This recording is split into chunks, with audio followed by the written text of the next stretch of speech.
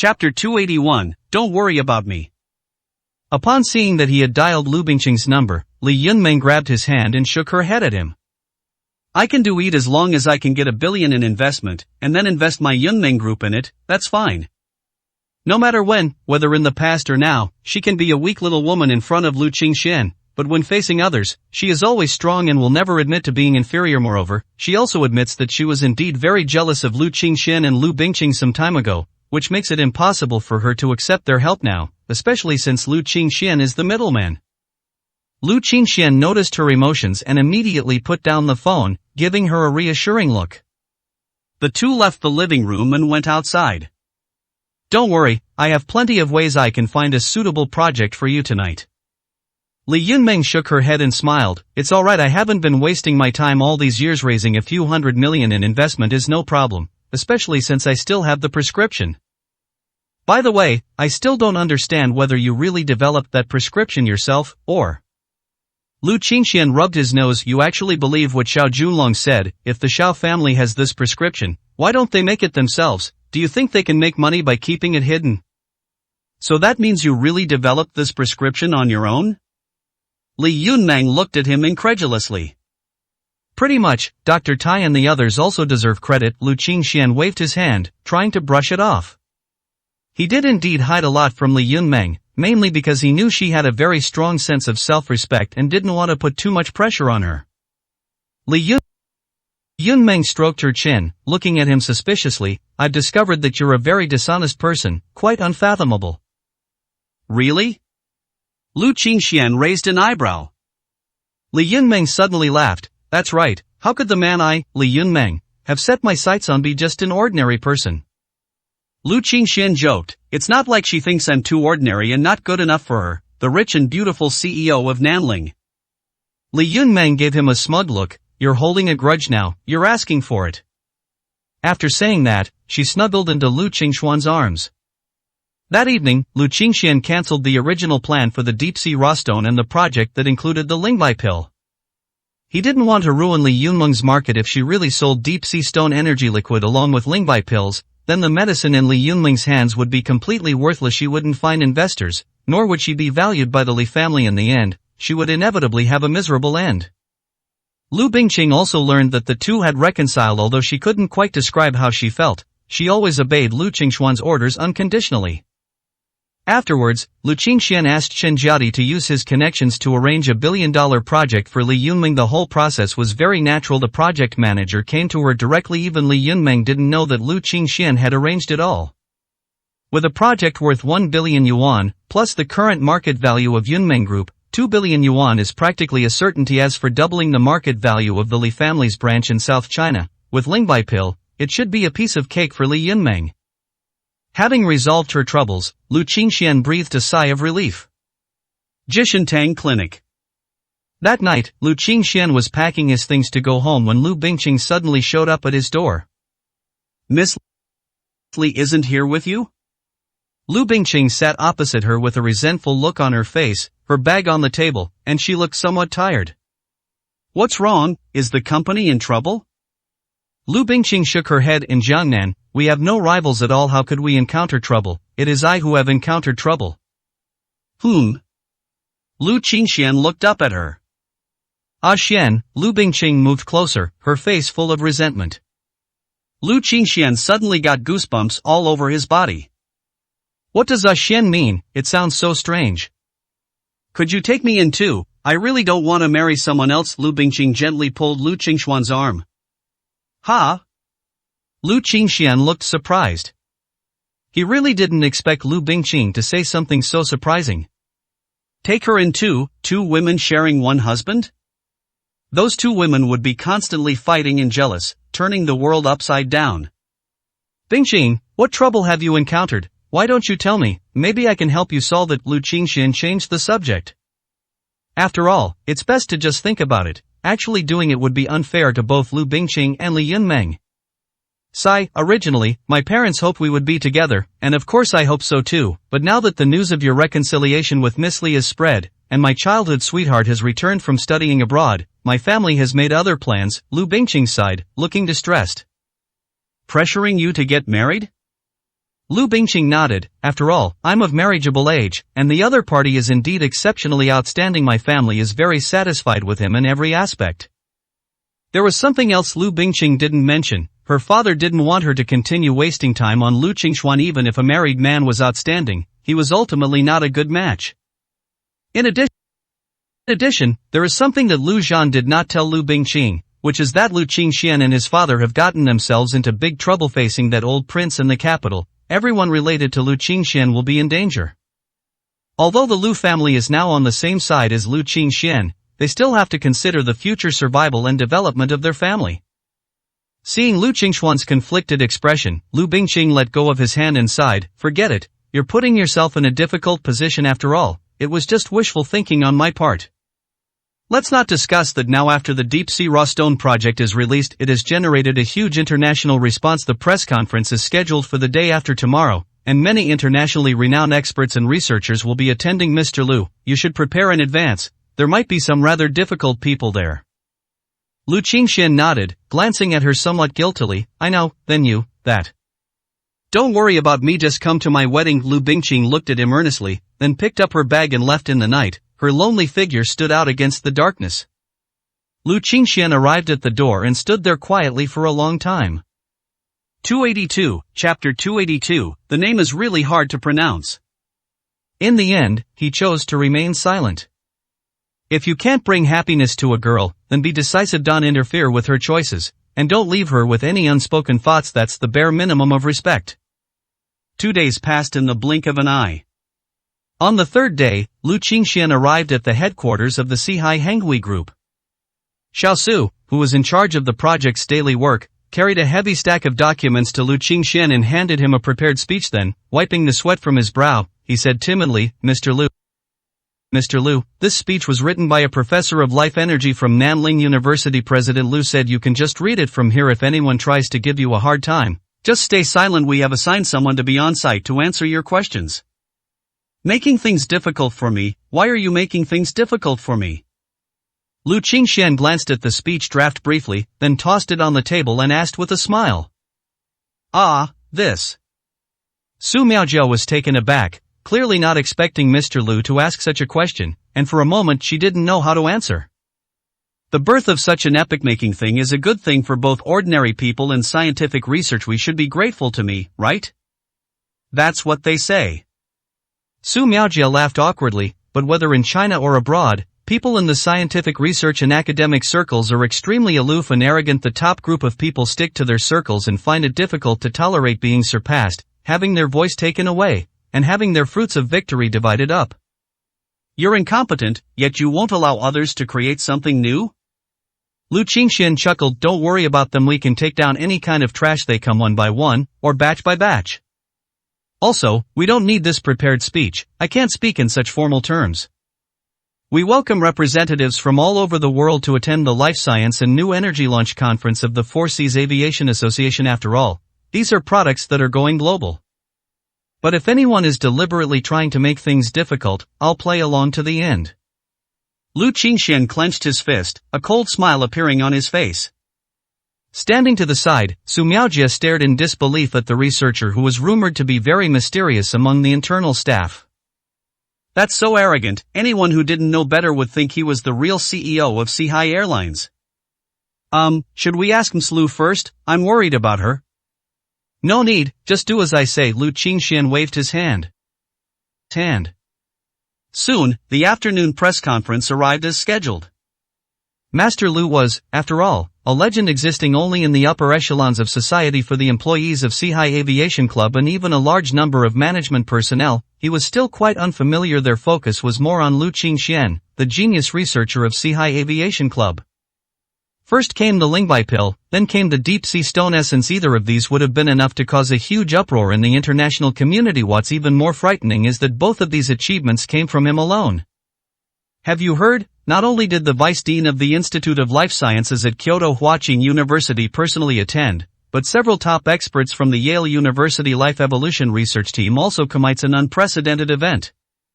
That's nothing. Stanford's Biological Research Institute is the real deal. I doubt it. Our Sihai Aviation Association has created an unprecedented feat this time. A group of employees were having a heated discussion there. The most impressive one is Mr. Liu. What are these people here for? Naturally, they're here to verify whether our deep-sea raw stone liquid is really as amazing as the rumors say. If it's confirmed, then this will be a great feat that will shake the scientific community and usher in a new era. And it will be recorded in history. A female college student who had just graduated and was doing an internship said excitedly with a flushed face. The press conference is about to start. Stop talking and go grab a seat. They don't even take up seats. It's good enough if you can stand outside. The press conference was held outside the group, on the first floor of the science park. There were so many people, a huge crowd, including not only many group employees, but also students from various universities, independent researchers, renowned professors, and media professionals. Li Qingqing attended the event in formal attire. Today, her renowned professors from Yale University will also be visiting. As a native of Nanling, I should naturally act as their guide and show them hospitality. At the same time, it also serves to showcase one's international connections to certain ignorant and unsophisticated individuals.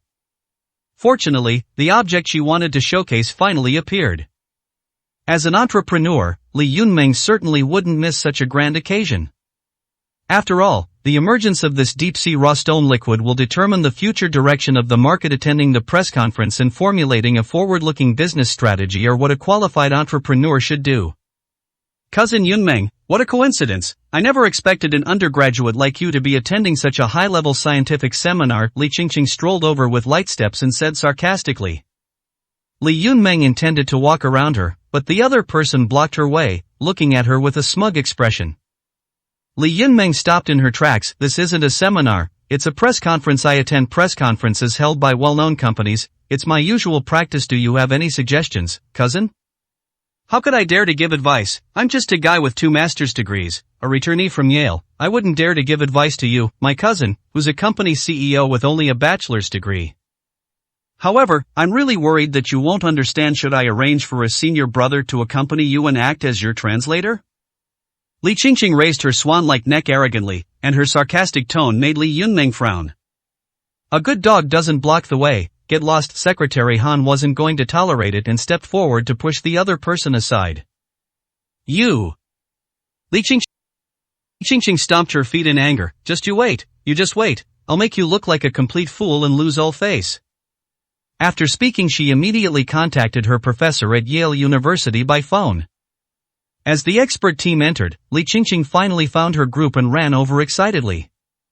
A dark-skinned young man saw her and immediately came up and hugged her tightly. Oh, Miss Qing, it's so nice to see you. You're new to China, so you'd better treat us well tonight. After saying that, he casually ran his hand over her buttocks. Senior Hans, this is my hometown. Don't worry, I will make sure that you and the other seniors have a worthwhile trip. Li Qingqing didn't care about the other party's frivolousness. This is international etiquette, a symbol of politeness, and a manifestation of civilization. As human beings, we should be generous. By the way, Miss Qing, how much do you know about the main person in this 4 Seas Navigation Conference press conference? Tell us about them quickly. A group of students of different skin colors from Yale University swarmed up. Li Qingqing was stunned. I don't know who it is. Hans tilted his head. I heard his name is Liu Qingxuan. Chinese names are really hard to pronounce. 283, Chapter 283, Making a Laughing Out of One's Way. What, Liu Qingxian? Li Qingqing was stunned on the spot. Is this a duplicate name? It should be, since there are too many people with the same name. It's important to know that this press conference was a major one, attracting the attention of countless researchers around the world. How could Li Yunmeng's husband, an uneducated country bumpkin, be the main character? He's a complete idiot when it comes to research. He'd be better off burrowing in the mud. It seems to be that name, but Chinese names always seem so similar, it's too hard to tell them apart. A blonde woman's eyes flashed with disdain. Just wait and see, Professor Bruno will be here soon. He firmly believes that Easterners cannot produce top-notch research. Once he exposes their tricks, their press conference will become a complete joke, Hans said with a proud smile. The other people in the group also smiled. Their purpose in coming as a group was simple: to expose this farce and put an end to this joke that has sparked widespread discussion and attention internationally. Soon, the press conference began, without any unnecessary explanations or lengthy speeches, and went straight to the point. Lu Qingxian, dressed in a black suit, walked into the venue. He stood on the podium, his expression unchanged. A commotion erupted from the audience. Secretary Han suddenly patted Li Yunmeng on the shoulder at this moment. Li Yunmeng was still looking down and sending a message to Lu Qingxian, hoping that he could come to the press conference together. Mr. Li, look who's up there. Ha! Li Yunmeng subconsciously raised her head, then her expression suddenly turned to one of astonishment. Qingxian? How could he be there? Could it be that he's hosting the press conference? That's impossible. The scientific knowledge involved in this press conference was too profound. Even someone with a master's or doctoral degree might only have a basic understanding of it, while Lu Qingxian had no academic qualifications at all. Even if he acquired some pharmacological knowledge through self-study, the subject of life is clearly 100 times more complex and profound than pharmacology. Could it be that Lu Bingqing wanted to enhance his image and deliberately created a persona for him? Is that why she had him host this press conference? Thinking of this, Li Yunmeng felt a pang of sadness. Lu Bingqing has so much to offer him, while he himself is facing countless difficulties and is unable to give Lu Qingxian anything at all. That guy surnamed Lu is too good to him, always letting him show up at events like this. Mr. Li, do you think they're having an affair? Secretary Han said angrily. Later, Li Qingqing was stunned for a long time when she saw Lu Qingxian.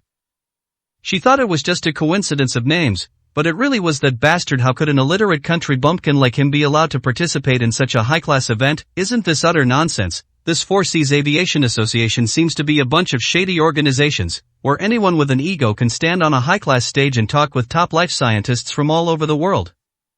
Or perhaps, this guy has some shady relationship with a high-ranking member of the Sihai Henghui group, which is why he obtained this undeserved opportunity through unspoken rules. He is Lu Qingxian? Han said with disdain. At his age, he can only be considered an apprentice in our academy. He has no access to the obscure and profound life sciences, let alone conduct life research. China is really too unrigorous. This is a disgrace to the scientific community. The blonde woman standing nearby nodded in agreement. I think our trip was a complete waste of time. Even if Professor Bruno hadn't shown up, other academic experts would have exposed their tricks. Only a middle-aged man with gray hair and blue eyes, who had been silent and calm all along, expressed a different opinion and said, "Don't be in a hurry. There's a Chinese saying that goes, haste makes waste. If you're too hasty, you'll miss out on a lot of good things." Professor Wilson, what good things could China possibly have? In my opinion, all it produces is garbage, Hans said dismissively.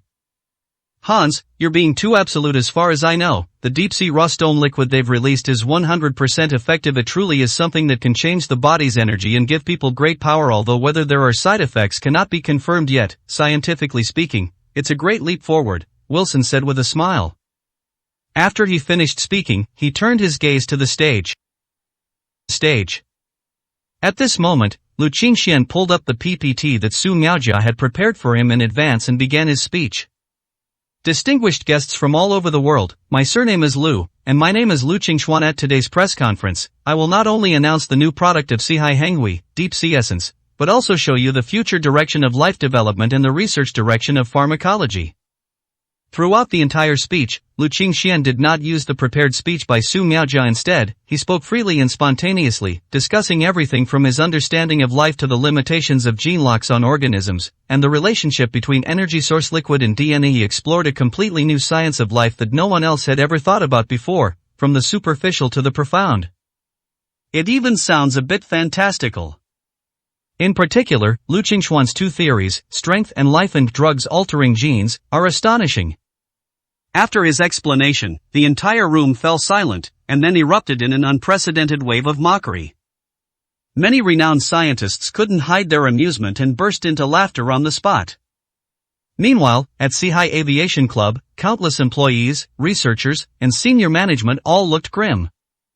This is the price of not using a prepared speech. What is he talking about? It's utter nonsense and laughable. When did our deep-sea extract start changing genes?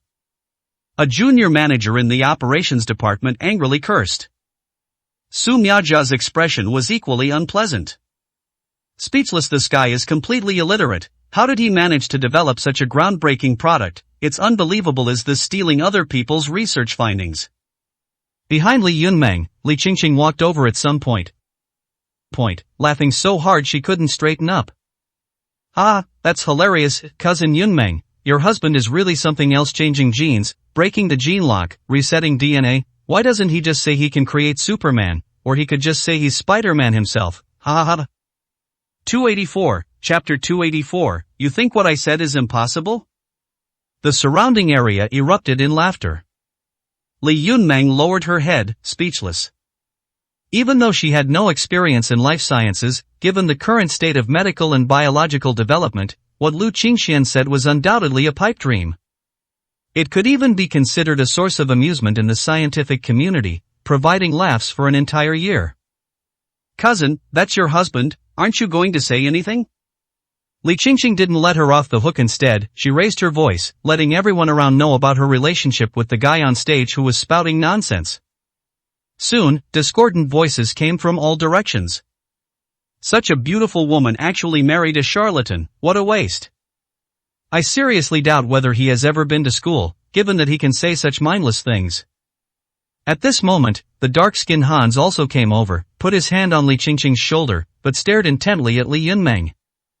My beautiful lady, there's no doubt that your husband is a foolish and arrogant man. Why don't we expose his true colors together and then have a romantic dinner together? Hans generously extended his hand. In his view, Eastern girls were all proactive and easygoing, and didn't know how to refuse to date. More than a dozen Eastern women had fallen for him, whether they were rich heiresses or academic geniuses. They had no resistance to him and were easily conquered. Furthermore, she would continue to invite him again, seemingly oblivious to his surroundings. This time, however, he failed. Li Yunmeng slapped his outstretched hand away with the folder in her hand and said coldly, "Don't touch me with your filthy hands. It's none of your business to judge my man." A dark glint appeared in Hans's eyes, but he continued to smile and said, "This beautiful lady seems to be unaware of the wonders of us black people. Believe me, once you experience it, you will never forget it. Get out of my sight, or I'll have security throw you out." Li Yunmeng didn't even look at him, leaving him with only a cold back view. This caused Hans's uncontrollable temper to flare up instantly. "All right, Hans, be more civilized on Eastern soil." Wilson reached out and patted him on the shoulder. A bunch of trash, short and incompetent yet liking to hoard wonderful resources. You guys don't understand women at all. Around them, some men from the Chinese nation looked grim, yet they were helpless. On the stage, Lu Qingxian glanced over here and had already memorized Hans's appearance. "Little coalball, you're really something, setting your sights on his wife. Don't worry, wait until the press conference is over, then I'll skin you alive." "Mr. Lu, I'm sorry, I don't understand or agree with the theories you just mentioned." Just then, an elderly foreign man with white curly hair, who looked to be around 60 years old and wore white-rimmed glasses, stepped out from the crowd. "Professor Bruno, it's Professor Bruno!" Li Qingqing exclaimed excitedly. He was a renowned professor at Yale University, an expert in the field of life sciences, and had published more than 10 SciSci papers in biology, making him a true authority. His appearance silenced even many professors of life sciences from the great Xiao Dragon Kingdom, who wore expressions of awe. Cousin Yunmeng, this is my teacher today. He will personally expose that Lu guy's tricks and tear his clownish face apart. Just watch and see how your husband is humiliated." Li Qingqing had a sneer on her face and couldn't wait for the plot to unfold. Li Yunmeng's face turned ugly as she turned to look at Lu Qingxian. She really wanted to know what Lu Qingxian was thinking. Didn't he realize how much negative impact his words and actions would have on this occasion? And why let the 4Cs Association take the stage? Is it just to embarrass him, or is it that they intend for him to take the blame and bear all the negative comments? For the first time, Li Yunmeng felt an emotion other than jealousy towards Lu Bingqing. This emotion was anger. Lu Qingxian was unaware of the extremely complex emotions Li Yunmeng was experiencing at that moment. His gaze fell on Yale professor Bruno. Bruno walked a short distance from the podium, faced the crowd, and showed his Yale University professor badge. As everyone knows, life sciences are also classified as a branch of biological sciences that activities, evolution, and laws of life all originate from molecular heredity, also known as gene heredity. The significance of studying life sciences lies in improving genetic defects, treating gene diseases, developing gene drugs, and exploring the direction of gene evolution. In Mrla's explanation, studying life sciences is about increasing the energy of organisms, changing their genes, breaking the genetic locks that limit organisms, and causing fundamental changes in organisms. This is simply an absurd, ridiculous, and unrealistic research direction. In other words, we are committed to curing diseases, improving genes, and improving society, and we advocate eugenics, but Mr. Liu wants to give organisms the power to transcend their genetic limitations, to give a person who weighs 100 pounds the strength of 500 pounds, to give a weak and thin person the strength to arm wrestle with a strong man, to eliminate the old, weak, sick, and disabled in the world, or to put it simply, to turn ordinary people into superheroes, Captain America, or even Iron Man. The audience burst into laughter. A professor is a professor. In just a few words, he clearly explained what that man surnamed Liu wanted to say, and at the same time, he explained to everyone how absurd and ridiculous his remarks were. Even some entrepreneurs, who are laymen who don't understand life sciences, basically understood everything after listening to his explanation. He's teaching us to study Superman. Ask him if he's become Superman. Let him lift up that 300-pound lectern in front of him for everyone to see. Li Qingqing slapped her thigh and laughed heartily. Then he launched a fierce attack on Li Yunmeng. You, my husband is so adorable, Superman, Iron Man, Li Yunmeng's face turned ashen. On stage, Lu Qingxian looked at his mocking face and smiled faintly, the smile becoming increasingly intriguing. You think what I'm saying is impossible? 285, Chapter 285, You don't understand what life is. To use a phrase from your great Xia kingdom, daydreaming might be a bit of a possibility, Bruno said with a faint smile. Another burst of laughter erupted from the audience. From the 18th century to today, not only our British Empire, but also the United States, has fantasized about superheroes and tried to change genes to create artificial humans and mutants. However, with the progress of life sciences, everyone understands that movies are just movies and cannot reflect reality. Science requires being realistic and taking steady steps to move forward. Slowly attempting to make progress through genetic mutations will only become a joke in the scientific community. A round of applause erupted from the audience. As expected of a world-renowned professor, he doesn't argue with people, but only uses facts to prove whose words carry more weight, who is a true scientific explorer, and who is a complete charlatan and fraudster. The gazes directed at Lu Qingxian that were initially filled with curiosity have now turned into blatant disdain. To boast about some superstitious and nonsensical things heard from who knows where in the halls of science is utterly laughable. This kind of idiot is a complete waste of our time. I thought there would at least be a heated debate, but this ignorant fool doesn't even have the most basic biological knowledge. He talks like a kindergarten kid. Hans glanced at him with extreme disdain. I overestimated the research capabilities of the Eastern population. Such a large company sent such an incompetent person to fool us international guests, Mina with blonde hair said, shaking her head in disappointment.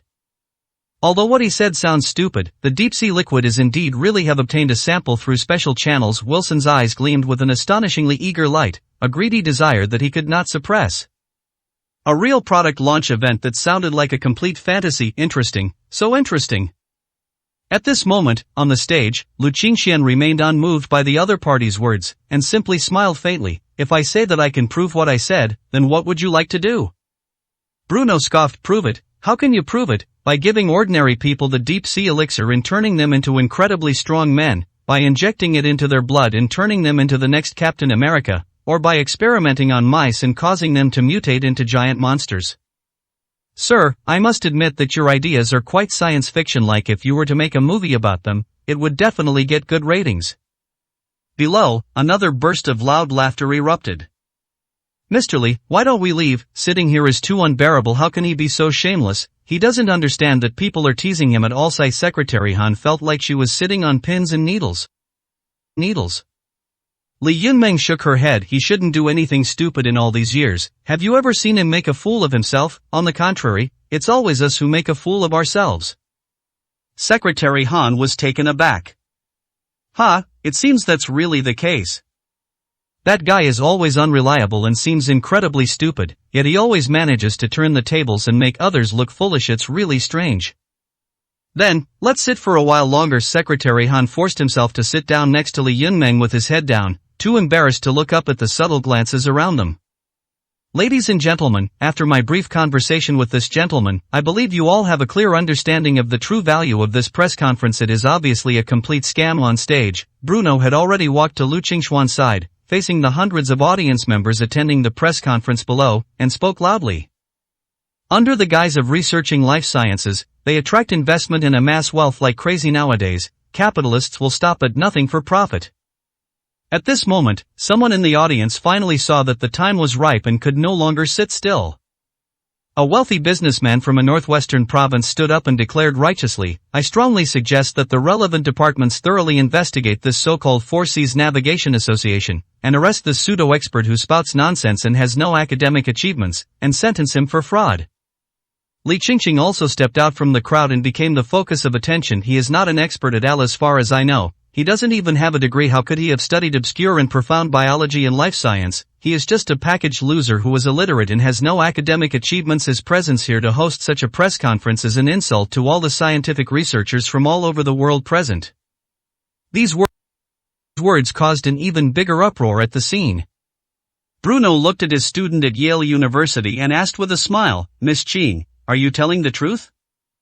Li Qingqing nodded with certainty. "Of course, Professor Bruno, you may not know this, but he is the husband of one of my cousins. I have investigated him specifically." Bruno's smile widened as he looked at Lu Qingxian and asked again, "You haven't gone to university, nor have you studied life sciences?" Under everyone's gaze, Lu Qingxian shook his head. "I've never attended or studied it. To be precise, I've never even been exposed to it." Su Miaojia, who had been anxiously waiting, turned pale upon hearing these words. How can there be such an honest person? He is the chief product R&D engineer of Sihai Henghui, but now he publicly admits that he has never been to school and has never been exposed to any disciplines related to life. How can people around the world and the world trust Sihai Henghui's products? More importantly, this press conference can be said to have ended in complete failure. Strangely, Lu Qingxian, who was being ridiculed by everyone and even verbally abused, kept smiling the whole time, and the smile on his face never faded. "I admire your courage that you can still laugh. Perhaps you Easterners are also optimistic. Even if they are exposed in public, they don't feel the slightest shame." Bruno shook his head, completely unable to understand anyone else would feel ashamed right now, and would probably try to apologize. "I laugh not because I am courageous, but because I am ignorant," Lu Qingxian said calmly. Bruno's expression changed. "I was ignorant?" "Yes, you are very ignorant. You have studied biology and researched life sciences. You are a world-renowned research professor, but you do not understand life." Lu Qingxian nodded. I don't understand life?" Bruno's face showed an incredulous expression, and then he laughed. There probably wasn't a single person in this world who dared to say that he didn't understand life. If he didn't understand, then who did? Lu Qingxian continued, "The brilliance and wonder of life lies in the fact that, despite its variability, it contains infinite possibilities. The ultimate wonders of this planet cannot be summarized in a few words of biology." After speaking, Lu Qingxian pointed to a pot of hibiscus flowers that had been frostbitten and withered, placed next to the podium. "I'm asking you, in what season do hibiscus flowers bloom?" "Of course, it's from July to October. The flowering period is about 2 months. When the temperature drops below -5 degrees Celsius in winter, it will enter a dormant state," Bruno answered subconsciously, unaware of what the other person meant.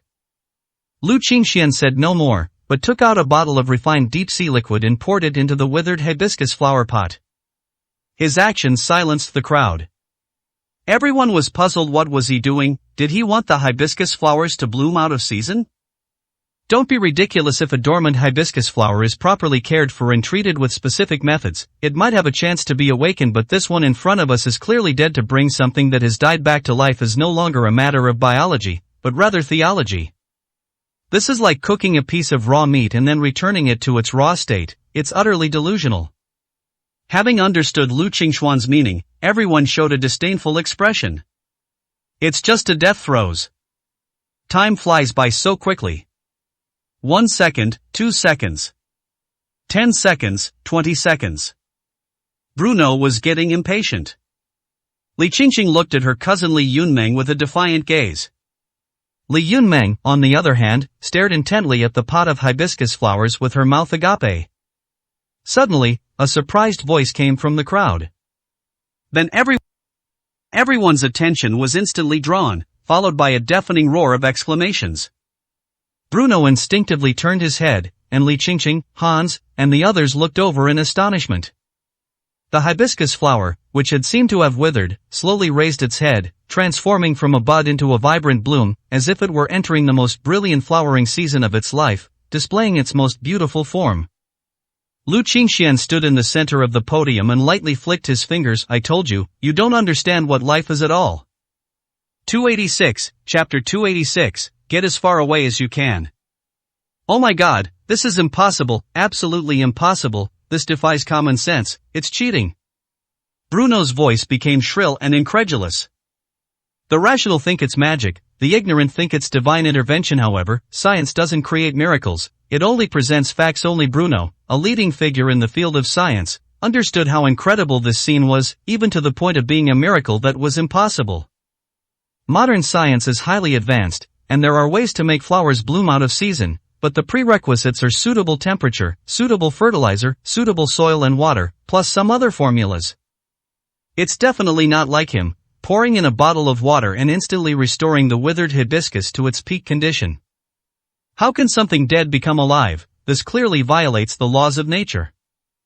Nothing is impossible. Life itself is a miracle. What you know is only the science of life, only a superficial knowledge of biology, and you know nothing about what true life is.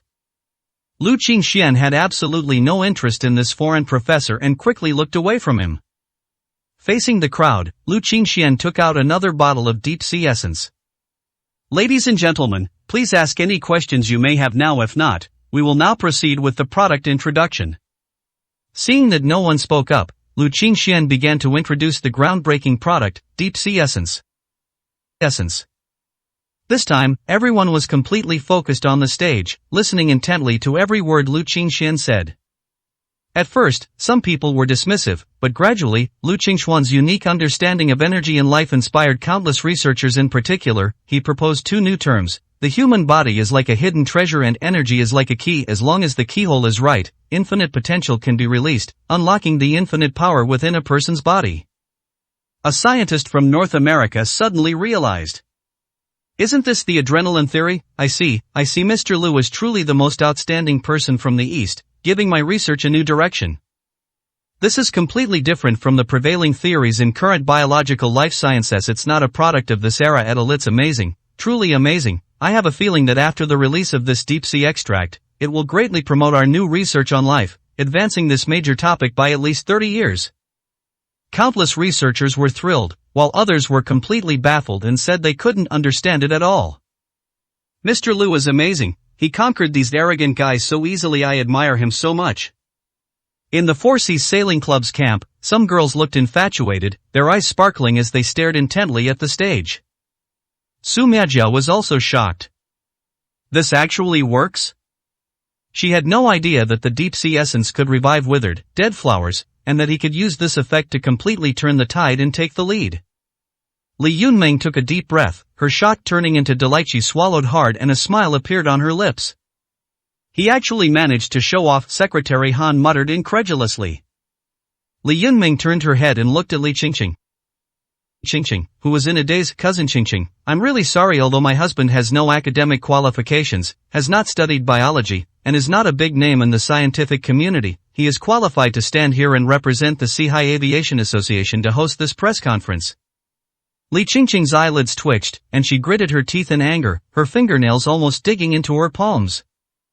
After introducing the product, Lu Qingxian stepped down from the podium. He had indeed never studied biology or been involved in scientific research related to life. Everything he explained was based on the knowledge of traditional Chinese medicine and his own cultivation, which led to a deep understanding of changes in his own structure. In fact, once you cultivate to the internal strength stage, you become very different from ordinary people. You have an extra substance called qi in your body, which cannot be explained by any scientific means. Not to mention masters like Master Pudu who have cultivated the true essence of Buddhism, capable of transforming into Buddha with a single thought and bringing Buddha's image to salvation. If such a figure were revealed, it would likely astound those Western scientists. He himself is an anomaly among anomalies, with icy skin, jade bones, silver blood, and golden eyes. If you were to dissect him, it would likely become a global mystery. All of this can only be explained in one sentence: the miracle of life, possessing infinite possibilities. Yun Meng, after the press conference, Sihai Airlines is having a dinner party. Shall we grab something to eat together? Lu Qingxian came to her. Forget it, I won't join your internal dinner. I have an investment to discuss later. Li Yunmeng smiled, then suddenly gave Lu Qingxian a thumbs up and whispered, I never expected you to be so amazing. You were able to fight back so methodically under those circumstances. He truly is worthy of being my man. Li Yunmeng blushed as she said this. Lu Qingxian laughed and said, I didn't consider these people as opponents at all. At this moment, Su Miaojia, who was not far away, also ran over quickly. Mr. Lu, President Lu wants you to wait for her in her office. Lu Qingxian was taken aback. Beside him, Secretary Han said sarcastically, is this President Lu specifically interested in married men? Knowing that they have wives, he doesn't even know to keep his distance. Secretary Han. Li Yunmeng turned around and glared at her. Qingxian, you can go now. Don't worry about me here. I'll leave after the press conference. Lu Qingxian thought for a moment, then nodded, okay, I'll go take care of things now. Call me if anything comes up. Watching him leave, Li Yunmeng stomped her foot and pouted slightly, clearly dissatisfied with Lu Qingxuan's chauvinistic behavior. Inside the group's office, Su Miaojia was holding a large stack of documents. Southling University wants to fund a laboratory for us and provide us with top-tier research talent so we can continue our research on life sciences and pharmaceuticals. However, they want to participate in the subsequent profit sharing. Jinrong Group stated that they could take charge of all the raw material development, on the condition that they wanted a formula for extracting the energy liquid. Wanhua Pharmaceutical has sent a letter of cooperation. Kyoto. Su Miaojia read through the past one by one, panting heavily from exhaustion. Ever since witnessing the life-restoring power of the deep-sea essence, a group of bigwigs have gone crazy, seeing the terrifying business opportunities it presents. They're all scrambling to get involved, all with the goal of securing a partnership with the Four Seas Aviation Association and becoming the first to reap the rewards. Lu Qingxian glanced over, then picked up the contracts and folders and threw them all into the trash can. Reply to them and tell them to get as far away from us as possible. A bunch of naive fools. Even a pig knows about profitable projects, and now they want a piece of the pie? 287, Chapter 287, What if I still say no? Huh, tell them to get lost. Isn't that a bit inappropriate? It's too hurtful to their pride. Hurt their self-esteem. What's the point of talking about self-esteem in the business world? These people are like leeches now. You can't scold them away or beat them up. Don't even mention getting them to leave. Even if you throw horse manure in their face, they'll still greet you with a smile, and might even praise you, saying, it smells so good. Su Miaojia burst out laughing.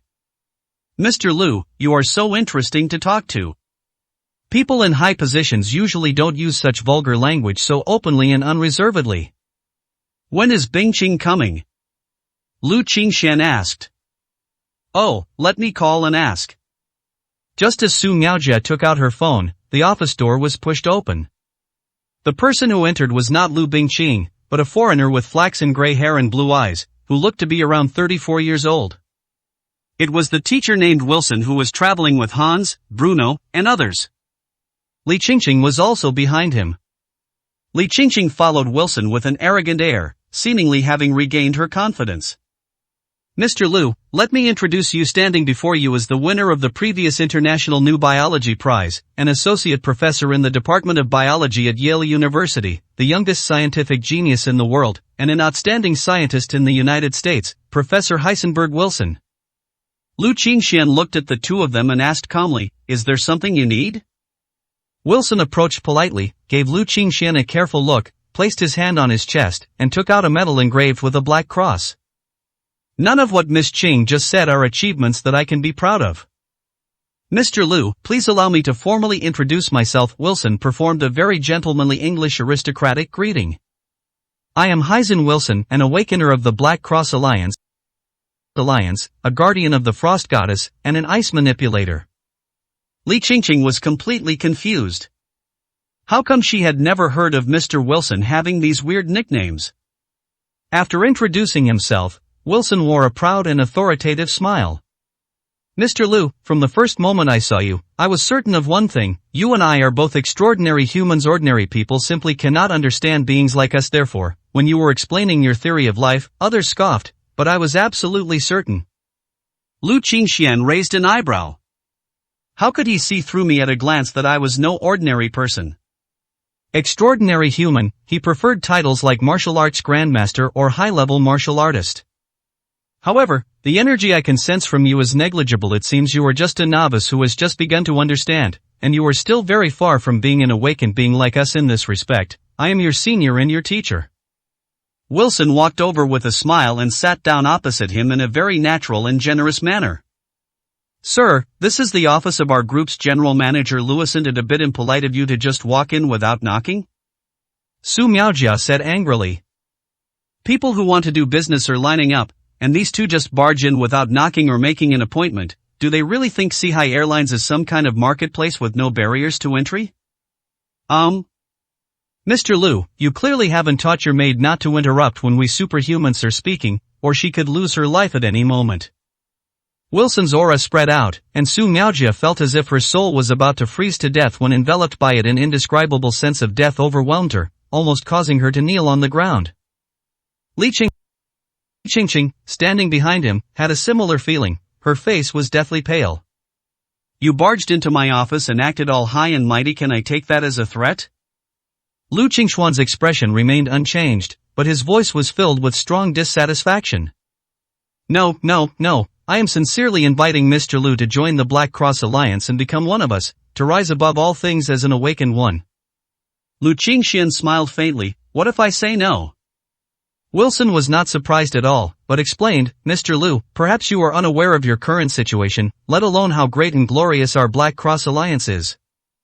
What's my situation? Lu Qingxian raised an eyebrow, quite curious.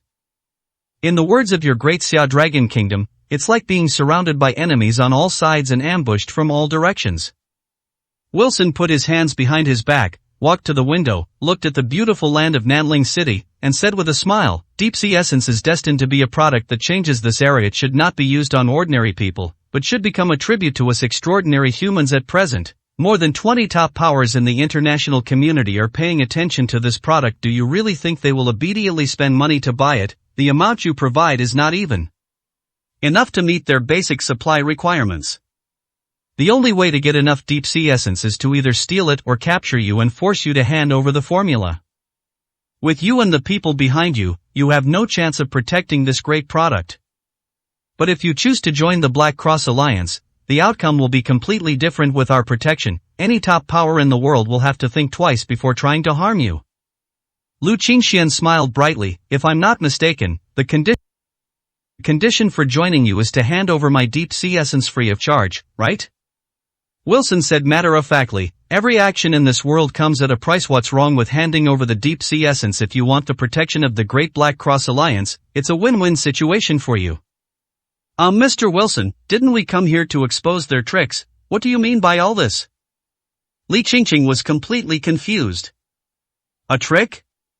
Wilson didn't even turn his head, his palm icy cold as he reached out and grabbed the Daohan crystal ice cone, shot through the air and landed directly on the table in front of Lu Qingxian. The precious mahogany desk was instantly covered in frost, glistening like marble. This sudden turn of events left both Li Qingqing and Su Miaojia dumbfounded. With a flick of his finger, he froze the desk into an ice sculpture. What is this? Is it a god or god? There are no tricks or tricks involved. What you ordinary people can't understand are just extraordinary things. Wilson's eyes gleamed with intense, eager light. Well, Mr. Liu, if you obediently hand over the items, I can promise you that you will receive special training from our Black Cross Alliance, possess extraordinary power like mine, and perhaps even surpass me in the future, becoming a pillar of the Alliance.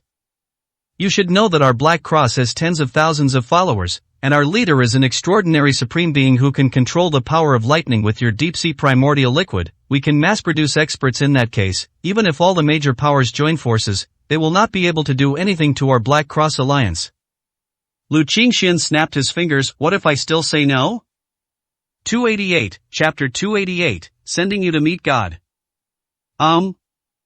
Wilson's face showed a slight anger, but he quickly regained his composure and smiled again. Has someone in your Great Xia Dragon Kingdom already promised you benefits? Let me guess, there are only a few forces in the east that are capable of dominating. Is it the Dragon Group, the Tiger Alliance, or the Northwest Wolf Camp, or perhaps those cultivators from Qiyun Temple on Laojun Mountain? Wilson spoke fluently, seemingly very familiar with the power distribution of the Great Xia Dragon Kingdom. Excuse my bluntness, but you Eastern forces are a bunch of pedantic fools, and your organizational hierarchy is stubborn. You won't gain any power or influence. There's no future in cooperating with them. They might even stab you in the back. Double crossing is their specialty. Putting all that aside, Eastern cultivation methods are tedious and complex, requiring a lot of time and resources, and the final achievement is only so-so. But we are different. As long as you take out the deep-sea primordial liquid containing profound energy, and combine it with our Black Cross Alliance's unique growth-inducing secret method, it will only take a dozen days to awaken you into a sea-level superhuman. Don't underestimate Class C superhumans. Back then, I used the advantages of Class C power to kill my teacher without anyone noticing with my ice sealing technique, and seized his research results, becoming the youngest expert in the U.S. Academy of Sciences. Wilson smiled proudly. In the world of the strong, the law of the jungle prevails. Plundering others is not shameful. The weak deserve to be killed and deprived. This is the survival philosophy of the strong. These words sent chills down the spines of Li Qingqing and Su Ngaojia, two ordinary people.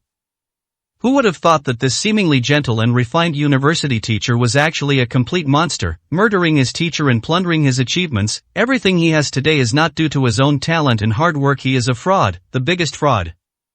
However, Lu Qingxian didn't feel anything. History is always rewritten by the victors, and pity doesn't exist in the dictionary of the strong.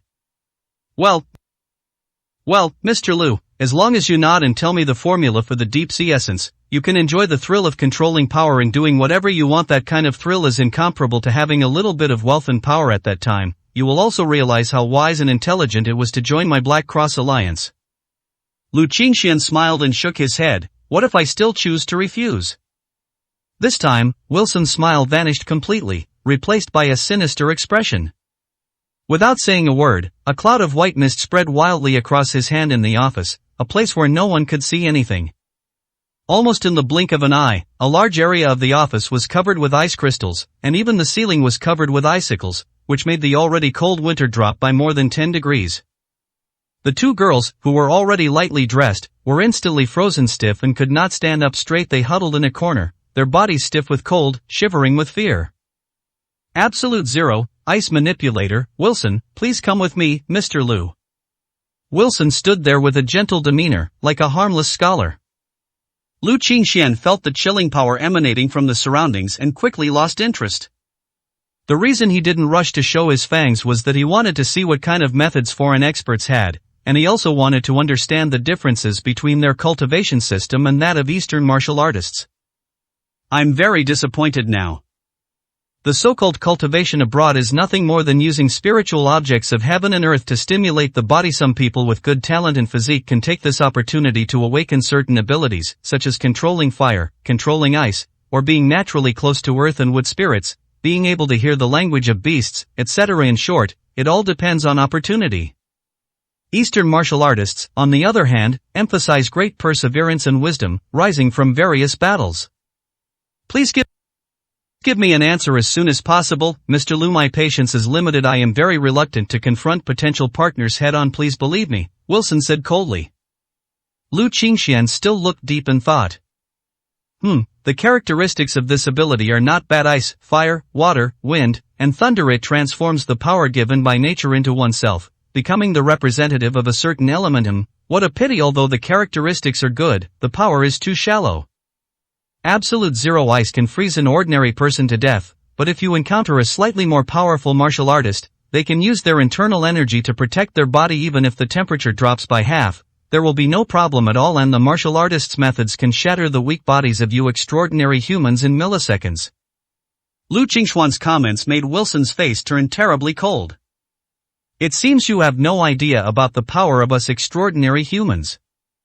No, Lu Qingxian shook his head. You are the one who doesn't understand. You don't understand the power of Chinese martial artists at all, nor do you understand the power of me sitting in front of you right now. Ha, you stubborn fool. Well then, I'll send your little assistant to meet God first, and then we'll talk. Wilson erupted in fury, raised his hand and clenched it, causing ice spikes to condense in midair. He controlled them at will, and they hovered above Su Miaojia's head. The chilling cold that froze her soul assaulted her body, and Su Miaojia's face turned pale. She sat on the ground and kept begging for mercy, her tears instantly freezing into ice crystals.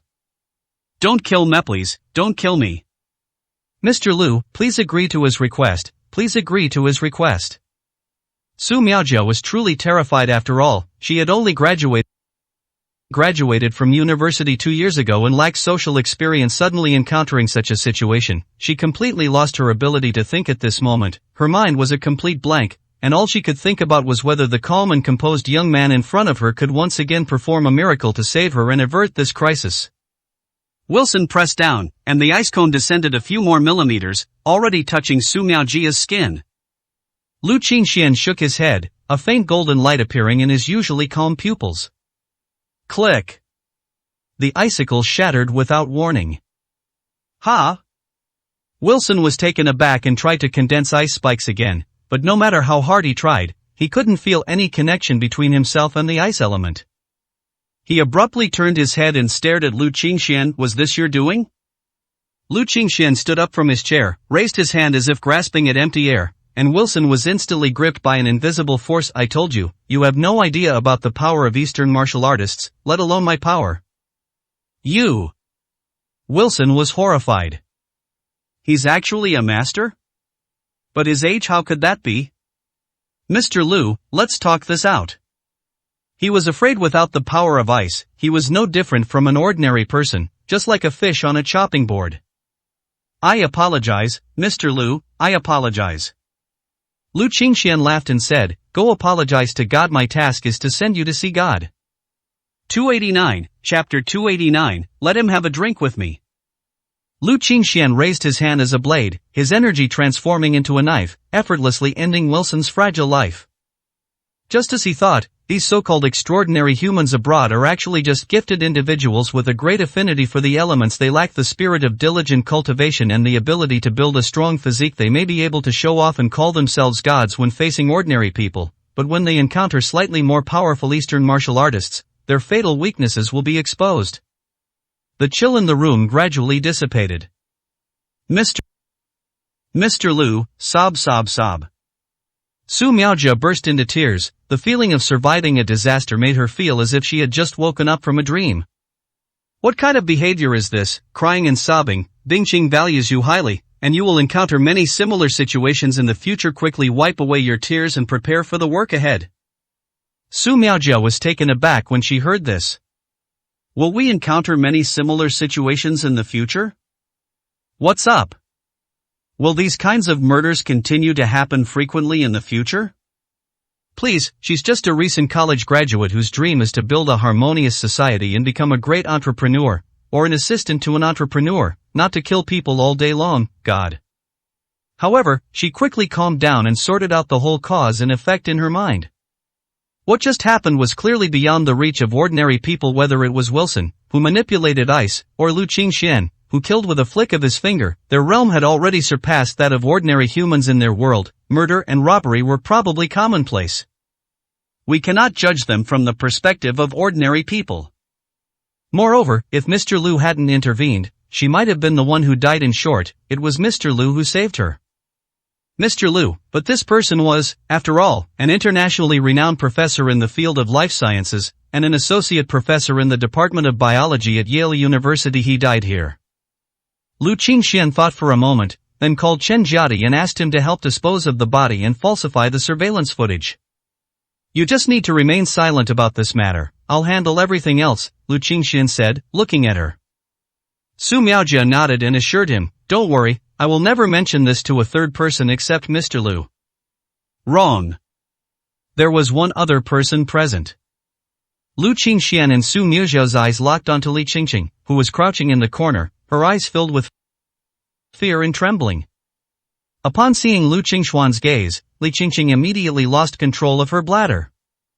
This incident was just a minor episode for Sihai Hanghui and had no impact whatsoever. The press conference was a complete success, and the product attracted widespread attention in the international community. The next issue is the production line and sales channels.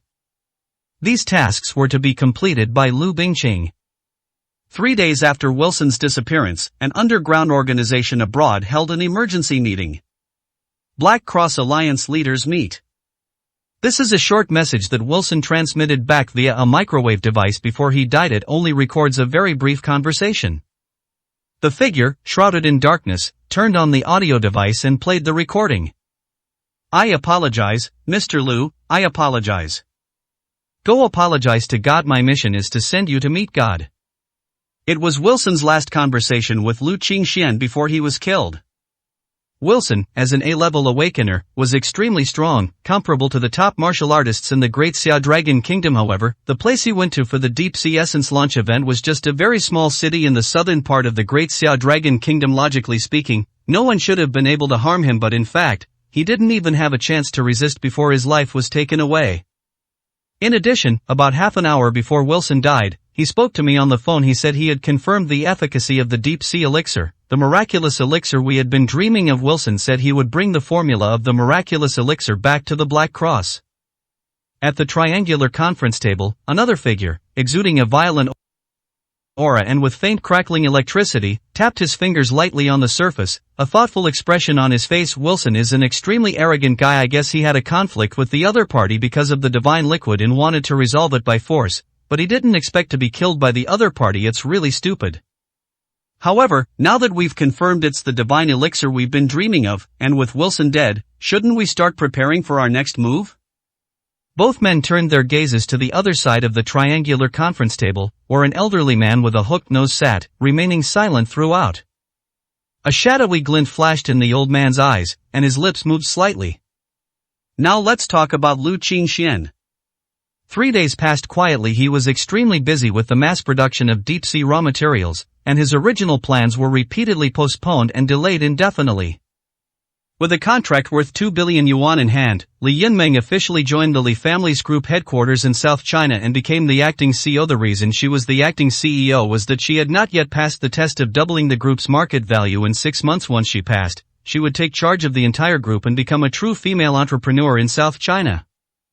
At the same time, he is also one of the 2 legitimate heirs of the Li family, vying for the position of the future head of the wealthy Li family.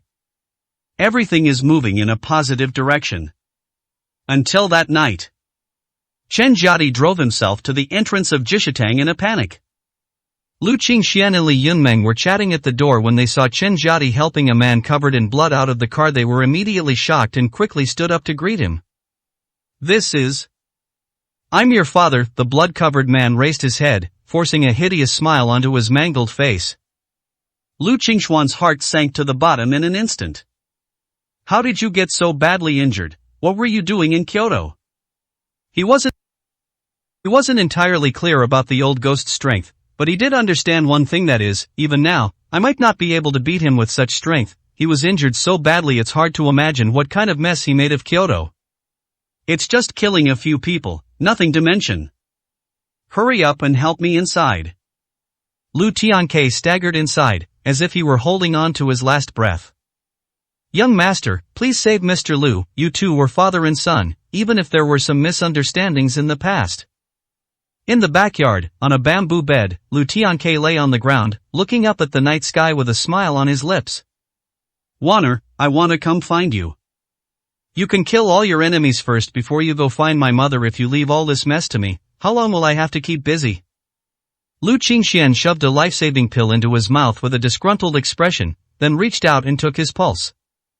Upon taking his pulse, Liu Qingxuan's expression changed instantly, all emotion vanished, leaving only a blank look. Kid, don't bother. Your old man burned his dantian, killed the 6 supreme beings of the imperial city, and severely injured the old prince. This achievement is unprecedented and will never be repeated. It was worth it. Liu Tianke knew very well what state his body was in. The 5 internal organs were displaced, the dantian was destroyed, the meridians were completely shattered, and there were 3 gaps in the heart. Under these circumstances, Liu Qingxian couldn't even imagine how he survived and made it from Kyoto to Nanling.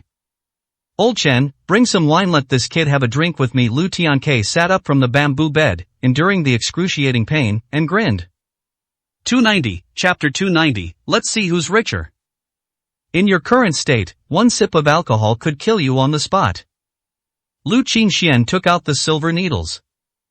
You little brat, you're not still thinking of saving me in this situation, are you? Unless your mother comes back to life, no one in this world can save me. Lu Qingxian remained silent, holding the needle with his 5 fingers. 1 needle to the center of the body. 2 needles to Shinkei, CV8. 3 needles at Qihai.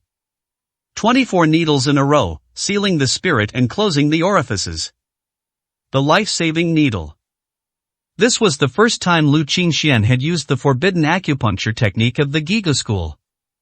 Soon, Lu Tiang's body formed a closed loop, his life force stopped flowing, and he maintained his dying state. Lying on the bed, Lu Tianke stared at Lu Qingxian in shock. Who taught you this acupuncture technique? This isn't. You've forgotten what you gave me? Lu Qingxian glanced at him and said irritably. The thing I gave you? Lu Tianke was momentarily speechless. When I escaped from Kyoto, you gave me a book before I left. That book was my mother's keepsake. It recorded everything about my mother's life, including her cultivation methods and medical skills, Lu Qingxian explained. Ha, is that so? That's not right. I clearly flipped through that book. It was full of her biographical notes. Where would she have gotten cultivation methods and medical skills from?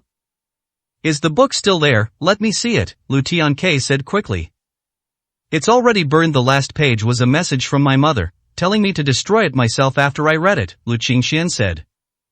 At the time, he couldn't understand why his mother wanted him to do this, but now he understands everything. It was a priceless treasure, a treasure that everyone in the martial arts world wanted to obtain. Even the old prince spared no expense to plot a shocking conspiracy for it, so its importance is self-evident.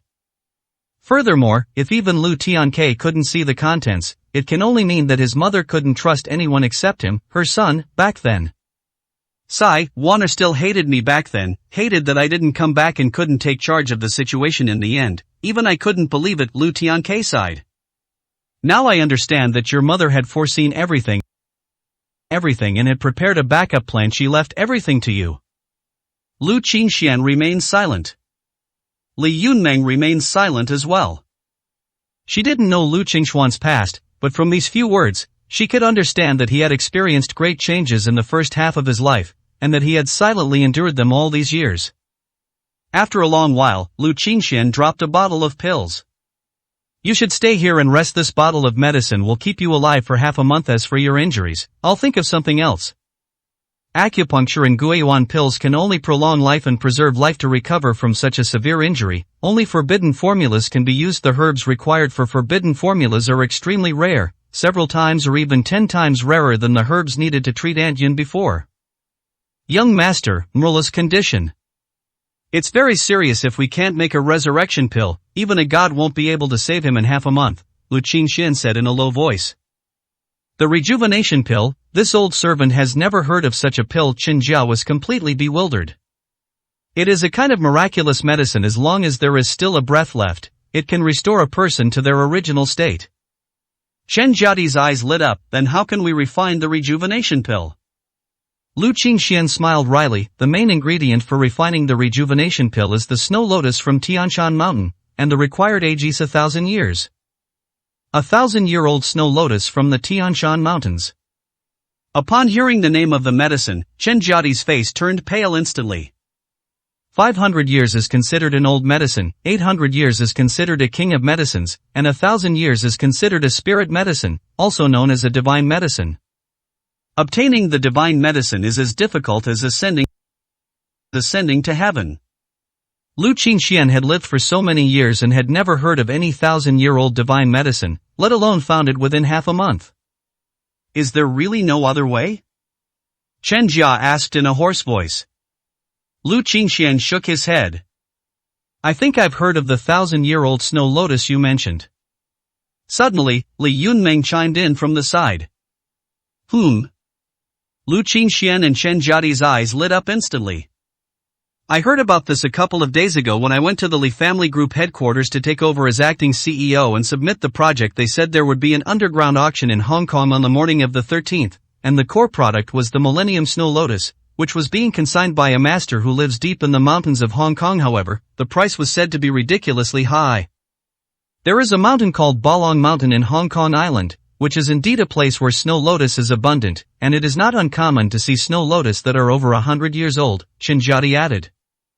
The two exchanged a glance, and Lu Qingxian immediately said, "Prepare the funds and set off for Hong Kong tonight. Make sure you make it to tomorrow's auction." Starting from Nanling, the journey was 2,000 li, approximately 1,000 kilometers, and took nearly 10 hours. By the time we arrived, it was already dawn. Just in time, the auction was about to begin.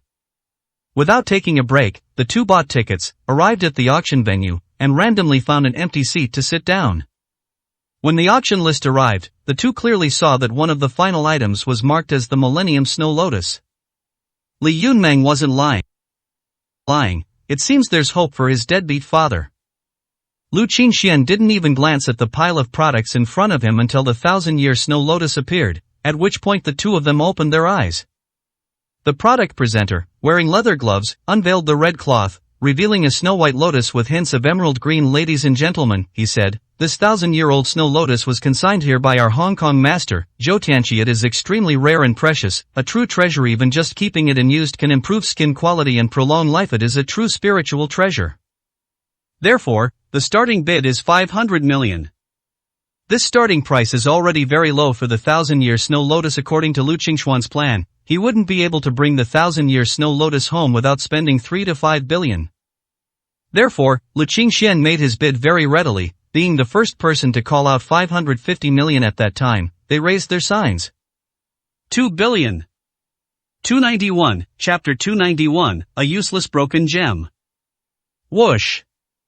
Although everyone knew that the final transaction price would be several times higher, it was truly the first time they had ever seen a price increase of 4 times at the outset, directly throwing in 2 billion. Who is this person? Judging from his accent, he doesn't sound like a local from Hong Kong Island. 2 billion, how arrogant. It's a pity that the 1,000-year-old Snow Lotus has already been reserved by the Su family as a betrothal gift for a marriage alliance with the Lu family of Jiangnan. He is destined to get nothing and may even offend the Su family because of it. What an unlucky guy. Lu Qingxian has very keen hearing. These words naturally reached his ears without him missing a single one. The Lu family of Jiangnan, Lu Bingcheng? Lu Bingcheng found me and said she was getting married. Could it be that her fiancé is the Su family in Hong Kong? Using a 1,000-year-old snow lotus worth billions as a betrothal gift is indeed a generous gesture. However, to be able to form a marriage alliance with the Lu family, one must possess considerable resources and influence. It would be normal for them to dominate a city or even a province. 25 billion. Just then, a woman spoke softly not far from Lu Qingxian. Who are they? How can they all be so ignorant of the rules? Are they all from out of town? We've already told you that the 1,000-year-old snow lotus has already been reserved by the Su family, yet they still dare to overestimate themselves and bid for it at auction, a woman said disdainfully. Shoo! You're crazy. That's General Xian Feng, the most outstanding heroine of the Bailey family in the northwest border. The woman who had been speaking immediately fell silent. General Xianfeng, also known as Bailey Xianfeng, has accumulated over 30 military achievements in 3 years of military service. With the support of his family's resources, he was promoted to Marquis and General at lightning speed. This woman is indeed a legend in the Great Xia Dragon Kingdom over the past decade. At this moment, Bailey Xianfeng looked over and saw Lu Qingxian. I have a great use for this snow lotus. Please do not compete with me for it.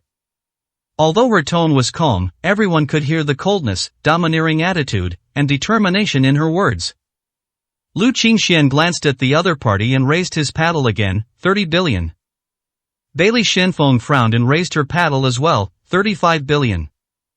Your Excellency is deliberately competing with me for the divine medicine. Are you trying to oppose the Bailey family? Lu Qingxian chuckled and said, You need it, but don't I? It's a public auction. The highest bidder wins. If you're capable, bid higher than me and take it. What kind of skill is intimidation and threats? After saying that, Lu Qingxian also raised his sign. 50 billion. Wow! The magnitude of this price increase is astonishing. The item that started at 500 million yuan quickly increased tenfold. This is already the maximum price for a 1,000-year-old snow lotus. Normally, Lu Qingxian wouldn't offer a higher price to buy it, but now that it concerns that old ghost's life, he would take it even if the price were 10 times higher, because money is really just a string of numbers to him. The price he spent building the Airspace Fighter Jet Group and Combat Helicopter Group far exceeded this, and over the years, Chen Jiadi has already accumulated a huge amount of assets by selling intelligence. Miss, the price is too high, it has exceeded its original value, raising the price any further is just being stubborn.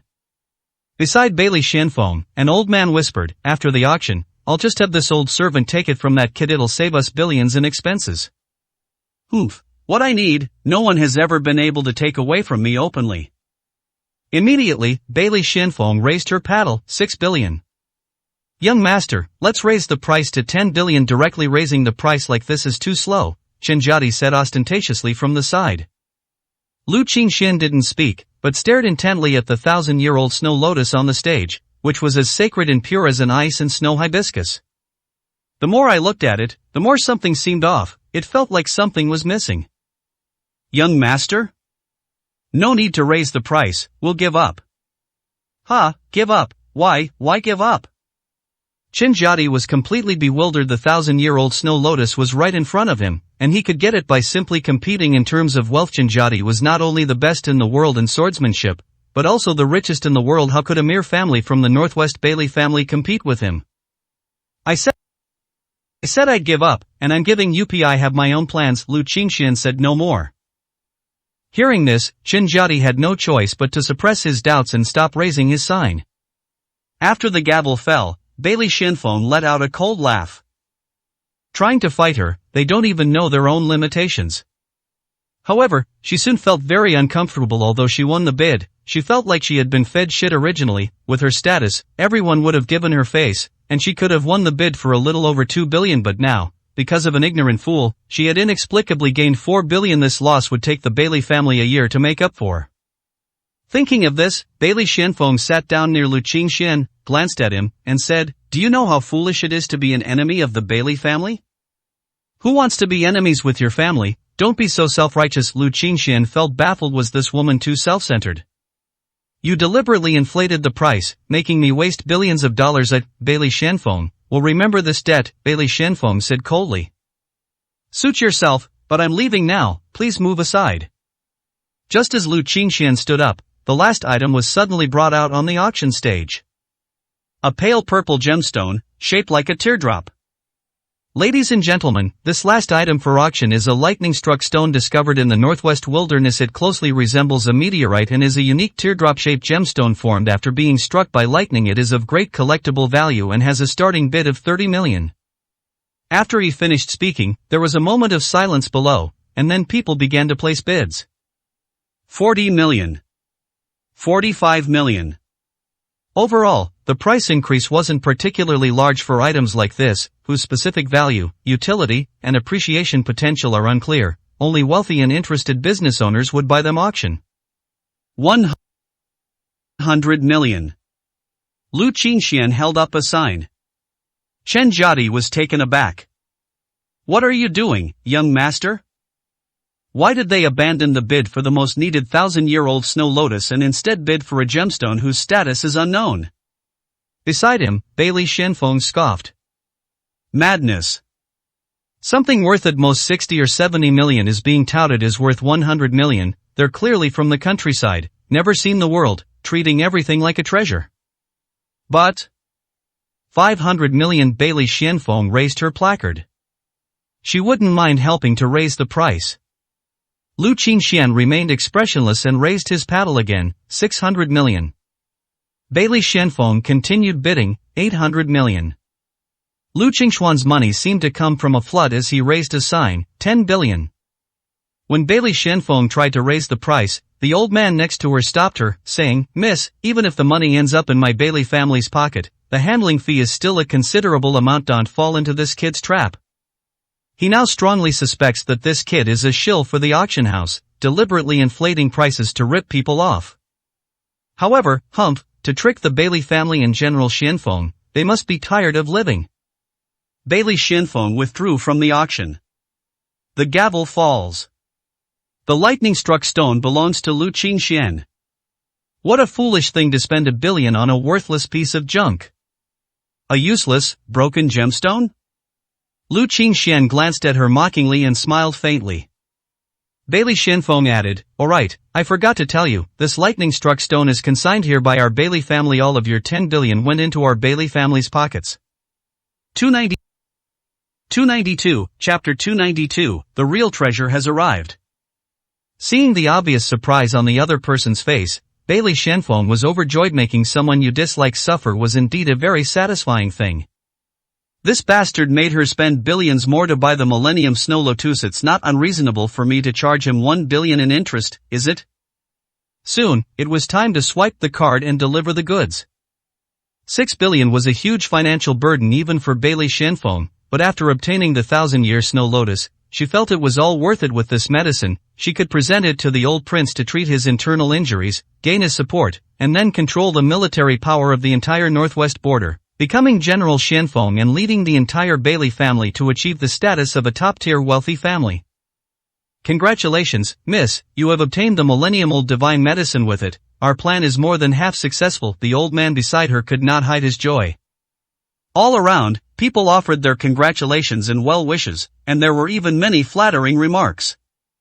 After all, she was a young general, holding a high position and wielding great power, and she was also a rare and stunning beauty, capable of easily making men lose their minds.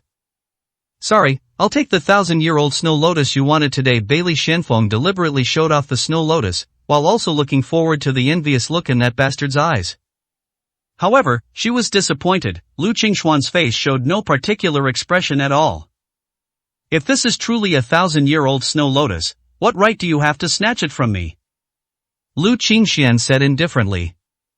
Not only Bailey Shenfeng and the old man, but even Chen Jiadi standing next to them were stunned. It's not a real 1,000-year-old Snow Lotus. What does that mean? Is it a fake, a counterfeit? That's absolutely impossible. Hong Kong Island Auction House ranks among the top 5 in the country. The organizers here are not to be trifled with. If it were really a fake, they would issue a notice before the auction to clarify, and the starting price would not be such an astronomical figure as 500 million. Furthermore, the organizers cannot afford to embarrass General Shenfeng. Young master, that is indeed a 1,000-year-old Snow Lotus. Why do you say it's not real? Chen Jiadi was also very puzzled. Why? Because he's envious and jealous, because he can't afford the high investment of 6 billion, because he's unwilling to let what he wants end up in someone else's hands. The petty barking of a nobody is truly pathetic and laughable. Bailey Shenfeng shook his head, his smile extremely sarcastic. Foolish woman, Lu Qingxian muttered. What did you say? Bailey Shenfeng's eyes turned cold, and she was about to explode on the spot. I say you're stupid. Lu Qingxian made no attempt to hide the sarcasm in his eyes. What you have is indeed a Snow Lotus, but unfortunately, it's not a 1,000-year-old Snow Lotus at all. Snow Lotus is a medicinal herb that takes 1,000 years to undergo a substantial transformation. The difference between a non-1,000-year-old and a 1,000-year-old one is like an insurmountable chasm. This is also the biggest reason why Lu Qingxian did not continue bidding. If the lotus is not old enough, it will be of no use to you. Only the 1,000-year-old Snow Lotus can be used as the main ingredient to refine the rejuvenation pill. You say it's not a 1,000-year-old Snow Lotus, so it's not. Who do you think you are? Bailey Shenfeng narrowed her eyes, not believing this kid's nonsense at all. It was just a way to provoke her because he hadn't gotten the treasure. How could she fall for it? It's actually quite simple to tell the difference. A Snow Lotus produces one flower seed every 100 years, and then every 10 years the flower seed will have an additional layer of spirals. A true 1,000-year-old Snow Lotus will definitely have 10 seeds and 100 spirals, that is, 10 flower seeds, each of which has 10 complete spirals. This is the mark of a mature 1,000-year-old Snow Lotus. As for the one in your hand, you can count them yourself, Lu Qingxian said with a smile.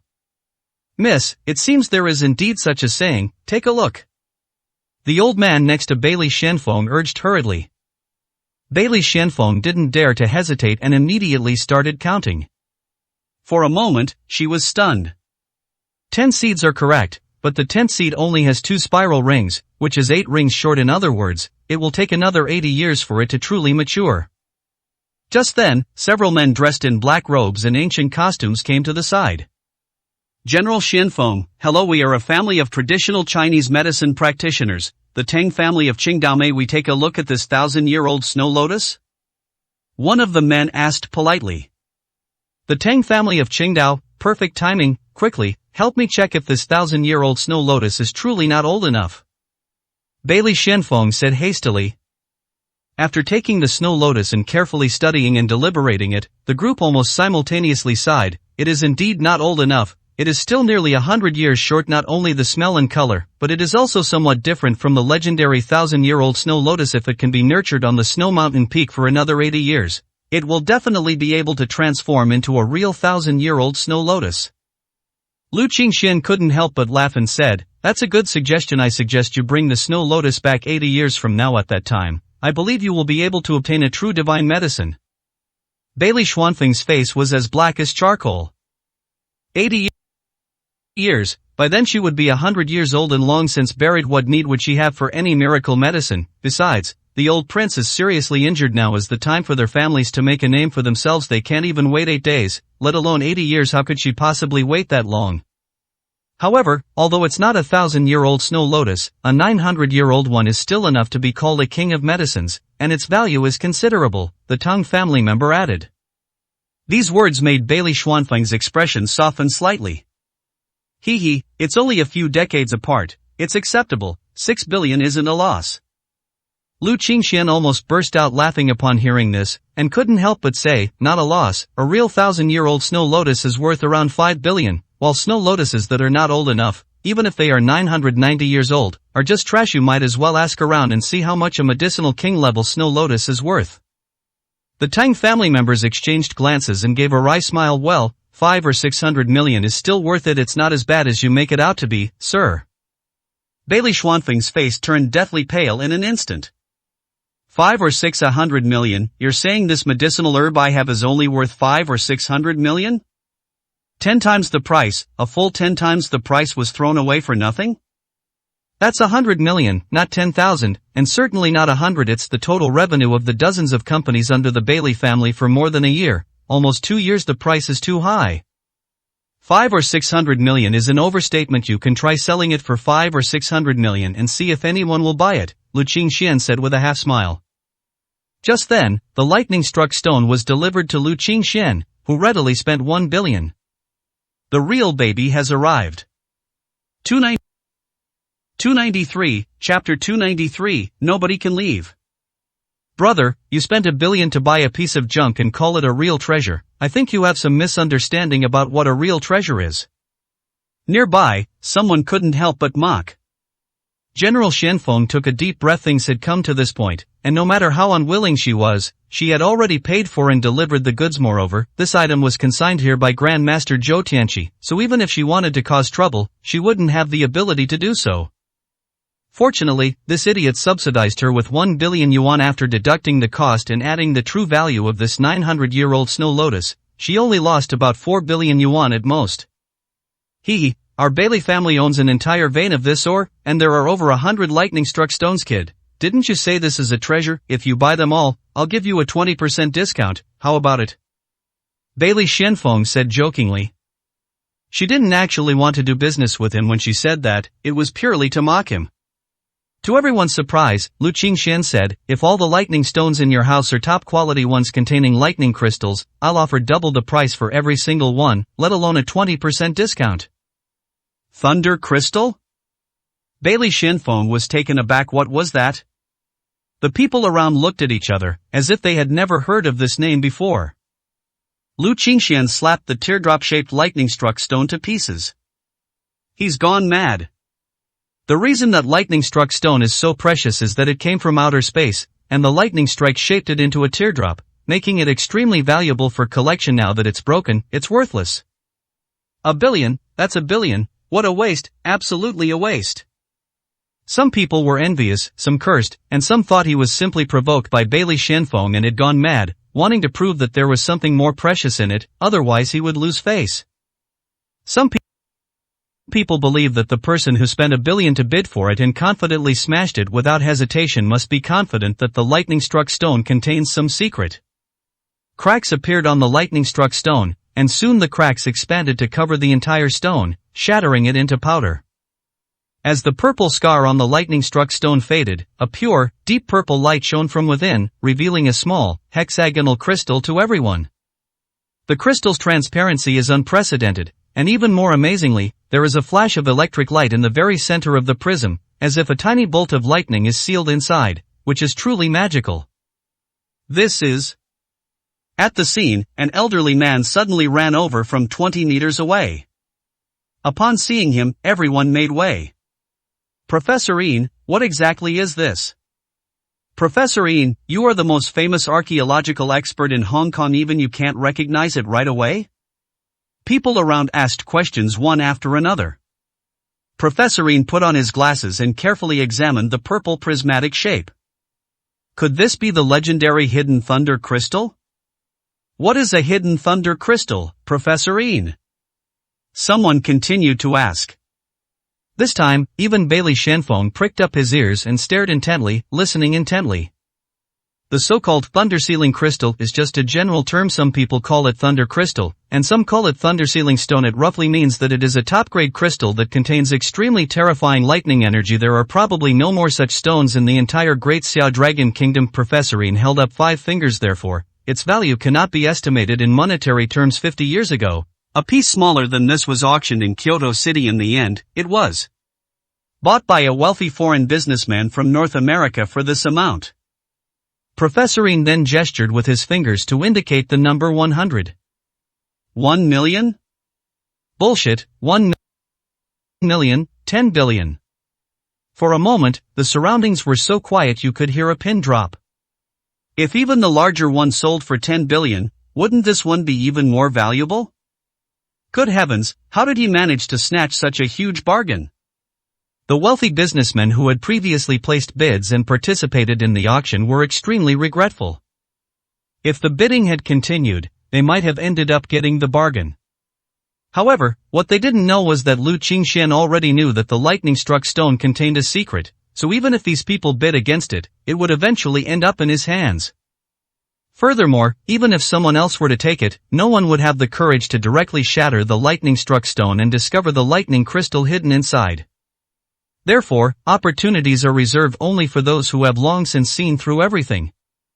Lu Qingxian smiled and put the lightning crystal away in a jade box. At the same time, he turned to look at Bailey Shenfong, who was in a daze. Does this young lady still stand by what she just said? I'll buy as many lightning stones of this quality as you have. I won't give you a 20% discount, I'll offer double. Bailey Xuanfeng's face turned ashen. They have plenty of lightning-struck stones, but this one containing lightning crystals is probably the only one of its kind, and to make matters worse, they put it up for auction. They really had terrible luck.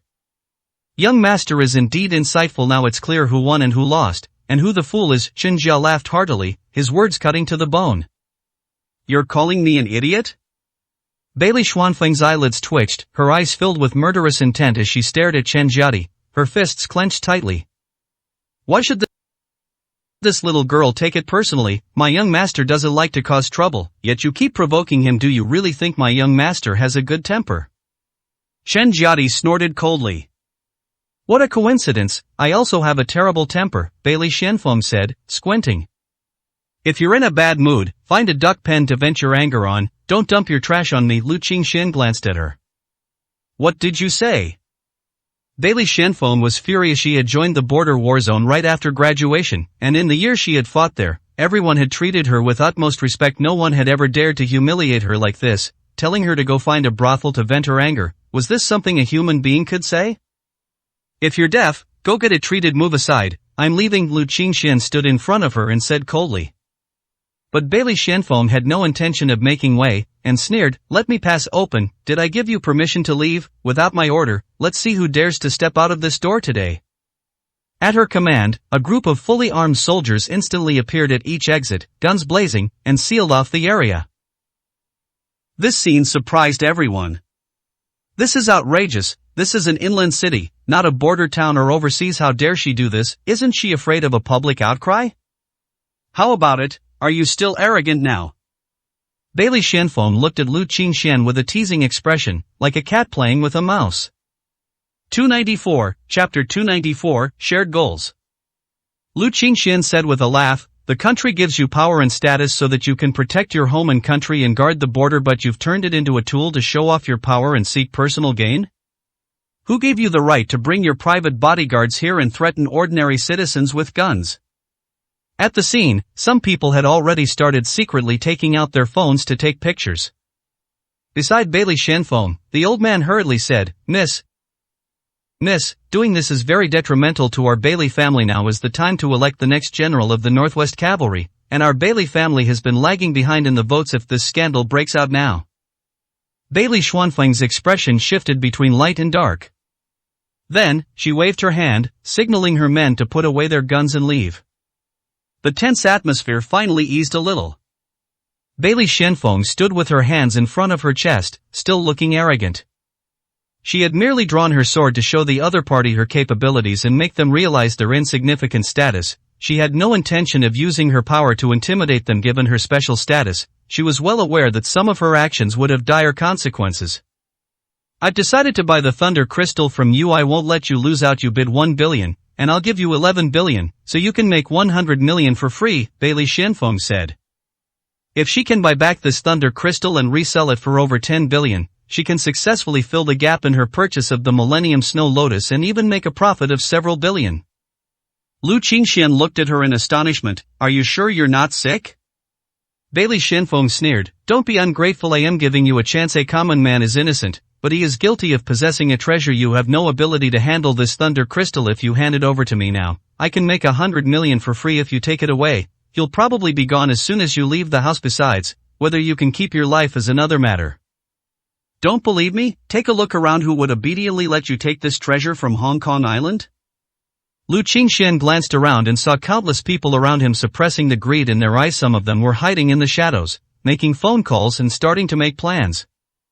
Never underestimate the greed of human nature. Something worth tens of billions, once obtained, is a fortune that a family could not exhaust for 10 generations. For this, any sacrifice is worthwhile. And then? Lu Qingxian asked indifferently. And then, there's no and then sell it to me, then get lost obediently. That's your best option, Bailey Xuanfeng said, raising her head. Not for sale, get out of the way. Lu Qingxian stepped forward and swept her aside.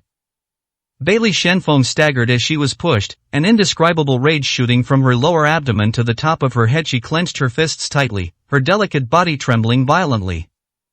I'm going to kill him, kill him, kill him. Please calm down, Missy will send someone to do it and guarantee that the Thunder Crystal will be retrieved. The old man immediately dialed the phone. On the other side, as soon as Lu Qingxian stepped out of the auction house, he felt as if he were being watched closely by countless eyes in the shadows.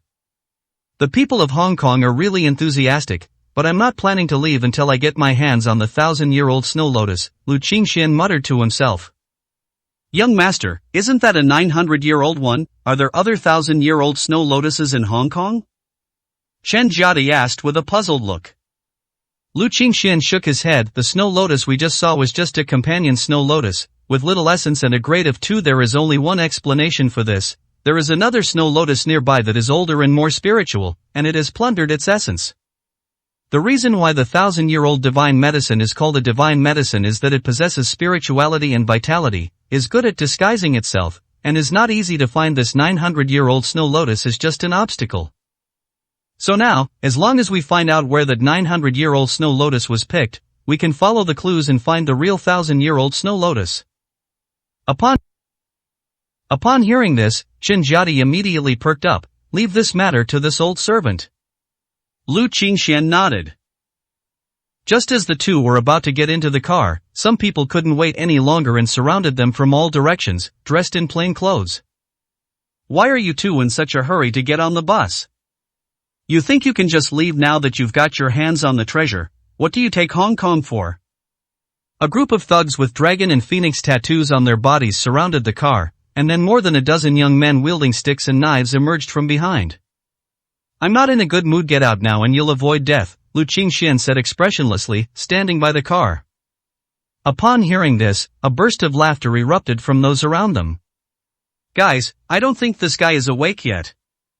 Brother, let me piss on him to wake him up. Let me do it. I haven't drunk water for 2 days, so my urine is quite yellow. A group of people were scrambling to take off their pants. Just then. Whoosh whoosh whoosh. Dozens of silver needles shot out from Lu Qingxuan's body, hitting everyone's temples almost simultaneously. These people stood there motionless, as if they had been frozen in place. What did you do to us? The gang leader stared at Lu Qingxian in horror. A bunch of ignorant fools, Lu Qingxian sneered, and with a flick of his wrist, shot out dozens more silver needles. Let's go. Lu Qingxian got into the car and sped away. A dozen minutes later, Bailey Xianfeng and the others came out of the auction house and frowned when they saw the mess outside. What happened, Elder Mo? Is this all the people you called up? So many people couldn't hold back a young man and an old man? Old Mo quickly went to the side of the unconscious people and placed his fingers on their pulses.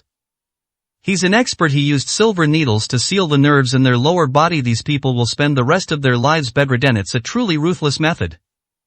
Useless, a bunch of useless trash. Bailey Xianfeng kicked one of the men in front of her with his iron boots, causing the man to howl in pain. General Xianfeng, the opponent is a master. We were completely exposed and dealt with immediately. I can't fight back at all, the man explained. Humph, no matter how much you say, you're still useless. Old Mo, investigate for may need all his information. No one has ever dared to oppose the Bailey family without a chance to live in peace. Old Mo nodded and said, of course, I have already sent people to start investigating, but the most important thing right now is to get the real 1,000-year-old snow lotus. Master Feng Yang cast 3 divinations, all of which said that a 1,000-year-old snow lotus has appeared in Hong Kong. This matter is absolutely true. The 900-year-old snow lotus in our hands is just a smokescreen. The real 1,000-year-old snow lotus must still be somewhere in Hong Kong. This is the most important key to whether our Bailey family can gain the support of the old prince, and whether Miss Xianfeng can become the great general. Bailey Xuanfeng's expression darkened. Where could they possibly find such a large city as Hong Kong Island?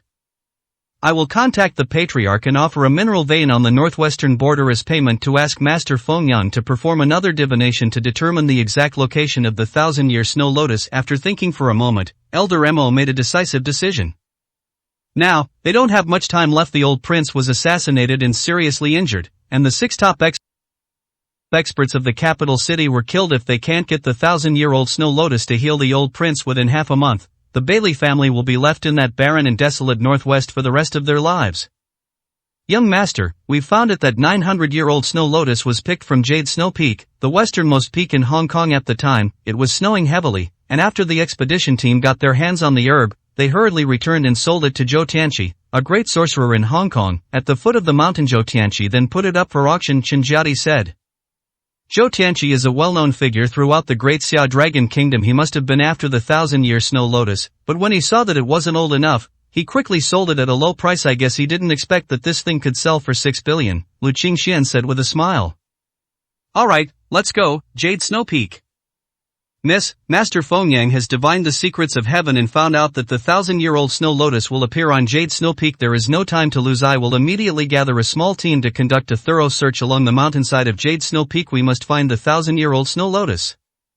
Old Mo said excitedly. Bailey Xianfeng narrowed her eyes, her gaze resolute. Then what are we waiting for? Let's go. 295, Chapter 295, You call yourself a man? The news that a real 1,000-year-old snow lotus had appeared halfway up Yushui Peak spread like wildfire. Small expedition teams set off from the local area, heading west along the route from Baiyun Town. The news that a 900-year-old snow lotus sold for 6 billion yuan has driven the explorers crazy. If they find a real 1,000-year-old snow lotus, their entire team will enjoy wealth and luxury for the rest of their lives, and even their next life, with inexhaustible riches. Lu Qingxian and Chen Jia arrived in Baiyun Town and spent money to find a well-known old hunter's house in the area. They wanted to hire an old hunter from there to act as a guide and lead the two of them up the mountain. The experienced hunters here usually live off the mountains and are very familiar with the routes to Yushui Peak, which helps them avoid taking many wrong turns. However, to their surprise, when they arrived at the hunter's house, all the registered professional hunters had gone up the mountain to hunt, and none of them were home. Young master, it seems we are still a step too slow. Someone must have already climbed Jade Snow Peak and begun searching for the real 1,000-year snow lotus, Chen Jiadi said.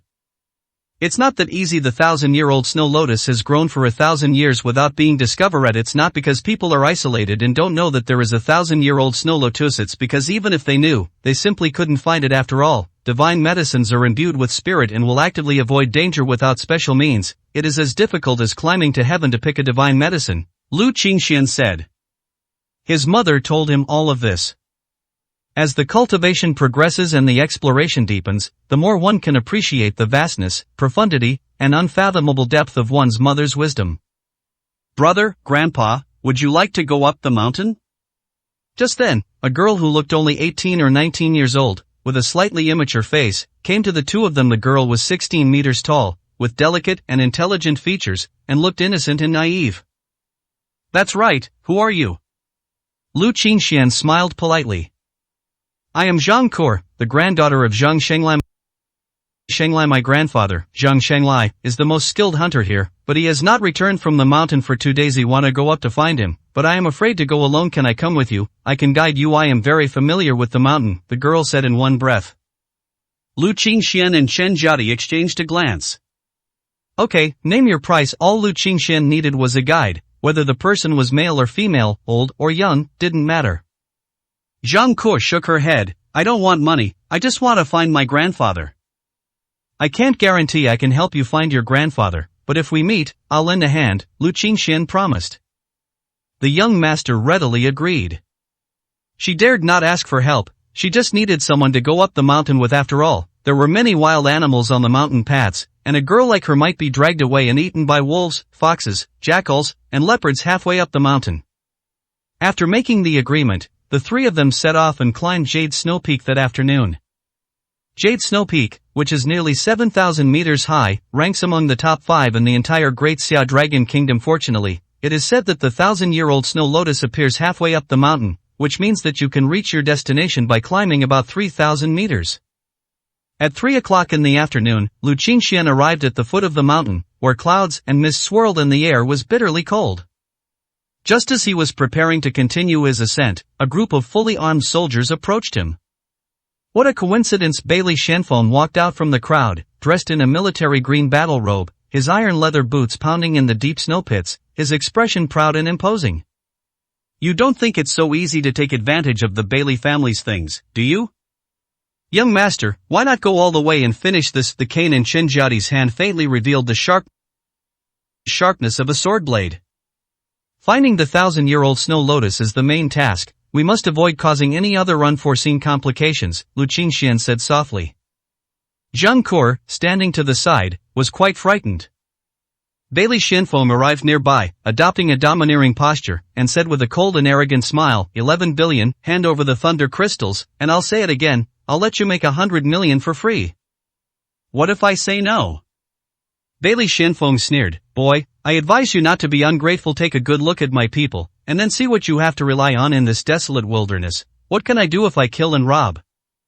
Oh, is that so? So many exploration teams nearby are watching you. Does that mean you, General Shenfeng, are going to kill them all? If you miss even one or two, how will you explain it to the people of the world?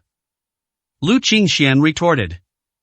Bailey Shenfeng's expression hardened, and he couldn't help but snort coldly, sharp-tongued brat, do you think I, Bailey Shenfeng, will be intimidated by your 2 sentences? Who knows, if you don't care, then just do it, Lu Qingxian shrugged. Bailey Shenfeng's cold expression suddenly relaxed, and she laughed, judging from your outfit, you're also preparing to go up the mountain to find the 1,000-year-old snow lotus, right? The road up the mountain is still long. You'd better pray that I don't catch you alone, otherwise I will definitely let you taste what it means for today's flowers to be exceptionally red. Let's go. In the end, Bailey Shenfeng did not choose to take action. The other party is right as the largest team searching for the 1,000-year-old snow lotus in this expedition, and given her high position, she naturally receives the most attention. Many other adventurer teams are following her up the mountain to avoid danger. If her murder and robbery are exposed and public opinion intensifies, it will be extremely detrimental to her future career. Let's go to Lu Qingxian followed behind the other person. Shouldn't Westy away? That older sister was so scary. Zhang Ke was still frightened, even wondering if she had been tricked. No need with them taking the lead in clearing the obstacles, we've actually avoided a lot of trouble, Lu Qingxian said. A group of people set off, and some explorers secretly followed behind.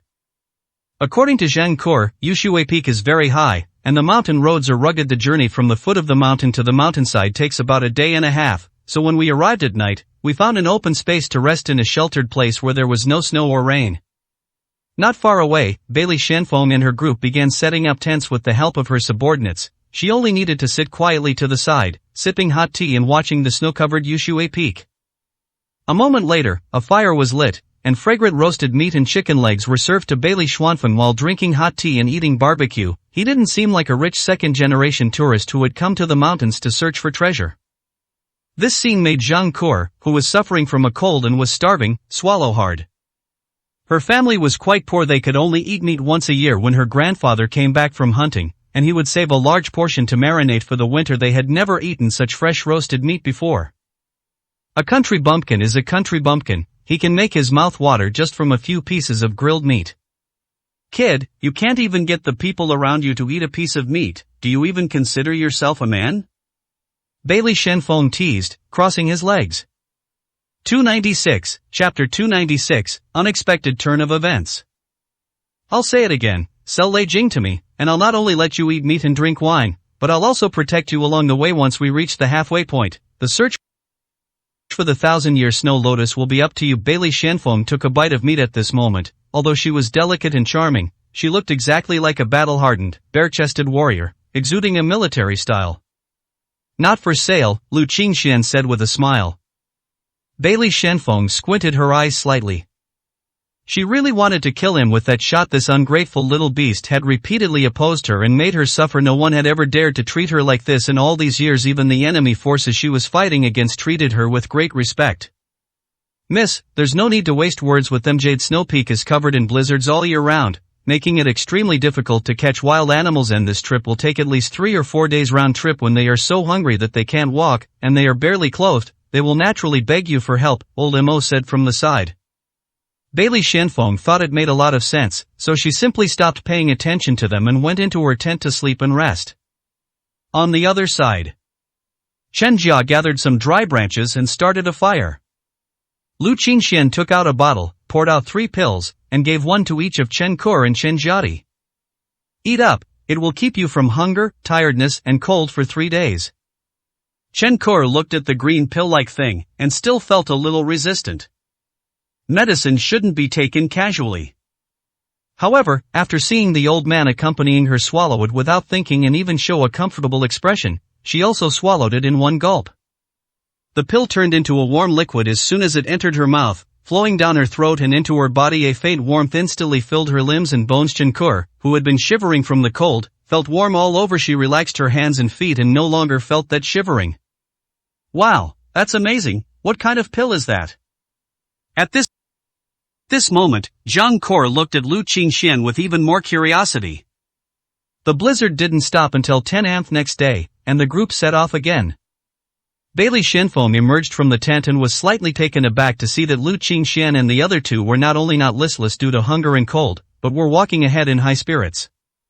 How did these 3 bumpkins manage to get through last night?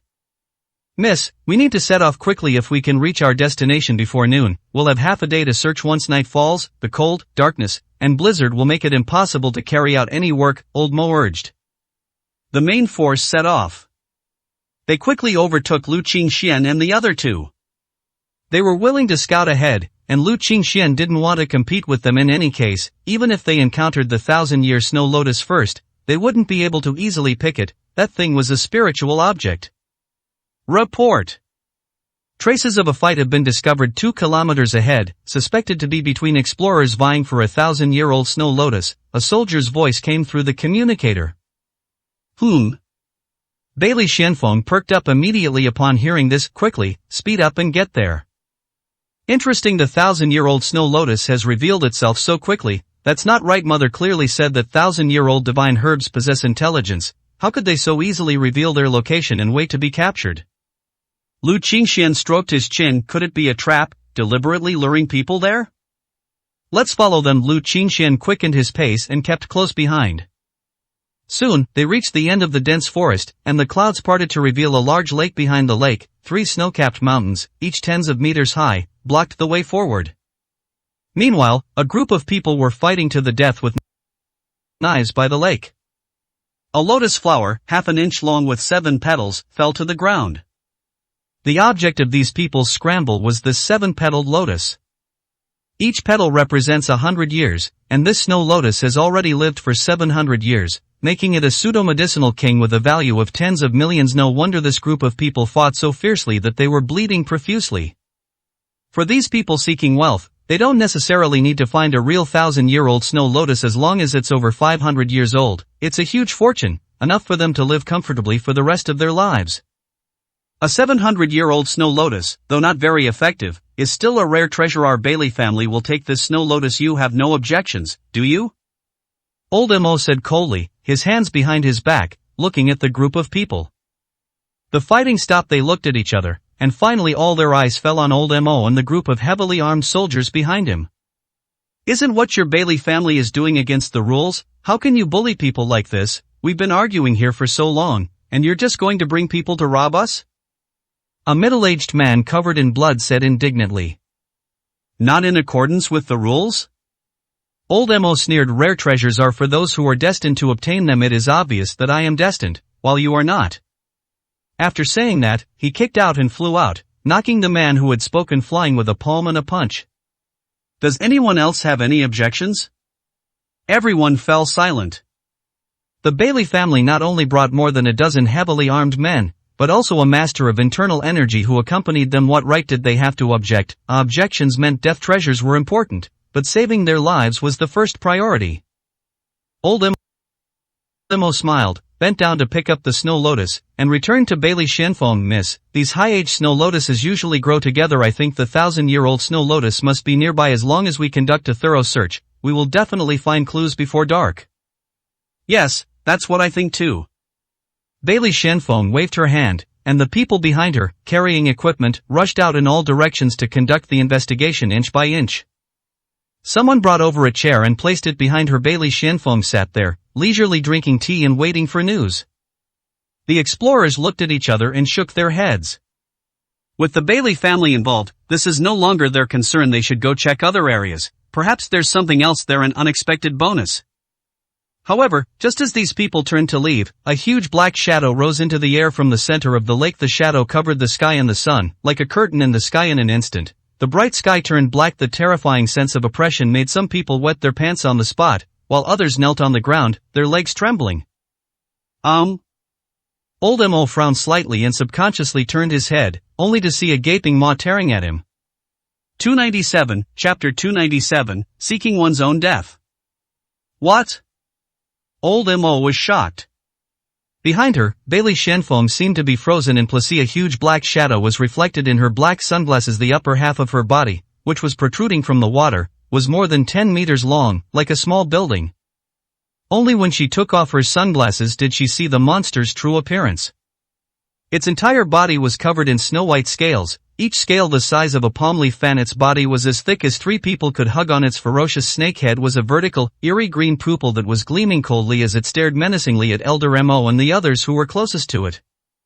Master Mo was a super expert with mastered internal strength, and he had seen all kinds of things, but even so, he was still startled and sat down on the ground with a thud. He then rolled to the side and tumbled 7 or 8 meters away. Boom! The spot where Old Mo was standing had been blasted into a crater 2 or 3 meters wide by the giant snake's head. One soldier didn't have time to run away. Half of his body was smashed into a bloody pulp, and blood splattered on the snake's head, further fueling the monster's ferocity. Protect General Shenfeng! Old Mo roared. More than a dozen soldiers rushed forward and escorted Bailey Shenfeng as they retreated. Everyone else, grab your weapons and follow me to slaughter this beast. The divine medicine possesses a spirit, and is accompanied by a ferocious beast. As long as we kill it, the 1,000-year-old snow lotus will surely appear. Old Mo shouted. Although the giant snake was enormous, the team they brought consisted of elite special forces soldiers equipped with modern weaponry. He refused to believe that the monster could remain unharmed after dozens of magazines of bullets. At the very least, they carried grenades and shoulder-fired small missiles. Surely they could handle a monster. The soldiers, suppressing their fear and discomfort, assembled their weapons and took their positions. The scattered explorers on the outskirts were terrified and fled into the dense forest in a panic. They lacked both the skill of Elder Mo and the sophisticated equipment of General Xianfeng's men. Most of them were armed with homemade hunting rifles. Faced with the snow dragon's thick scales and tough flesh, they couldn't even break through its outer defenses, let alone injure its vital organs. Moreover, with the Bailey family here, even if they kill the monster in the end, they won't get the treasurites foolish to risk their lives to benefit others. After retreating to the outer perimeter, a distance of 400 or 500 meters from the Snow Mountain White Snake, everyone gradually felt relieved. Rumor has it that a spirit guards Jade Snow Peak, 8 Zhang long, with horns on its head, resembling a giant snake, and coiled on the summit. Could this be the monster before us? This creature has 2 horns and vertical pupils. The Snow Mountain Serpent is almost transforming into a dragon. If it grows for another few decades, won't it become a Snow Mountain dragon? Old Master Zhue, you know the most about Jade Snow Peak. How much do you know about this giant snake? An elderly man, who looked to be around 60 years old and of high moral character, stroked his chin with a furrowed brow. After a long while, he nodded and said, "If I'm not mistaken, this snow dragon is the guardian spirit beast of the 1,000-year-old snow lotus. When I was young, my grandfather told me that every 3 years at the beginning of each year, the snow dragon of Jade Snow Peak would revive. During that time, no hunters were allowed to go up the mountain, and judging by the time, it seems that this year is another 3 years. This is a secret of White Cloud Town, known only to the old hunters, but now that the news of the 1,000-year snow lotus has appeared has spread, many people don't care about the legend at all. They only think about whether they can make some profit and make a fortune." Unexpectedly, just as they reached the halfway point of the mountain and discovered the first snow lotus that had been cultivated for 700 years, they unfortunately encountered the awakening of the snow dragon.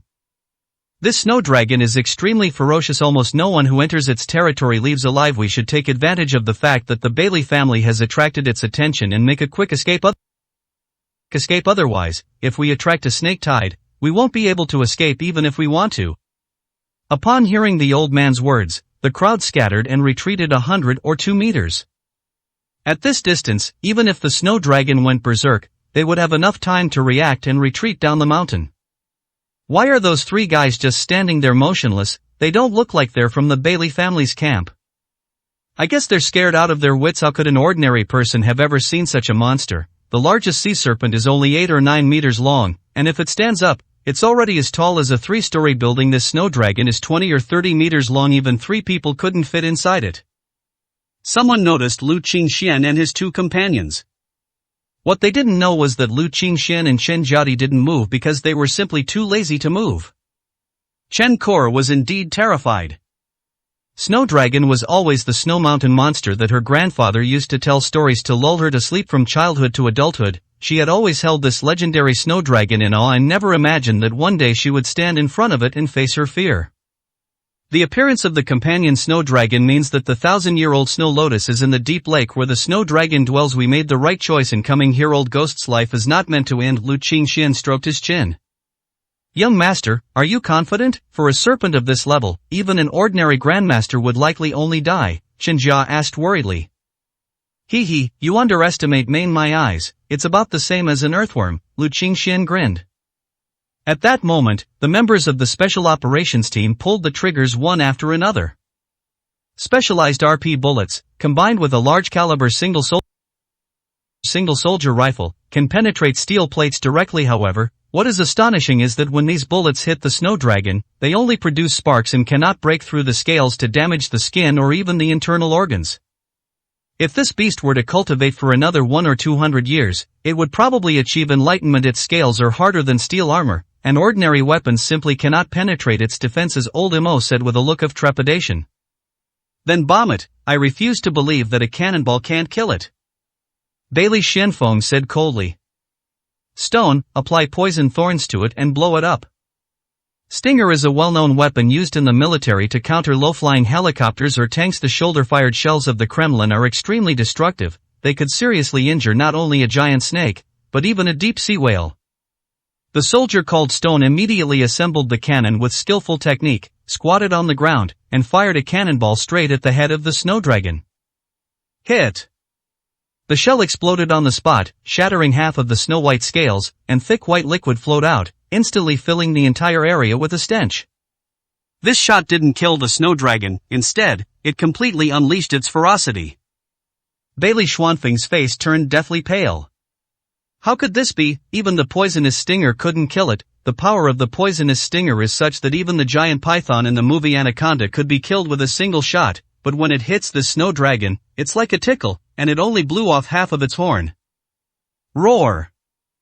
Just then, the snow dragon went berserk. Its tail, which had been hidden at the bottom of the lake, whipped up a wave 7 or 8 meters high and smashed into the man who fired the cannon. The man didn't even have time to resist before he was smashed into a pulp and embedded in the ground, his human form no longer visible.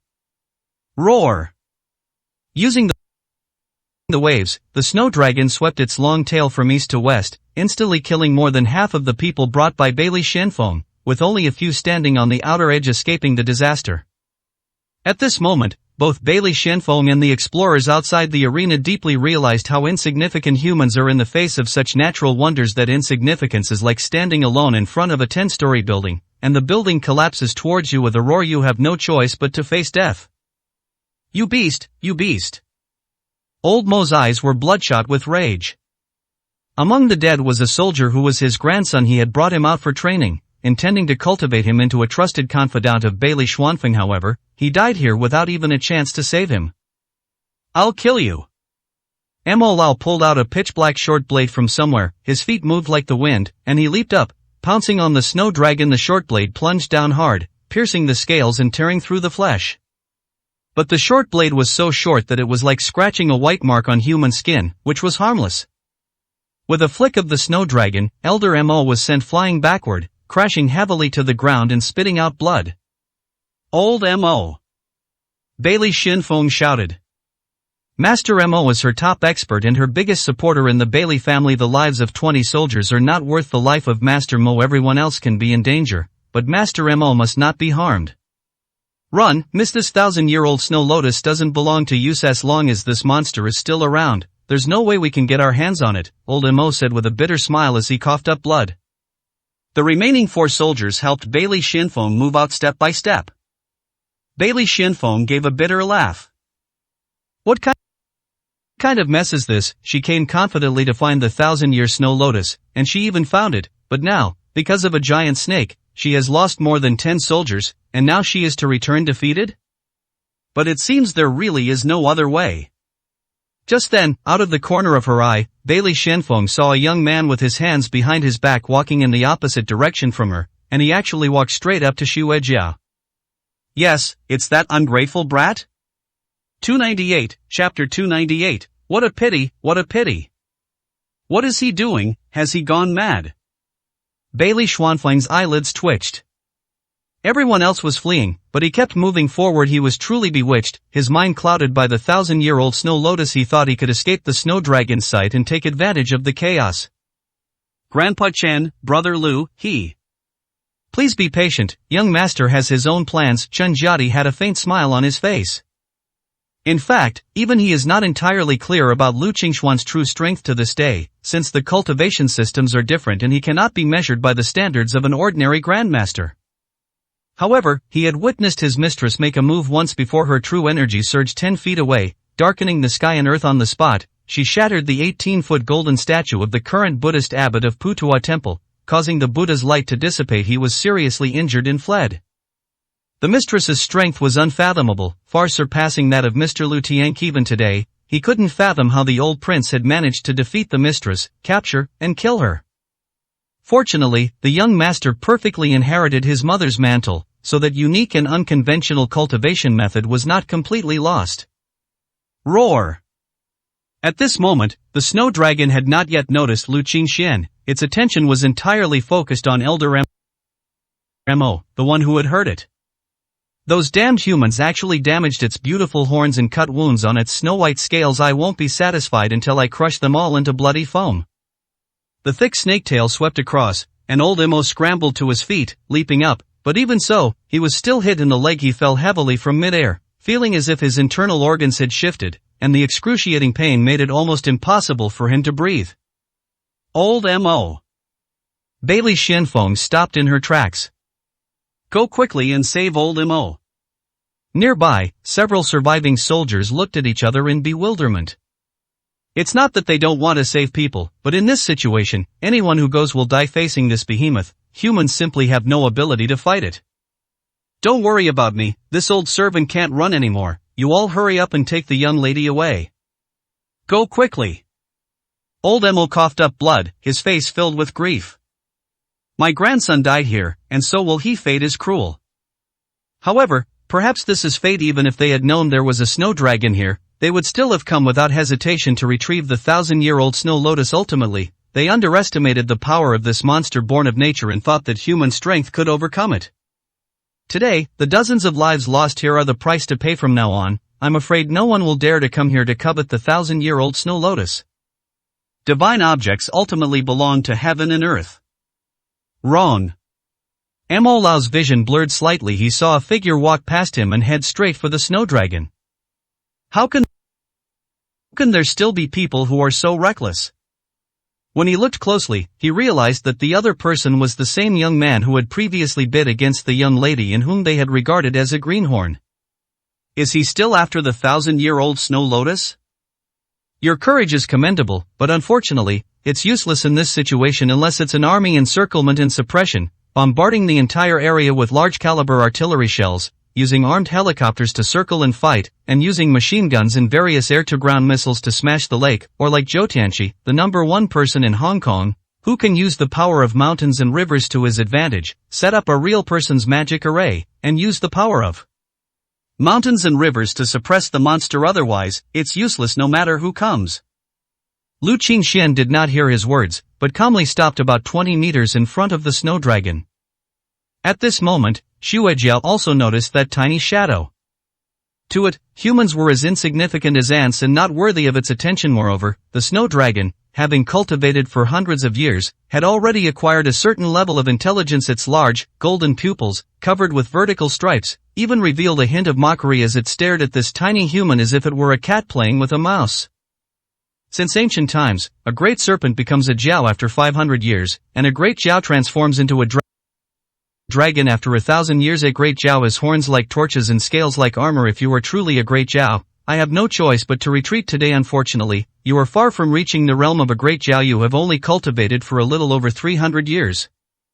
Even so, because of the companion of the 1,000-year-old snow lotus, it has absorbed the essence of heaven and earth over the years and has developed intelligence at a young age. It has innate energy in its body and its recovery ability is heaven-defying. Ordinary weapons cannot harm you at all. Only large-caliber machine guns or high-explosive weapons can seriously damage you. However, these weapons are basically in the military. As long as you do not go out and cause trouble for the world, it is unlikely that an army will come to surround and kill you. You can cultivate into a dragon in peace if you keep a low profile. It is not impossible for you to transform into a dragon and descend into the world in another 700 or 800 years. At that time, there will be very few things in the world that can truly threaten you. Lu Qingxian gave his comments with a faint smile on his face. But what a pity, you have met me today. I need the 1,000-year snow lotus. If you understand what I'm saying now and immediately leave, I will spare your life because you are a rare and precious creature. But if you insist on obstructing me, I will have to kill you first and then take the divine medicine.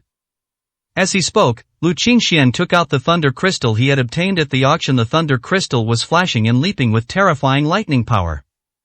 The formation of thunder crystals is extremely demanding. They are constantly struck by lightning, absorbing the power of heaven and earth over time. The lightning energy is solidified into the gemstone. Only after countless years of condensation and compression can a thunder crystal be born. This is why thunder crystals are so expensive and extremely rare in the world. As if understanding Lu Qingxuan's words, the snow dragon opened its mouth and spat out its scarlet tongue, its ferocious pupils revealing a fierce light, its terrifying fangs exposed to the air, and its whole body exuding a violent aura. It couldn't stand the provocation of a mere mortal, as if an ant stood in front of it, telling it that if it didn't leave, it would die today, challenging the dignity of the pseudo-dragon. The enraged snow dragon and the calm youth seemed to form an eternal, unbreakable bond before the snow lake. A beautiful scene. What exactly is he trying to do? Bailey Shenfeng stared blankly, her mouth agape. The other explorers shook their heads frantically. He's gone mad, he's really gone mad. He actually threatened Xue Jiao? Lu Qingxian also shook his head. Killing rare and precious creatures was not his wish, but I'll borrow your sword. Chen Jia flicked his cane, and a 3-foot-long, blue, and incomparably sharp longsword flew straight into the air. Seeing this, Lu Qingxian split the lightning crystal in two, putting one half into his pocket and throwing the other half into the air. Boom! In an instant, lightning flashed across the sky, and a bolt of lightning as thick as a bucket struck the sword, coating the entire sword with a dense purple light. That is, old Mo's pupils suddenly contracted. To wield a sword with lightning and control the immense power of heaven and earth, this is a legendary technique. Bailey Qianfeng was so shocked that she couldn't speak, let alone the stunned explorers outside the arena. At this moment, even the snow dragon realized something was wrong. Its snow-white scales suddenly stood up like a cat with its fur standing on end. 299, Chapter 299, It's All Mine. Roar!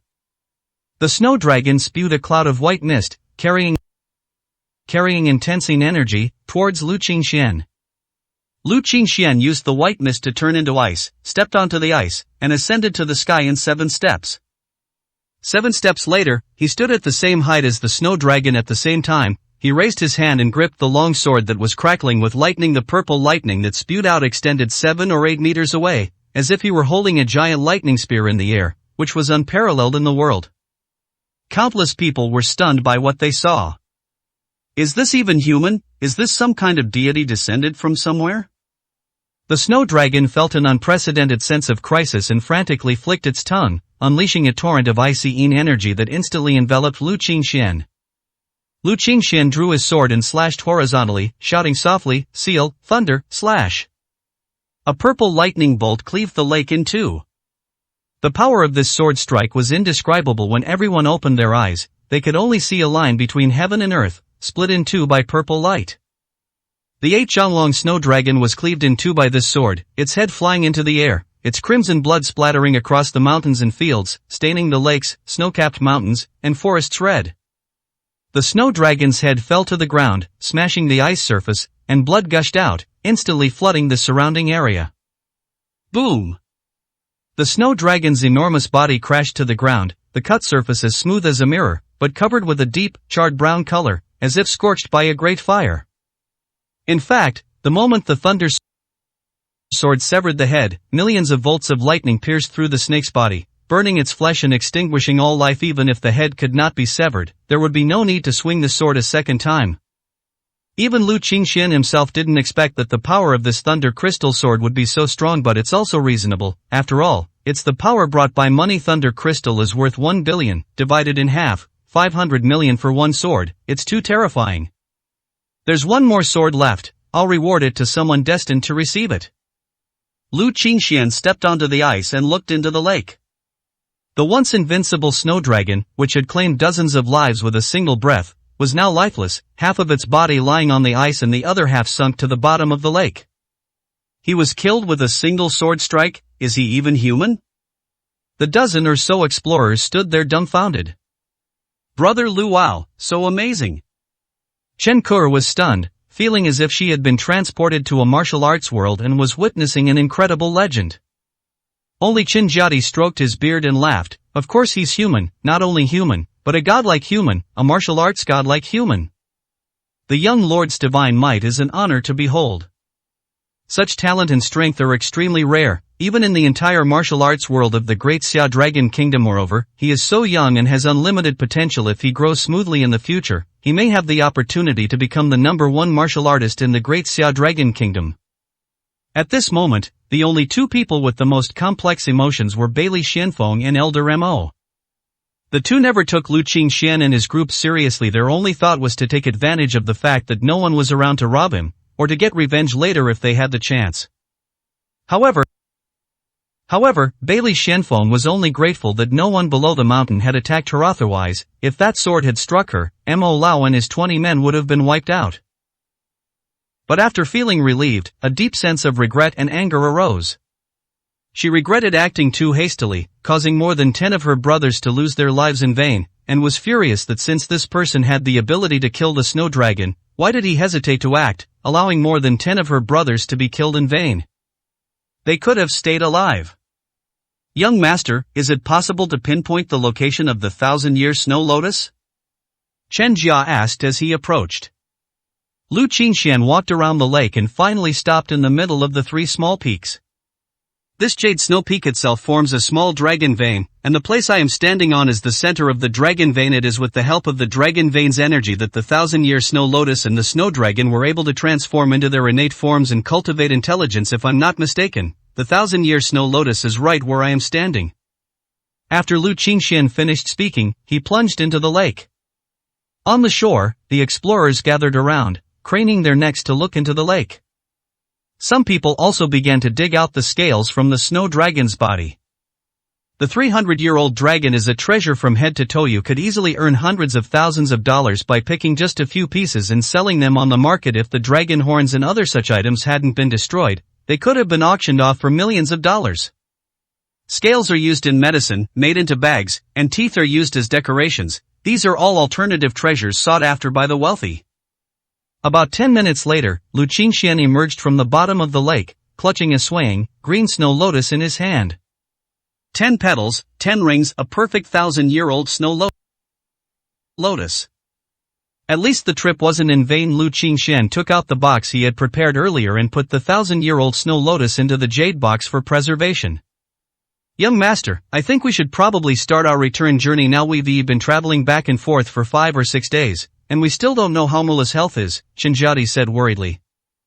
No rush, let's gather the materials for the snow dragon also. We haven't found Grandpa Chenkor yet. Since I promised, I will definitely help. As soon as Lu Qingxian finished speaking, he turned his head and saw several soldiers disassembling the parts of the snake's head. The eyes and gallbladder of a 300-year-old snow dragon are things you can't even find on the market. Before Lu Qingxian could get angry, Bailey Shenfeng stepped forward and said, "Thank you very much for helping to kill the snow dragon. Name your price for the 1,000-year snow lotus, and my Bailey family will take it." The 1,000-year-old snow lotus was right in front of her. It was the most crucial thing for her Bailey family to become a powerful family and for Bailey Shenfeng to become a great general. It was really hard to accept that she would just give it up like this. Lu Qingxuan's expression shifted from anger to astonishment. What did you say? I said, I'll take the 1,000-year snow lotus. Name your price. Bailey Shenfeng wasn't afraid. Humans are different from monsters. Monsters act recklessly when they go mad, while humans consider the consequences of their actions. She knew very well that Fang dared not do anything to her given his status as a junior general in the Northwest. If even a single hair on her head were to fall here, the country would absolutely not spare anyone here. Lu Qingxian picked at his ear and looked at her with the gaze one would give an idiot dreaming in broad daylight. Are all the people in your Bailey family this self-righteous? Bailey Shenfeng frowned. Your Excellency, I'm not asking for your money for nothing. I am talking about an exchange, money, status, fame, or barter. Just name it and I'll try my best to meet it. I only have one request. The 1,000-year-old snow lotus in your possession. That herb is extremely important to my Bailey family. Lu Qingxian scoffed. What does it matter to me if you're important? Get lost and don't get in my way.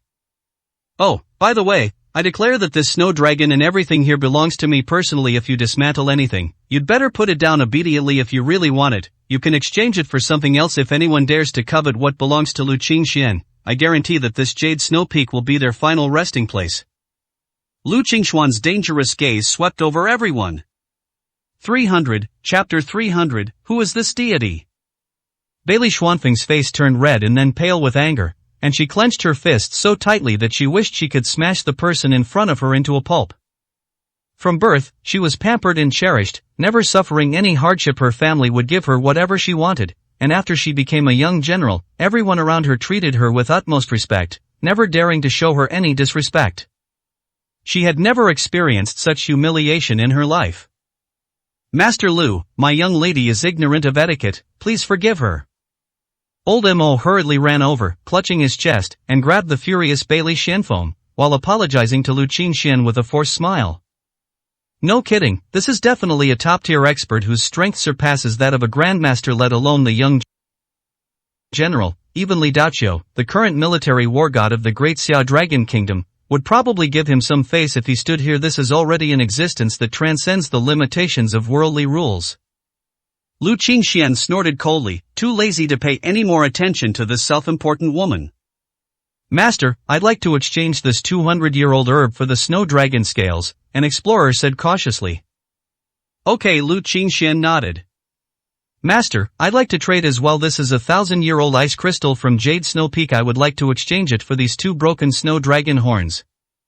Okay, Lu Qingxian smiled in surprise. There was even a 1,000-year ice crystal. This thing was useless in other people's hands, but it was a treasure in his hands, similar to the lightning crystal.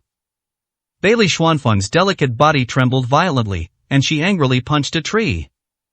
Miss, let's go. Mustn't offend a grandmaster otherwise, even if we die here today, it probably won't affect them at all, Elder Mo advised. As someone in the martial arts world, he knew all too well how terrifying the influence of a grandmaster was. This was a top-tier expert that any major power would try their best to win over, a person who could casually take lives without being brought to justice, and who was almost beyond the constraints of ordinary mortal rules. I'm not reconciled. If we don't get the 1,000-year snow lotus, won't all our plans over this long period of time have been in vain? Bailey Xianfeng gritted her teeth. It is fate, we have no choice but to find another way, old Mo sighed. If it were someone else, even a top-tier figure in Hong Kong, they could find a way to get their hands on them, but the other party happens to be a grandmaster, and one who had previously clashed with them. The other party wouldn't even give them a chance to trade. You can't make bricks without straw. The transaction is still ongoing. Many explorers offered their treasures in exchange for a share of the Snow Dragon's treasures, and soon Lu Qingxian was surrounded by a mountain of valuables. Just then, a commotion came from behind the lake, from the overlapping mountain peaks. Kor, is that you, Kor? A weak figure emerged from a hidden crevice in the cave behind him, followed closely by about 5 or 6 more people. These people were dressed in the Snow Wolf mink, a unique garment of White Cloud Town, and were tall and robust. However, at this moment, they were all so weak that they looked as if a gust of wind could blow them over. They were sallow-faced, emaciated, and malnourished. Grandfather? Chen Kur was suddenly overjoyed. She dropped the snow dragon scale she was playing with and ran wildly on the snow, then suddenly threw herself into the arms of the old man at the front. Tears welled up in the old man's eyes as he looked at the nearby explorers, soldiers in military uniforms, and the dead snow dragon lying on the edge of the lake. His face was filled with the joy of surviving a calamity. The monster is dead. He, and his old buddies, can go home. Thank you all, thank you, sir, for killing this giant snow python. We're finally saved. Zhang Shanglai cupped his hands to Bailey Xianfeng and the others, tears streaming down his face. Grandpa, it wasn't them. Brother Lu killed the python. Zhang Kor pulled her grandfather's hand and pointed at Lu Qingxian to explain. What, he killed him? Zhang Shanglai quickly waved his hand. Don't try to fool this old man. The snow mountain python is cultivated for several hundred years apart from our military region soldiers. Who else can hurt it? Grandpa, it's true. Kor, there's no need to explain too much now that you found your grandfather. Go down the mountain with him. Lu Qingxian walked over, ruffled her hair, and shook his head at her with a smile. At the same time, a crystal-clear gemstone is presented to him. Look, sell it and get the money. It should be enough for you and your grandfather to change your current living conditions. You won't have to go hunting in the mountains anymore. The purple gemstone he gave me was actually a refined version of a deep-sea rough stone. Such a large, pure deep-sea rough stone would be worth at least $1 million on the market. Brother Lu, Chen Kor pouted, her eyes flashing with strange emotions. It's normal for girls to admire strength. Who doesn't admire the strong? However, Chen Kor quickly adjusted her mindset. She understood that someone as outstanding as Brother Lu was not someone she was qualified to be associated with, and that she should keep her admiration and affection to herself. The descent down the mountain was exceptionally pleasant. Apart from Bailey Xianfeng and his group, most of the others gained something. As Lu Qingxuan's feat of slaying the dragon and conquering the heavens was passed down by word of mouth among the explorers, it became increasingly outrageous. Have you heard? That giant serpent that lived deep within Jade Snow Peak for over 100 years has been killed and chopped into 8 pieces. Breaking news, a 100-meter-long snake appeared on Jade Snow Peak and was hacked to death, its blood flowing like a river. What? Someone ascended to the heavens, wielded thunder, and killed a 100-foot-long dragon serpent in a single blow. It's terrifying. Have you heard? A celestial thunder god descended to earth to rid the people of this scourge with a single sword strike. He swept across 19 continents, leveling Yuxiafeng and annihilating the 1,000-year-old snow dragon on Yuxiafeng. Various versions of rumors are flying around. On the summit of Dazhou Mountain, an old man stood, stroking his beard and chuckling softly. He killed the snow dragon with a single sword strike. Then the real 1,000-year-old snow lotus must have fallen into his hands. Interesting. When did such an extraordinary person appear in Hong Kong? I'll go and meet him. The old man took a step and disappeared from the large ship mountain top. In the heart of Hong Kong Island, the city's top official, upon hearing the news, posted notices throughout the city, wishing to meet the hero who slew the snow dragon. For a time, the whole city was in an uproar. and everyone wanted to see who this legendary dragon slayer really was. 301, Chapter 301, What if I say no? Meanwhile, Lu Qingxian was traveling between various Chinese medicine shops in Hong Kong, acquiring other auxiliary medicinal materials. Although the main medicine has been found, there are a total of 32 auxiliary medicines, some of which are very rare. If you are unlucky, you may not be able to acquire them all in just a few days. Fortunately, the medicinal herb business in Hong Kong is very developed, and the herbs were almost all sold out in just half a day. His frantic acquisition of medicinal herbs quickly attracted the attention of those with ulterior motives. The Su family of Hong Kong Island mainly deals in medicinal herbs, with stores all over the country. They are the oldest and most established family in the Chinese medicine industry, with a much deeper heritage than the Wu family of Nanling. The key reason why the Su family wanted to form a marriage alliance with the Lu family of Sihai Henghui was that the series of press conferences held by the Lu family during this period showed the Su family the signs of the other party's vigorous rise. Miss, we found out the other party is currently at Mingjitang, a business under the Su family. He wants century-old Smilax glabra and has offered a very high price. The store manager is transferring it from elsewhere, which has stalled him. Shall we head over to see him now? A stylish woman, dressed head to toe in luxury brands, took off her sunglasses, glanced at the exquisite Patek Philippe watch on her wrist, and said, "It's still early, let's go." Su Zifei. She is a third-generation member of the Su family, not a direct descendant. She is the daughter of the third son of the Su family and a servant. Therefore, she has an average status in the Su family. In recent years, she has worked very hard to further her studies and run her business, with the aim of getting noticed by the older generation of the Su family and obtaining a larger share of the family business. But in the end, she realized that all her efforts were a joke. No matter how talented she was or how much she did, she couldn't compare to the eldest son of the Su family who indulged in eating, drinking, and having fun. If things continued like this, after the old patriarch passed away in 2 years and the power of the family was handed over to the eldest brother, they, the marginal children, would be completely squeezed out and would not get a penny of their share.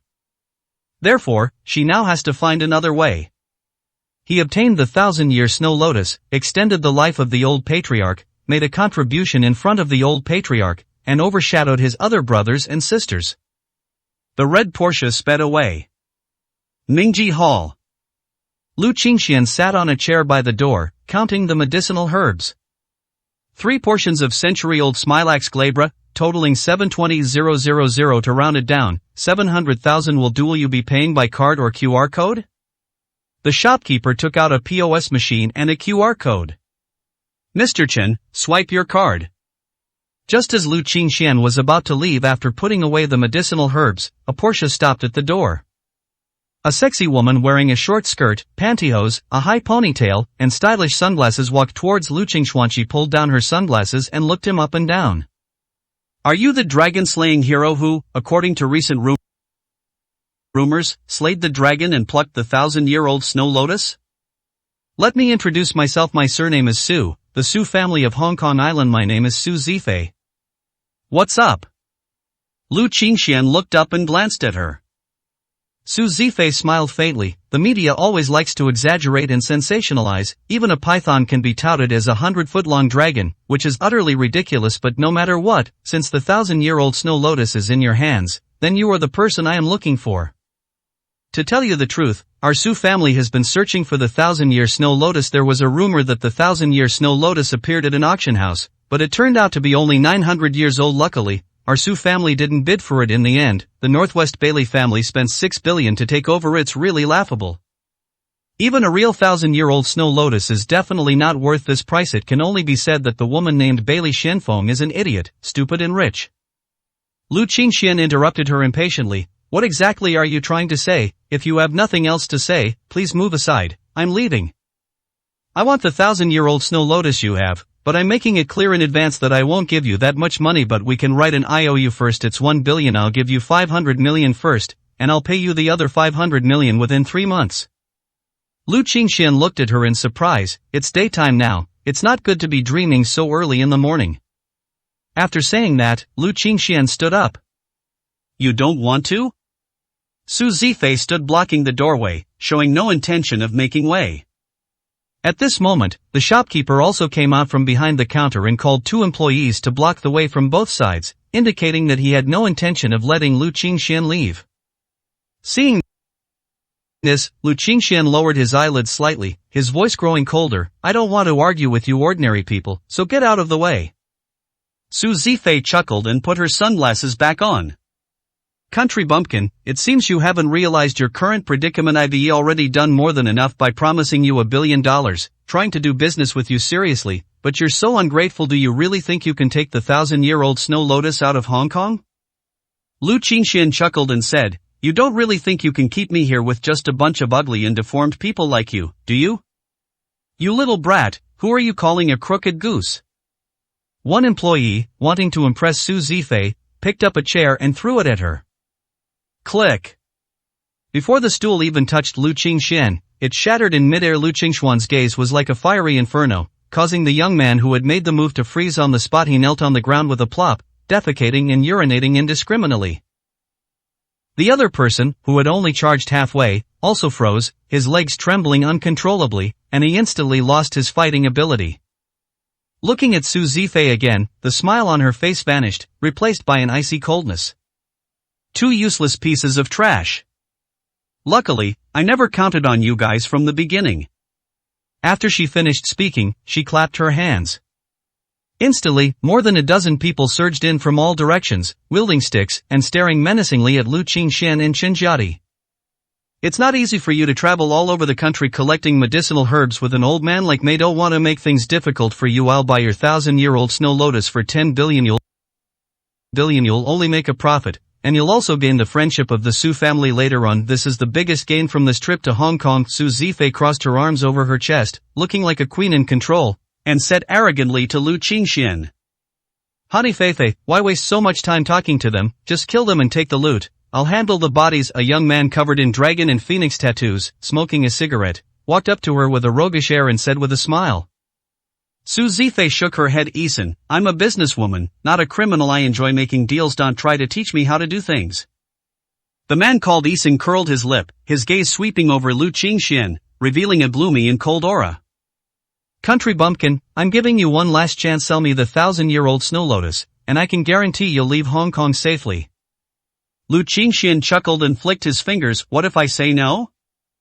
302, Chapter 302, A Personal Visit. Su Zifei's face fell completely. Honey Feifei, this country bumpkin won't shed a tear until he sees the Yellow River. Let me handle him. Seeing that Su Zifei didn't speak, Eason sneered, pulled out a small knife from somewhere, and suddenly stabbed Lu Qingxian from behind. Lu Qingxian stood there calmly. An old hand reached out and grabbed Eason's wrist. Eason was taken aback and looked up at the other person, only to find that it was an old man. Being grabbed by an old man and unable to move was an utter disgrace. You old bastard, let go of me. Eason glared at Chen Jiadi, his voice laced with bravado but his heart pounding. Chen Jiadi smiled faintly. Young man, didn't your parents teach you to speak calmly and politely to the elderly? Go to hell. Eason slammed his other hand down. Seeing this, Chen Jiadi no longer held back. With a forceful twist, he twisted the man's entire arm into a pretzel, breaking countless bones inside. A scream that could be described as a ghost's wail echoed from Mingji Hall, and could be heard clearly throughout the entire street. His other hand was also grabbed by Chen Jiadi and torn off. Young man, learn to be a good person before you do anything else. If it weren't for the young master's kind heart and forbidding indiscriminate killing, I would have sent you to be reborn as a human today, Chen Jia said with a smile. Eason lay on the ground, rolling around on the floor. Su Zifei stared in astonishment, her mouth agape. Is this old man that powerful? Eason was last year's featherweight boxing champion in Hong Kong. How could he be beaten like this in the blink of an eye? With their leader crippled, his underlings were terrified, staring at Chen Jia with expressions of fear and trepidation. Let's go. Lu Qingxian rushed out the door first. The crowd automatically parted to make way for them. I'll offer 15 billion. Su Zifei's expression was complicated. He hadn't expected that the old man next to that country bumpkin would be so capable, completely thwarting her plans. Lu Qingxian didn't even turn his head. 2 billion should be enough. Su Zifei continued to shout. Lu Qingxian has already gone very far. Hey, surely there's something that interests you, right? I'm not trying to cheat you out of nothing. I just want to make a deal. What's wrong with that? Su Zifei gritted her teeth, seething with hatred. Lu Qingxian stopped and couldn't help but turn around and sneer. Putting aside the fact that I need the 1,000-year snow lotus myself and will never sell it, besides, a 900-year-old one can be auctioned for 6 billion, and you think you can just give me a 1 billion or 2 billion for the 1,000-year snow lotus? Do you really think I, Lu Qingxian, am some kind of clueless greenhorn? Su Zifei clenched her fists tightly. I don't have that much money, but I can write an iodont even mention 6 billion. Once I take control of the Su family with the 1,000-year snow lotus, I can give you 10 billion. The 1,000-year-old snow lotus is in charge of the Su family? Lu Qingxuan's eyes flickered. Didn't your Su family want the 1,000-year-old snow lotus as a betrothal gift for the Lu family of Jiangnan? As a betrothal gift? Su Zifei scoffed. How could something so valuable be given to the Lu family as a betrothal gift? That was just a smokescreen put out by our Su family. So what's the actual situation? Lu Qingxian asked with great interest. The actual situation. Su Zifei frowned, conflicted, unsure whether to speak or not, but if she didn't speak now, it was obvious that the other party would never agree to the deal with her. The actual situation is that our Su family's ancestral home is in the late stage of liver cancer and is critically ill. He could die at any time and needs the 1,000-year-old snow lotus to prolong his life.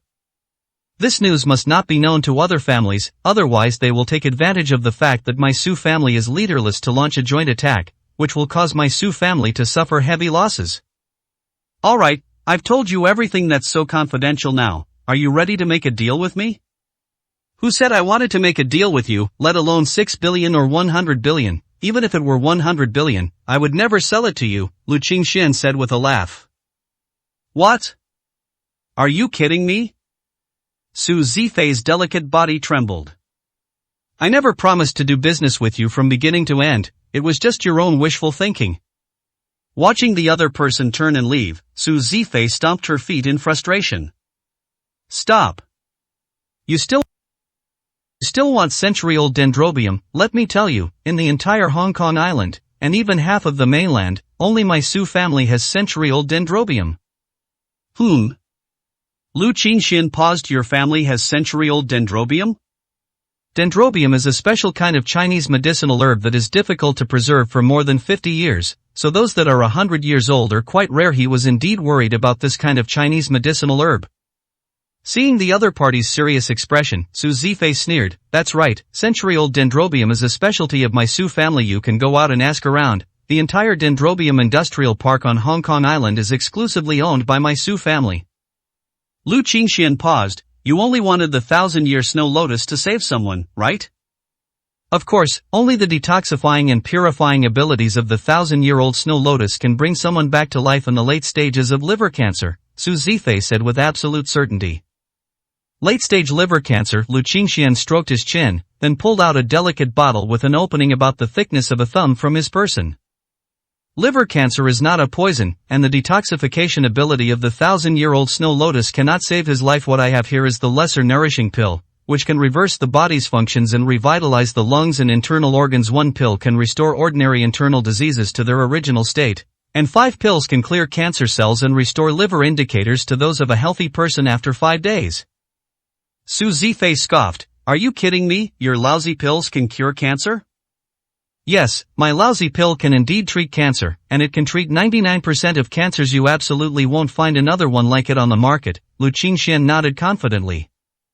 You think I'd believe your nonsense? You think you can trade me 100-year-old dendrobium with just a few lousy pills? There's no such thing as a free lunch. I refuse to trade anything other than a 1,000-year-old snow lotus, Su Zifei retorted flatly.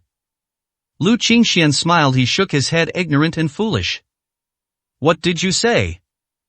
Su Zifei blushed, her eyes widening like a heifer's. I'm telling you, you're ignorant and foolish. You don't know anything and you're still so self-righteous. The 1,000-year-old snow lotus can't cure any disease when used alone. Any qualified and reputable old Chinese medicine doctor knows this. You can call and ask them. Furthermore, I don't expect you to believe in my little chi-nourishing pill. I can give you this bottle of medicine first, and you can take it back for your old man to take. If there are still cancer cells in his body after 5 days, I will not charge you a penny, and I will also give you the 1,000-year snow lotus for free. If your father recovers completely in 5 days, then I need 3 portions of century-old dendrobium as payment. Seeing the other person's serious expression, Su Zifei felt uneasy. Could it be that this bottle of pills could actually work? However, since it's free to try, what's wrong with that? Anyway, he said that if it doesn't work after 5 days, he'll give her the 1,000-year snow lotus for free. If the cancer cells are really cleared up after 5 days, then the 1,000-year snow lotus will be of no value to her, and it won't matter whether she wants it or not.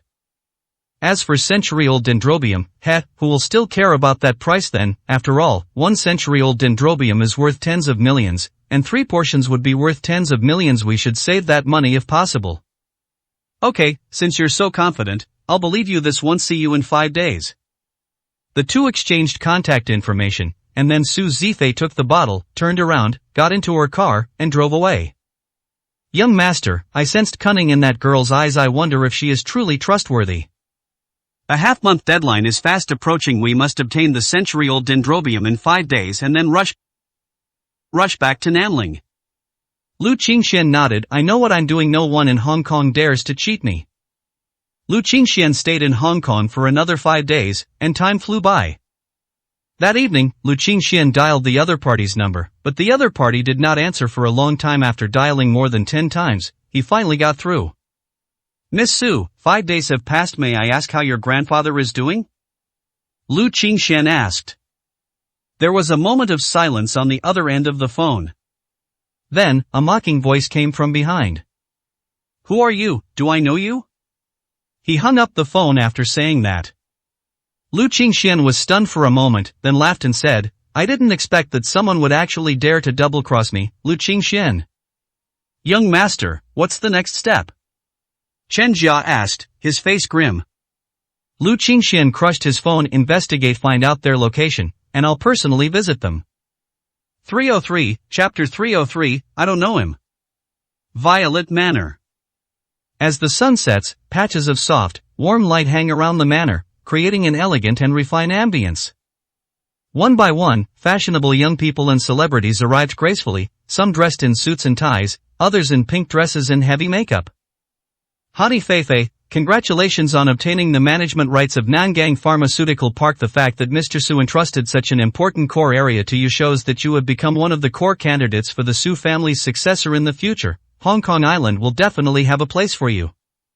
A young man in a tuxedo slowly walked over, carrying a glass of red wine. Young Master Zhou, thank you for your kind words. Su Zifei wore a bright red floor-length dress and high heels, exuding an air of nobility. However, even so, she appeared quite reserved in front of this young man. Nothing more. This young man is Zhou Xingyun, the grandson of Zhou Tianqi, the most prominent figure in Hong Kong today. However, Chao Xingwan was not interested in the tedious and arduous cultivation of Taoism. He only learned less than 10% of his grandfather's skills. What he was most interested in was to mingle in the elite circles of Hong Kong, meet many wealthy young men and beautiful women, and enjoy all the riches and honors. After a brief exchange, Zhou Xingyun went into the living room, while Su Zifei continued to greet the guests outside. Today's party was held in her name. Normally, with her fame and reputation, it would have been impossible to attract so many people, but ever since the Su family patriarch recovered and handed over the reins of the family business to her, everything has changed. She has transformed from an ordinary rich second-generation returnee into the heiress of a Hong Kong tycoon family, with a status that surpasses that of the eldest son of the Su family. In just one night, she has become the most sought-after female star in Hong Kong. It all feels like a dream. All of this was given to her by that country bumpkin. Even now, Su Zifei still finds it hard to believe that the medicine could actually cure cancer so thoroughly. After a follow-up examination, it was confirmed that the cancer cells in his body had completely disappeared now. Apart from the aging of his organs and his frail appearance, he has no health problems. Thinking about this, Su Zifei regretted being so eager to distance herself from that country bumpkin. If she could find a way to trick him into giving her some more of that drug and then resell it to top-tier wealthy people who needed it, wouldn't she have made a fortune? However, it's unlikely that the country bumpkin would still have any of such a precious item in his possession. Just then, a middle-aged man dressed in a tight-fitting outfit came to his side. Miss Uncle, have you found out what I asked you to investigate? The middle-aged man named Uncle and looked worried. Miss, the situation is not good. The person who gave you the medicine is named Lu Qingxuan. He is not the country bumpkin you mentioned. Whether someone is a country bumpkin or not is not important to me, Su Zifei said with a smile. That's not what I meant. I meant that the other party is very likely a martial arts grandmaster. Uncle Lin's face showed bitterness. I found a few explorers who went up the mountain with me that day and got information from them. Among them was Bailey Xianfeng, the young general of the Bailey family in the northwest, who went up the mountain with me to search for the 1,000-year-old snow lotus that day. Bai Lixuanfeng's 20-man special operations squad was almost completely wiped out in the end. It was the young man surnamed Lu who stepped into the sky and slew the dragon with a sword, thus saving everyone's lives and successfully picking the 1,000-year-old snow lotus. According to the accounts of those explorers, anyone capable of slaying a 300-year-old dragon must be a grandmaster. Uncle One, you're overthinking it these days. The media loves to make wild guesses, and those so-called explorers will exaggerate for profit. What about a 300-year-old dragon? Where in this world are there dragons? Do you really believe such a thing? Besides, we live in a society governed by the rule of law. Even if what you say is true, what can he do to me? Uncle One hurriedly shook his head. Miss, you can't offend a grandmaster. Besides, I've also discovered something else, the South China Martial Arts Tournament. Just then, a cannon blast rang out in the distance, and someone set off fireworks. Honey Feifei, come over here and have some cake. Anna and Wei Zichen are back from abroad, and we finally have a chance to get together. Let's drink until we drop tonight. The calls from men and women instantly attracted Su Zifei's attention. Su Zifei hurriedly said goodbye to Uncle Lin, gave him an indifferent look, and then walked over to her friend. Uncle One was left standing there, a look of disappointment on his face. Alas, the courtesan is oblivious to the sorrow of a fallen nation, still singing the flowers of the rear courtyard across the river. If the young man surnamed Lu that he is investigating is indeed the same young man who killed Grandmaster Lu Qinghe with a single blow at the South China Martial Arts Tournament and became famous, then it is very likely that Su Zifei has brought a terrible disaster upon the Su family. She herself hasn't realized it yet. Grandmasters are not bound by worldly nitpicking and madness. They can kill without a trace from 100 meters away and disappear into the sky as long as they do not commit acts that anger the heavens and the people. The country has no way to control them. That man dared to kill even Lu Qinghe, and he would slay dragons and conquer the heavens to obtain the great medicine. What else wouldn't he dare to do? The Su family is nothing more than a wealthy family, while a grandmaster is a top figure comparable to Zhou Tianqi, a super tycoon that no amount of wealthy families could satisfy. At that moment, an inconspicuous taxi stopped at the entrance of Violet Manor. An old man and a young boy stood at the entrance of the manor. Young master, this is the place, Chen Jia said. Lu Qingxian nodded and walked into the manor. The manor was brightly lit and bustling with activity. The security guard at the entrance assumed that Lu Qingxian and Chen Jiadi were guests invited by the young lady, so he did not stop them. Soon, Lu Qingxian saw Su Zifei surrounded by people in the center, like a star being the center of attention. The latter, her face flushed, was enjoying a delicious glass of red wine, moving freely among the handsome young men and wealthy heirs. This was the life she had always dreamed of, and from now on, as the heir of the Su family, she would enjoy this life without restraint. Su Zifei. Just then, a voice, though not loud, made everyone instinctively pause in surprise. It's important to know that at such parties, almost no one addresses people by their first names. They usually use Mr., Miss, or foreign names like Anna or Hani, to show politeness and friendliness. In the blink of an eye, dozens of eyes locked onto Lu Qingxian. Her outdated attire made her stand out from the rest of the party. Regardless of their status, who among us isn't dressed in a suit and tie, whose hair isn't slicked back, whose shoes aren't polished to a shine, and who isn't wearing an expensive watch and gold chain, who isn't wearing nice designer perfume and carrying a designer handbag? This hothead, not only was he dressed in an outdated way, but he also dared to rudely call Miss Su by her name. He was simply audacious. A cold look appeared on everyone's faces. Where did this stray dog come from? Doesn't it know its place? Feifei, do you know him? Su Zifei's eyelids twitched, but she calmly looked at Lu Qingxian while holding her wineglass. She didn't expect that the other party would be able to find this place in less than an hour after the two spoke on the phone. But what good is finding yourself? Su Zifei's surprise quickly faded, and she calmly shook her head. You guys are joking too much. Do you think I would know such a country bumpkin? 304, Chapter 304, giving you two choices. Oh, Feifei doesn't know him, that makes things easier. What are the security guards doing? What kind of place is Violet Manor that just any Tom, Dick, or Harry can get into? Absurd. Several men hurriedly tried to call for help. The girls surrounding Su Zifei teased, Feifei, you're so charming. Could this be a new fan who just popped up out of nowhere? These days, fans are really crazy at Long Long's tour in Australia. A fanatic ran up to him in a wedding dress and said that Long Long was her husband. Oh my, that was so embarrassing.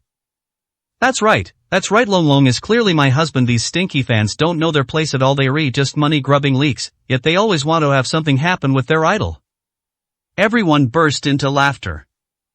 But Su Zifei couldn't laugh, especially when she saw the other person's cold yet slightly mocking eyes. A sense of unease welled up in her heart. Before the security guards who rushed up could even get close to Lu Qingxian, they were pushed aside by an invisible force and fell to both sides. Lu Qingxian approached Su Zifei with a faint smile on his face. She still owes me 3-century-old dendrobium orchids. How could she not recognize me? Miss Su Zifei, what do you say? The entire audience was stunned for a moment. 3-century-old dendrobium plants? Even those unfamiliar with the market know the price of a century-old dendrobium. It's a treasure kept at the bottom of the Su family's coffers. A century-old dendrobium is worth as much as a 500-year-old medicinal herb. It's extremely precious, and a single plant can sell for tens of millions. How could Su Zifei owe someone 3-century-old dendrobium plants for no reason? A man in a suit and tie, wearing gold-rimmed glasses, was the first to jump out and stand between Lu Qingxian and Su Zifei. You're saying Miss Feifei owes you 3-century-old dendrobium orchids? That's right. Lu Qingxian nodded. Okay, then please produce an IOU right now to prove your rental relationship with Miss Feifei, the man said with a faint smile. I don't have an IOU, Lu Qingxian said bluntly. No? The man adjusted his glasses, his smile widening. Then may I ask, do you have a guarantor? Do you have transaction receipts? Lu Qingxian shook his head no. The man said sarcastically, I get it now. You have no IOU, no guarantor, and no transaction record. You just come here and stand here saying that Miss Feifei owes you 3-century-old dendrobium. So, may I ask if I can block the door of Hong Kong Island's richest man's house tomorrow and say that he owes me 10 billion and will settle it immediately? The surrounding crowd burst into laughter. One rich kid couldn't help but give a thumbs up.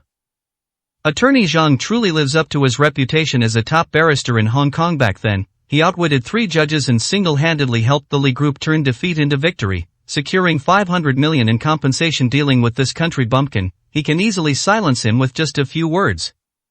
The man called Zhang Lu smiled proudly.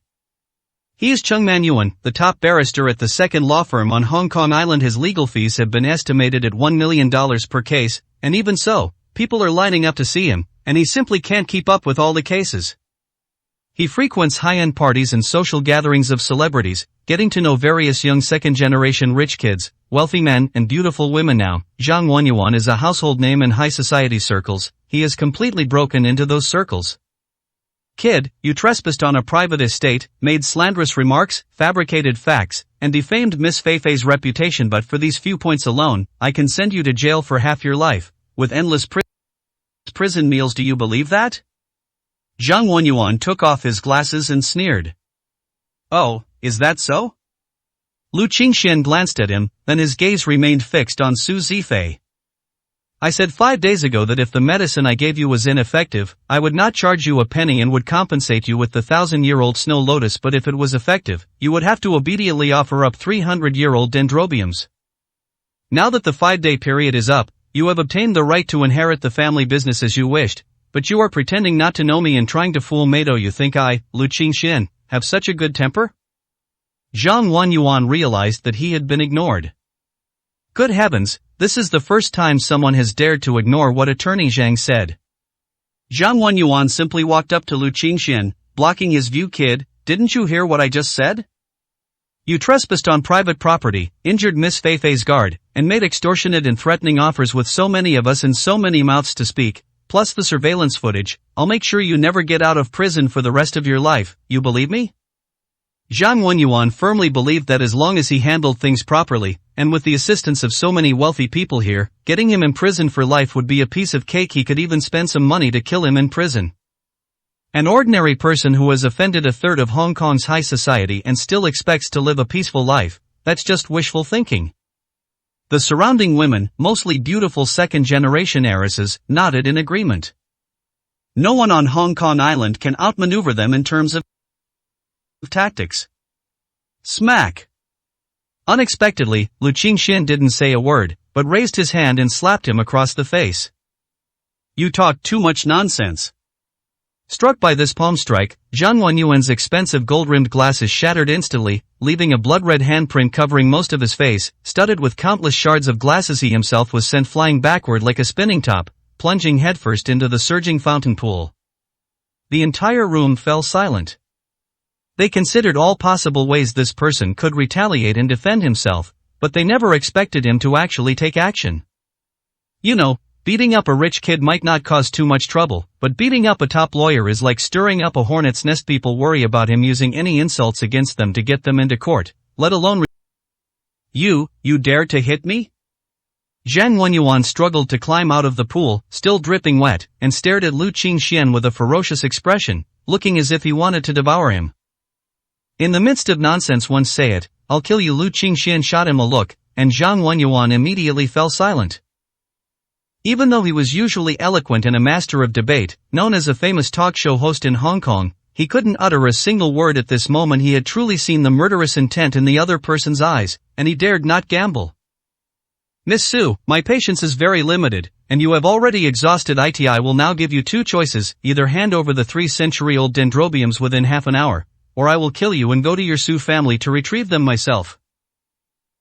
As Lu Qingxian approached step by step, Su Zifei finally felt fear. She swallowed hard, backed away step by step, and finally accidentally stepped on the hem of her skirt, falling to the ground with a thud. 305, Chapter 305, Let Your Grandfather Come. Judging from your skills, you should also be a master of internal martial arts. However, aren't you being a bit too arrogant? This is Hong Kong Island, not your mainland. It's not your place to act recklessly here. Zhou Xingyun, dressed in a tuxedo, appeared at the entrance of the manor villa and walked towards them step by step, holding a glass of red wine. Regardless of whether Feifei really owes you anything, for your lawless and reckless behavior, I, Zhou Xingyun, will be the first to not let you off the hook. Well said. The crowd cheered.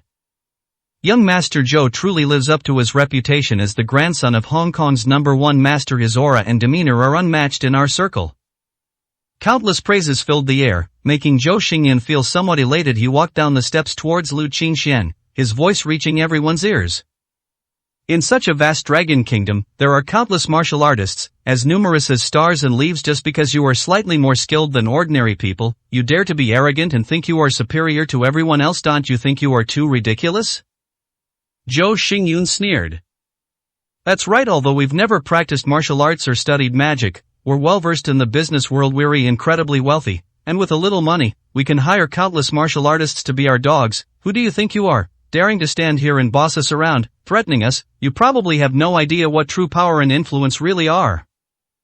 A rich second generation said arrogantly. In their eyes, although martial artists are stronger than ordinary people, they can still be taken down with a single shot. In this society governed by the rule of law, martial artists have long lost their status. Money can buy anything and manipulate everything. Even martial artists have to bow down to real tycoons in real life. Therefore, they have no sense of awe or respect for martial artists. Everyone nodded in agreement. Only Uncle An, who was standing on the periphery, was trembling uncontrollably. Foolish, so foolish. Can a grandmaster be compared to an ordinary martial artist? Not to mention the peerless masters who can kill even grandmasters with a single sword strike. They are like otherworldly beings, coming and going like the wind. How could they be restricted by your worldly rules and regulations? Lu Qingxian smiled faintly and disappeared from everyone's sight in a flash. Just as everyone was wondering where the kid had run off to, they discovered that Su Zifei, who was hiding at the very back, had been grabbed like a chick and was being held up in midair. This fashionable beauty, a rising star in Hong Kong who gained the position of heir to the Su family after saving the life of the family's patriarch, is now hanging by a thread, her fate entirely in Lu Qingxuan's hands. What are you doing? Kid, I advise you to calm down and put Miss Feifei down right now. How dare you, you brat! A group of security guards, brandishing weapons, surrounded them from all directions. Roll! Lu Qingxian roared coldly, and an invisible force exploded, instantly sending the security guards and thugs who had rushed forward flying. They crashed onto the fence, the fountain, and the tables and chairs. The area within a 10-meter radius of Lu Qingxian was completely empty and deserted. Zhou Xingyun, who had been confident and calm, suddenly turned pale. Internal energy projection, a Grandmaster of Dao transformation? It should be noted that the Grandmasters on the mainland are equivalent to the sorcerers in Hong Kong in terms of strength. In other words, this young man in front of him is actually at the same level as his grandfather, which is something Zhou Xingyun finds completely unacceptable. Judging from their ages, the two were practically the same. Even if he had started cultivating from the womb, it would have been impossible for him to achieve such astonishing results in such a short time. No, it must be some kind of illusion to fool people. He absolutely does not believe that anyone could reach the highest level of martial arts at such a young age. Zhou Xingyun waved his hands, forming a spell seal, and then flicked his sleeves, releasing several talismans. His unique secret technique combines southern Hong Kong magic with Maoshan talismans. He uses talismans to lure enemies and magic to seal their doors. Even ordinary internal energy masters can be tortured to death by him. His hands move like a celestial maiden scattering flowers, dazzling the eye, with mysterious and unpredictable forces gathering at his fingertips. Laugh! A mysterious force swept in from the sky, enveloping Lu Qingxian and Su Zifei. Entangling Dragon Finger Technique, a skill to lock the Earth Dragon. Southern School of Mystic Arts is a new school of secret arts that has evolved by combining Taoist methods such as the 9 stars of the Taoist Palace, Feng Shui secrets, and the Flying Dragon Cave. The Entangling Dragon Finger Technique is based on this foundation and uses seals to communicate with the mysterious and evil energy of heaven and earth. After the talisman is used to locate the enemy, the mysterious and evil energy is transformed into a dragon binding chain to kill the enemy. Although Zhou Xingyun only learned 1/10 of his grandfather's strength, he still managed to execute this move quite well. With one strike, a dragon-entwined chain flew out rapidly, rendering ordinary internal energy martial artists unable to move and leaving them helpless and at the mercy of others. At his peak, Zhou Tianqi was known for his 9 locks of the dragon technique, which allowed him to kill a grandmaster in a single move, earning him fame and the reputation of being the best in Hong Kong. Good. Young Master Zhou truly lives up to his reputation as the grandson of a master. Lock him up and kill him. Everyone clapped and cheered. Seeing that the spell was complete and had successfully locked onto the opponent, Zhou Xingyun revealed a confident smile. This idiot didn't even dodge or avoid it. Does he really think that Hong Kong-style magic is a paper tiger? The weakness of this dragon entangling finger technique is that it is not easy to lock down the enemy. Once locked down, even with Zhou Xingyun's strength, he can kill a martial artist who has reached the great perfection of inner strength. Just then. Click. Lu Qingxian shrugged, and an invisible chain snapped. What? Zhou Xingyun was struck by the backlash of the magic and coughed up blood. Young Master Zhou. Oh no, young Master Zhou is injured. A Grandmaster, one force can break all laws. This is the power of a Grandmaster. Zhou Xingyun can't possibly contend with it, uncle, and shouted inwardly, hiding to the side, completely terrified. In the blink of an eye, Zhou Xingyun took 3 steps back, his heels shattering the ground, and then pulled out a peach-shaped wooden sword from his person.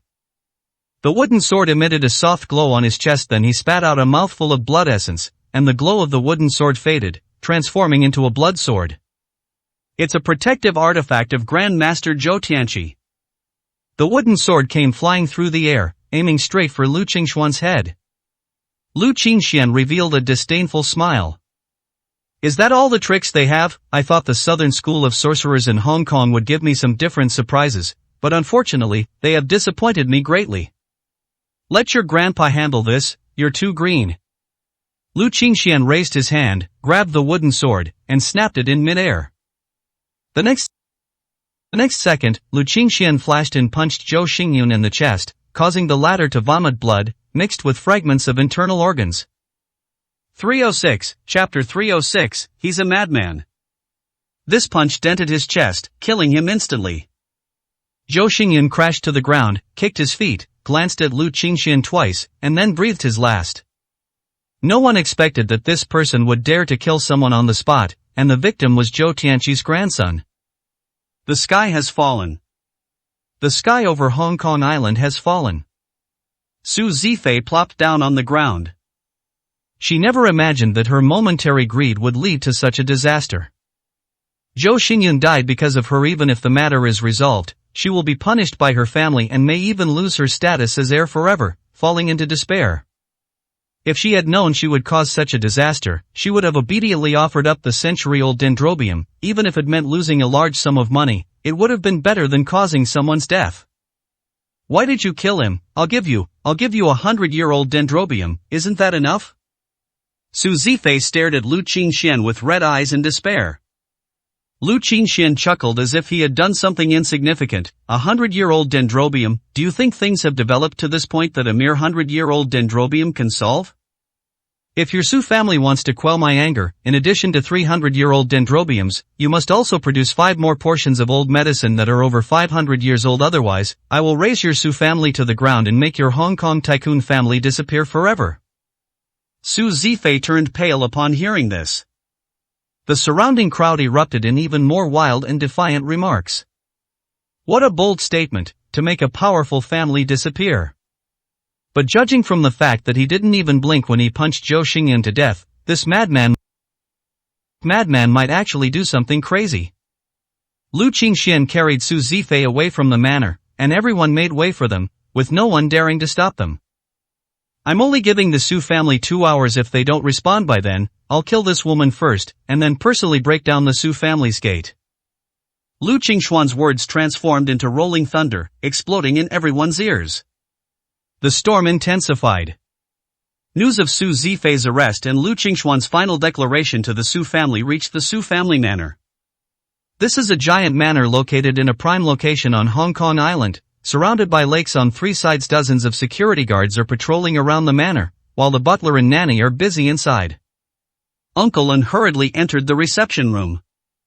At this moment, the most senior member of the family, the patriarch Su Yanghao, and the eldest son of the second generation, Su Jiangwen, the third son, Su Zhengong, and the fourth son, Su Jianyun, were all present in the reception room.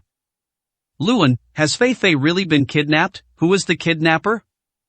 Su Jianyun's face turned pale. Luan sighed. The other party's surname is Lu, and he comes from the southern part of the mainland, specifically Nanling City in Jiangnan. Surname Lu, never even heard of him. Our Su family has no grudge against him. Why would he kidnap my daughter? Did he make any demands? Su Jianyun clenched his fists angrily. Fei Fei brought a miracle drug that cured the old man, and his family finally had a chance to turn the tables. But just 1 day later, their daughter was kidnapped. Was it a trick orchestrated by his siblings, or were they just unlucky and ran into a blackmail gang? Su Jianyun was more inclined to believe the former. As brothers in the same family, the other older brothers and sisters naturally did not want to see his family gain the old man's favor and rise above them. They would naturally use various means, including coercion and bribery, and even kill Su Zifei to eliminate their rivals. In large families, there is actually not much kinship. It is more about ruthless competition for interests. The conditions they demanded for kidnapping the young lady were 300-year-old dendrobium orchids and 5 old medicinal herbs over 500 years old. As long as we hand over these things, everything can be settled, Uncle Wen sighed. What? Everyone was stunned. Su Yanghao sneered, absurd. Do you think my Su family is an ATM, 300-year-old dendrobiums and 5 ancient herbs over 500 years old? Are you planning to drain my Su family's heirloom herbs dry? Leaving aside the century-old dendrobium, a 500-year-old herb is definitely a treasured heirloom of a mid-sized family, a pseudo-herb king that could fetch hundreds of millions at auction. Even a top-tier family like the Zhao family of Zhongnan only possesses a treasured medicine king that is 700 years old, while the Su family's heritage is far inferior to that of the Zhao family.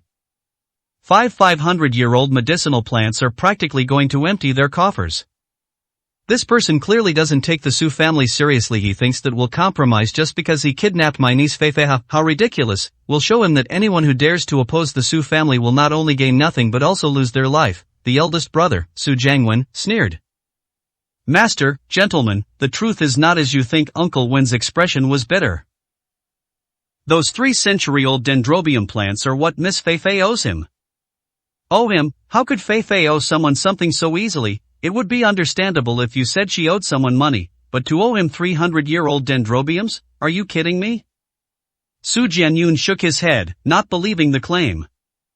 Mr. Su, I'm not joking. Do you remember the bottle of mysterious pills that Miss Feifei brought back 5 days ago? You mean that miracle drug that cures cancer? Su Jianyun frowned. How could he not remember? That bottle of miraculous medicine changed their family's status within the clan, saved the old man's life, and can be called a miracle in the medical field. Later, the Hong Kong Island medical team took away a small amount of the drug powder for testing, but they still couldn't figure out how the pills were made. That bottle of medicine was given to me by them, and the price was 3-century-old dendrobium plants.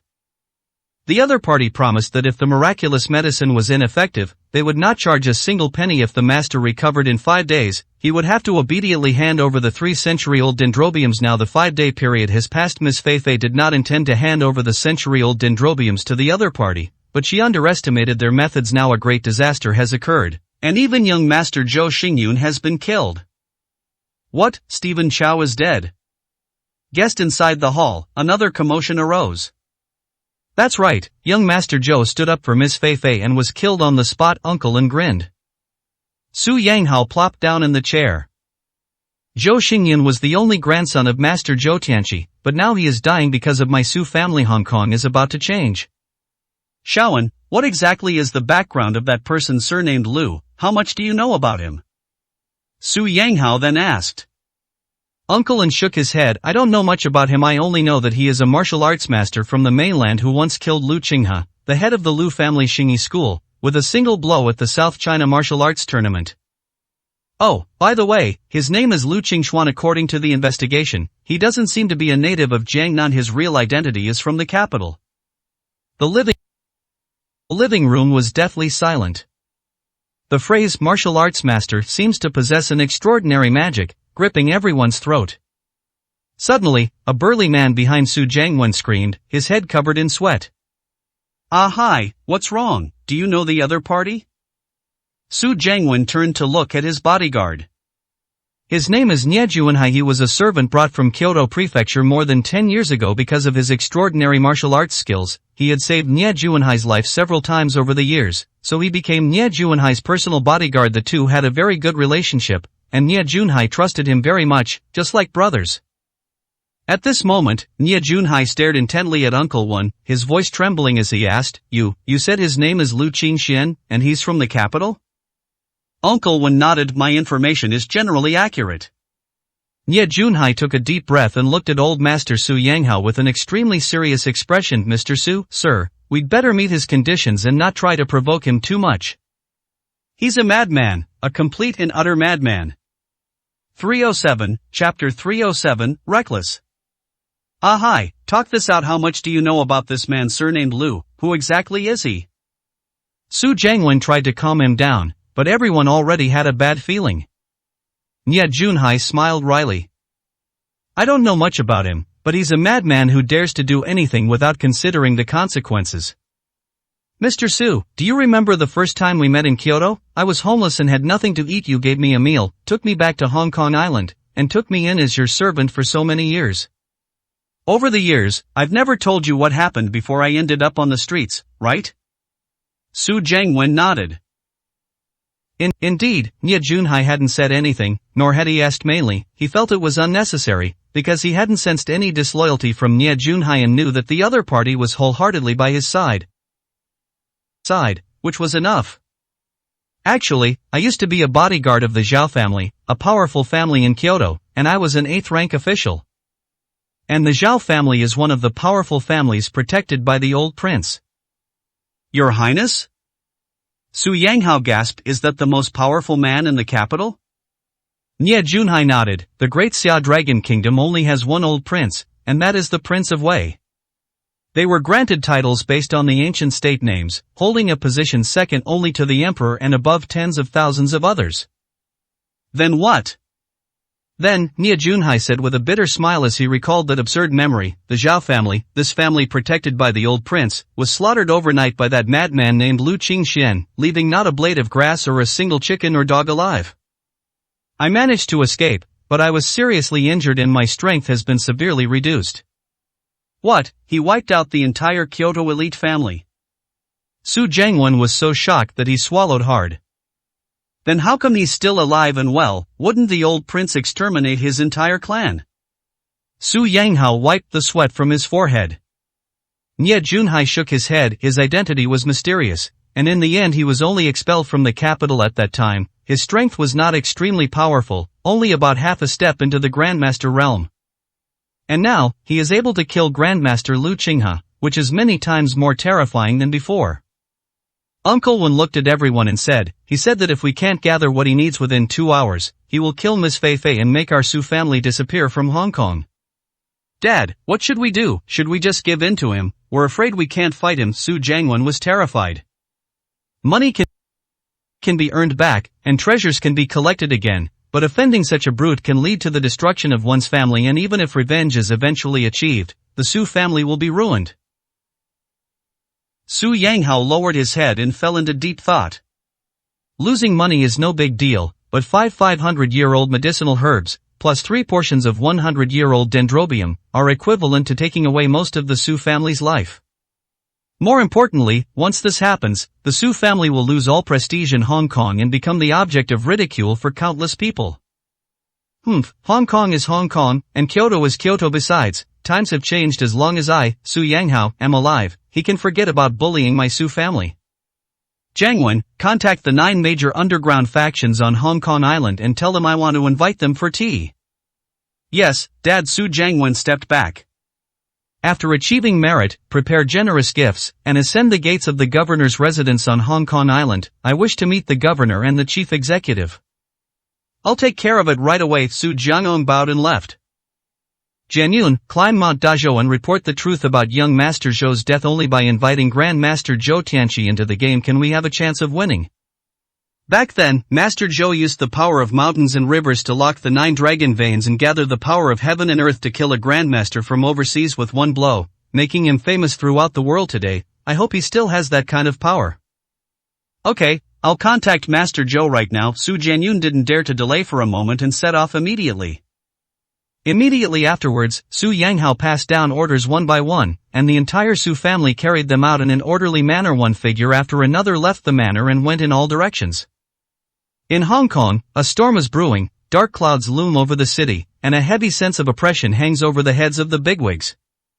This is also the first time in decades that the Su family has truly showcased their extensive network of connections. 7 gangs and 8 sects, 3 prefectures and 6 factions, countless men in black hurriedly walked in the rain. Hong Kong-style uniforms, heavily armed, and small teams searched for Lu Qingxian and Su Zifei's whereabouts, while the main force surrounded them. Wisteria Club. This is a high-end club that caters to discerning guests and offers comprehensive services. An hour has passed. Your Su family has one last hour. Lu Qingxian sat cross-legged on the futon, closing his eyes to rest. Su Zifei was sitting on the ground behind him, leaning against the wall, her expression blank. You're threatening me, threatening the Su family, aren't you? But you don't know that you've already stirred up a huge disaster. You killed Zhou Xingyun. So what if I killed him? I've killed too many people. He's far from being on the list, Lu Qingxian said calmly, sitting like an old monk. Su Zifei felt a chill in her heart. Kill him? What kind of madman would say that? Does he think human life is so worthless? Doesn't he know that Zhou Xingyun is far from an ordinary citizen? He is Zhou Tianqi's grandson. Young master, a lot of people have arrived outside. They are mostly special agents from the island region, belonging to the Hong Kong government, Chen Jiadi reported from the doorway. Let them come. Lu Qingxuan's gaze pierced through the curtain, taking in everything outside. Suddenly, a bullet shot through the air, piercing the wooden house and the curtains, heading straight for Lu Qingxuan's head. The bullet was silenced by a silencer, so no one heard it. By the time they realized what was happening, the bullet was already right in front of Lu Qingxuan's head. Of course, it only hovered in front of his forehead, without advancing even an inch further. Su Zifei saw this scene was truly horrifying. How come come bullets can't kill him? What kind of monster is he? Lu Qingxian lightly touched the bullet with his finger, as if giving it infinite energy. The bullet flew backward along the trajectory from which it came, leaving a trail of light and blood-red light. Outside, a sniper lying in ambush a kilometer away, hidden inside a building, was killed instantly. Several teammates nearby were stunned. Liang Zai, what exactly happened? Did you see it clearly? The young man called Liang Zai dropped his binoculars on the ground and was covered in sweat. Look closely, he bounced the bullet back, he bounced the bullet back with his hand. Nonsense, what bounced back? It's true, the bullets couldn't hit him at all. Instead, he flicked the bullet back and killed Abiao. Liang Zai was pale and covered in sweat. Even he himself didn't believe his own statement. His teammates looked at him like he was a fool. When he reported the matter to the chief commander, he was scolded by the chief commander. In front of the Wisteria Club, the Hong Kong governor's captain received an order from above and immediately raised his hand. The governor has ordered that, regardless of the life or death of the hostages, the murderer be apprehended immediately to set an example for others. Charge! More than a dozen small teams, totaling over 100 people, who had been lying in ambush around the clubhouse, stormed through the gate with guns and went straight to the heart of the matter. 308, Chapter 308, The Martial Arts Struggle. The next second, dozens of people were sent flying backwards, falling over and crashing into the street, leaving it in a complete mess. The owner of the Wisteria Club was a sexy, beautiful woman in her 30s. She hurriedly ran out of the store. Dear inspectors, what's going on here? Our shop operates with integrity, treats everyone honestly, and has absolutely no illegal or disorderly conduct. Get out of here. The inspection team leader shoved her, and the proprietress fell to the ground. Damn it, all of us are intimidated by some little brat from the south of the mainland. We might as well just disband our Hong Kong Island inspectors. Charge, all of you, charge, shoot the target on sight, kill without mercy. The second batch of detachments charged in again.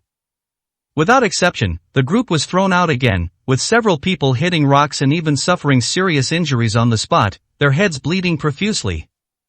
He's incredibly strong. In my 8 years as a police officer, I've never seen anyone this powerful. I even wonder if he's Captain America or Superman in the real world, invulnerable to bullets and blades.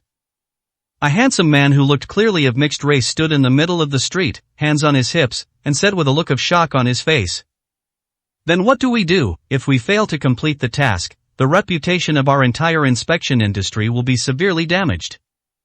"Humph, a mere out-of-towner is causing you all such a headache. Let the Black Bamboo Society handle this task. We Black Bamboo Society members are afraid of everything, except death. We just don't believe that a knife can kill him." A group of men in black arrived, carrying umbrellas, and surrounded the Wisteria Club. "Brothers, the Hong Kong government has spoken. Whoever takes his head today will be rewarded with 5 million. I also promise you separately, whoever takes his head will be the vice president of my Black Bamboo Society. Everyone, get ready to fight like madmen and charge." 40 or 50 people yelled and screamed, dropped their umbrellas, brandished knives, and rushed in. A few seconds later, shrill screams came from all directions.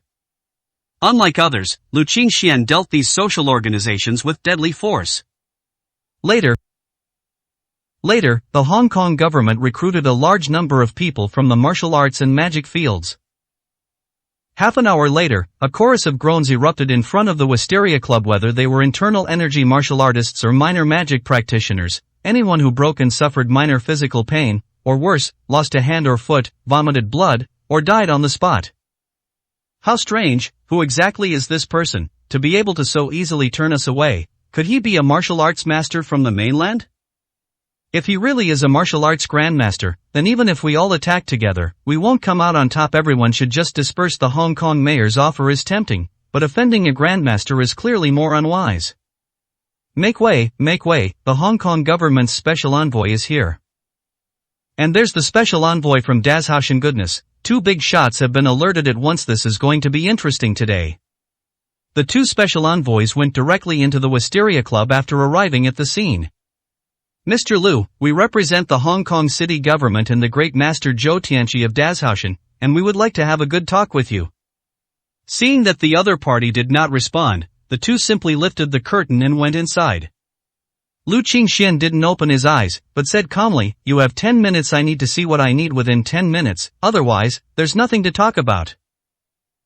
The Hong Kong government's special envoy was a young and pretty woman, slender and tall. With a cold and aloof expression on her face, she frowned as she carefully examined the young man in front of her.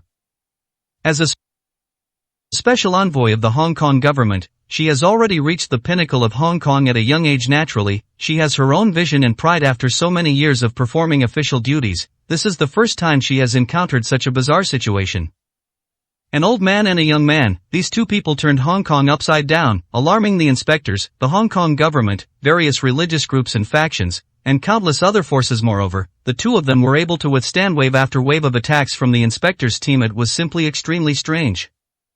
After mediation by the Hong Kong government, the Su family is willing to give you what you need, but there is a precondition. Beside him, the special envoy from Dazhaoshan handed over a letter of challenge.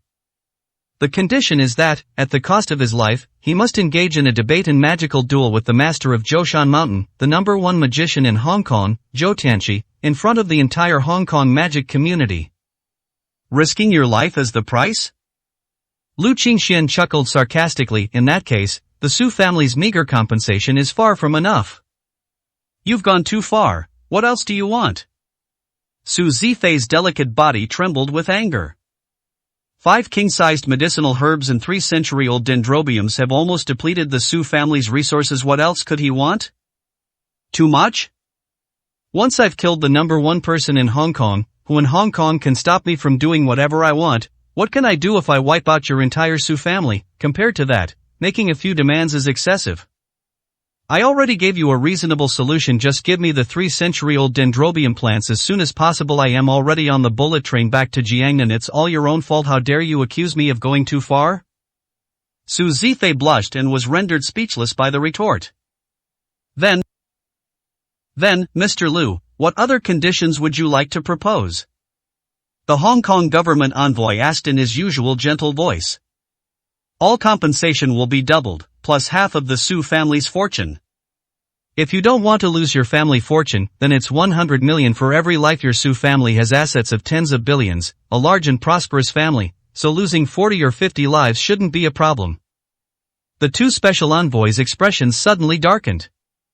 This demand is not just excessive, it's a demand for the annihilation of the Su family. The compensation is doubled, which means 600-year-old dendrobium plants, 10 portions of 500-year-old medicinal herbs, plus billions of dollars in assets. This is simply. We have a lot of 500-year-old medicine in our reserves in Zhoushan. I can agree to this condition, but we need to contact the person in charge of the Su family to discuss half of the Su family's assets. With that, the special envoy from Dazhaoshan left the room. I made a phone call. He came back a minute later. Grandpa Su agreed. There's one more thing, which is the martial arts competition. It not only determines who is superior but also who lives and dies. Since Zhou Tianqi wants to stand up for the Su family, he should be prepared for this. Don't kneel down and admit defeat and then expect me to show mercy, Lu Qingxian sneered. The special envoy from Dazhaoshan once again lifted the curtain and went outside to make a phone call. The real person agreed. Lu Qingxian smiled and stood up. All right, then I'll accept the challenge. The news caused an uproar in the martial arts and sorcery circles of Hong Kong Island.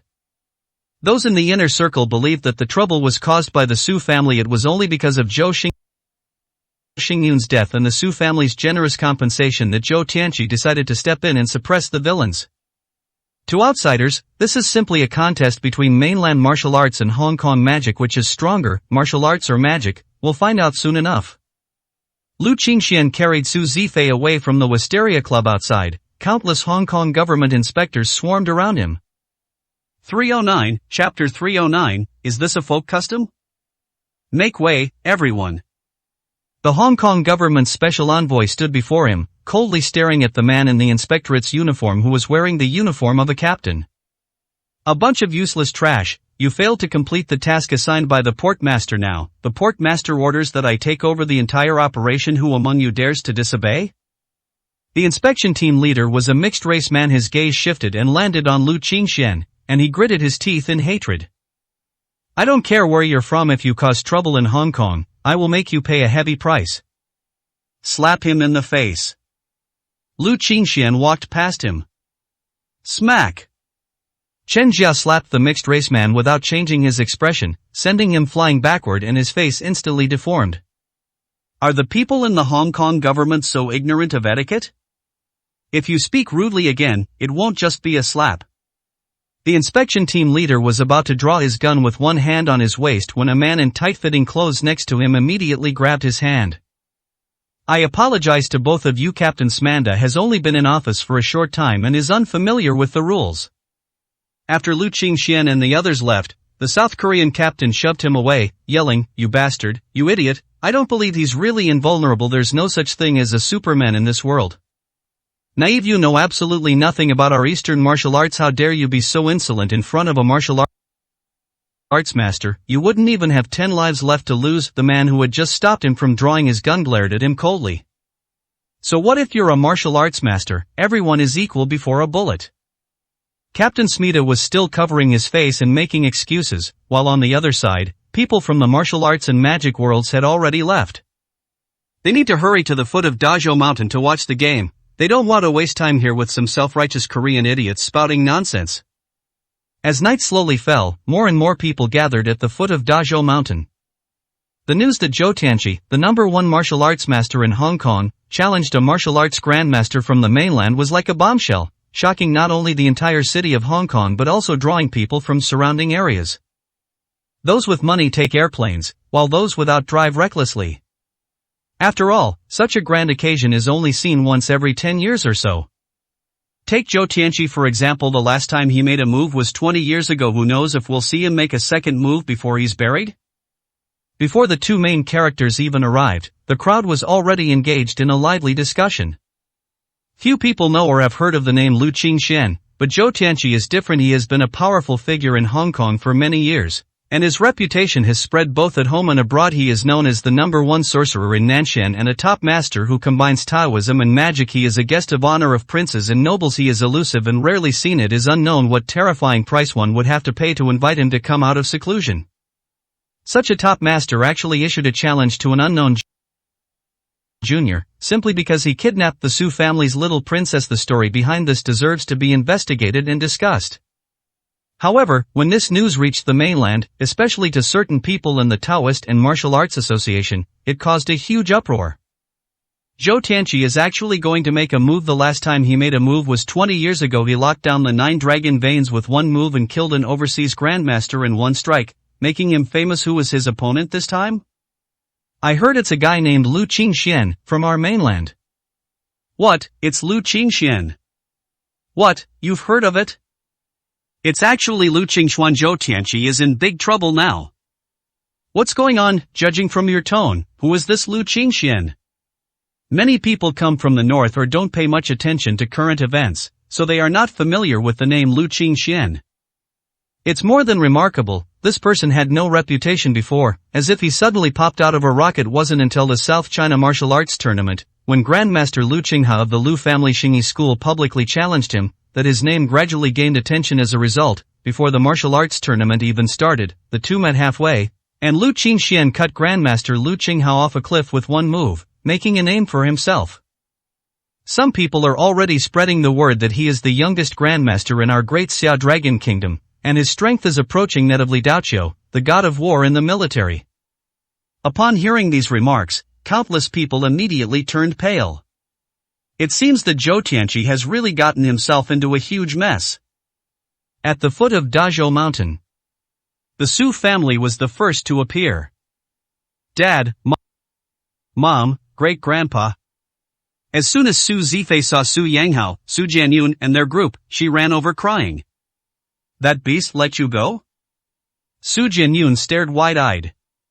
Yes, Dad, I'm sorry, I've caused trouble. I should have given him the century-old dendrobium back then none of this would have happened. Su Zifei was extremely annoyed, but what's done is done. That bastard kept raising the price, and now the price to settle this matter was far beyond what the Su family could afford. They could only place their hopes on Grandmaster Zhou Tianqi. It's not your fault as the daughter of a merchant. Your decision was right. The only mistake was that little beast, but as long as Master Zhou kills him, everything will be perfect. Su Jianyun cursed viciously. What if Master Zhou can't beat him? He's terrifying, really, terrifying. Su Zifei thought of how he could send people flying just by sitting still at the Wisteria Club, and her fear only intensified. The Su family members looked at each other in bewilderment. To be honest, they hadn't considered the possibility of losing since Zhou Zhenren was the number one in Hong Kong. His agreement to help was practically a done deal, but if they really couldn't win, could the Su family afford to pay back all that wealth? Su Yanghao fell into deep thought, his expression extremely solemn. Just then, on Mount Dazhou, an old man stood with his hands behind his back, walking on the breeze. His posture was as if a soft cloud was supporting him, defying gravity. After 20 years of refinement, Master Zhou has likely reached the realm of following the natural way. No wonder he, who is usually so cautious, would take the initiative to make an appointment with war. Zhou Tianqi was dressed in a light gray Taoist robe. He was thin and looked almost identical to a Taoist priest in a temple. His trimmed goatee also gave him a somewhat otherworldly and ethereal air. I didn't expect you to actually dare to accept the challenge and come to the foot of my Great Zhou Mountain to discuss the Tao and fight with me, Zhou Tianqi. Compared to your youth, your bold decision surprises me even more. Zhou Tianqi's voice seemed to have a special magic power, although it wasn't very loud, it clearly reached everyone's ears. You, Zhou Tianqi, are not qualified to say such things to me.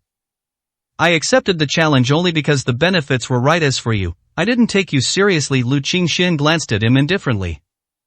What an arrogant tone. Too bad, once you've come to my great Zhoushan, what happens next is no longer up to you, Zhou Tianqi sneered. Also, if I'm not mistaken, the 1,000-year snow lotus is in your hands, isn't it? Little one, it's alright to tell you when you obtain the 1,000-year snow lotus, I had you keep an eye on your whereabouts. That kind of divine object can only stay in my Hong Kong Island in the end, so even without the Su family incident, I would have stopped you the moment you left Hong Kong Island. Unless you obediently offer up the divine object. Upon hearing this, Lu Qingxian snapped his fingers. It seems that it's not just some wealthy heiresses in Hong Kong who like to daydream. Even you, the number one sorcerer in Hong Kong, are no exception. Is this a custom in Hong Kong? 310, Chapter 310, I am unrivaled in this world. If you want the 1,000-year snow lotus, then come and take it. Kill me, and not only the 1,000-year snow lotus, but all the treasures on my body will be yours. Lu Qingxian walked slowly, and with each step he took, his aura rose a level. When the two were only 10 meters apart, his aura had already reached the peak of the Grandmaster level. Zhou Tianqi smiled faintly, flicked his long sleeves, and everyone felt as if the air around them was about to freeze. The realm of following the natural way. He actually grasped the Tao of nature. Master Zhou, you are truly a divine being of our southern school of magic. Legend has it that the realm the true masters of magic dream of is where words become law and actions can be accomplished with a snap of the fingers. This is the natural way of the Tao.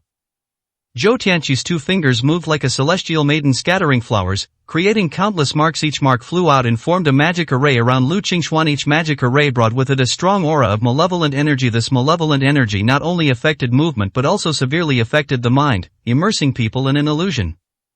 7 breaths later. 30 or 40 marks of malevolent energy rose into the air around Lu Qingxian, stirring up a whirlwind of ghostly energy, and at the very center of the whirlwind was Lu Qingxian. He's too strong. Seeing is believing. Zhou Tianqi, the master of our southern school of sorcery, truly deserves to be called number one. This one move alone is enough to make him invincible below the level of a grandmaster. If a martial artist with internal energy is possessed by a ghost, he will surely die. Let alone internal energy martial artists, even ordinary grandmasters would be tortured to death without a way to break the deadlock. Moreover, Zhou Tianqi's methods are far more than this. The Yin Wind Array is just one of his many famous techniques. Zhou Tianqi's signature technique is the technique of locking the dragon veins of heaven and earth. As long as he is not allowed to get close, as long as he is in a certain place, he can kill a grandmaster with a flick of his finger. The crowd was buzzing with discussion, their eyes gleaming with excitement. Faced with this malevolent gale capable of tearing a person to pieces, Lu Qingxian remained calm and composed, and instead gave his comments first. Southern-style techniques and martial arts are indeed fundamentally different. Martial arts pursue one's own limits, starting with external training of muscles, bones and skin, then internal training of breath, transforming breath into strength, releasing internal strength externally, condensing strength into true essence, and gathering true essence into a dharma form. In the realm of martial arts, the strongest person Lu Qingxian had ever seen was Master Pudu, who had reached the level of gathering true essence into a dharma form, with Buddha light shining and a golden dharma form that suppressed everything. Of course, the old ghost lying in his house must also be a powerful expert of the same level, otherwise he could not have exchanged injuries for injuries, killed the 6 supreme experts of the Imperial City, and still be able to hold on to his last breath to come back. Lu Qingxian felt the intensity of the surrounding ghostly winds and smiled faintly. The Southern School of Magic pursues the spiritual power to communicate with heaven and earth ghosts. Cold winds, hot flames, earth, wood, metal, water, and even mountain terrain can be used to kill enemies. Unfortunately, relying on external objects to kill enemies is ultimately limited. For true powerhouses, they don't feel any threat at all.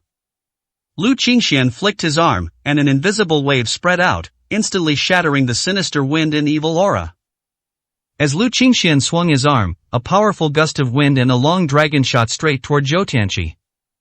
Zhou Tianqi hurriedly joined his 2 palms together, and the yin and yang energies emerged, transforming into a tortoise-faced energy shield that blocked the long dragon of strong winds. However, he himself was also pushed more than 10 meters away, leaving a long movement mark on the ground. He stared at Lu Qingxian with a look of surprise and uncertainty. Your Excellency is no ordinary master of internal energy. Oh, what do you mean by extraordinary? Lu Qingxian asked with a faint smile. Zhou Tianqi did not explain, but continued, I am a cautious person, and I always have a 80% or 90% certainty about what I decide to do, but this time I admit that I was careless. I even regret issuing this challenge. However, the 1,000-year snow lotus is the key to helping me break through to the final step. In addition, my grandson was killed by you, and the Su family and the Hong Kong government have promised many benefits. Therefore, I will kill you today. Zhou Tianqi pointed east and west, stood with his feet on the north and south, and chanted incantations, reciting ancient scriptures. The Taoist teaching state, man follows the earth follows heaven, heaven follows the Tao, and the Tao follows nature. This means that any living thing that lives on this land must abide by the laws of nature and must not break the rules. However, the sorcerer defied the heavens, borrowing the boundless power of nature to reverse the rules, slay gods, and vanquish enemies. Here it comes, Master Zhou's signature technique, the Dragon Vein Locking Technique, which can kill a grandmaster in one strike. Everyone was breathing heavily, their eyes fixed on the scene. The members of the Su family held their breath, their hands clenched tightly, their bodies covered in sweat, almost unable to breathe. Hey! Zhou Tianqi roared and clenched his fingers together, freezing Lu Qingxian in place. Lu Qingxian felt as if many chains had grown under his feet, binding him firmly to the spot. This binding method was far superior to that of Zhou Xingyan before. Even a grandmaster would find it difficult to break free under such binding and could only watch helplessly as the other party cast a spell to kill him. But Lu Qingxian is no ordinary grandmaster. Ha ha ha, it's done. Zhou Tianqi laughed wildly. Dragon Vein Lock Technique, Silver Fiend Dragon, go! Countless talismans appeared on Zhou Tianqi's sleeves. These talismans were enveloped in yin energy, which in turn generated endless yin energy. They were interlocked and endlessly derived. In an instant, a black gust of wind, 10 meters long and as thick as a bucket, swept towards Lu Qingxian. Wherever it passed, the ground cracked, and trees and stone walls turned to dust. Its terrifying power left the sorcerers present dumbfounded. Only through personal experience can one understand that, despite both being Southern School sorcerers, the gap between them and Zhou Tianqi is as vast as an insurmountable chasm. First, he uses the technique of locking the dragon vein to bind his opponent, and then he uses the evil dragon to kill the enemy. How can you block it? There is no way to block it. No wonder he can kill a grandmaster in one move. Anyone who comes with this kind of method would die, right? Indeed, very strong. Even a grandmaster like Lu Qinghe would suffer a setback against you, because they have no way to deal with him. However, I am different. I do not cultivate the physical body, nor do I cultivate internal energy. Lu Qingxuan's blood surged with silver, and with a single step, he shattered the technique that locked the dragon veins. Then, he unleashed a palm strike, striking through the void. A gigantic handprint appeared, shattering the Yin Sha Mad dragon in midair and mercilessly crushing towards Zhou Tianqi. The pressure from that slap was so intense that some people who were close by were instantly forced to the ground, finding it difficult to even stand up. It's hard to imagine the immense pressure Zhou Tianqi endured when facing that attack. Zhou Tianqi formed hand seals repeatedly, throwing out all his magical treasures to continuously weaken the power of the palm strike, until finally he ran out of tricks and weakened the power to the extreme, and then relied on his physical body to withstand it. Puff!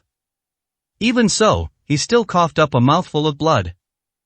At this moment, the countless spectators fell silent. The Su family was even more stunned. Anyone with eyes can see that Zhou Tianqi is no match for him. This person's power far exceeds imagination.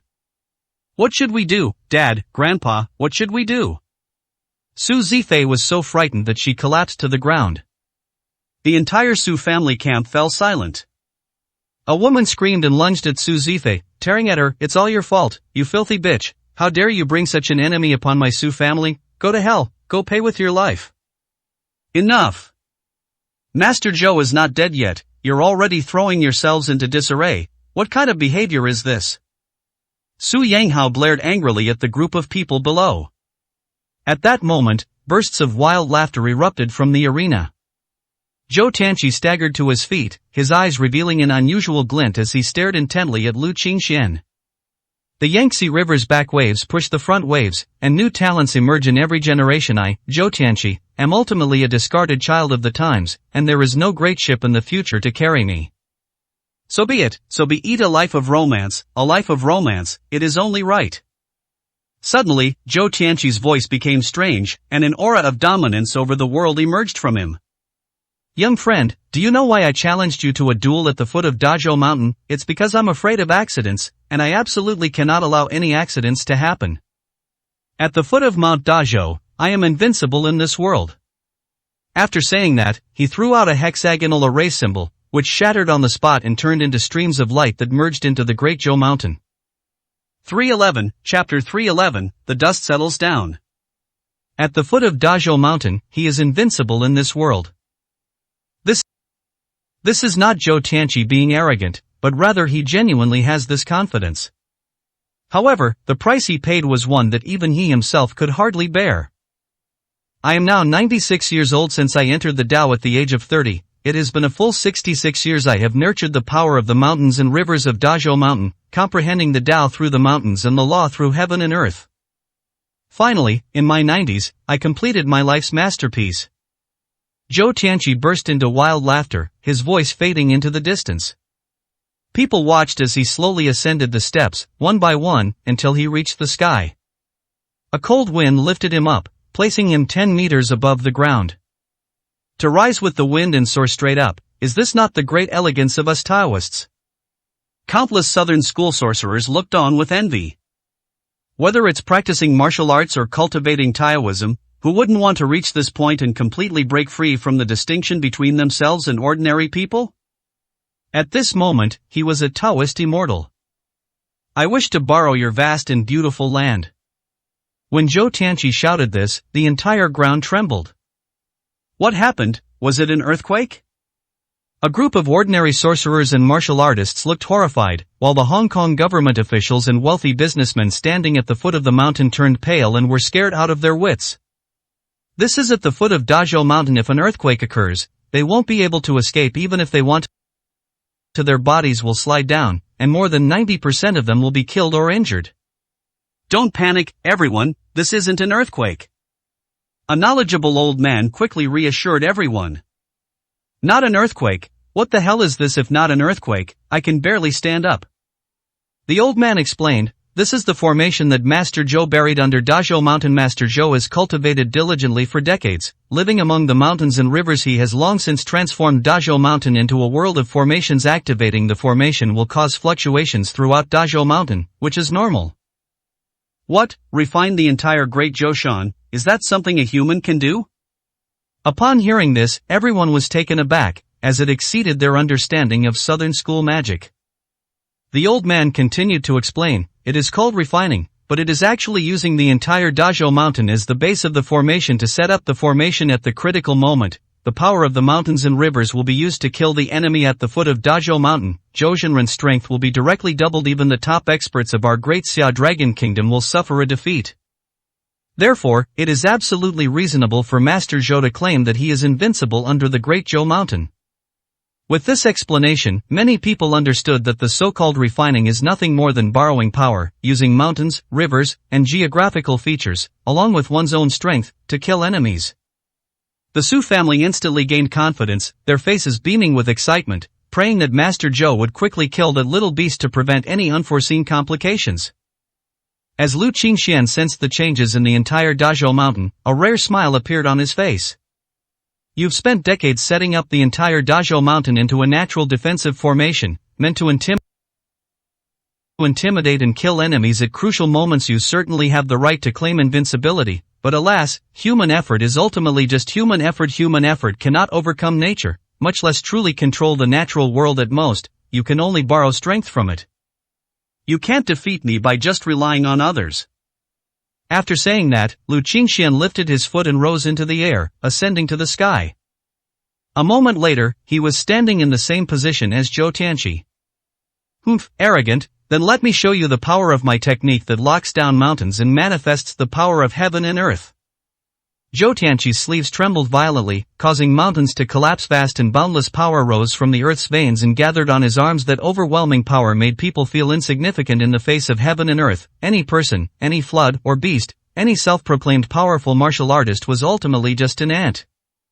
The mighty dragon, suppress it. A touch of noble spirit, 1,000 miles of exhilarating wind.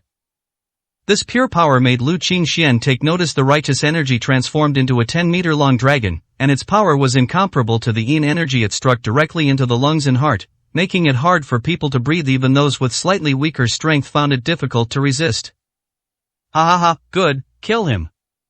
Upon seeing this, the Su family members were once again energized and raised their arms in celebration.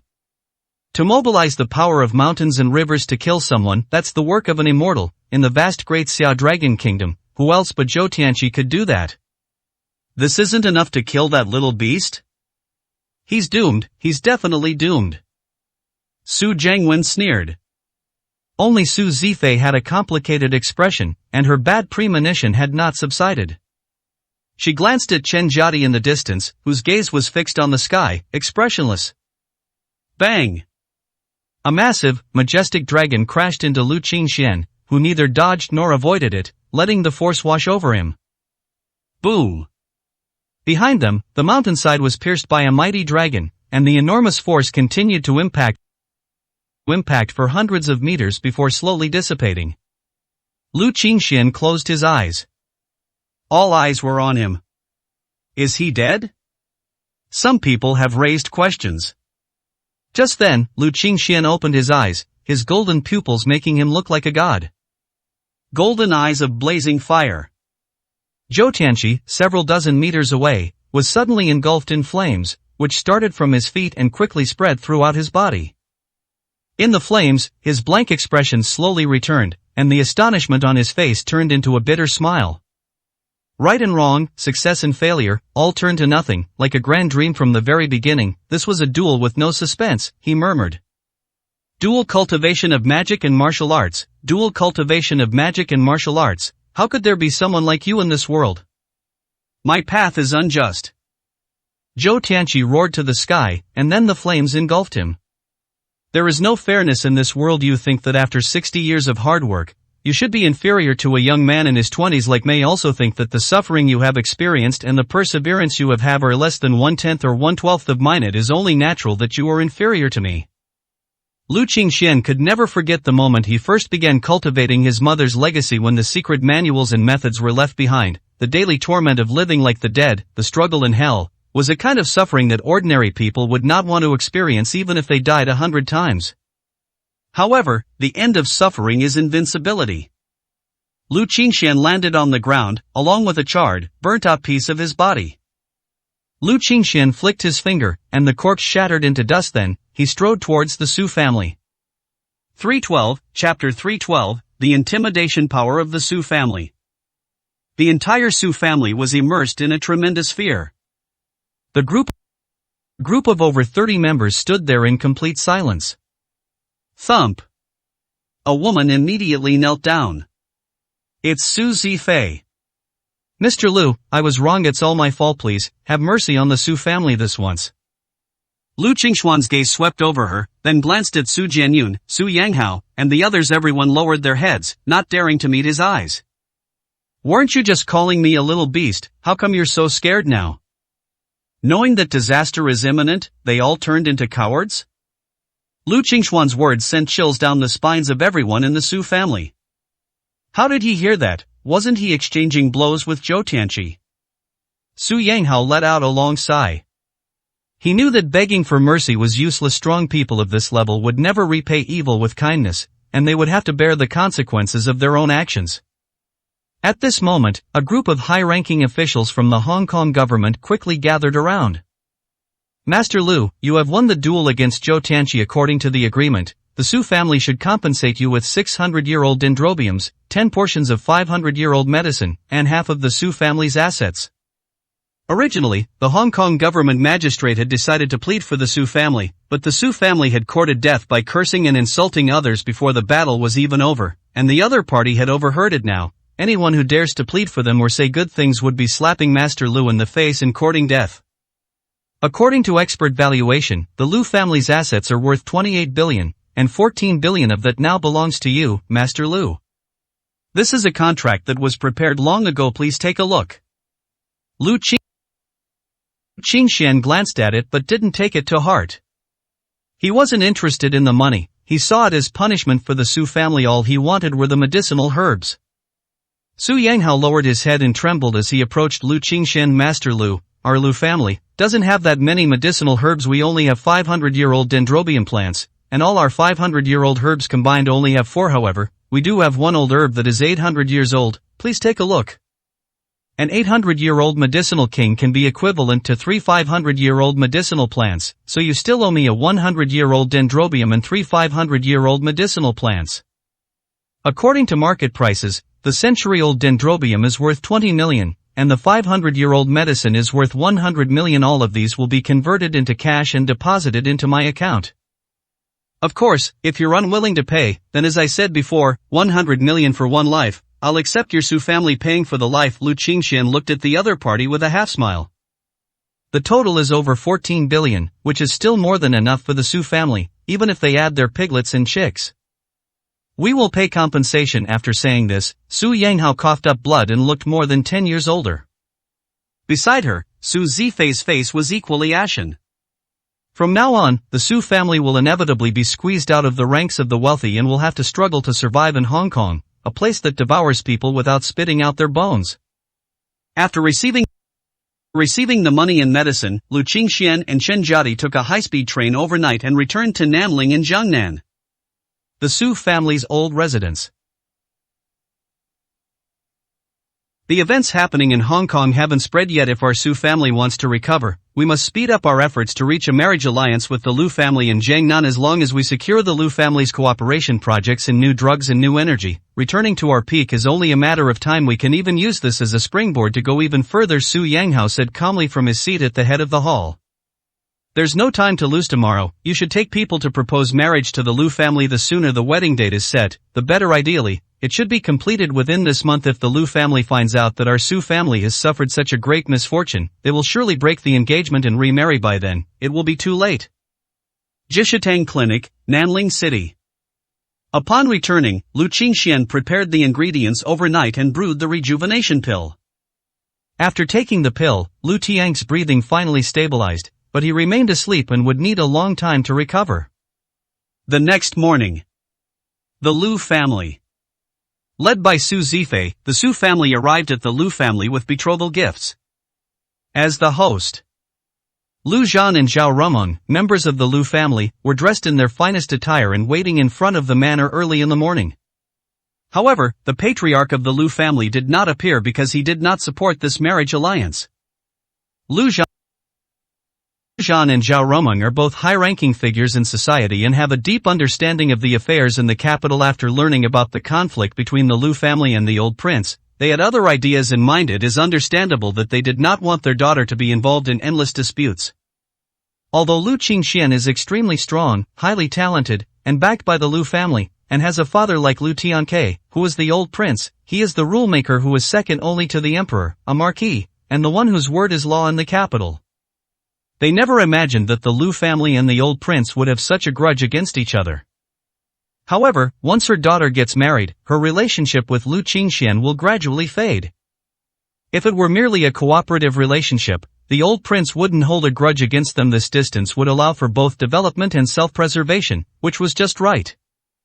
Although the old man disagreed with them on this point, it was not important, since the old man had already withdrawn from family management and was no longer involved in decision-making. Soon, several extended bulletproof Maybachs arrived in a convoy and came to a steady stop in front of the Liu family manor. Su Zifei wore a light green dress, and her delicate milky white bodice looked out of place in the cold winter. However, as a well-known model, Su Zifei was obviously used to dressing up in such harsh conditions. She greeted the Liu family members one by one with a smile on her face. Zhao Rumen looked around and asked, "Where is young master Su Zilong?" Su Zifei lightly tossed her hair and said with a faint smile, "My elder brother is in charge of the operation of the family group and is very busy. He couldn't find the time to come today, so I'm here on his behalf to propose marriage to your Liu family after the wedding date is set. My elder brother will come here in person within 3 days to meet Miss Liu Bingqing." "Very well, so be it," Zhao Rumen smiled, though she felt a little resentful. But facing the Su family, one of the top wealthy families in Hong Kong with immense connections and background, she could only swallow her anger. "Please come in, everyone. We'll discuss the details of the wedding date later." The Su family, consisting of 6 or 7 people, entered the hall and took their seats on the right. "Aunt Meng, Uncle Jean, I have something I need to verify regarding my eldest brother's marriage to Miss Liu Bingqing." Su Zifei paused for a moment to think. "On the way here, I had someone do some special investigation. I heard that Miss Liu Bingqing already has a boyfriend. Apparently, he's an employee of your Liu family group?" Zhao Rumen's heart skipped a beat. Of course she knew who the other person was talking about. Liu Bingqing and Liu Qingxian have always had a good relationship and are very close. Liu Qingxuan's public identity is that of a pharmacist within their Sihai Henghui, so he can indeed be considered an employee. It is normal for such rumors to circulate.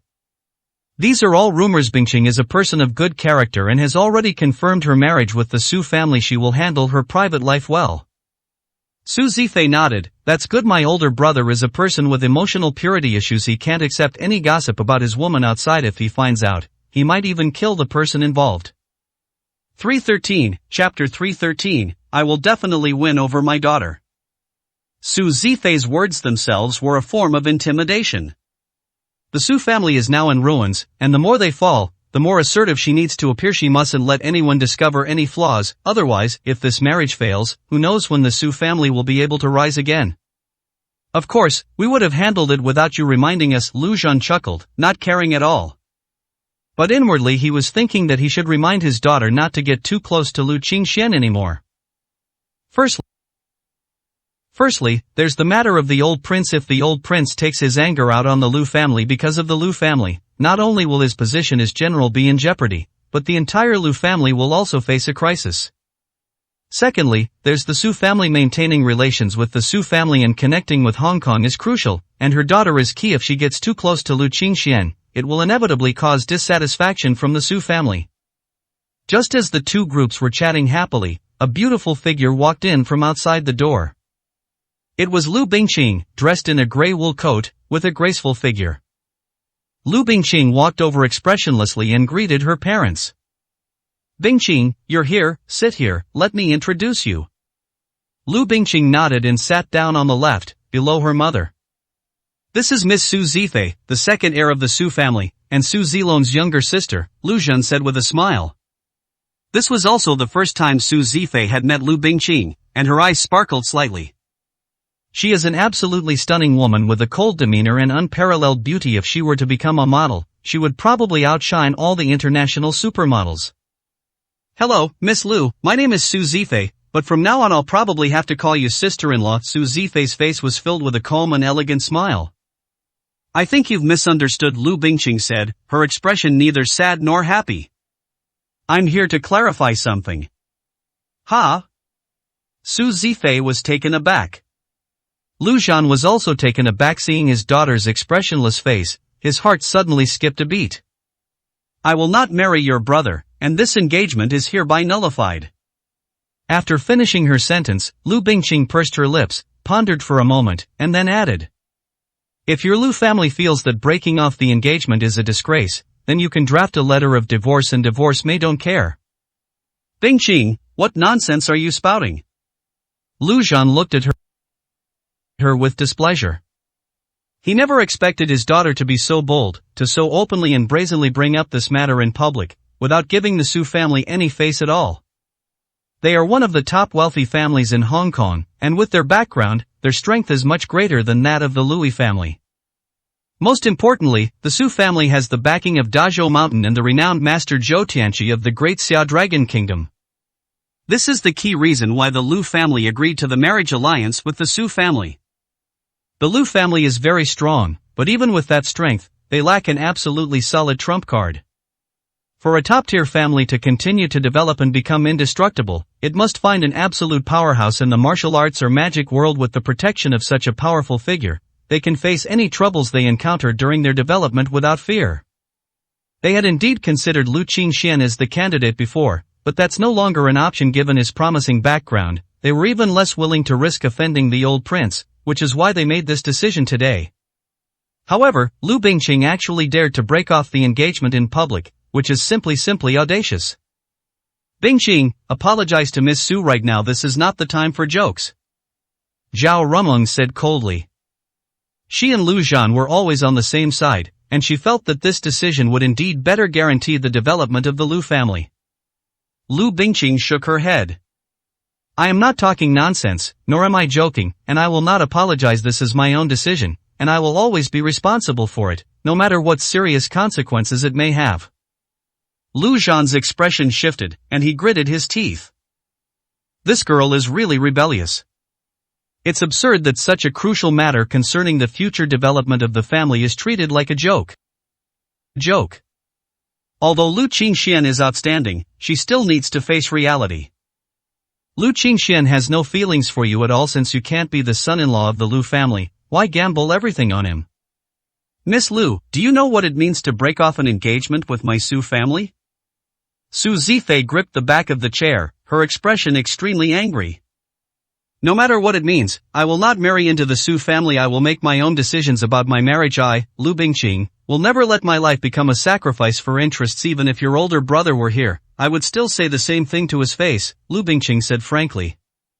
Su Zifei took a deep breath at this moment. An elder next to her sneered, Mulo, the witness for our marriage is Master Zhou Tianqi. Your Lu family's public reneging on the engagement is not only a slap in the face to our Su family, but also to Master Zhou. You should think carefully about whether you can bear the consequences and the price. Lu Zhan's heart stopped for a split second. Zhou Tianqi, the true man. This reputation is truly renowned throughout the entire Great Xia Dragon Kingdom. The foremost master of southern magic, a god of Hong Kong, whose fame once rivaled that of Li Daqiu, the military's great war god. Su Zifei added, moreover, Master Zhou said he wanted to take my elder brother as his god-grandson, so Miss Lu would become Master Zhou's god-granddaughter if she married into the family. I sent your Lu family just trying to get on Master Zhou's good side? Zhao Rumeng's breath caught in her throat. Really? Nonsense, would we, a prestigious family in Hong Kong, lie? A strange light flashed in Su Zifei's eyes, but she quickly concealed it and smiled confidently. Bingqing, I will not allow you to act recklessly this time. Marriage is a major event, a matter of parental consent and matchmaker's words. How can you treat it as a joke? Moreover, this is related to the future development of our Lu family. As the eldest princess of my Lu family and the Four Seas Shipping Association, you should shoulder this responsibility. Lu Zhan said earnestly, his breathing rapid. Lu Bingqing looked back at him intently. So father, you who once supported me so much, are you now willing to sacrifice my happiness for the sake of so-called future prospects? Why is that?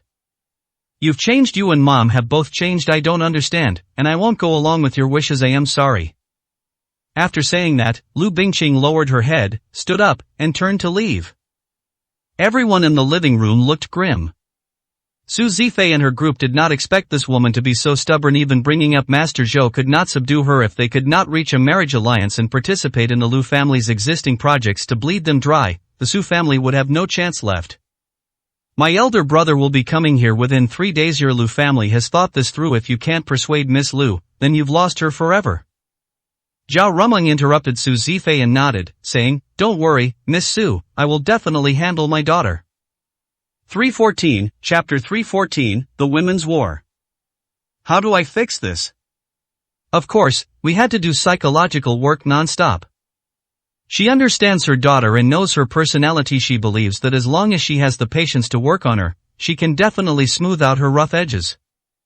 Unfortunately, Zhao Runman was unaware that she was overthinking things. For Lu Bingqing, she might compromise on anything else, but when it comes to matters of happiness and relationships, she would never back down or compromise even a little. Jishintang. Dr. Tai took some time to return to Zhongnan City, and the clinic has been completely handed over to Lu Qingxian. This also makes it convenient for Lu Tianke to recuperate here. Noon. Lu Qingxian was preparing medicine when a figure stealthily approached the clinic, hesitating by the door as if pondering whether to go in or leave.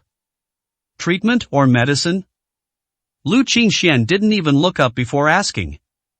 He had noticed the commotion long ago, but he was curious why no one had come in. Soon, a hesitant figure stood in front of him.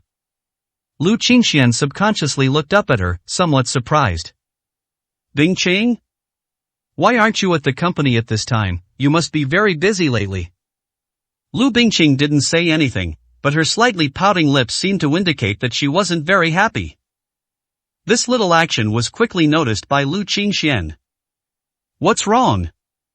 As soon as Lu Qingxian asked the question, he couldn't help but want to slap himself. He suddenly remembered the marriage proposal the other party had mentioned a few days ago for Lu Bingqing. Nothing was more troublesome than this. Are you dissatisfied with your marriage partner? It's best to make your own decisions about important life events. Your Lu family is not lacking in development right now, and with the Deep Sea Essence project in my hands, it's only a matter of time before you become one of the top wealthy families in the Great Xia Dragon Kingdom. Lu Bingqing gritted her teeth and remained silent. Yes, why don't mom and dad understand this simple truth? Is it because the Lu family has a grudge against the old prince? Is it because they are afraid of the old prince's wrath? Are they too eager to seek protection? She could understand her parents' desire to protect the Lu family, but she couldn't understand their decision to sacrifice their own happiness so easily. Lu Qingxian put down his work, pulled out a chair from the side, patted it, and gestured for the other person to sit down. Just tell me if you need any help. Seeing that the other party remained silent, Lu Qingxian was not in a hurry and waited quietly for what was to come. Suddenly, Lu Bingqing turned her head and hugged Lu Qingshuan's neck, pressing her lips directly to his. In that instant, Lu Qingxian froze, his mind went blank, and his arm, which he had instinctively raised to push the other person away, hung in the air, unsure of where to put it. A warm, moist sensation instantly blossomed on Lu Qingshuan's lips. I don't know how much time has passed. Bang! The noise startled Lu Qingxian and interrupted their actions. Lu Qingxian subconsciously turned his head away. Li Yunmeng, dressed in a long dress, stood at the entrance of the clinic, the fresh vegetables she was carrying scattered all over the ground. Clouds, Yunmeng. Lu Qingxian instantly felt a chill run down his spine. What a coincidence, he had just come to his senses and was about to push Lu Bingqing away to have a proper chat with her when Li Yunmeng appeared. Lu Bingqing's face turned bright red, like a young wife caught in the act of adultery, but she quickly regained her composure. Lu Qingxian said with a wry smile. Yunmeng, let me explain. Li Yunmeng walked over coldly, plopped down to Lu Qingshuan's left, and glanced at him coldly. Fine, I'll listen to your explanation now. Explain to me what exactly happened between you two. Before Lu Qingxian could speak, Lu Bingqing said first, I was the one who forcibly kissed him. If Miss Li has any complaints, take them out on me. Li Yunmeng's face immediately turned extremely ugly. Miss Lu, as the princess of the Four Seas Aviation Association and the representative of the Lu family, don't you feel ashamed to seduce a married man? What's shameful about pursuing what you love? If anything is shameful, it's Miss Li who was fickle, unfaithful, and cheated on her husband, kicking away the man who helped her build her life from scratch. That's what's shameful, isn't it? Lu Bingqing retorted nonchalantly. During Lu Qingshuan's lowest point, Miss Li, don't forget who was always there for him. It was me, not you. You're still messing around with those shady men who don't even know what they are. You. Li Yunmeng's chest heaved violently. She hadn't expected this man surnamed Lu to be so sharp-tongued, throwing a whole basin of dirty water directly at her. It was infuriating for such a beautiful woman. Qingxian, do you believe what she said? I can swear that although I was the one who initiated the divorce, I have never done anything to betray you. I know. Xingxian, she only had the idea of getting back together with you because she saw how capable you are now. If you were really that useless man, she would kick you to the curb just the same way, without exception, Lu Bingqing said, raising her head. Think about it, if you weren't capable and were just an ordinary person, you wouldn't have had a chance to appear in her sight during this time. After the divorce you would have been completely forgotten by her long ago, and she would have already become that Chen Yulong's woman. It's precisely because you're so capable, and because you frequently appeared in her life after the divorce, repeatedly causing her to suffer setbacks and making the plans of the men around her fail, which led to her company not doing so well, that she remembered how good you were. Originally, Lu Bingqing made all of this up, but as she talked, she realized that what she said actually made a lot of sense. Could it be that Li Yunmeng remarried Mr. Lu simply because he was of use to her? If that's the case, then she should definitely take Mr. Lu away. She absolutely cannot let this kind of woman hurt him a second time. Nonsense! Li Yunmeng was furious, her face turning bright red. What nonsense are you spouting? If I hadn't bankrupted the Chen family, if Lu Qingxian hadn't kept appearing in your sight, causing you and Chen Yulong to suffer setbacks, do you dare say you wouldn't have ended up like this? Chen family's daughter-in-law? Lu Bingqing questioned. Li Yunmeng choked up. Will she? And those men who appeared in your life later, including the young master of the Xiao family, weren't they all exposed by Mr. Lu? Were they all saved from danger by Mr. Lu? If he didn't have these abilities, wouldn't you, Li Yunmeng, have become someone else's woman? Aren't you ashamed to say those things? I'm embarrassed for you. I don't know what's wrong with Lu Bingqing today. She's been talking a lot and being particularly sharp. Even Lu Qingxian was stunned and unable to refute it. Li Yunmeng, who was skilled in the workplace, was so embarrassed that she blushed and had no words to reply. Speak up, if you're so capable, then contradict what I just said and prove that you truly love Mr. Lu, and that you're not just after his abilities. Lu Bingqing proudly raised her head. 315, Chapter 315, Imperious and Domineering. Seeing Li Yunmeng biting her lip tightly, tears welling up in her eyes, Lu Qingxian grabbed her hand. Alright, all of you, shut up. Sit here quietly and I'll go cook for you. Lu Qingxian shook his head and carried the vegetables and fruits that Li Yunmeng had brought into the small kitchen next door. Soon, the aroma of food wafted from inside. When Lu Qingxian first married Li Yunmeng, he took care of all the household chores, which is how he developed his excellent cooking skills. Miss Lu, I've remarried him. I want to know what you mean by this? Taking advantage of Lu Qingxuan's absence, Li Yunmeng tilted her head and asked seriously, the dignified princess of the Four Seas Aviation Association wouldn't risk being labeled a mistress for a man, would she? Lu Bingqing pondered for a moment. I'll give you half of the shares of Sihai Airlines, and you give me Lu Qingxian, how about it? Li Yunmeng's heart sank. What a resolute woman.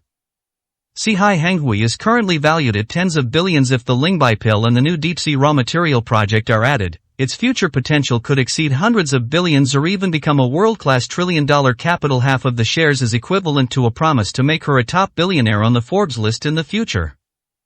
Such wealth could be easily acquired by not just one man, but by millions of men. But now Li Yunmeng doesn't want to make any more mistakes, and she doesn't want to lose Lu Qingxian again. I'm sorry, I can't agree to that. Li Yunmeng's eyes were firm as she turned her head away. Then I'll be the mistress. Lu Bingqing said something shocking, then shrugged indifferently.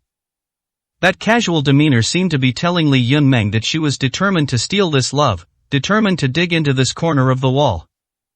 Then let's have two women sharing one husband. If you, the dignified princess of the Four Seas Aviation Association, don't mind, why would I, Li Yunmeng, mind? Li Yunmeng didn't back down an inch, raising her neck proudly like a white swan. Soon, the meal was ready. Several steaming dishes were served, and before Lu Qingxian could even sit down, two women flanked him and placed him in the middle of the table. Honey, you must be tired from cooking. Let me give you a shoulder massage. Li Yunmeng considerately came over and stood behind Lu Qingxian with a smile, starting to massage his shoulders. Honey, come on, open your mouth, I'll feed you. Lu Bingqing was not to be outdone. She picked up a piece of braised pork, tested the temperature with her lips, blew on it gently, and then, regardless of Lu Qingxuan's willingness, forced it into his mouth. This scene left Lu Qingxian speechless with grief.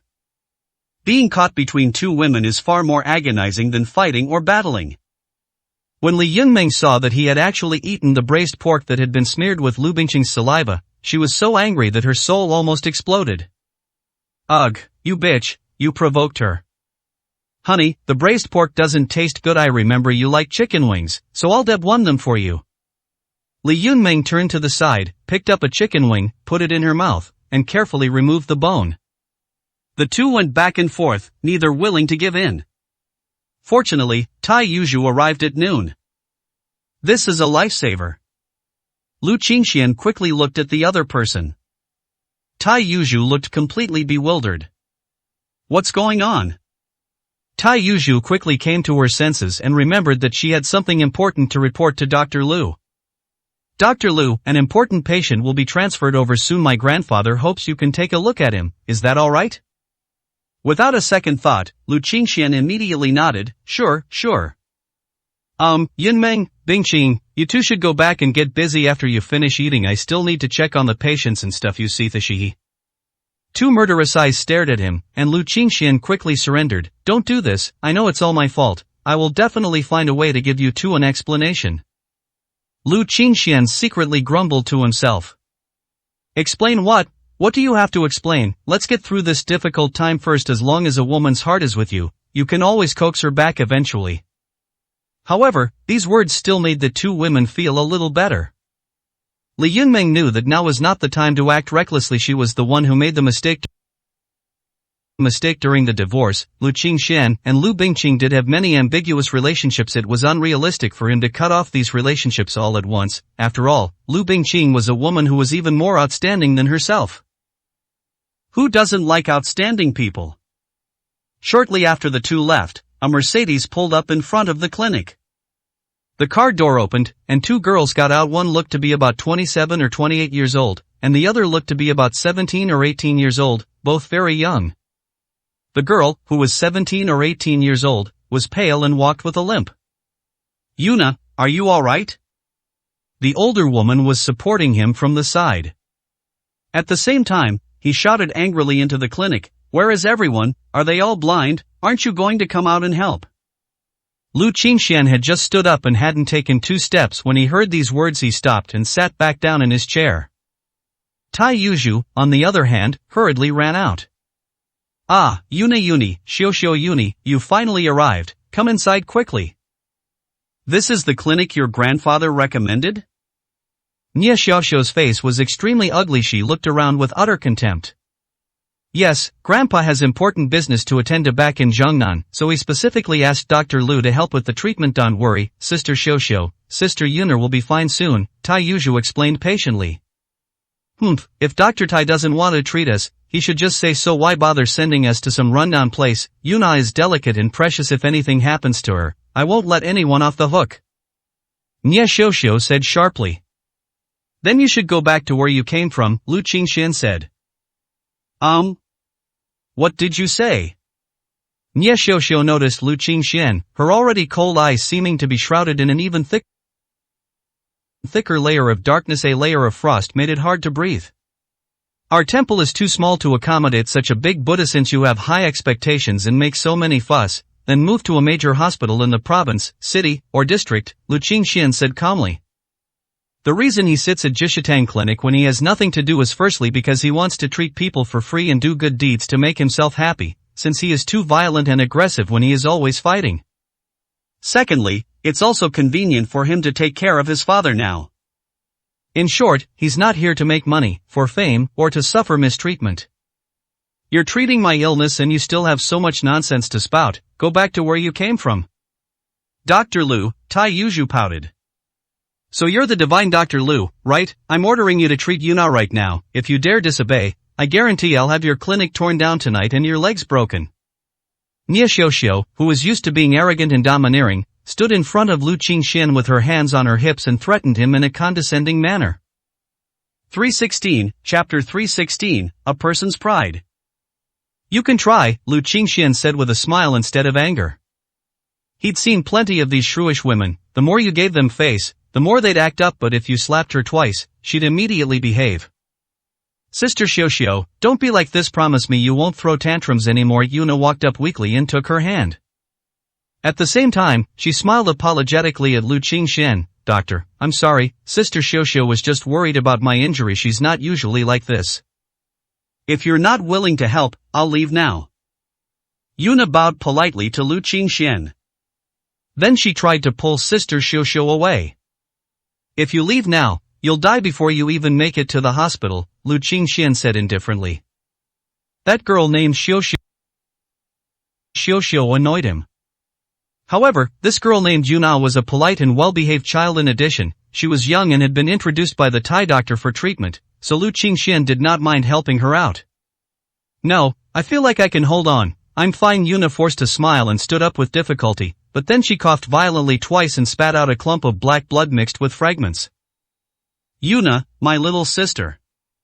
Nia Xiaoxiao exclaimed in surprise. Lu Qingxian looked at the black blood clot and shook his head, saying, internal injuries plus poisoning, and it's the rare black blood poison. I guess someone gave you a powerful old medicine to slow down your poisoning and injuries, otherwise you would have died long ago and wouldn't have made it here to find Dr. Tai. But if I may be frank, even the Thai doctor can't help in this situation. Nonsense, even Dr. Tai can't do anything about it, so what makes you think you can? Dr. Tai is the best traditional Chinese medicine doctor in the entire Central South region, inheriting the ancient Chinese medicine tradition of the Hua family. Who do you think you are? Commenting on this, Lu Qingxian glanced at her and said, if you were the one who was poisoned and injured, I would definitely sit here and watch you die from the poison. You. Just as Nia Xiaoxiao was about to lash out, she noticed that the other person had already stood up from the chair and come to Yuna's side. Yuzhu, bring me a chair. Prepare one portion each of yellow, red, and green herbs, and boil the roots together to make medicine. Prepare 3 20-year-old stalks of wildflowers and crush them. After giving the instructions, Lu Qingxian produced several silver needles and, without warning, pierced Yuna's body. Yuna's body stiffened almost instinctively, her eyes narrowed, and she let out a muffled groan, just like a kitten. I'm warning you, if I find out you've done anything to harm Yuna, I'll kill you the moment I see you. As she spoke, Nia Xiaoxiao actually pulled out a short knife from her body. Surprisingly, there was still some fresh blood on the blade, which had turned dark red. Lu Qingxian didn't have time to pay attention to her and continued with what he was doing. Soon, 24 silver needles were inserted into her body. As Lu Qingxian gently rotated them, Yuna let out a comfortable moan. The sound was strange, which made Tai Yuzhu blush involuntarily, and Nia Xiaoxiao also had a strange expression on her face. Bring the medicine. Lu Qingxian reached out his hand. Tai Yuzhu hurriedly brought over a small bowl. The medicine that Lu Qingxian had just instructed her to brew had already been prepared. I drank it. Lu Qingxian stuffed the medicine into Yuna's hand, and Yuna didn't think much of it, gulping it down in one go. Her complexion quickly improved, and once her complexion returned to normal, she became much more energetic. She had been sickly and unsteady on her feet, but now she could stand up and run 2 laps in an instant. Wow! Yuna turned around and looked at Lu Qingxian in surprise. Doctor, you're amazing, my breasts aren't swollen anymore, my head isn't dizzy anymore, and my stomach doesn't hurt. Anna Marie, it's so magical, am I completely cured? Lu Qingxian sat back down and smiled. I wouldn't say you're completely healed, but since you come from a wealthy family, use some expensive health supplements when you get back, and you should be fully recovered in a month or 2. Yuna stared intently at Lu Qingxian with her bright, sparkling eyes. Hey, Yuna, what's with that look? It's practically drooling. Nia Xiaoxiao frowned. No way, you're talking nonsense. Yuna lowered her head, her face flushed red. It's their duty as doctors to treat and save lives, it's their responsibility. What's there to be grateful for? Just pay them, Nia Xiaoxiao scoffed. He then took out a bank card and threw it on the table in front of Lu Qingxian. Here is 500,000. Your little clinic couldn't earn this much in half a year. Consider it payment for treating Yuna. Lu Qingxian picked up the bank card and played with it in his hand for a moment. Upon seeing this, Nia Xiaoxiao's eyes revealed a look of disdain. He's still just a loser after Ali thought he was some kind of high-minded person to say those arrogant and boastful things before. In the end, isn't he just another guy who has to bow down for a pittance? Sister Zyuxuve gone too far, my savior, Yuna said, her face full of displeasure. What's so excessive? You're too young to understand anything. People like them are destined to work for us rich families, let alone 500,000. Even if I only give him 50,000 or 100,000, he'll be overjoyed and secretly very proud of himself, Nia Xiaoxiu said with a face full of disdain. Click. Lu Qingxian broke the bank card in his hand in half and threw it into the trash can. You, kid, what are you doing? Nia Xiaoxiu was completely stunned. He actually broke a bank card with 500,000 yuan in it and threw it in the trash. Does he even know how hard it is for someone like him who runs a clinic to earn 500,000 yuan? He did something so stupid just to spite someone. He's hopeless. Do you know why this clinic is called Jishitang? Lu Qingxian glanced at her disdainfully. The clinic was opened simply to test the Thai doctor's medical skills, so he never charges a single penny for it. My practice here is purely out of interest. I want to save lives. Even if it's a dead person, I will do everything in my power to bring them back to life. No matter the cost, price doesn't matter. I don't want to save lives. Even if you bring me mountains of gold and silver, I won't lay a single needle on you. Lu Qingxian composed himself and waved his hand dismissively. Yuzhu, see the guest out. I don't want to see this woman. Yes, Dr. Lu. Tai Yuzhu took small steps forward and gave the two of them an apologetic look. I'm sorry, Yuna, Xiaoxiu, you should leave. Dr. Lu is in a bad mood, don't upset him. Humph. Nia Xiaoxiu glanced at Lu Qingxian with a cold look on her face. Just leave like that? What kind of behavior is that? After saying that, she grabbed Yuna and left without looking back. Just then, a cold dart flew through the air. Nia Xiaoxiu, who had just stepped out of the door, froze, staring in disbelief at the iron dart in her chest. Whoosh whoosh whoosh. One by one, figures appeared, all of them with their faces covered in black cloth. Hee, so you came here. What a pity. Once you've set your sights on someone, even if you escape to the ends of the earth, you'll still fall into our hands in the end. 317, Chapter 317, The Inevitable Ending. Sister Xiaoxiu. Yuna's voice was shrill. Nia Xiaoxiu's chest was pierced, and blood gushed out uncontrollably. Fortunately, she had plenty of breast tissue, so her heart wasn't injured. The dart wasn't fatal, or perhaps these people didn't intend to kill the two girls on the spot, but rather wanted to take them back alive. I'm fine. Nia Xiaoxiu looked nervously at the masked men not far away, her heart sinking to the bottom. Oh no. It's unbelievable that even in such a large place as Jiangnan, these stinky rats still managed to track them down. It's hard to say whether they were just unlucky or the other side was just too lucky. Our families have always kept to themselves, so I'd like to know why you're so eager to capture us? Nia Xiaoxiu quickly calmed down. It must be admitted that although she is foul-mouthed, stupid, arrogant and conceited, she handles her emotions quite well in the face of danger. With Grandmaster Lu dead, the entire power structure in Zhongnan City has been reshuffled. Who wouldn't want to be the first to emerge as the new elite? Under these circumstances, you two are still wondering why? How adorably naive, haha. The man in the black turban at the head of the group had a mocking smile. It turns out it's from Zhongnan City. Lu Qingxian sat in the chair, lost in thought.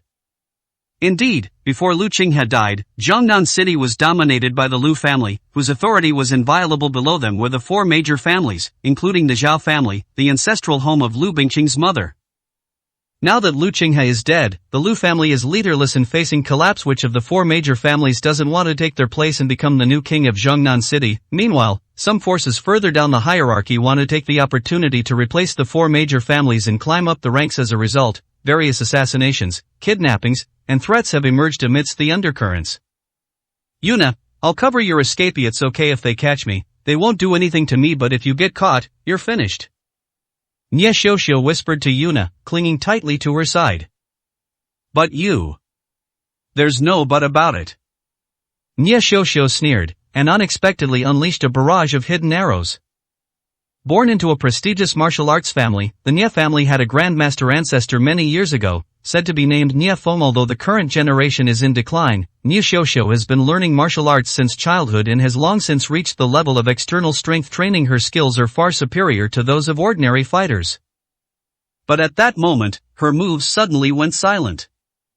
Before the hidden arrow could be released, he suddenly bent over and spat out a mouthful of black blood. Ah, I forgot to tell you, the darts are poisoned, a bloodthirsty poison. If you're poisoned by this, let alone a lowly woman like you, even a martial artist with mastered internal energy would have to kneel before me and wait to die. The man in the black turban laughed sarcastically. Despicable and shameless. Nia Xiaoxiu's face turned purplish blue, and in the end, all she could do was utter these words in grief and indignation. Take them away from me. The man in the black veil, too lazy to waste any more words, waved his hand dismissively. Dr. Lu, please help me, my sister Yuna is very close to my family. Tai Yuzhu was so anxious that she was about to cry. She half-squatted in front of Lu Qingxian and almost knelt down. The little girl has just come of age, besides being anxious, she also feels kind and afraid. Lu Qingxian nodded. Then he tapped his fingers rhythmically on the table, the tapping sound having a magical power that made the masked men who rushed in through the door stop and look at Lu Qingxian. You lot, get out of my clinic right now. Lu Qingxuan's voice sounded like an irresistible command. However, the black-clothed male leader reacted in 3 seconds. His expression was one of astonishment mixed with a sneer. He pulled off the black cloth, revealing a face scarred and mangled by a knife. His sneer was full of ferocity. Hey kid, are you talking to me? Otherwise what? Lu Qingxian stopped what he was doing and looked at him expressionlessly. I don't care how bloody the fighting is in Zhongnan City, or what means you used to seize power. In short, I'm protecting these 2 women today. Hey, he. Scarface excitedly stuck out his tongue and licked his dry lips. Brothers, want to let loose? Think. Scarface has a huge following. What the hell are you standing there for? Why aren't you killing him? Lu Qingxuan's brow furrowed. He originally only wanted to teach these desperados a lesson, or to make them give up and get out of here, but now it seems that these people deserve to die far more than he imagined. He was never a kind person, nor did he hesitate to use ruthless methods. Whoosh whoosh whoosh. As Lu Qingxian flicked his fingers, countless silver needles, each as thick as a hair, shot out. Silver needles can save lives, but they can also kill. A mere inch can feel like a fleeting cloud, yet a tiny glimmer can take a life. 7 or 8 men with black veils covering their faces had barely taken 3 steps when they were simultaneously frozen in place, as if struck by a spell. Captain, we can't move. Someone cried out in terror. What? Scarface's expression changed drastically. He stared intently at Lu Qingxian. You did this? I will only say this warning once, you will not have another chance. Lu Qingxian shook his hand again. This time, the scattered silver needles precisely pierced the vital points. 9 people, including the scarred man, all fell to the ground and stopped breathing instantly. The fatal acupoint is connected to the brain, not the heart. Even if the heart stops pumping blood, a person can live for a few seconds, but if the brain is damaged, a person will die instantly without any struggle. After finishing all this, Lu Qingxian made a phone call to Qinjiadi, send a few people to Jishitang to collect the body and handle the aftermath. Hang up the phone. The entire Jishitang was extremely quiet. Tai Yuzhu stared wide-eyed, half-squatting on the ground, her face pale with intense fear, feeling nauseous. Yuna and Nia Xiaoxiu stared at Lu Qingxian with their round little mouths agape, incredulous. Suddenly, Nia Xiaoxiu's body tensed up, and she knelt on the ground, vomiting black blood. Sister Xiaoxiu, Sister Xiaoxiu. Yuna also knelt on the ground, tears streaming down her face, and pleaded in a sobbing voice, Doctor, please save Sister Xiaoxiu, okay, although she has a bad mouth and doesn't speak nicely, she is really a good person. Whether she is a good person or not is none of my business. I saved you twice already because of Yuzhu and Dr. Tai. I have done more than enough. Lu Qingxian glanced at the 2 of them expressionlessly, and finally his gaze fell on Tai Yuzhu. Someone will come to clean up the mess later. You stay here and watch the shop. I am leaving now. Yushu forced herself to stand up despite her discomfort watching Lu Qingxuan's departing figure. She wanted to say something nice for Nia Xiaoxiu, but found that she couldn't bring herself to say it. She had already begged Dr. Lu twice, and Dr. Lu had indeed done everything he could to help her. From Nia Xiaoxiu's initial arrogance to Yuna's continued bad attitude even after she was cured, and her insulting act of throwing out the 500,000 yuan bank card, the ending was already predetermined. Nie Xiaoxiu clutched her chest, sat on the ground, her face ashen. 318, Chapter 318, Are you going to push her downstairs? Yuju, today's lesson is on preparing the 100 poisons elimination decoction. Mix the red, yellow, and green ingredients in a 3:2:1 ratio, simmer until thick and dark, then add 3 qian of snake tongue seeds and 2 qian of golden juice, and simmer for 15 minutes. Lu Qingxian had already left, but the words he left behind reached Tai Yuju's ears. Tai Yuju was stunned at first, then her face lit up with joy. I understand, thank you, Dr. Lu. Although Dr. Lu was too lazy to save her, the lesson he had just given her was to brew the 100 poison eliminator, which would definitely cure the toxins in Nie Xiaoxiu's body. Moreover, she was given this favor. What a kind person. Soon, Tai Yuju brewed a bowl of foul-smelling medicine as instructed by Lu Qingxian. Tai Yuju couldn't understand why they had to add the golden juice. Was it some kind of revenge? Ugh, it smelled terrible. She hoped Nie Xiaoxiu would drink it. In order to save her life, Nie Xiaoxiu didn't even think about what the golden juice was, and drank the whole bowl of medicine in one go without leaving a drop. After drinking it, Nie Xiaoxiu forced herself to stop vomiting, covered her mouth, leaned against the wall, and waited for her body to recover. After more than 10 minutes, the excruciating pain finally subsided, and Nie Xiaoxiu's complexion returned to normal. Tai Yuju brought gauze and disinfectant made from the decoction of Nidium Monnieri, raspberry, and Sephora flavescens to bandage her wound. About 10 minutes later, several mysterious people arrived at the clinic. The 3 girls in the clinic tensed up, their palms sweating profusely. If a few more bad guys show up at this point, they really won't be able to escape. Fortunately, these people were only there to collect the body. They were probably people summoned by Dr. Lu. Who exactly is Dr. Lu? After a long pause, Nie Xiaoxiu swallowed and asked her first question.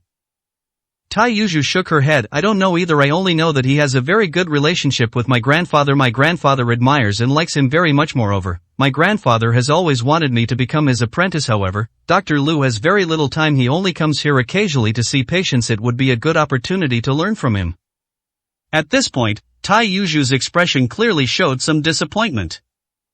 Although he's not a great person, his medical skills and methods are indeed excellent. If we can recruit him to be a henchman for our family, it will definitely greatly enhance our family's strength, Nie Xiaoxiu said softly, squinting her eyes. Sister Xiaoxi only alive thanks to them. Why are you still thinking about these things? They clearly don't like us. Yuna was speechless. Now let's talk about Lu Qingxian. After leaving the clinic, he prepared to go find Li Yunmeng. I've offended both women, so I have to appease them both. But first and foremost, Li Yunmeng is his wife, and he also wants to see how she is doing at the new company.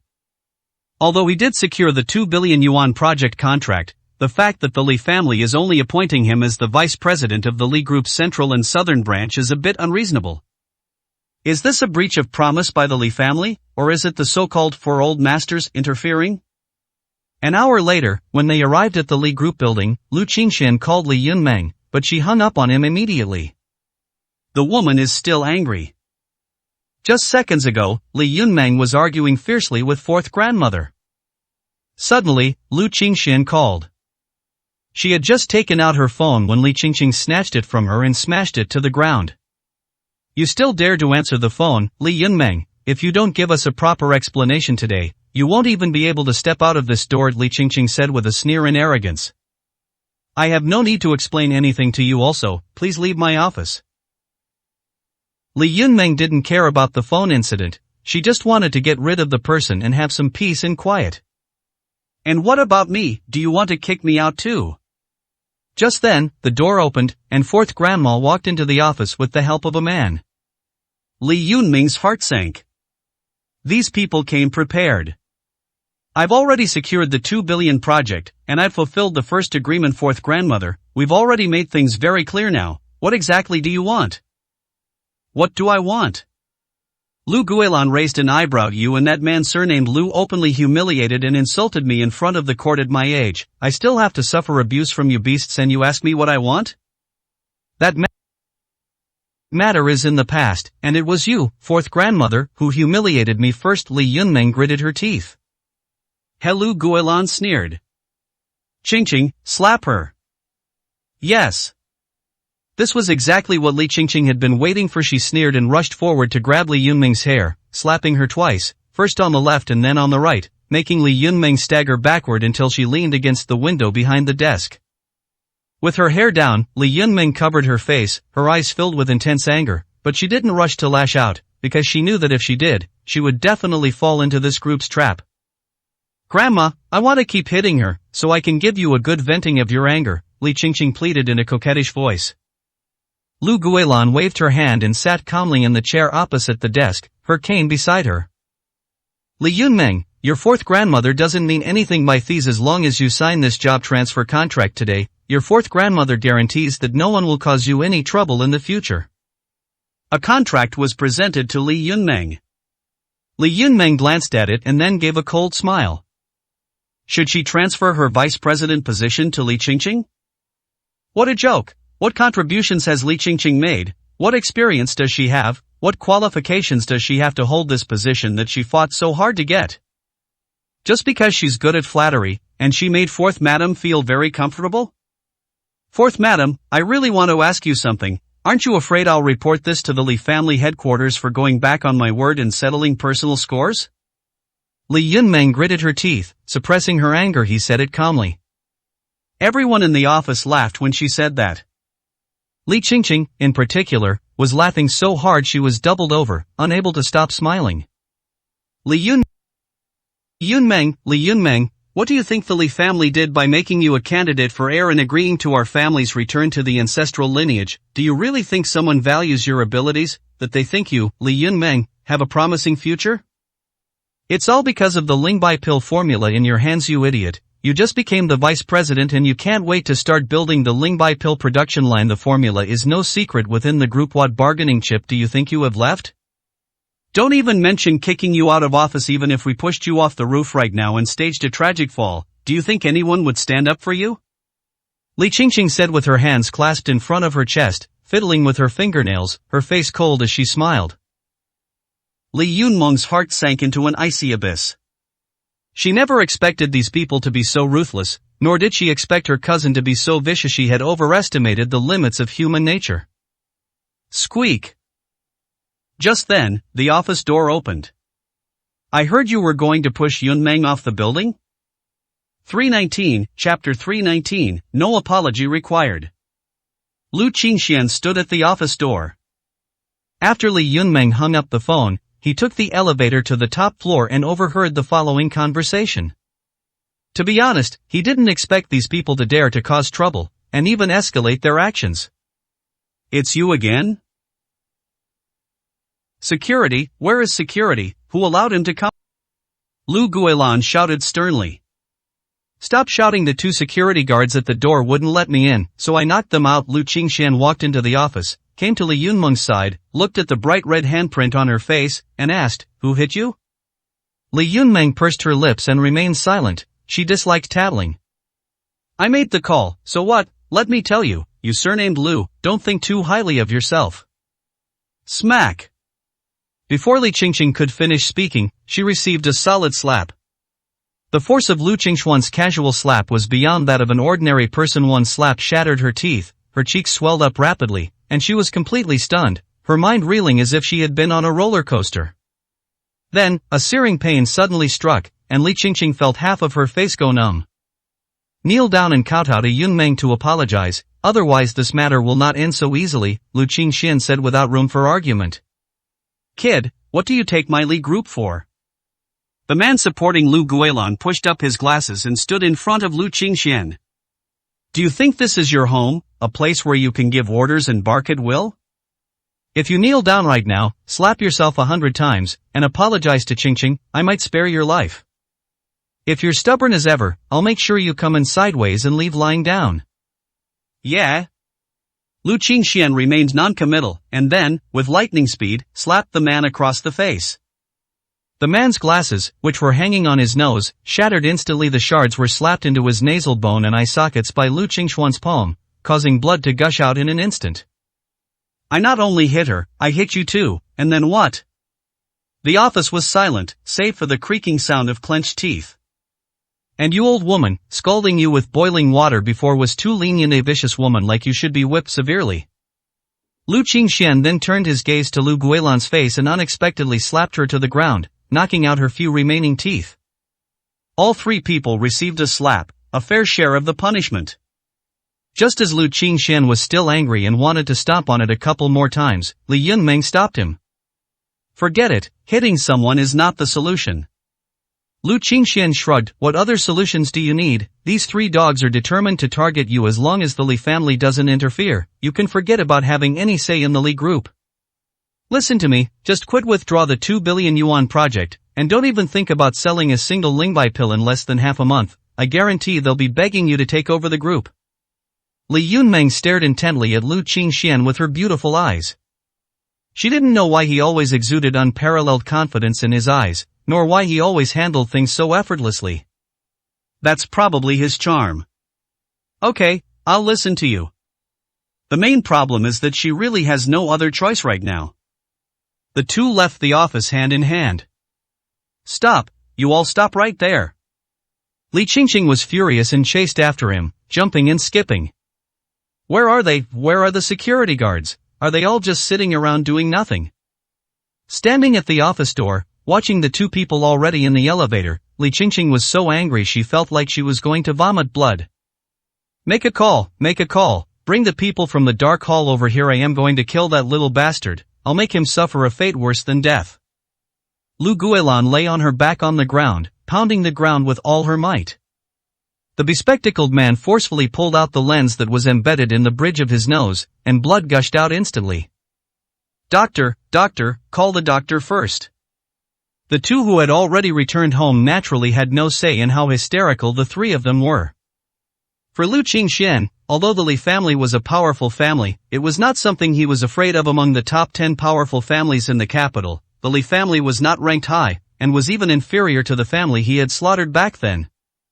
However, when it was time for dinner that evening, an angry Chen Meijiao suddenly rushed out of the bedroom. She threw her phone in front of Li Yunmeng. Explain yourself, what exactly happened? Li Yunmeng frowned as she looked at the content on her phone. She smoothed her hair and said calmly, "There's nothing to explain, I'll handle my own affairs." You think you can handle this yourself? How are you going to handle it, you little brat? You're getting bolder and bolder, aren't you? You're the vice president of the Li group, and you just quit like that. Do you want us all to starve? Do you want us all to die? Chen Meijiao was in a state of near madness. Isn't this going too far? Lu Qingxian said softly. Besides, resigning is just a temporary measure. Yunmeng will soon take back everything that belongs to her. Shut up. Chen Meijiao glared fiercely at Lu Qingxian. You have no right to speak. Lu Qingxian shook his head and said nothing more. Sister, why don't you prepare some gifts and apologize to them properly, and make amends to fourth grandmother? Maybe things will turn around. Do you really want to ruin Dad's dream of returning to his ancestral home and leave our family homeless? Li Yunhao appeared out of nowhere and said patiently. Yes, that's right. Li Yunmeng, you need to prepare a gift right now and go kowtow to your fourth grandmother to apologize. You must keep this vice president position for me, or you won't be coming back to this house. Chen Meijiao paced back and forth in the living room excitedly, her hands clasped together, her expression tense. What kind of gift should I prepare? Oh, right. Old Li, bring out all those antiques you've collected. Just then. Boom! The villa's gate was smashed open by a powerful and brute force, and the entire gate was blown away. Everyone's eyes were instantly drawn to it. Lu Guilan, leaning on her cane, walked at the very front and was the first to appear in front of the gate. On the left is Li Junlong, her grandson, whose face is wrapped in bandages. He is the president of the central and southern branch of the Li group. On the right is Li Qingqing, whose face is red and swollen and full of resentment. Behind them were two muscular men with fierce-looking faces. These were the experts from the Li family's secret service, elite experts trained by the Li family specifically to handle messes and do the dirty work. The aura of internal energy martial artists can be clearly felt from these two people.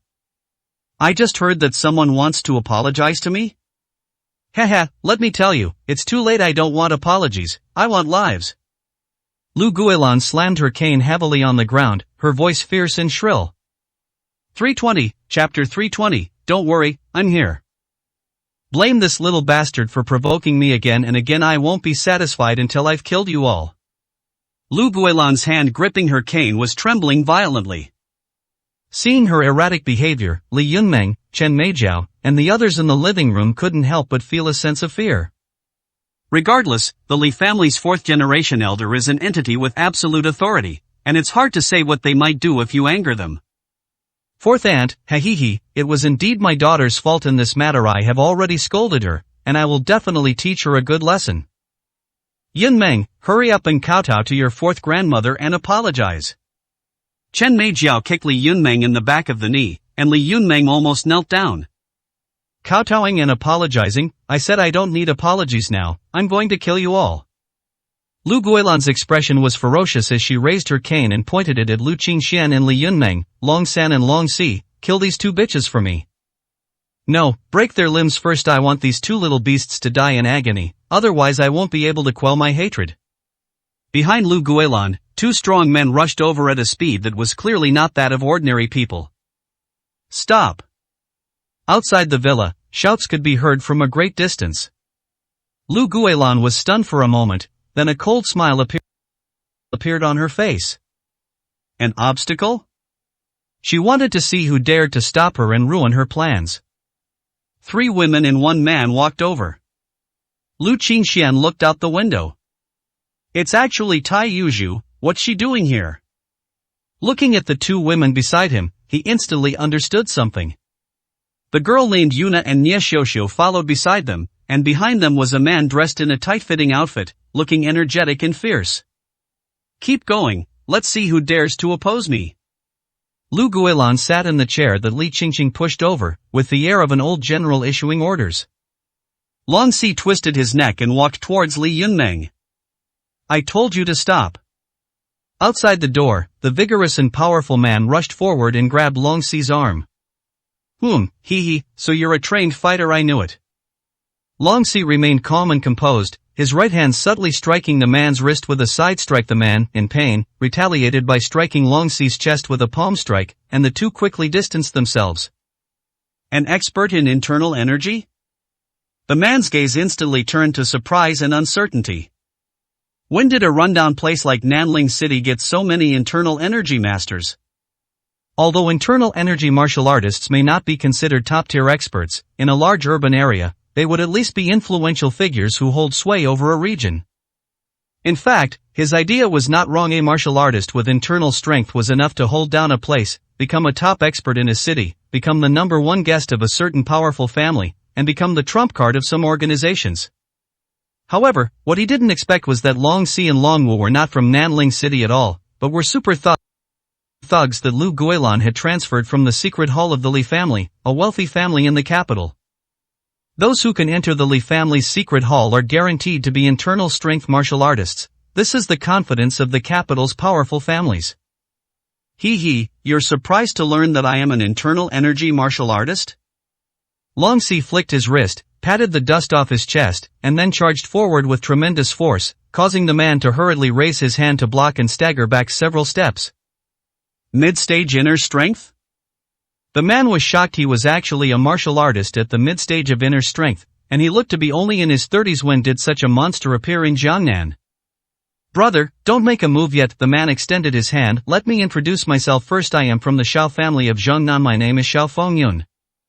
This young man saved my niece. I implore you gentlemen to be lenient and, for the sake of the Xiao family, let this matter rest. Of course, my Xiao family will also provide reasonable compensation to cover your losses. Xiao Fengyun believed that there was nothing wrong with what he said. It's better to resolve conflicts than to let them fester. Weary all just trying to make a living unless it's a blood feud like killing one's husband or mother, what can't be resolved through mutual benefit. His reason for wanting to help Lu Qingxian was quite simple. First, the other party saved his niece, Xiao Yuner. The second reason is that they learned from Yuna and Xiuxiu that the other party has superb medical skills and is also incredibly skilled at controlling needles. He would naturally want to bring such a talented person into his camp. Otherwise, given his personality, he wouldn't have gone to such lengths to have Tai Yuzhu guide him and come all the way to find her. Compensation is negotiable, but only if I know exactly what this young man did to offend you. How about it? Xiao Fengyun said with a smile. Lu Guilan smiled too. Li Junlong and Li Qingqing, who was standing next to him, also smiled. Ha ha ha, the Xiao family of Zhongnan? Lu Guilan's smile vanished abruptly. What are you, the Xiao family of Zhongnan, you dare to talk to me about compensation? Xiao Fengyun's expression changed, clearly not expecting the other party to change his attitude so quickly. 1 second he was smiling, and the next he was filled with a chilling aura. Long San and Long Si, kill him. Today, anyone who stops me from killing the Li family is my enemy, and I will kill them all. Lu Guilan roared. From the moment she summoned Long San and Long Si, the situation was destined to remain unchanged. She was determined to take revenge, to take ruthless revenge, in order to vent the anger that had been building up in her heart. I can do it myself, why bother my elder brother? Long Si grinned maliciously, his fingers and palms condensing into sharp claws, which he used to claw at Xiao Fengyun's chest. Rip. A large piece of flesh was torn off. Second uncle. Xiao Yun'er's expression changed drastically. Although Xiao Fengyun wasn't considered one of the top experts in their family, his internal strength was still formidable. In a place like Jiangnan she hadn't expected to be injured by him in a single exchange, and she had little power to resist. Xiao Fengyun himself was also greatly shocked.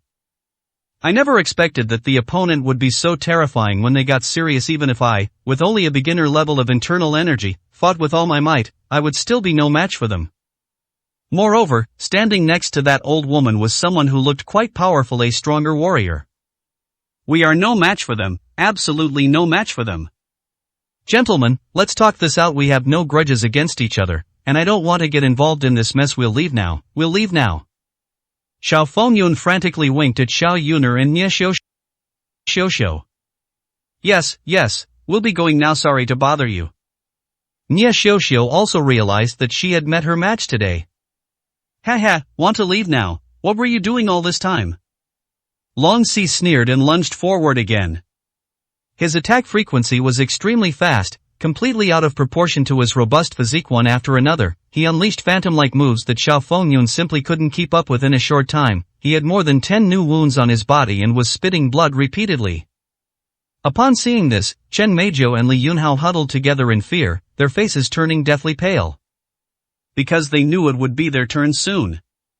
Lu Qingxian gently patted Li Yunmeng's shoulder, took her small hand, and gave her a reassuring look, as if to say, "Don't worry, I'm here." 321, Chapter 321, Kill them all. Friend, could I have these people? Just then, another sound came from outside the villa. Lu Guilan's patience had almost worn off, and she was teetering on the brink of a breakdown. He was obese. No, he couldn't even be described as obese, he was practically a pig. However, this pig was dressed in gold and silver, its whole body glittering with jewels, and all 10 of its fingers were adorned with jade thumb rings. He strode into the villa, glanced around, and then fixed his gaze on Xiao Fengyun. "Oh, Mr. Xiao, what a sorry sight, you've lost all the spirit of the second in command of the Xiao family. It's quite a pity." Someone next to him grinned, almost to the roots of his ears. Sun Gue. Xiao Fengyun's expression was extremely unpleasant. Also from a top family in central and southern China, Sun Gue is the third son of the Sun family and is known as Third Master Sun. In this struggle for the position of one of the 4 major families in central and southern China, the Sun family and the Xiao family are the main rivals. In order to deal with the Xiao family, the Sun family has used every means possible, whether dirty or despicable, and so far the results have been quite good. Next, as long as we capture Xiao Yun'er and Xiao Fengyun, the Xiao family will naturally be hesitant to act against them and will be completely suppressed. Thinking of this, Sun Gue turned to look at Li Guilan and chuckled. "He, madam, please do me the favor of the Sun family of Zhongnan and hand these people over to me. My Sun family will be very grateful to you." Lu Guilan remained silent for a moment. After a long pause, he suddenly let out a sneer, a smile that contained too many emotions, all of them negative, sarcasm, mockery, and intriguing ridicule. Her face, over 70 years old and full of wrinkles, was incredibly expressive at that moment. "Junlong, why is everyone asking me for face? Is my face so worthless?" Li Junlong remained expressionless, only feeling a slight pain in the bridge of his nose the next second. He pinched off his glasses, revealing cold, deep eyes. It seems my Li family has been asleep for too long. Everyone has forgotten the bloodthirsty, powerful Ming Dynasty's #1 family from 100 years ago. Why so much nonsense? Give me a straight answer, or what are you trying to say? Sun Gui frowned and cursed at the two men. At that moment, both of them showed varying degrees of stunned expressions. You fatso, you got some nerve talking to fourth grandma like that? Li Qingqing stormed out, jumping and shouting as she pointed at Sun Gui's nose. Sun Gui wasn't angry. Instead, he pulled out a cigar from somewhere, had someone light it for him, and took a deep drag while puffing out smoke.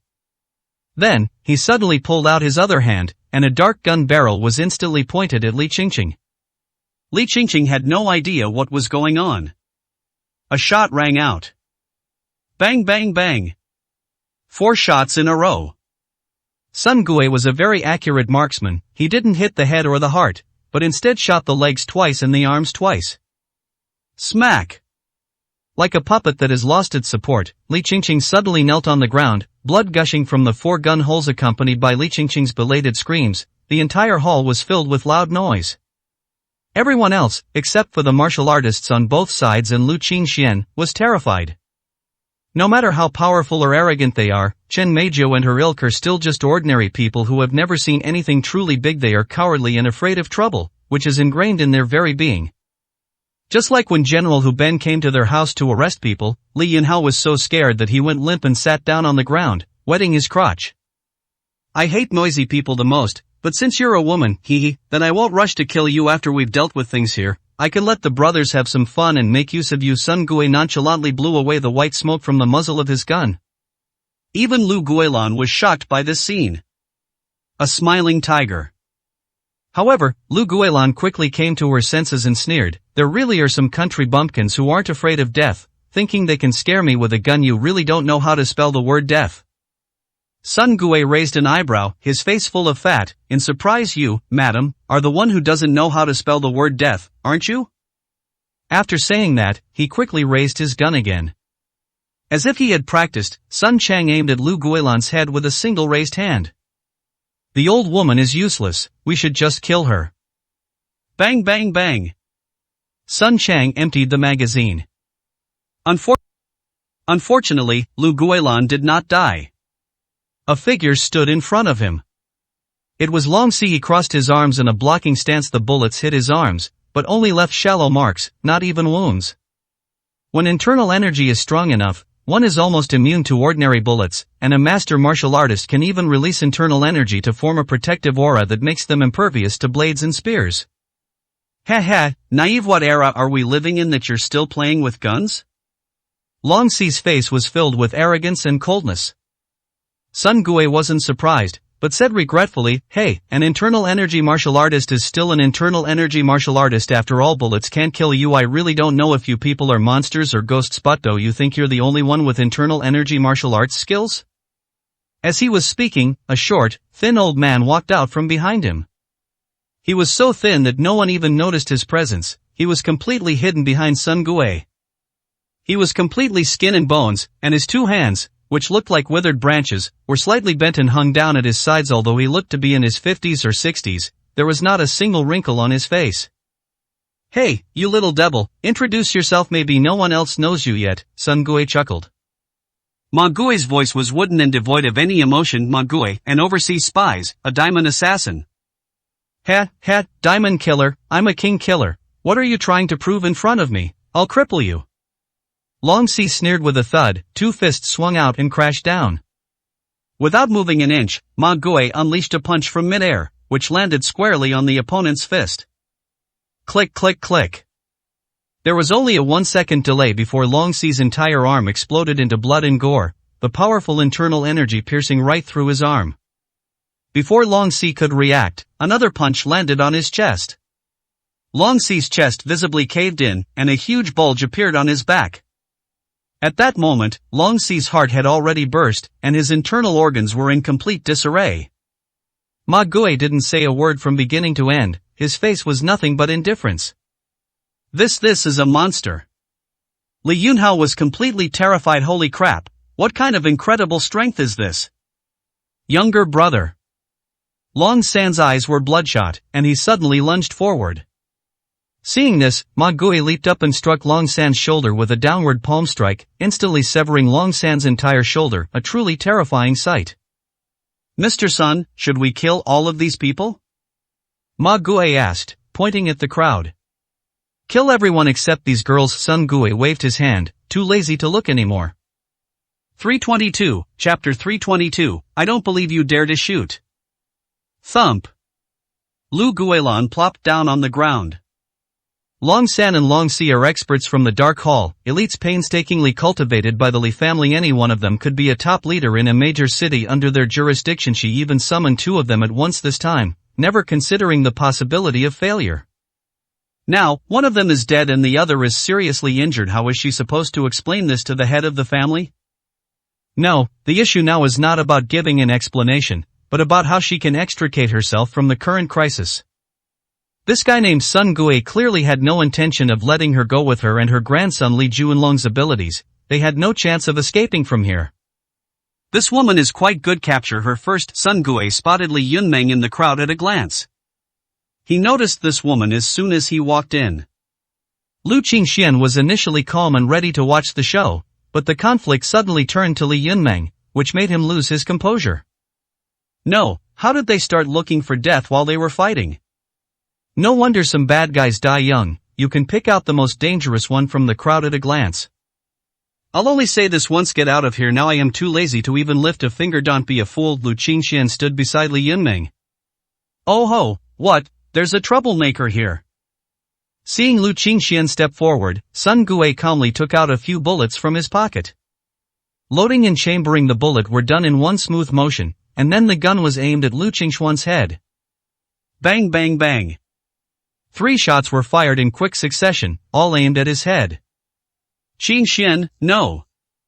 The moment the other side fired, Li Yunmeng instinctively stepped forward and stood in front of Lu Qingxian. Lu Qingxian gripped the other person's hand tightly, pulling it towards his chest. He was touched, but still angrily said, "Idiot." With his other hand raised, he wiped out all 3 bullets, which appeared in his palm. This scene instantly made Sun Gui lose his composure. Another internal energy martial artist. When did internal energy martial artists become so common? You bastard, kill him. Ma Gui is like a machine without emotions, only capable of executing orders. As soon as Sun Gui gave the order, he rushed forward in one stride with his whole body transformed into a weapon. A single elbow strike could severely injure an ordinary internal energy martial artist. Bang! Lu Qingxuan's fist collided with Ma Gui's elbow. The next second, Ma Gui flew backward like a cannonball and crashed hard into the porcelain wall, cracking the entire wall. This scene left Sun Gui completely stunned. Xiao Yun'er, Nia Xiuxiu, and even Nia Fengyan stared wide-eyed, while Li Yunmeng, Chen Meijiao, and their family gaped open. They knew Lu Qingxian was a skilled fighter and had learned kung fu, but they had witnessed firsthand how fierce this guy called Ma Gui was. He instantly killed Long San and Long Si, who could block bullets, so his strength was at least twice that of them, right? Yet, he was taken down by Lu Qingxian in a single exchange. Doesn't that mean Lu Qingxuan's strength is more than twice his? How did this kid train? Able to fight, kill, and block bullets, he would have been a martial arts master in the past. Ma Gui rolled over and sat up. He looked at his elbow, where the bone was completely shattered, and the flesh was a bloody mess. You demon dog, you're tough one, attack us all at once. Behind Sun Gui, another inconspicuous figure emerged, completely wrapped in a black coat, wearing a mask that covered even half of one eye. At least at the peak of internal strength, Mr. Sun, this deal is done, and the reward needs to be doubled. The demon dog's voice was like tearing metal. Alright, don't just double it, I'll triple it. You must kill this kid. Sun Gui swallowed. First, he was genuinely scared. Secondly, he didn't want any accidents to happen. Killing and stealing women were not his goals. The most important thing was to contain the Xiao family and let their Sun family successfully become one of the 4 major families in central and southern China. If the plan failed, he, the third Master Sun, would no longer be the third Master Sun. The demon dog nodded, and at the same time exchanged a glance with the demon. The two rushed towards Lu Qingxian almost simultaneously, like two bolts of lightning, arriving in the blink of an eye. Like a mantis trying to stop a chariot. Lu Qingxian hadn't intended to kill anyone in front of Li Yunmeng, but now he too felt the urge to kill. You guys are so strangely confident. The next second, Lu Qingxian threw out both fists at the two of them. A surge of unstoppable force erupted from Lu Qingshuan's body, rushing into his body along his meridians and the arms of the two men in that instant. Both the demon dog and the hemp ghost sensed something was wrong. Without any hesitation, they retreated rapidly, putting more than 10 meters between themselves and Lu Qingxian. But it was too late. The force that invaded their bodies was true internal energy, like a blender, brutally destroying their internal organs. In just a moment, the two began to howl in pain, lying on the ground in a strange, contorted position. He died.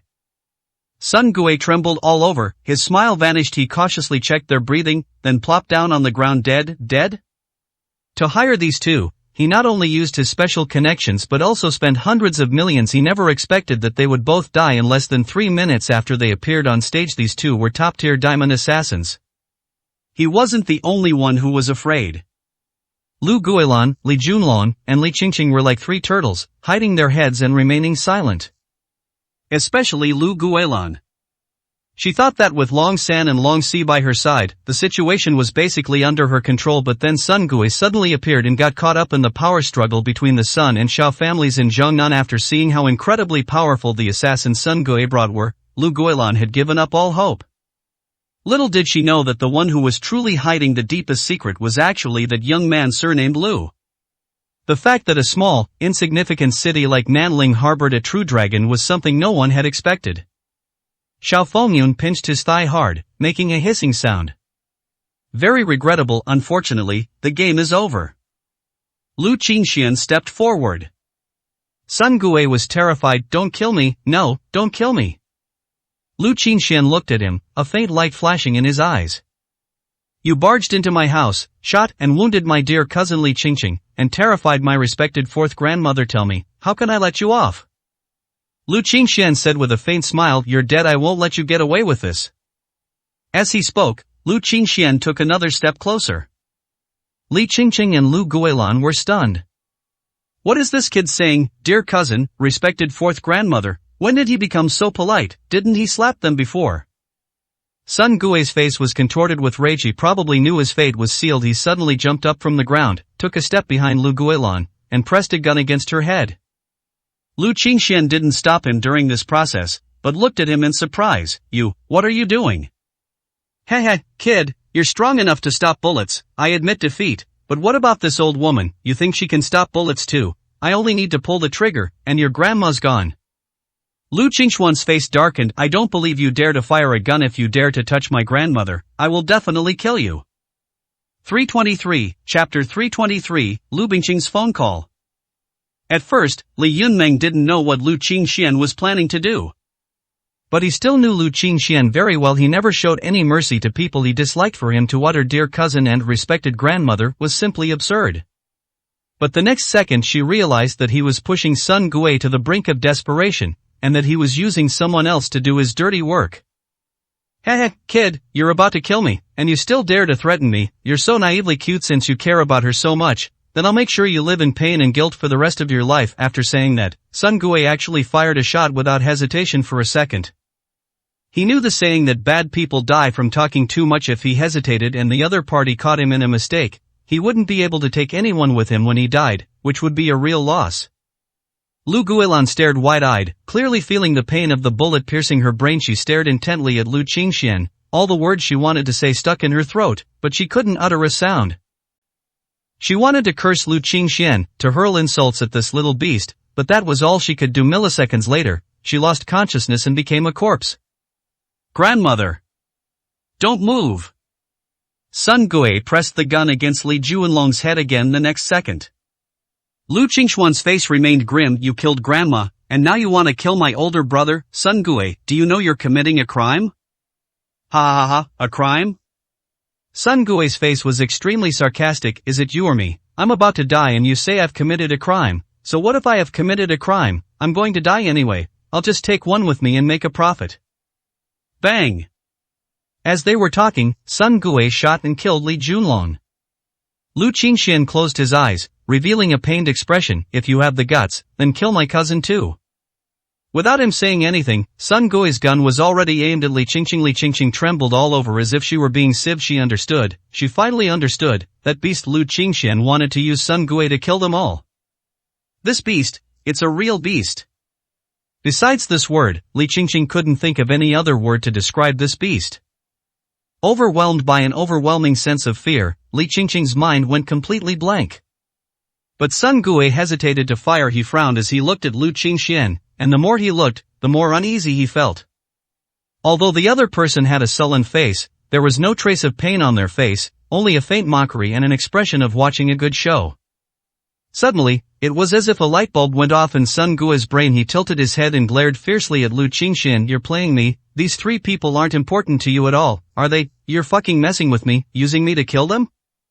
Lu Qingxian asked in surprise. Oh, is that so? You're still pretending. Lu Qingxian grinned. If you say so, then so be it anyway, I'm not going to admit it. Are you ready to die?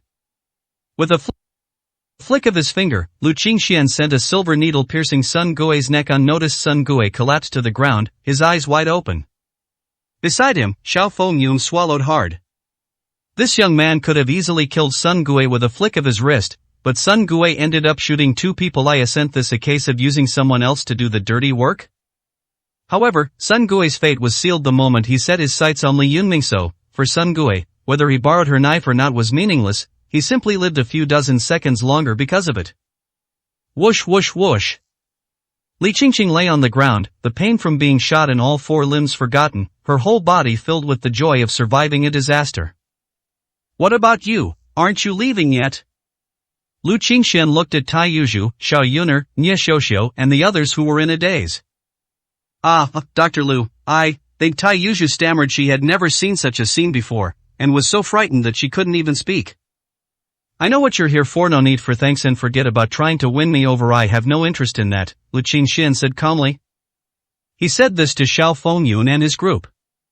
When Xiao Fengyun heard about this extraordinary person from his daughter, he was indeed initially grateful and wanted to win him over. However, he had long since abandoned those thoughts. Neither the Xiao family nor the Nie family could possibly control such a young and exceptionally powerful individual.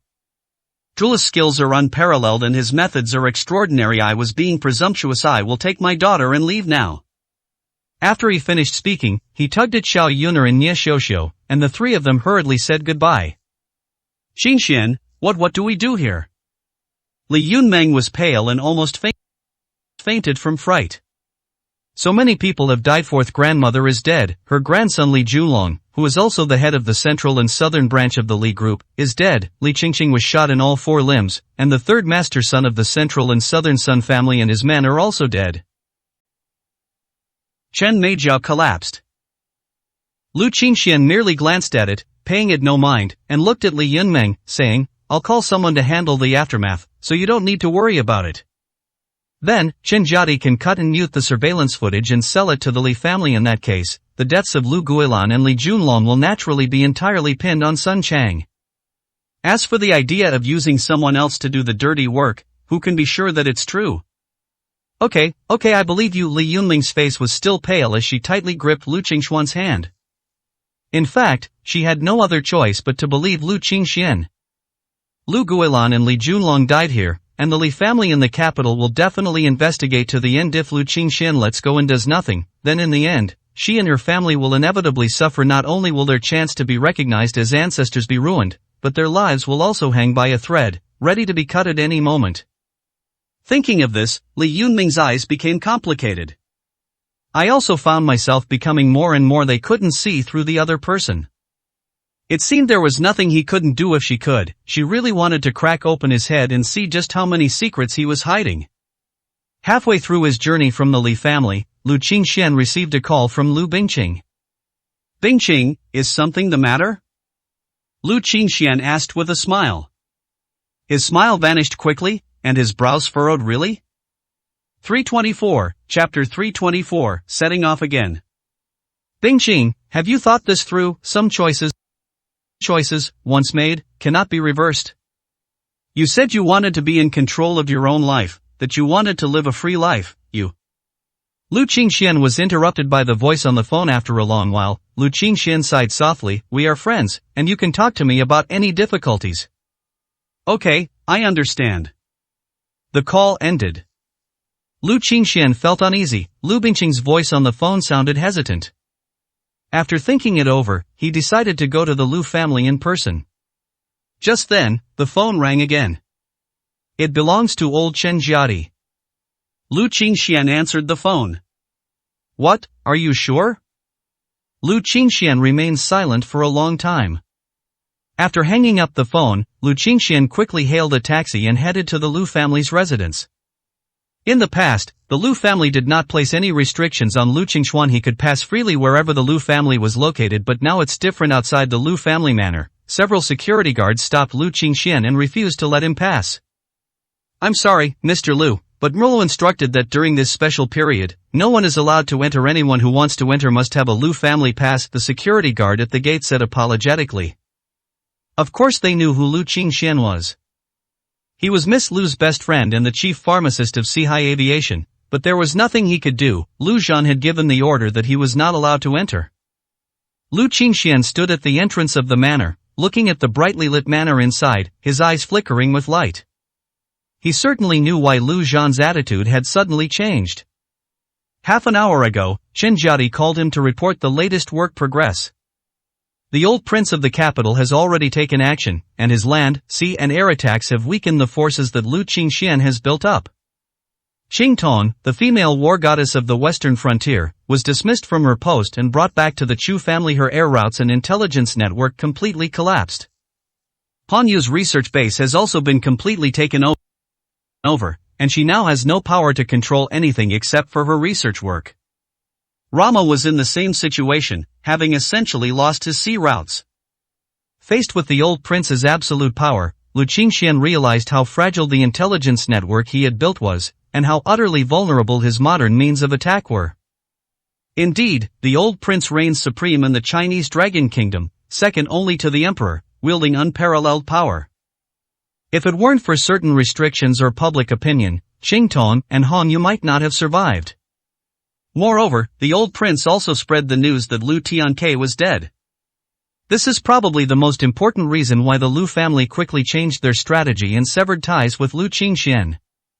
For the Lu family, although Lu Qingxian is exceptionally capable and his two newly developed products are enough to sweep the world and bring enormous profits to their family, cooperating with Lu Qingxian would also lead to a bright future.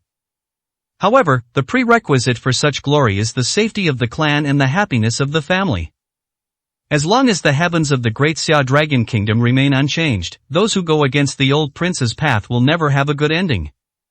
Therefore, for Lu Zhan, even if Lu Tianke is an absolutely respectable and admirable person, it is no longer important. The future survival and development of the family is the most important thing. Thinking of this, Lu Qingxian sighed softly and stopped worrying about it. Everyone has their own ambitions, and he certainly cannot force others to join his side. Moreover, he never intended to help the Lu family, but rather Lu Bingqing, his friend. Lu Qingxian turned around, about to leave, when he suddenly noticed a little girl hiding nearby, looking sneaky and staring at him. "You, your brother Lu? Who are you?" Lu Qingshuan's expression softened. The other person looked to be only 18 or 19 years old, with an innocent look as if they had never been exposed to society. "My name is Lu Bingling, and I am Bingqing's younger sister." "My own sister?" Lu Qingxian was taken aback. Lu Bingqing seems to have never mentioned having any younger siblings or anything like that. "Didn't my sister mention me? I've been studying in Sakura for the past 2 years and just came back," the girl explained. "Oh, is there something you need?" Lu Qingxian didn't dwell on that and asked instead. "I want you to help my sister. She's so pitiful. She's been hiding in her room crying every night for the past few days." Lu Bingling looked at Lu Qingxian with her big, pleading eyes. "I've talked to my sister, and she keeps mentioning your name. Only you can help her." Lu Qingxian was stunned for a moment. It's not that he doesn't want to help her. He just called Lu Bingqing half an hour ago, and she had already made a very decisive decision as a friend. He shouldn't interfere too much. In addition, given the current attitude of the Lu family towards him, it's very likely that he might make things worse and worsen the relationship between the two sides. Your sister has already made her own choice. I am just a friend to her, and I can't interfere with her decision, Lu Qingxian said frankly. Lu Bingling kept shaking her head. No, that wasn't my sister's real decision at all. She was threatened, please believe me.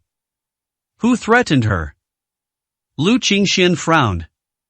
Lu Bingling kept shaking her head. I can't say, and my parents won't let me say either. Lu Qingxian thought for a moment and said, how do you want me to help her? To Hong Kong Island. Hong Kong Island? Lu Qingxian looked surprised. He had just returned from Hong Kong Island. Yes, my sister is getting married and moving to Hong Kong. She has already left, and we can only find her in Hong Kong, Lu Bingqing said with wide eyes, her expression certain. Lu Qingxian asked again, what good would it do if you went, even if you saw your sister? It seems like you couldn't do anything, could you? A forced marriage? Please, this is completely different. He and Li Yunmeng are legally married. What right does he have to try and steal her away? A friend, a lover, or what? In short, it's utterly absurd. Oh well, let's get through this. No matter what, Yuri, the only person I can trust. How can you bear to watch me marry someone I don't love for the rest of my life? Is your life filled with suffering? Lu Bingling stepped forward and grabbed Lu Qingxuan's hand. How could you bear to do that? Lu Qingxian himself didn't know that he was conflicted. He's decisive in everything he does, but when it comes to relationships, he becomes utterly useless. Sigh, never mind, let's go.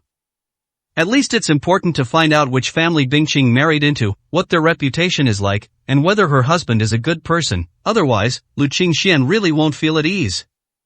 325, Chapter 325, The Little Delinquent Girl. Lu Qingxian first went back to Jishitang to explain some things, then said goodbye to Qinjiati, and finally went to say goodbye to Li Yunmeng. He lied. He told Li Yunmeng that he had to go out to take care of something important, but he didn't say that he was going to Hong Kong Island, nor did he mention that it was because of Lu Bingqing. The main concern is that the other party might overthink things. During the 4-hour high-speed train journey, Lu Qingxian strongly suspected that Lu Bingling had deliberately tricked him into coming on this trip, as she chattered incessantly the entire way. According to her own account, she was raised as an elite child from childhood and had almost no opportunity to go out and play. After finally getting into a prestigious university, she was arranged to go to Japan for further studies. For her, this trip home was not only an opportunity to get closer to her sister and family, but also a rare chance to relax and travel away from the beautiful landscapes of her homeland. Does your sister know that I'm coming to Hong Kong Island? Lu Qingxian couldn't help but ask. I have no idea. My sister's phone is switched off, and I can't reach her at all. Lu Bingling shook her head, looking frustrated. Lu Qingxian took out his phone and tried to dial it, but it was indeed switched off. Did Bingqing turn off her phone herself, or did her parents force her to, or was it something her arranged marriage partner was up to? This is really a headache. As they approached the station, Lu Qingxian had Chen Jiadi check the branch offices of the family's influence in Hong Kong. It turns out that the Su family, whom he had previously defeated, ranks second in Hong Kong Island. The first is the Huang family, where the governor of Hong Kong resides. The Huang family is a semi-official family and generally does not get involved in many social disputes. The third and fourth are both long-established families that have been developing locally for over 50 years, such as the Kai family and the Su family. The Kai family mainly controls the black market economy, while the Su family manages the shipping industry. The four major families have divided up almost 80% of the business market on Hong Kong Island. After a brief analysis, Lu Qingxian realized that the only family suitable for a marriage alliance with the Lu family seemed to be the Su family, which ranked fourth. Because the Lu family also started their business through shipping, they share similarities in their business models. Besides that, the third option is basically not considered, since the Lu family runs a legitimate business and it's impossible for them to get involved in the black market and be dragged down with it. According to Chen Jiadi's investigation, the Huang family, which ranks first, has two male heirs. The eldest son is 37 years old and got married 5 years ago, while the second son is only 16 years old and has not yet graduated from high school. As for the Su family, they have been utterly destroyed by Lu Qingxian and are now reduced to a third-rate power. What merit do they have to form a marriage alliance with the Lu family? After arriving in Hong Kong Island, Lu Bingling led Lu Qingxian to a high-end residential building. Uncle Meng, is Uncle Meng home? Lu Bingling knocked on the door. A moment later, a slightly chubby, bearded middle-aged man who looked to be in his 40s opened the door. He had a kind smile on his face, and when he saw Lu Bingling, it was as if he had seen his own daughter. His smile widened instantly, and his mouth stretched almost to his ears. Bingling, my dear, when did you come back to China? Uncle Meng, I just got back the day before yesterday. Lu Bingqing flashed a set of pearly white teeth and naturally squeezed in with Lu Qingxian. Uncle Meng, let me introduce you. This is brother Lu Qingxian, my sister's good friend. I brought him here specifically to visit my sister. Brother Lu, this is Uncle Meng. Has on good terms with my family. You can stay here without worry. I'll let you know as soon as I find out about my sister. Before Lu Qingxian could speak, Uncle Meng asked first, Bingqing is here too. What's going on? Why are you looking for her? I can't reach her by phone. Has something happened? Lu Bingling shook her head vigorously, walked to the table, and gulped down a mouthful of water. Oh, I'm so thirsty. After she felt better, she pouted and said, it's all Mom and Dad's fault. They insisted on arranging a marriage for my sister without telling me which family it would be with, making me travel all this way to find it myself. By the way, Uncle Meng, you've been here for over 10 years, you must have a lot of connections. Could you help me find out more about it? Meng De scratched his head and said with a wry smile, you two sisters are really a handful. Your parents didn't let you know because they were afraid you would cause trouble. Marriage is a big deal, and you can't mess around with it. Lu Bingling stuck out her tongue. Okay.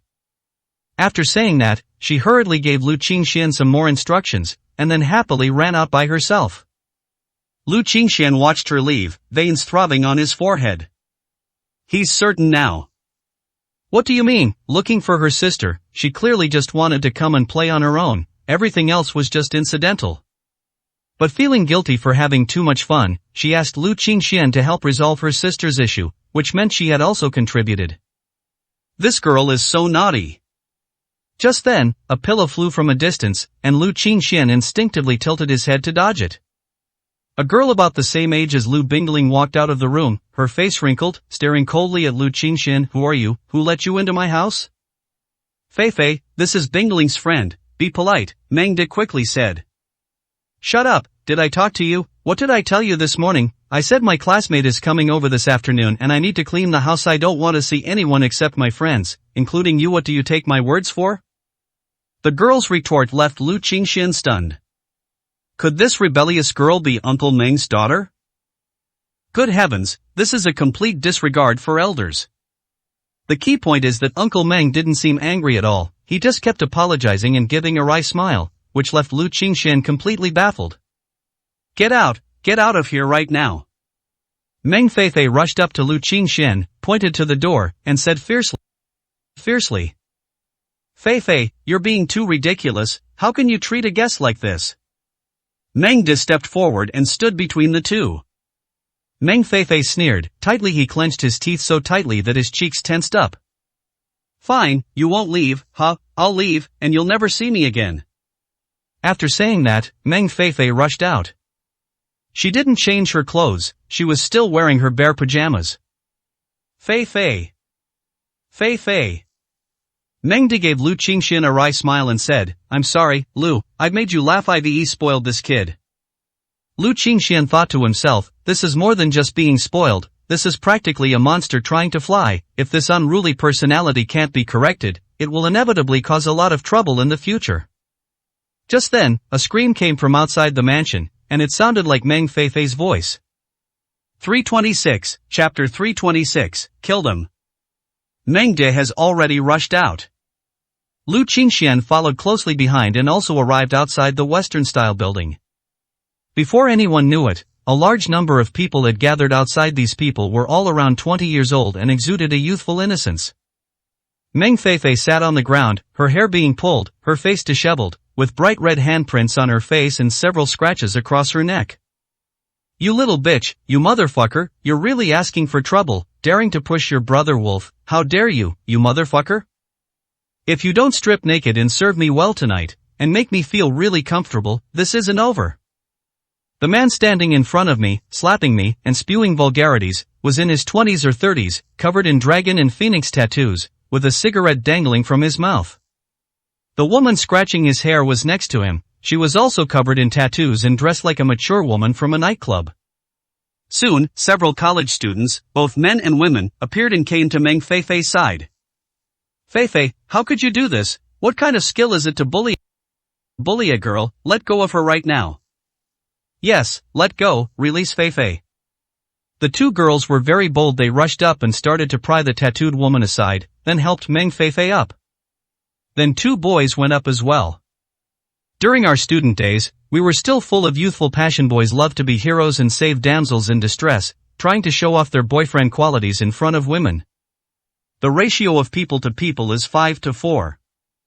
However, Meng Feifei's side consisted of 3 girls and 2 boys, while Wolf Brother was surrounded by 3 men and 1 woman, all of whom were burly men, putting them at a clear disadvantage. A bunch of brats, do you even know who I am? You've got to think twice before you mess with me. Are you an idiot? You think you're right to bully a woman? Wen Tao, a tall and burly man, suddenly stepped forward and blocked Meng Feifei's path. He was Meng Feifei's suitor, and this was a good opportunity for him to show off and let Meng Feifei see his sense of security. You little bastard, I'll remember you as long as you're still in Hong Kong. You'll see how I make you suffer. Who are you trying to scare? If you don't like it, let's fight. I am not afraid of you. Another boy stepped forward. His name was Su Hang. Although he was just a marginal member of the Su family was still one of the 4 great families, and they would usually give him face regardless of whether he was in the right or wrong. Everyone, let's value harmony, let's discuss things and not hold grudges. Meng De walked over quickly with a smile and stood in the middle to mediate.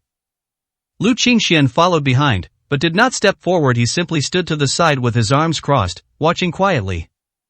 He always felt that the relationship between Uncle Meng and his daughter was too abnormal, and they didn't act like father and daughter at all. In other words, the father is too indulgent and has no bottom line, while the daughter is too spoiled and unruly. If you add a bunch of bad friends to that situation, you're completely ruined. Seeing that they outnumbered him, Wolf Brother sneered and began to consider retreating. Fortunately, the old man surnamed Meng gave him a way out. You guys got lucky, we'll settle this score later. As he spoke, Wolf Brother prepared to leave with his men. At that moment, for some unknown reason, Meng Feifei went up and slapped the tattooed woman. You bitch, you think you can grab my hair? You think you're all alone? And you bastard, if you have the guts, stop talking tough, let's settle this right here, you bastard, do you dare? Meng Feifei yelled at Wolf Brother. Wolf Brother's eyelids twitched with rage. One of his men came to his ear, looked coldly at Meng Feifei, and whispered, Brother Wolf, don't be impulsive, there are 7 of them and only 4 of us will be at a disadvantage if we fight. Let's retreat first and wait for me to call for reinforcements. Wolf nodded silently. Heh, you're so great, aren't you? I can't beat you, are you satisfied now? Walk. Wolf Brother waved his hand and led his men away in a sorry state. No sooner had Wolf left than Meng Feifei turned around and slapped Meng De hard across the face. The surroundings became quiet. Clearly, no one expected Meng Feifei to dare hit her father. Useless trash, coward, wimp, what good are you? Oh, besides groveling and apologizing, what use are you? Who can you protect? Tears streamed down Meng Feifei's face as she clenched her teeth, displaying an extremely defiant spirit. Meng De, who had been hit, smiled bitterly and did not refute. Fifi didn't do this, apologized to Uncle Meng. The girl beside her couldn't help but persuade her. No, Meng Feifei sneered, you have no idea how disgustingly useless he is. Just thinking about being in this house makes me nauseous and want to vomit. Then you can get out. Lu Qingxian couldn't stand it anymore. What did you say? Meng Feifei looked up at the strange man, seemingly unable to believe that someone would dare to speak to her like that. Since you're so arrogant and think others are useless, then why don't you just get out yourself? Why let a useless person support you? Why bother eating from a bowl and then cursing your mother? I believe that someone as proud as you must have the ability to support yourself. Lu Qingxian was reluctant to meddle in other people's family affairs, but to be fair, Uncle Meng was indeed excessively cowardly, and Meng Feifei was excessively arrogant. What's it to you? What I do is none of your business. Who do you think you are? Do you have the right to tell me how to do things? Meng Feifei's face flushed slightly as she spoke, clearly having been hit where it hurt by Lu Qingxuan's words. Lu Qingxian smiled and remained silent. It really wasn't his business, he just brought it up so that the girl would realize who was taking care of her every day, who made sure she was well fed and warmly dressed and didn't have to worry about making a living, allowing her to enjoy the carefree life of a student. Feifei, Xiaolu, you two should say less, it's my fault. Meng De still had a bittersweet expression on his face. Everyone, come inside, I am going to a friend's house later, so you can all have fun here, Meng De said with a smile.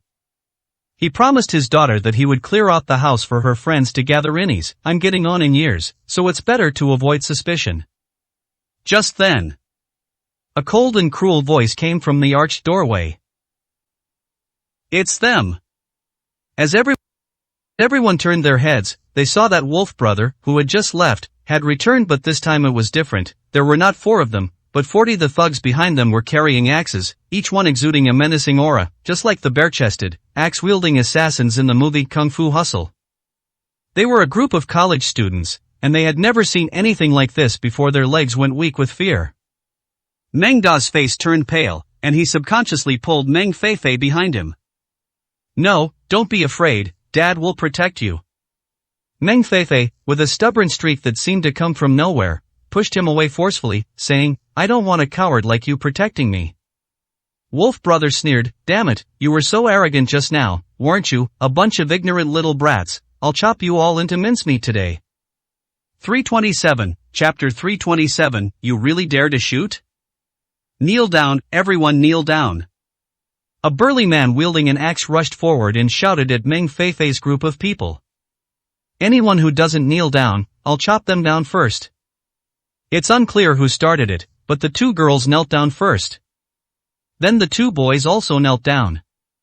Kneel down quickly, kneel down quickly. Upon seeing this group of people, Meng De immediately realized that he had provoked someone he couldn't afford to offend. Without saying a word, he forced Meng Feifei to kneel down as well. Although Meng Feifei was unwilling, she was still afraid at heart.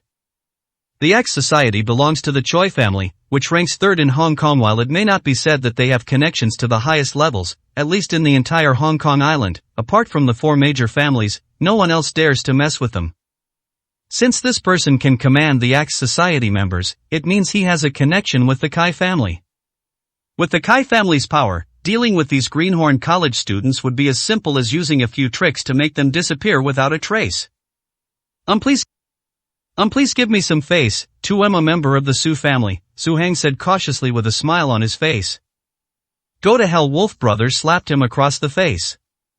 The Su family, I know all the young masters and daughters of the Su family. Who are you in the Su family? Don't tell me you're some unknown collateral branch.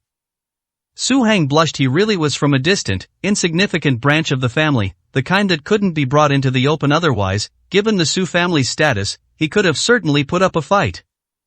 Remember this, the person standing in front of you is Kai Lang of the Kai family, the head of the 5 Dragons Street branch of the Black Tiger Society. Wolf brother threw his cigarette butt on the ground and roared angrily. Smack! Su Hang slammed his forehead hard on the ground and kept apologizing.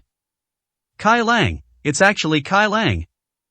Damn it, I'm so unlucky, I actually messed with the 3rd young master of the Kai family. Kai Lang is an absolutely ruthless person. Kai family members usually have to be at least 25 years old before they can take on the position of Hall Master and start taking over the black business, but Kai Lang is different. He is only 22 years old this year. He has already become a Hall Master before graduating from university. He commands about 200 people and walks around Hong Kong Island with impunity. This guy is ruthless and has at least 10 lives on his hands. No one his age is afraid of him, let alone offend him. Su Hang was filled with deep regret. Damn it, why did I even get involved? It's all because of that crazy woman, Meng Feifei. Kai Lang was satisfied with their performance, but his smile quickly froze.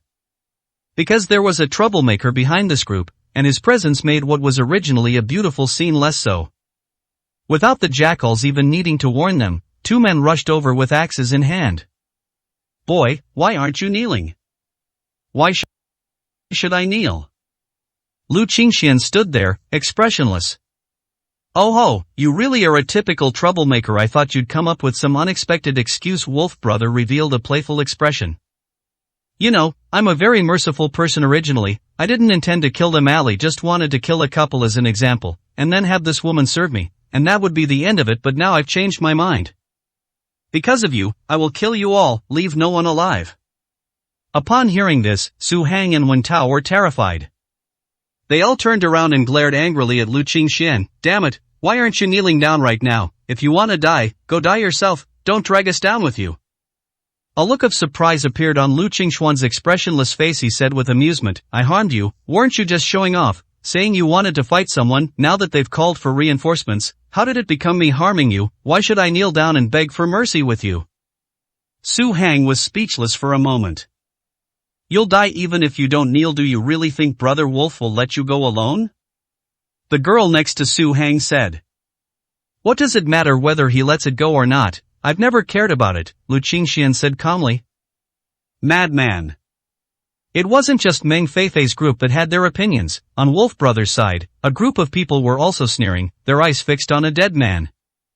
I'd made up my mind first, I'll cut off his hands and feet, then I'll make him watch me kill people, and finally, he'll face the end of his life in fear and pain. Ha, well, my brother Wolf really is a philosopher. Wolf Brother let out an excited howl, then pointed at Lu Qingxian. His men screamed and charged forward in a frenzy. In a daze, they seemed to see the other person's limbs flying everywhere under the sharp axe, with blood splattering all over the place. The moment this illusion appeared, the man moved and vanished from everyone's sight in a flash. The next second, he appeared in the Axe Gang's crowd, charging around like a tiger among sheep. One punch, one kick, and the crowd was attacked indiscriminately. A group of people fell down like a tidal wave, rolling on the ground, with axes scattered all over the place.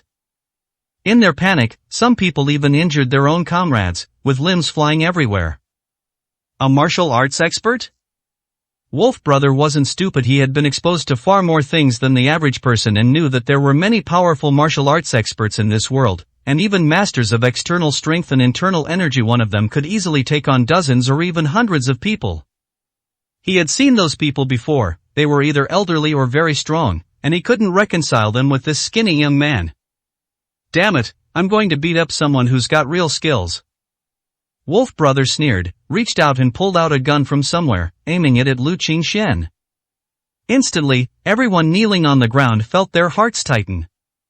The moment Lu Qingxian made his move, their feelings were very complicated. Seeing Lu Qingxian sweep through and actually take down dozens of members of the Axe Society, they were overjoyed. It meant that they were safe and sound.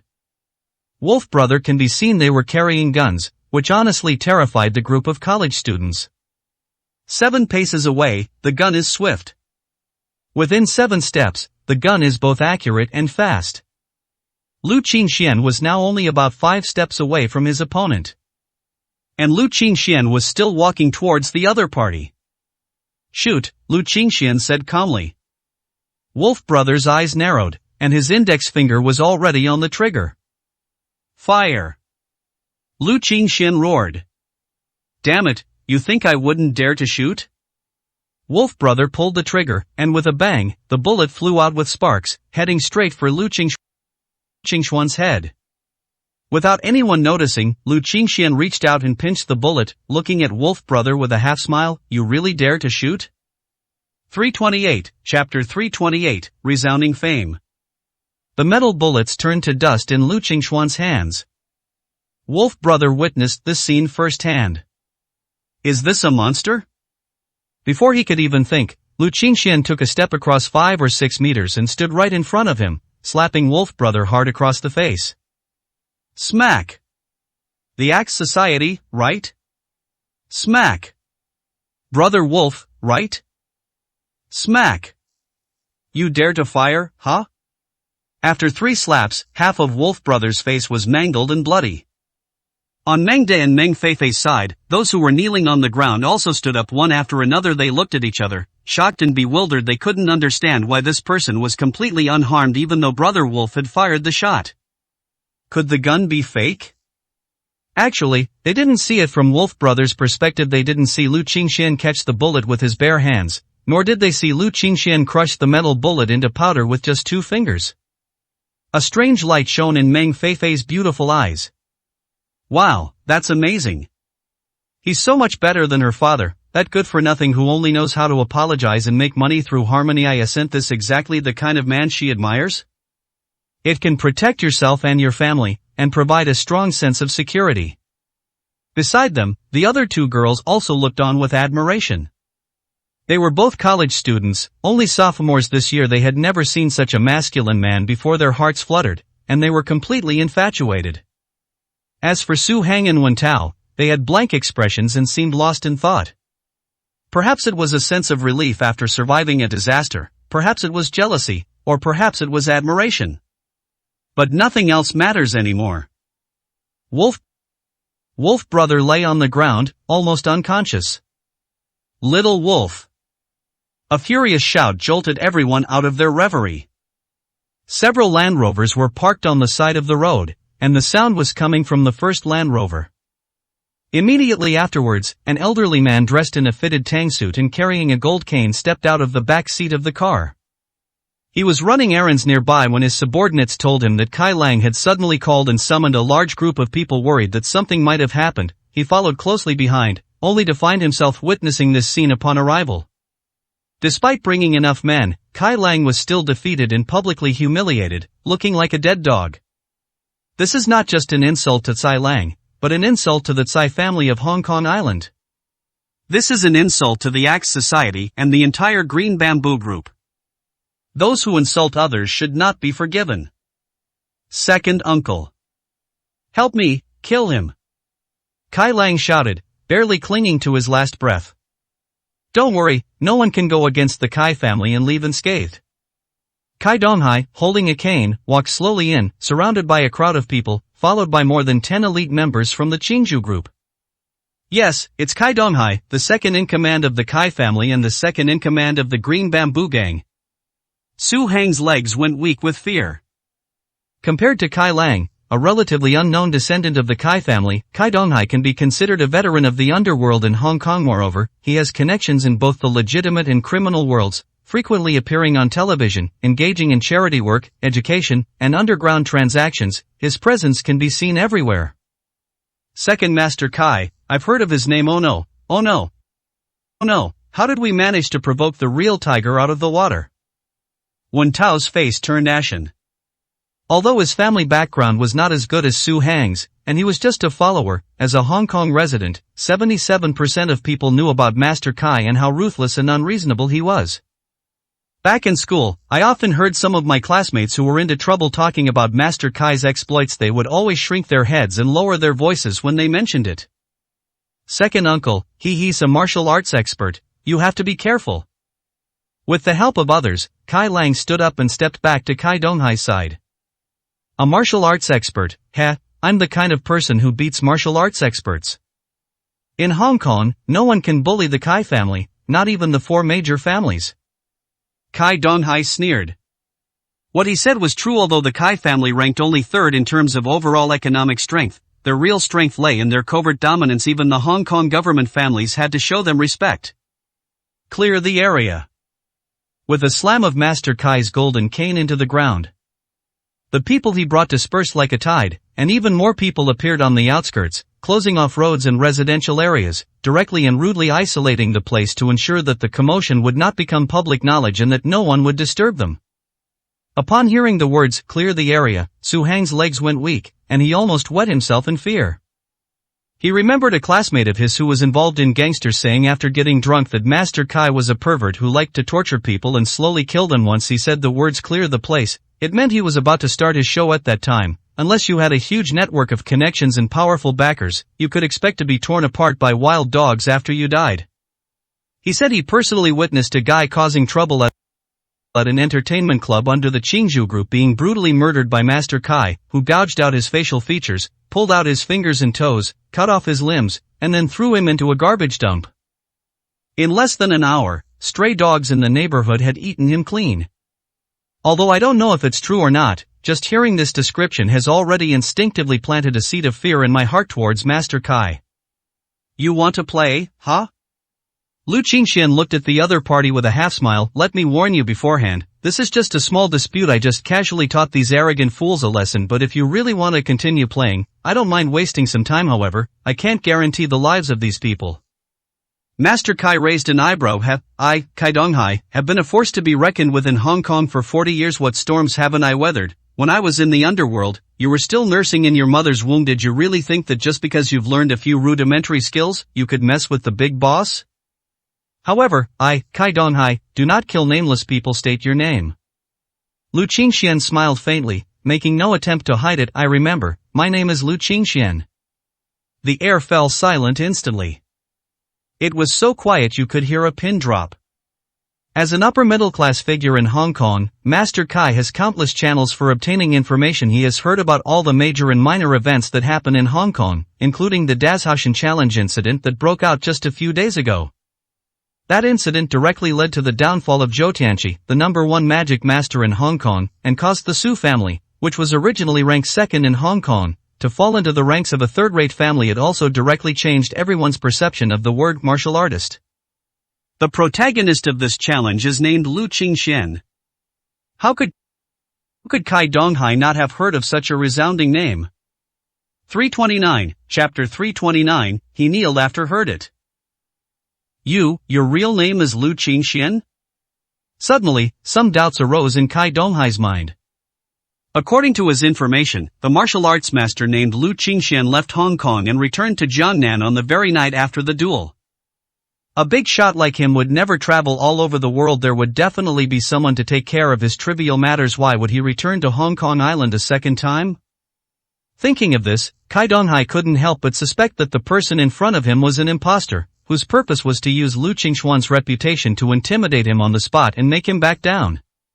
Wait, sir, there's no need to answer in a hurry. Clear the area first. After speaking, Kai Donghai swallowed and ordered his men to quickly drive Meng Feifei, Meng De, Wen Tao, Su Hang, and the others away. He had his own considerations. If the other party wasn't the Lu Qingxian he knew, he would kill him on the spot, and these guys were all locals from Hong Kong, so catching them would be very easy. Even if he let them go now, he could settle scores later.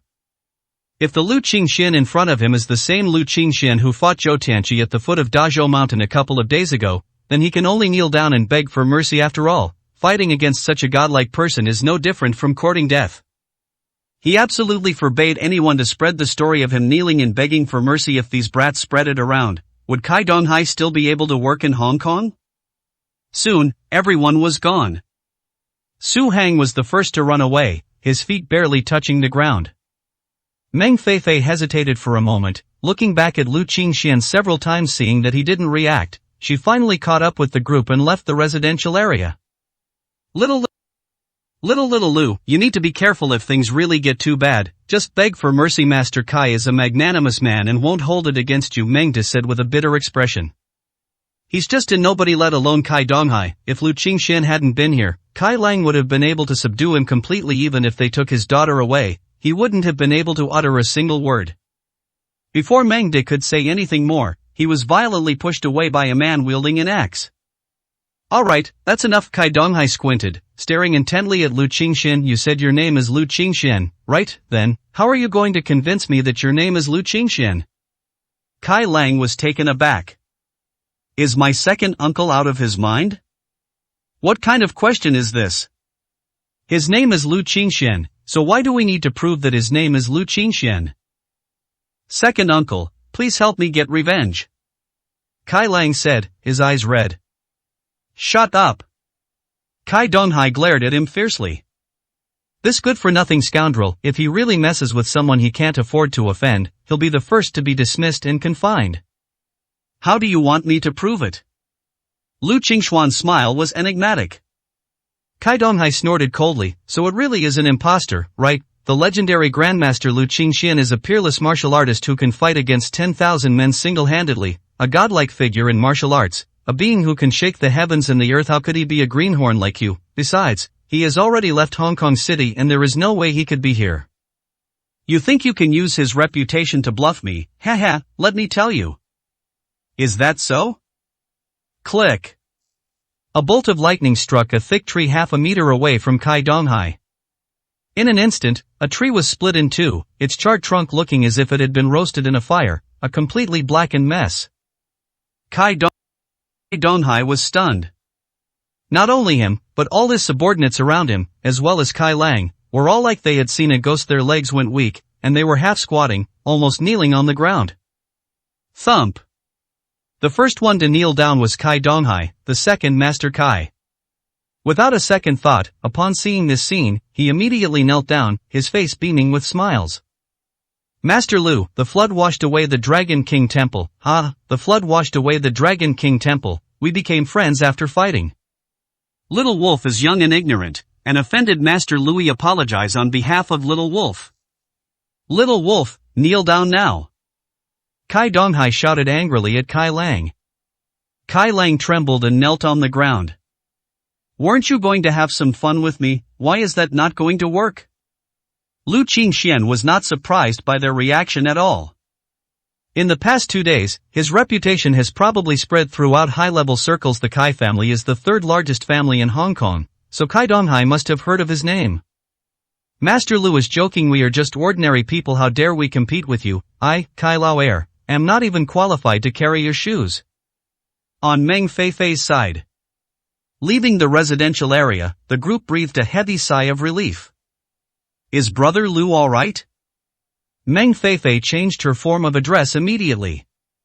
It's hard to say. Kai Donghai is a capricious person, and he has a large number of elite assassins under his command, which are not comparable to those lowly thugs. Although Xiao Lu is skilled in martial arts, he can't fight against so many people. It's hard to say what will happen when facing a group of elites. Meng scratched his head, looking anxious.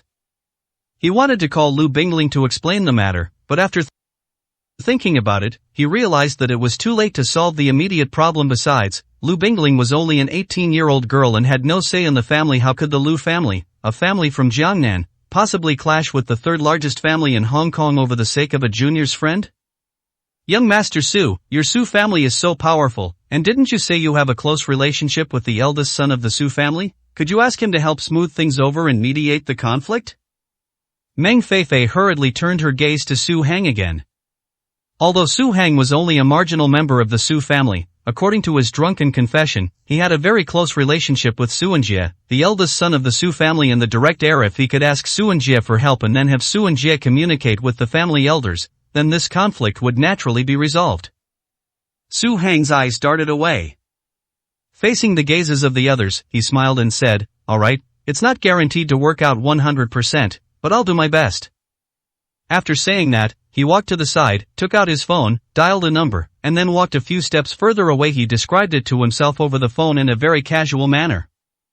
Su Hang returned a minute later. "How are you, young Master Su? Can you help? After all, Brother Lu saved us." "My older brother said he'll do his best anyway, just wait and see. If he really can't help, then it just means that kid is unlucky, and there's nothing we can do." Su Hang waved his hand, signaling them not to ask any more questions.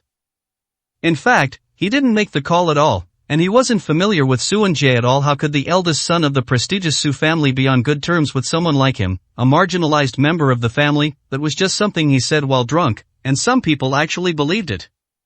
He was just putting on airs to save face for Meng Feifei. After all, he was Meng Feifei's suitor, and if he did nothing, he would be seen as a cowardly loser. Just then, Lu Qingxian caught up from behind. 330, Chapter 330, I'll tell you where that kid is. Seeing that Lu Qingxian was safe and sound, the group of people had different expressions. Some were surprised, some were calm, and some were very disappointed. "Brother Hang, you're really something else. You got the job done the moment you hung up the phone. I thought you were just bragging when you said you had a good relationship with young Master Su last time we were drinking." Brother Hang, you'll have to look after us brothers from now on. Your connections are unbeatable. When young Master Su inherits the Su family and becomes the head of the family, you'll be the head of the Su family's brother, making you a prominent figure in the entire Hong Kong city. The girl next to him quickly said, Go away, go away. You're making it sound like our Brother Hang isn't a big shot these days in our school. Who doesn't know Brother Hang's name?" The previously silent group suddenly found an outlet and started talking. Another girl waved vigorously at Lu Qingxian, saying, "You really have to thank young Master Su today. If it weren't for him, Second Master Kai would never have let you off the hook just because you hit Kai Lang." "What are you talking about?" Lu Qingxian found it amusing. "What are you saying? Don't you know perfectly well? I'm asking you, did Master Kai leave with his men?"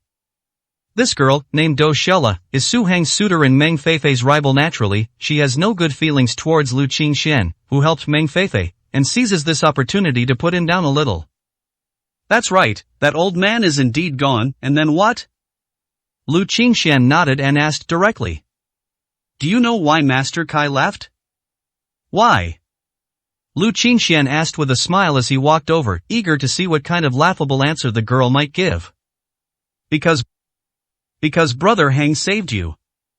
Brother Hang did a favor by getting the eldest son of the Su family to help him and smooth things over with second Master Kai. Otherwise, what kind of family do you think the Kai family is? Do you think they would let you off the hook? Everyone in Hong Kong knows that the Choi family is the most domineering. If you provoke the Choi family, even 10 lives wouldn't be enough to kill you. At this point, Dou Xiaola couldn't help but snort, as if she was organizing her thoughts. You think you can fight? The Kai family has 100, 1,000, 10,000 people. You're good at Kung Fu, but the Kai family has the Sifong Martial Arts Academy, which is full of experts. You don't really think that you can intimidate Master Kai into submission by dealing with a few small fry, do you? The other girl next to her, Ji Ying, nodded in agreement. They were aware of the Kai family's power distribution. The Green Bamboo Gang is just one of them, mostly composed of ordinary people like hooligans and thugs, but they also have the Four Directions Dojo, which together have over 1,000 students. The instructors there are all city-level taekwondo and karate champions, and they are all very strong. So you think the fact that I'm still standing here unharmed is all thanks to this young Master Su? Lu Qingxian couldn't help but smile. Otherwise what? You don't actually think you can scare Master Kai away with your lousy skills, do you? I know you want to show off in front of the girls, but that's not how you do it. You need to figure out who the real hero is. Dou Xiaola looked at Su Hang. Su Hang remained silent, standing there pretending to be deep in thought. Wen Tao stepped forward, put his arm around Wen Tao's shoulder, and grinned. Lu Qingxian shook his head. If you think that coward who knelt on the ground crying and begging for mercy a few minutes ago can save people, then you can continue to believe it anyway. It has little to do with me. What did you say? Su Hang narrowed his eyes, his gaze turning dangerous. I understand that you like to show off, but don't claim credit for things that aren't yours. Don't you understand the principle that if you want to wear a crown, you have to bear the weight? Lying will be exposed sooner or later, Lu Qingxian said calmly. This is outrageous. Brother Hang saved you and you still dare to talk back like that. Do you really think we wouldn't dare to beat you up? Dou Xiaola rolled up his sleeves. Why don't you give it a try? Lu Qingxian said with amusement. Dou Xiaola's face turned from green to red. Only then did she realize that although this kid was an unknown person, he could take on dozens of ordinary people by himself, so he must have trained at some boxing gym. How could she, a girl, possibly beat him? However, a man who even wants to hit a woman is not a real man. Bah, he's a complete scoundrel. He's not even human. Dou Xiaola, you've gone too far. I disliked Brother Lu at first too, but he beat up that idiot and saved us. How can you say such things? If he doesn't show up, we're all doomed today, and Su Hang won't even have a chance to call for help. Meng Feifei frowned. Oh, look who it was that caused trouble for us. If it weren't for you, Meng Feifei, you troublemaker, would we be in any trouble? You're the culprit, and you still have the nerve to speak up, Dou Xiaola said sarcastically. Meng Feifei blushed. She couldn't refute those words. It was indeed she who started the trouble. However, the fault didn't lie with him. It was Kai Lang who was arrogant and domineering. She was never one to take things lying down, and she certainly wouldn't let him bully her for nothing. Uncle Meng, I'm going back now. I'll be staying at your place for the next couple of days. I'll leave once things are settled. Lu Qingxian said goodbye, not wanting to argue or bicker with a bunch of ignorant kids. Alright, I didn't lock the door. There are 3 empty rooms upstairs. Xiao Lu, you can sleep in any of them. Meng De, who couldn't speak, smiled and nodded. You're going back too. What are you doing following me? Meng Feifei glanced at him, her eyes full of impatience. Meng De scratched his head. Then Feifei, be careful when you're out. Don't cause any trouble. Call me if anything happens. Call you? What's the point of me calling you? What can you do for me? You're just a piece of trash. You might as well give me Brother Lu's phone number. He's 100 times more useful than you. Meng Feifei's temper flared up again. Meng De could only laugh and cry. After being rebuked by Meng Feifei, he obediently turned around and hunched over as he returned to his apartment complex. A group of people walked on the street. They laughed heartily, discussing where to go and what to do. Before long, they arrived by car near the West City Entertainment City, which was also under the jurisdiction of Master Kai. Across the street was the Jingwu Martial Arts Hall, one of the 4 martial arts halls under Master Kai's control. Just then, Master Kai's motorcade appeared. Master Kai, who had changed into a black Zhongshan suit, got out of the car and hurried over. As Dou Xiaola passed by, she couldn't help but blush and say nervously and excitedly, "Second Master Kai, you should have given that kid a good beating just now and dealt a heavy blow to his arrogance. It's a pity. You don't know how arrogant that kid is. He thought you let him go because you were afraid of him." By the way, Second Master Kai, I'll tell you where that kid is. Do you want to know? 331, Chapter 331, If no one else will save them, I will. Dou Xiaola had been angry with Lu Qingxian the whole way. There is no other reason. She had never seen such a pretentious person. They're not much older than them, but they act all old and arrogant. They've almost forgotten their own limitations. All they can do is beat a few ordinary people, right? Let Hanggu go to the Jingwu Hall to train. Hanggu can do it just as well. It's just that brother Hang doesn't care. This society values power, background, and wealth. What does Kung Fu cost? It's just being a bodyguard or a thug. Using Kung Fu to show off might have been acceptable 100 years ago, but now it's simply laughable. What did you say? Master Kai paused, turned around, and looked at her with a cold expression. That look almost made Dou Xiaola lose control of his bladder. Sorry, Second Master, Xiaola is talking nonsense. Another girl quickly tried to cover Dou Xiaola's mouth. Dou Xiaola, emboldened by some unknown source, slapped the girl's hand away. How could someone like Second Master be afraid of that guy surnamed Lu? You're all making a big fuss over nothing. Second Master, in my heart you've always been the most mighty and powerful. How could that toad surnamed Lu possibly compare to you? If it weren't for the sake of the Su family's reputation, that kid wouldn't have enough lives to lose. Master Kai's face twitched. The Su family? Why should I give the Su family face? What is the Su family anyway? Dou Xiaola's smile froze. Why? Wasn't it because of the Su family's influence? Wasn't it because Su Hang called Su Dashao to pull strings and save that kid's life? Why is that? Slap him in the face, damn it, nothing good comes out of a dog's mouth. Two burly men approached Dou Xiaola. Dou Xiaola turned pale with fright and kept backing away. Two burly men grabbed her and slapped her hard across the face. In less than 10 seconds, her face swelled up like a fish bubble. Let me tell you, if anyone dares to say another bad word about Mr. Lu, I'll chop off all 4 of their limbs and throw them out to feed the dogs. It wasn't that Master Kai was protecting Lu Qingxian, but rather that he was afraid that if some of his words got back to Lu Qingxian, he wouldn't be able to bear the consequences if Lu Qingxian caused trouble. Watching Master Kai and his group enter the Jingwu Hall, Su Hang and the others didn't dare to utter a sound. It wasn't until a few minutes later that the others came over and asked with concern, "Dou Xiaola, are you alright?" Dou Xiaola was completely disoriented, covering her face with both hands, standing there lost and bewildered. "Why were you jumping around in front of Master Kai for no reason? Is Master Kai someone you can get along with? He didn't have anyone lay a hand on you, he just slapped you twice. That's already merciful enough." Outsiders call Master Kai the butcher when Tao shook his head and said. Dou Xiaola pursed her lips. "You all heard what that old man said, right? He didn't take the Su family seriously at all. Brother Hang, are you sure your older brother really helped?" All eyes turned to Su Hang. Master Kai did say that just now, and even boasted that the Su family was nothing and that he didn't give the Su family any face at all. Su Hang's expression changed almost imperceptibly, but he quickly regained his composure and said with a smile, "Hee, in front of a small fry, doesn't Master Kai have any pride? It's normal for him to be stubborn and say things he doesn't mean, right? If it's not because of our Su family, then is it because of that guy surnamed Lu? What are you thinking?" "That's right, kings don't meet. Only the 4 major families have a system of checks and balances. Don't take this outsider too seriously." When Tao nodded in agreement. "Huh? He's from out of town?"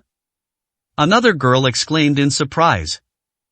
"You can tell from their accent, they're from the mainland."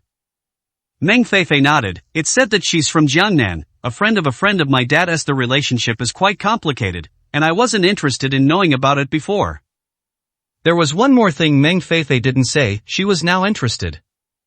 Alright, don't waste time on a guy from out of town. There's no point in arguing. Let's go inside and have some fun." Just then, Su Hang's phone rang. When he saw who it was, his expression changed drastically, and he quickly answered the call. A few minutes later, Su Hang took a deep breath, smiled and looked at everyone. "Everyone, if there's anything fun, come with me to the Dream Oceanarium today, something great is happening." At the same time, the Meng family's small Western-style house. Lu Qingxian had just finished showering when he received a call from Lu Bingling. Brother Lu, something's happened to my sister, across from the Dream Oceanarium, please come quickly. I'm leaving right now, tell me slowly and carefully what happened. Lu Qingxian grabbed his coat and left the room. Those beasts in the Su family don't actually want to marry my sister, they put her under house arrest and are making demands on our family, asking for the recipe for Lingbai pills and some kind of deep sea essence. The Su family?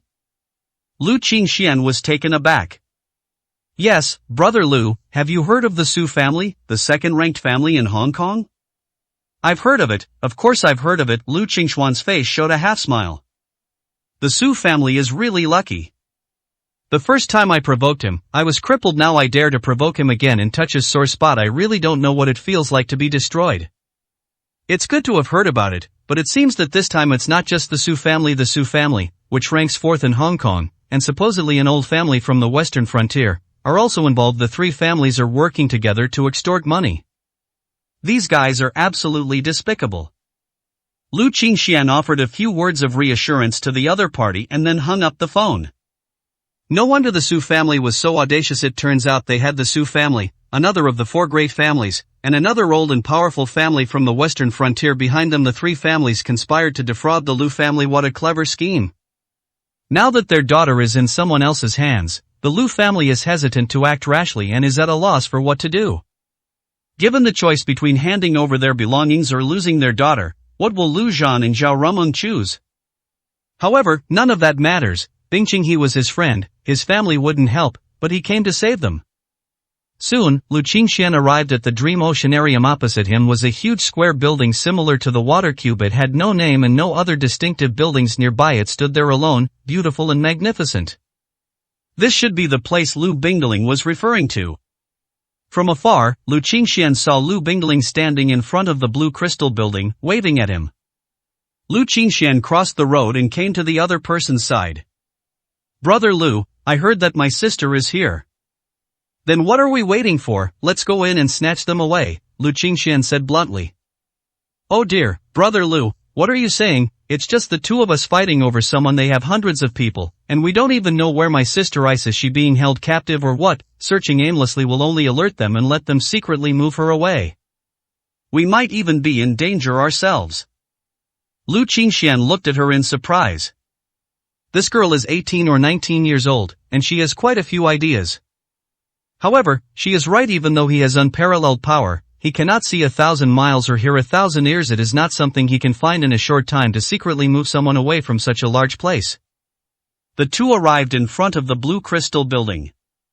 I heard this place is called Cloud Star, the most expensive building in Hong Kong. Only the four major families are qualified to gather here. A single gathering can cost hundreds of millions tisk.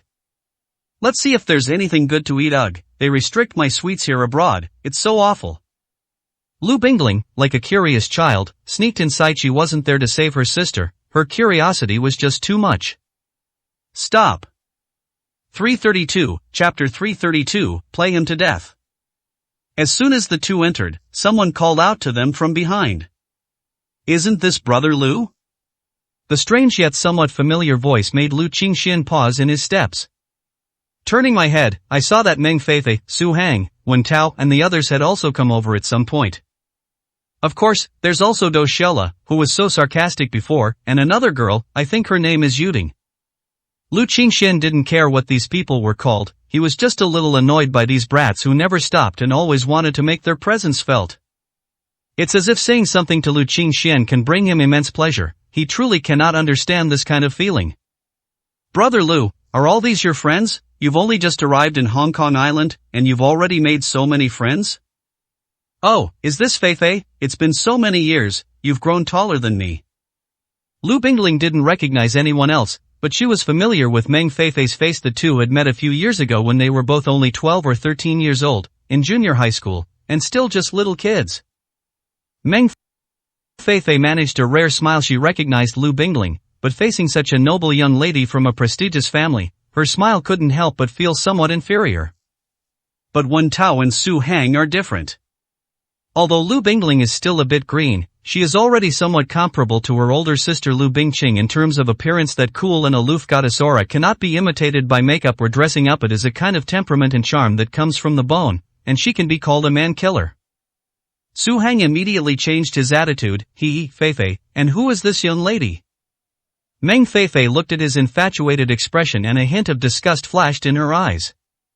1 second they're pursuing themselves, the next they see a beautiful woman and immediately become fickle. Men are all like that. However, it's not the time to fall out with Su Hang yet.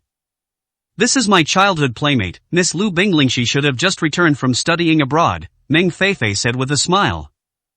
Oh, Miss Lu, a returnee from overseas, it's an honor to meet you. Su Hang quickly went up to her and shook Lu Bingling's hand. This scene made Wen Tao very eager to try it himself. Damn it, when he's with Su Hang, he's not the one getting the meat, he's not the one getting the soup. He doesn't even have a chance to make a move. All the best guys get to enjoy it. There's nothing we can do, we can't compete in terms of raw strength, so we can only endure it. You're the one who's a sea turtle, your whole family are sea turtles. Lu Bingling wasn't going to give him any face, she cursed him out and arrogantly raised her face. Wen Tao almost burst out laughing. The three girls, Dou Xiaola, Meng Feifei, and Yu Ting, exchanged glances, revealing expressions that were neither quite smiling nor frowning.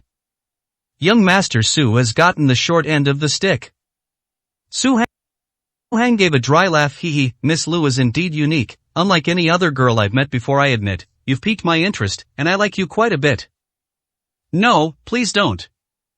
Lu Bingling's expression changed. What do you like about me? I'll change it immediately. I promise there won't be anything about me that you'll like. Su Hang squinted. We're all just strangers who met by chance. Why be so heartless? I fell in love with Miss Lu at first sight. Why not give me a chance? Oh, by the way, let me introduce myself. I come from the Su family, one of the 4 major families in Hong Kong Island. I am the 5th male member of the Su family. My name is Su Hang. I don't care if you're Su Hang or Su Shu, just don't act like we're old friends. Wait a minute, you said your surname is Su? Suddenly, Lu Bingling was taken aback. The 3-way gathering held here, isn't one of the parties the Su family? Using him to find his sister wouldn't be a bad idea. That's right, my surname is Su, the Su of the Su family. A confident smile appeared on Su Hang's face. He thought to himself that this woman had finally realized what the name Su represented in Hong Kong. He's just a nobody, you can't expect him to find Bingqing. Lu Qingxian shook his head with a smile. Ha, a nobody, how nobody? Lu Bingling asked curiously. Lu Qingxian couldn't say exactly how small he was, but seeing how that wolf brother Kai Lang bullied him and how he was powerless to fight back, he could roughly guess what was going on. He must be a peripheral figure in the Su family, with no voice or background, merely using the Su family's name. Boy, are you looking for death? How dare you provoke the Su family?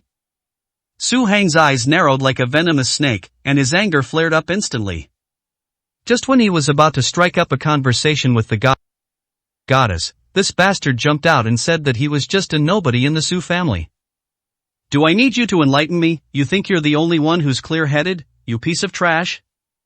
I'm just stating the facts. When did I provoke your Su family? Lu Qingxian smiled indifferently. Besides, so what if I provoke your Su family? What can you do to me? Damn it, I'll kill you. Su Hang raised his fist, ready to smash it down. Wen Tao, who was standing nearby, reacted quickly and stopped him. Are you kidding me? This kid is a professional fighter who can take on 30 or 40 ordinary people. Fight him. That's like going to the toilet with a lantern in hand. It's suicide. Don't stop me, I'm going to kill him. Young Master Su, calm down, have you forgotten where you are? Fighting here is punishable even for scions of powerful families. Wen Tao's words were like a bucket of cold water being poured over him, and Su Hang instantly calmed down. He took a deep breath to calm himself down. Kid, I'm ordering you now, get out of here. Su Hang pointed outside. Oh, what if I don't? Lu Qingxian not only didn't leave, but instead pulled up a chair and sat down. Security, lobby manager, where is he? I need to verify this person's credentials. I suspect he snuck in. Su Hang shouted loudly to the surrounding area. In an instant, dozens of people nearby turned their attention to this place. Brother Hang, is it really that bad? Brother Lu saved us before, isn't what you're doing now just repaying kindness with enmity? Meng Feifei said with dissatisfaction. Shut up. Su Hang had lost his temper at this point. Meng Feifei moved her lips, but dared not refute. Su Hang sneered, still acting arrogantly on my Su family's turf. I'm going to make him pay today. Anyone disagree? anyone want to stand up and fight me, huh? 333, Chapter 333, If you can use your hands, don't use your mouth. Not many people spoke up. Those who come here are mostly business partners of the Su, and Miao families. Today we're here to discuss future cooperation plans. Who would want to offend someone surnamed Su?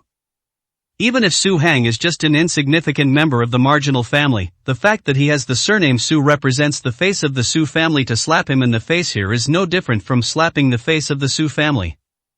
The Su family has never seen this person before. Isn't he too arrogant? He, a marginalized young master, you never see him usually, but today is one of the Su family's home turf, so this is the only time a young master who doesn't usually have a chance to show off can come out and act tough. There was never a shortage of people discussing this among the crowd. Besides, Su Hang was not a core member of the Su family at all. Although they were not in a position to publicly humiliate the Su family or do anything to Su Hang, it did not affect their discussion at all. Besides, even if Su Hang heard this, there was nothing he could do about it. But that guy on the other side is really bold. Going against the Su family in this kind of situation won't end well. Also, I heard that young Master Su hasn't arrived yet. If he does, things will get interesting. Security, lobby manager, if you don't get out here, fire them all. Su Hang continued to roar. Soon, the lobby manager and security guards arrived. Mr. Su, what can I do for you? Zhu Wenjian, the lobby manager, said with a smile. He did not address the other party as young Master Su, as only the eldest young master of the Su family was qualified to bear that title. Su Hang was far from deserving. I suspect this guy sneaked in. He has absolutely no qualifications and there's no way he could be standing here. He's just an out-of-towner. Now I demand that you search his entire body. If he doesn't have an invitation or proof of employment, send him directly to the authorities and into jail. Upon hearing this, Lu Qingxian smiled without showing any panic. Lu Bingling was the first to panic. She hadn't actually received any proof of an invitation, so she was very afraid of being exposed. Hey, isn't this a bit much? Seeing her like this, Su Hang felt secretly pleased, even more certain that the two of them had sneaked in. Don't worry, beautiful lady, you are my friend, Su Hang. Even without an invitation, you can stay here. I guarantee no one will make things difficult for you. But some people aren't so lucky. If it's proven that they snuck in, I'll make sure they get a jail time. Su Hang said this to Lu Qingxian. Soon, Zhu Wenjiang led a team of security personnel to Lu Qingxian. Excuse me, sir, we need to check your invitation certificate now. What if I refuse? Lu Qingxian asked with a faint smile. What do you mean by that, sir? Zhu Wenjiang's face instantly turned cold. I said I refused, what else could it mean? Lu Qingxian didn't even bother to get up, and even patted the seat next to him, gesturing for Lu Bingling to sit down as well. Lu Bingqing, of course, didn't stand on ceremony and sat down next to her, forcing herself to do so.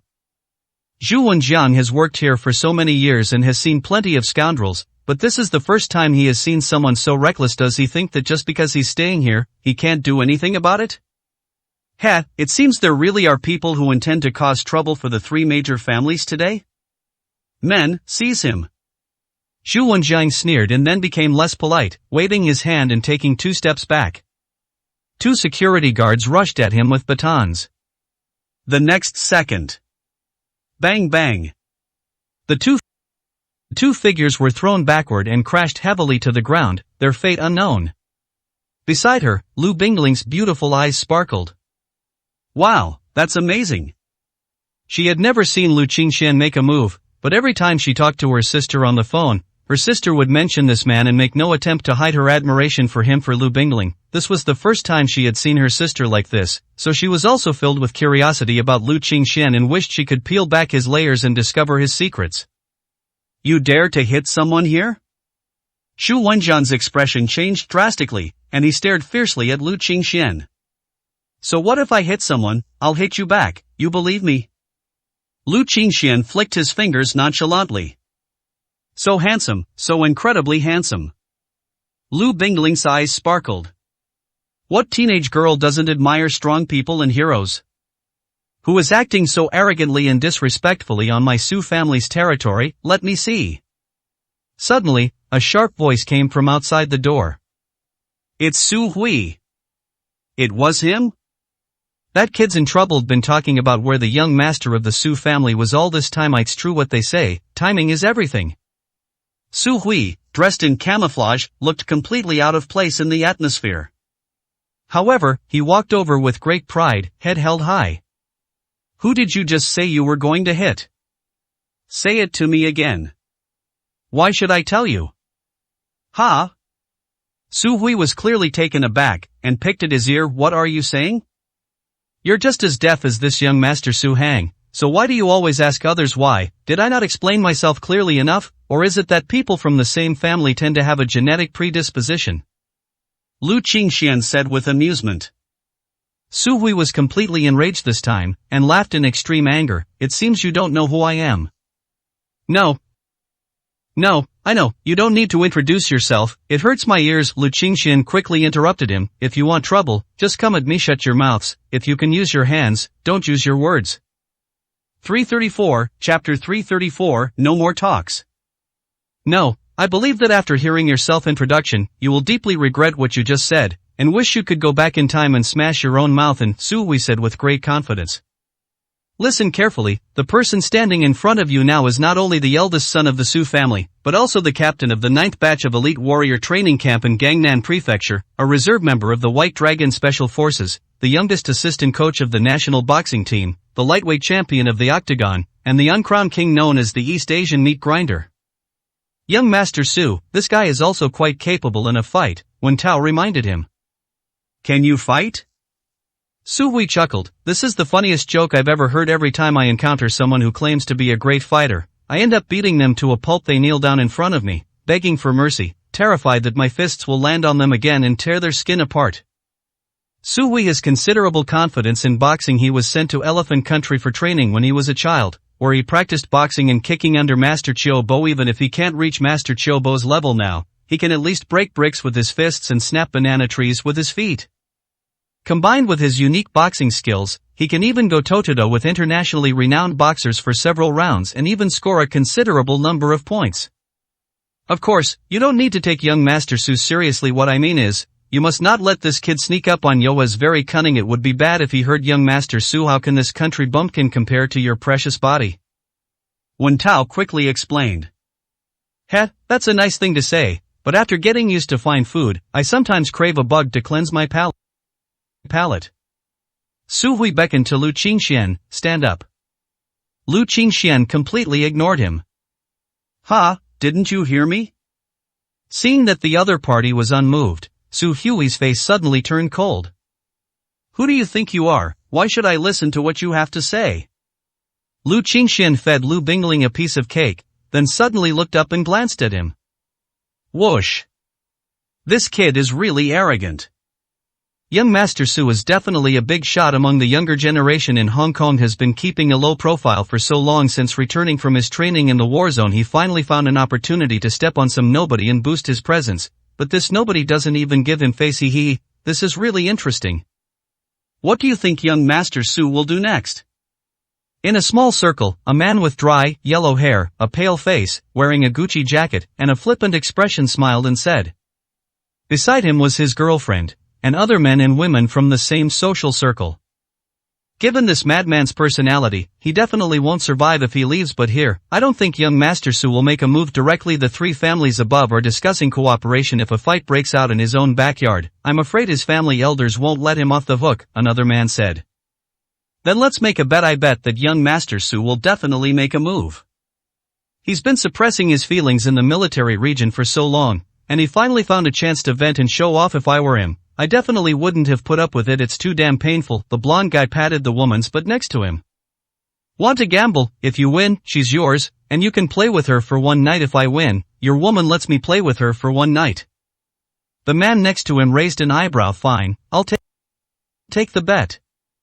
The two women who were the stakes weren't surprised at all. They had won in the first place, so it was perfectly reasonable for them to give it away as stakes now. Just then, Meng Feifei came to Lu Qingxuan's side with her head down. She stood aside without saying a word and reached out to pull Lu Qingxuan's arm. Come home with me, don't stay here. Why? Lu Qingxian took a sip of his drink. What do you mean why? Don't provoke him, we can't beat him. Meng Feifei was sweating profusely with anxiety. I can win. Lu Qingxian remained unmoved. We can't beat them. It's no use that you can fight. Didn't you see a group of heavily armed soldiers just walk by outside? Those people are officers from the White Dragon Special Forces, and they're related to young Master Su. Meng Feifei stomped her feet. I said I can win. Go home first. Don't let your dad worry. I'll go back after I've dealt with things here, Lu Qingxian said calmly. Meng Feifei gritted her teeth, wanting to say something, but was pulled away by her female companion. Are you crazy? Why bother with him? You'll get dragged into this too. Meng Feifei hesitated, not daring to interfere, but when she thought of the scene where the other party rushed out to protect everyone and knocked the Axe gang members to the ground, she inexplicably stepped forward. Su Hui laughed in anger, and nodded. Very well, it seems there's nothing to talk about. 335, Chapter 335, It'll hurt a little next. What's there to talk about? Lu Qingxian leaned back in his chair. Peel an orange. He commanded. Lu Bingling rolled her eyes. This guy, is he doing this on purpose? However, she didn't say anything. She obediently took an orange, peeled it, removed the white pith, broke it into 4 pieces, and put it into Lu Qingshuan's mouth. Lu Qingxian closed his eyes, revealing an expression of enjoyment. This pretentious manner has driven some people who were observing the situation almost crazy. Holy crap, he's even more pretentious than these real socialites. Is young Master Su still holding back? Is he some kind of teenage mutant ninja turtle? Now, many people are no longer just watching the show, they are eagerly hoping that young Master Su can quickly deflate this bastard's arrogance and make him realize whose territory this is. Young Master Su, if you're not going to do it, then I'll take your place. The dignified young master of the Su family is actually a spineless coward who dares not speak out against his anger. It seems that this cooperation still needs to be discussed. Just then, a woman dressed in ethnic minority clothing came down from the 2nd floor. She was at least 17 meters tall, and her neck and head were adorned with light silver ornaments, which made her snow-white skin sparkle like stars, making her even more charming. She gives the impression of a goddess from a movie. Many people downstairs were seeing this woman for the first time, and their eyes widened instantly. Even some wealthy businessmen who have spent their lives playing with women were momentarily stunned and their jaws dropped. It's not so hard to accept that one would risk one's life just to win a smile from a beautiful woman. Only a few people who knew this woman's background felt their scalp tingle and dared not even look at her. The current heir of the Miao people from the West, and the future Miao King, is of the same rank as Su Hui in terms of status, but his prestige is far superior to Su Hui's. Whether it is the status he can inherit in the future or the abilities he possesses at this stage, neither of them can compare. However, Su Hui was unaware of all this. His family elders only reminded him not to provoke the Miao family member, but they did not tell him why he should not. However, Su Hui admitted that although this woman's words were unpleasant, she was really beautiful. He was a worldly person, but he had never seen anyone so beautiful. Her slender arms and legs, plus her strikingly slim waist and perky buttocks, every piece of flesh was in the right place. If he were to take this woman to bed and have some fun with her, his soul would probably ascend to heaven. Su Hui had a plan in mind, but he didn't show it on his face. He coldly snorted, I just don't want to break the rules. You don't really think I'm scared, do you? Who do you think I am, young Master Su? Would I be afraid of some outsider?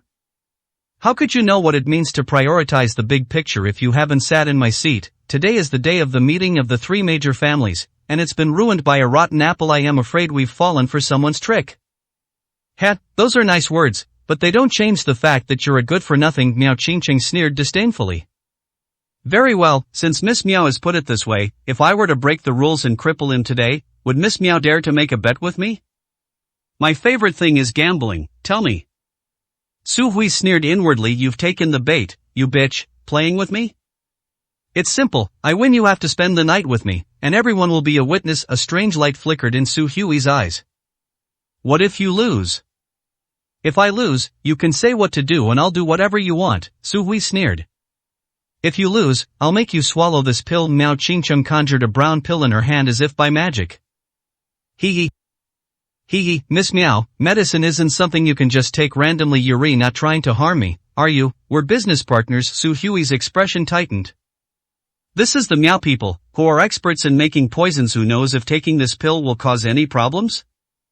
Don't worry, it's not poisonous and won't have any effect on your body, I assent. Young Master Su, very confident in himself. Why are you afraid to gamble? I was hoping something would happen between young Master Su, but it seems he won't give me the chance. Miao Qingqing swept her hair back, and her charming appearance instantly captivated Su Hui. He, if I don't have the courage to accept the invitation from a beautiful woman, wouldn't I be laughed at? Okay, I'll take it. Miao Qingqing continued with a smile. Young Master Su is indeed very bold, but the bet needs to be changed. If the bet is only on whether young Master Su dares to make a move, that's too simple. Young Master Su only needs to endure a little punishment without lifting a finger to take me. That's not fair to me. How do you want to change it? Su Hui didn't care anyway. He had plenty of ways to win the game, not to mention his influence here. His own abilities alone were not to be underestimated. It's simple. Not only does young Master Su have to take action, but he also has to win decisively. Only a strong person is worthy of my willing service. What do you say, young Master Su? Miao Qingqing's eyes held a faint, unusual glint. Su Hui almost burst out laughing. What kind of condition was this? Wasn't this what was expected? Since he chose to break the rules and take action, he was bound to defeat his enemy in one move, leaving no chance for resistance. It seems that Miss Miao is destined to belong to me. Su Hui, it is an honor to invite Miss Miao to spend this wonderful evening with me. Su Hui's smile stretched almost to his ears. The other men in the hall were practically drooling with envy.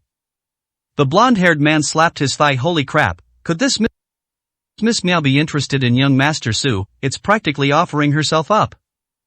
Damn it, I'd be willing to give up 10 years of my life to get my hands on a woman like that. Come on, with your body like that, spending all your time with women, who knows if you even have another 10 years of good life left, a companion couldn't help but tease. Besides, I don't think this woman is a good person either. Young Master Su might fall into a trap. I've heard that the Miao people are not only good at making poisons, but also at making goo poisons. Gu Nawan intentions are not something to be trifled with. Mishandling them could wipe out the entire clan. A glare came from the side, and he immediately shut up. Kid, I never expected you to be my lucky star. Don't worry, I won't kill you just for that reason. I am grateful to you. It'll hurt a little now, just bear with it. Haha. Su Hui rolled up his sleeves, sneered, and then slammed his fist out. 336, Chapter 336, Who can beat this little bit? Lu Qingxian was holding a water glass in his hand, and hadn't put it down yet. Be careful, brother Lu. Lu Bingling shrank back in fear and instinctively clung to Lu Qingxuan's arm. 1 second, 2 seconds, 3 seconds. There was no movement. Lu Bingling looked up and saw that Su Hui's fist did not land on brother Lu, but was blocked in midair by brother Lu's hand holding the water glass. Then, boiling water was splashed out, splattering Su Hui's face. Scalding a pig to death with boiling water is no different from this. His once fair and bright face turned as red as a monkey's bottom in the next second, and the scream that followed made everyone's hearts tighten. Holy crap, that's really brave of you, scalding young Master Su with boiling water? I thought he would just take the beating and slink away, but this guy, I would call him the #1 brute in Hong Kong. It was fun, and it completely drove that madman Su Hui to the brink. Do you think he'll still care about rules and such now? The young man next to the blonde-haired man, who had never thought highly of Lu Qingxian, said with a smile. Who cares, we'll just enjoy the show as long as it's exciting. I don't care about the bet anymore. I just want to see what it's like when young Master Su goes crazy. The blonde guy pulled over a chair, and the woman next to him brought over peanuts and melon seeds. They began to watch the show with great interest. Young Master Su, do you need our help? Manager Zhu quickly approached. But Su Hui slapped him so hard he stumbled and almost fell on his backside. Get the hell out of here, all of you, get the hell out of here. I'm going to kill him today. Anyone who tries to stop me will die. Su Hui staggered around in a circle, looking as if he had taken some kind of drug. Actually, he shouldn't have lost his composure like this. It's just that everyone has always indulged him since he was a child, praising him highly. He has never encountered any setbacks. As a result, he was suddenly splashed with boiling water, and it was by a stranger from out of town whom he had never taken seriously from beginning to end. In addition, the beautiful woman he had been longing for was also watching him. With all these advantages, he was completely unable to accept this fact, which led to his loss of composure. If I were you, I'd hurry up and prove myself. What's the result of all that nonsense? Lu Qingxian said with a smile, you're not just all talk, are you? A muffled laugh came from the surrounding area. Who's laughing? Who the hell is laughing? Su Hui glared angrily. Young Master Su, you won't win my favor with this kind of attitude. I, Miao Qingcheng, admire strong people the most and despise cowards like you the most. Miao Qingcheng's words, good for nothing, thoroughly provoked Su Hui. Miss Miao, from now on, you will see me in a different light. After saying that, he took a deep breath, his expression instantly turned ferocious, and he turned around abruptly, thrusting his palm straight into Lu Qingxuan's temple. This move would be fatal to an ordinary person. Once it hits the temple, even a god couldn't save him. Lu Qingxian put down her water glass, raised her hand and grabbed his wrist. That's it? With this kind of strength, you dare to speak so arrogantly, who gave you that confidence? Let go, let go. Su Hui glared with bloodshot eyes. I fucking told you to let go. Click. Lu Qingxian used a little force and broke his wrist. Ah, you actually dared to break my hand? Just a broken hand, you're too naive. Lu Qingxian kicked Su Hui, whose shinbone was as fragile as rotten wood, breaking at the slightest touch. Su Hui knelt on one knee on the ground, intense pain assaulting him from all directions. Every nerve in his body was twitching, but even more intense was the indelible shame. He was actually fooled like this by a guy from out of town. Big brother, let me help you up and take you to the hospital. Su Hang rushed over eagerly. Get out. Su Hui shoved him away. Who the hell do you think you are? You think you're worthy to help me? You're a bastard born of a maid. Get the hell out of here. Su Hang's face was flushed, his teeth were clenched tightly, and a barely perceptible hint of sinister ruthlessness flashed across his face. He obediently stepped aside, cursing inwardly, what's with the act? He's just lucky. Even if he were alive, he'd still be beaten like a dead dog. At this moment, Su Hang felt grateful to Lu Qingxian and was also glad that it wasn't him who had just caused trouble for Lu Qingxuan. Otherwise, if he had been beaten and was lying here with broken arms and legs, no one would have stood up for him. Moreover, if a fight breaks out in a place like this, and the three major families above hold a grudge, who can protect him? Even Su Hui has rules he's wary of, let alone Su Hang. If he were to disappear from the world, no one would be able to stand up for him. Because his father was just a marginal member of the family, and his mother was just a former nanny in the family, they were indeed not considered respectable. It seems that young Master Su is indeed a good-for-nothing. It's my fault for having too high expectations of you, Miao Qingcheng said with a smile, as if she had expected the result. Next, she walked down the stairs and came towards Lu Qingxian, personally pouring him a glass of water. Would you mind knowing this gentleman's name? No comment. Lu Qingxian crossed his legs and leaned back in his chair. Miao Qingcheng was taken aback.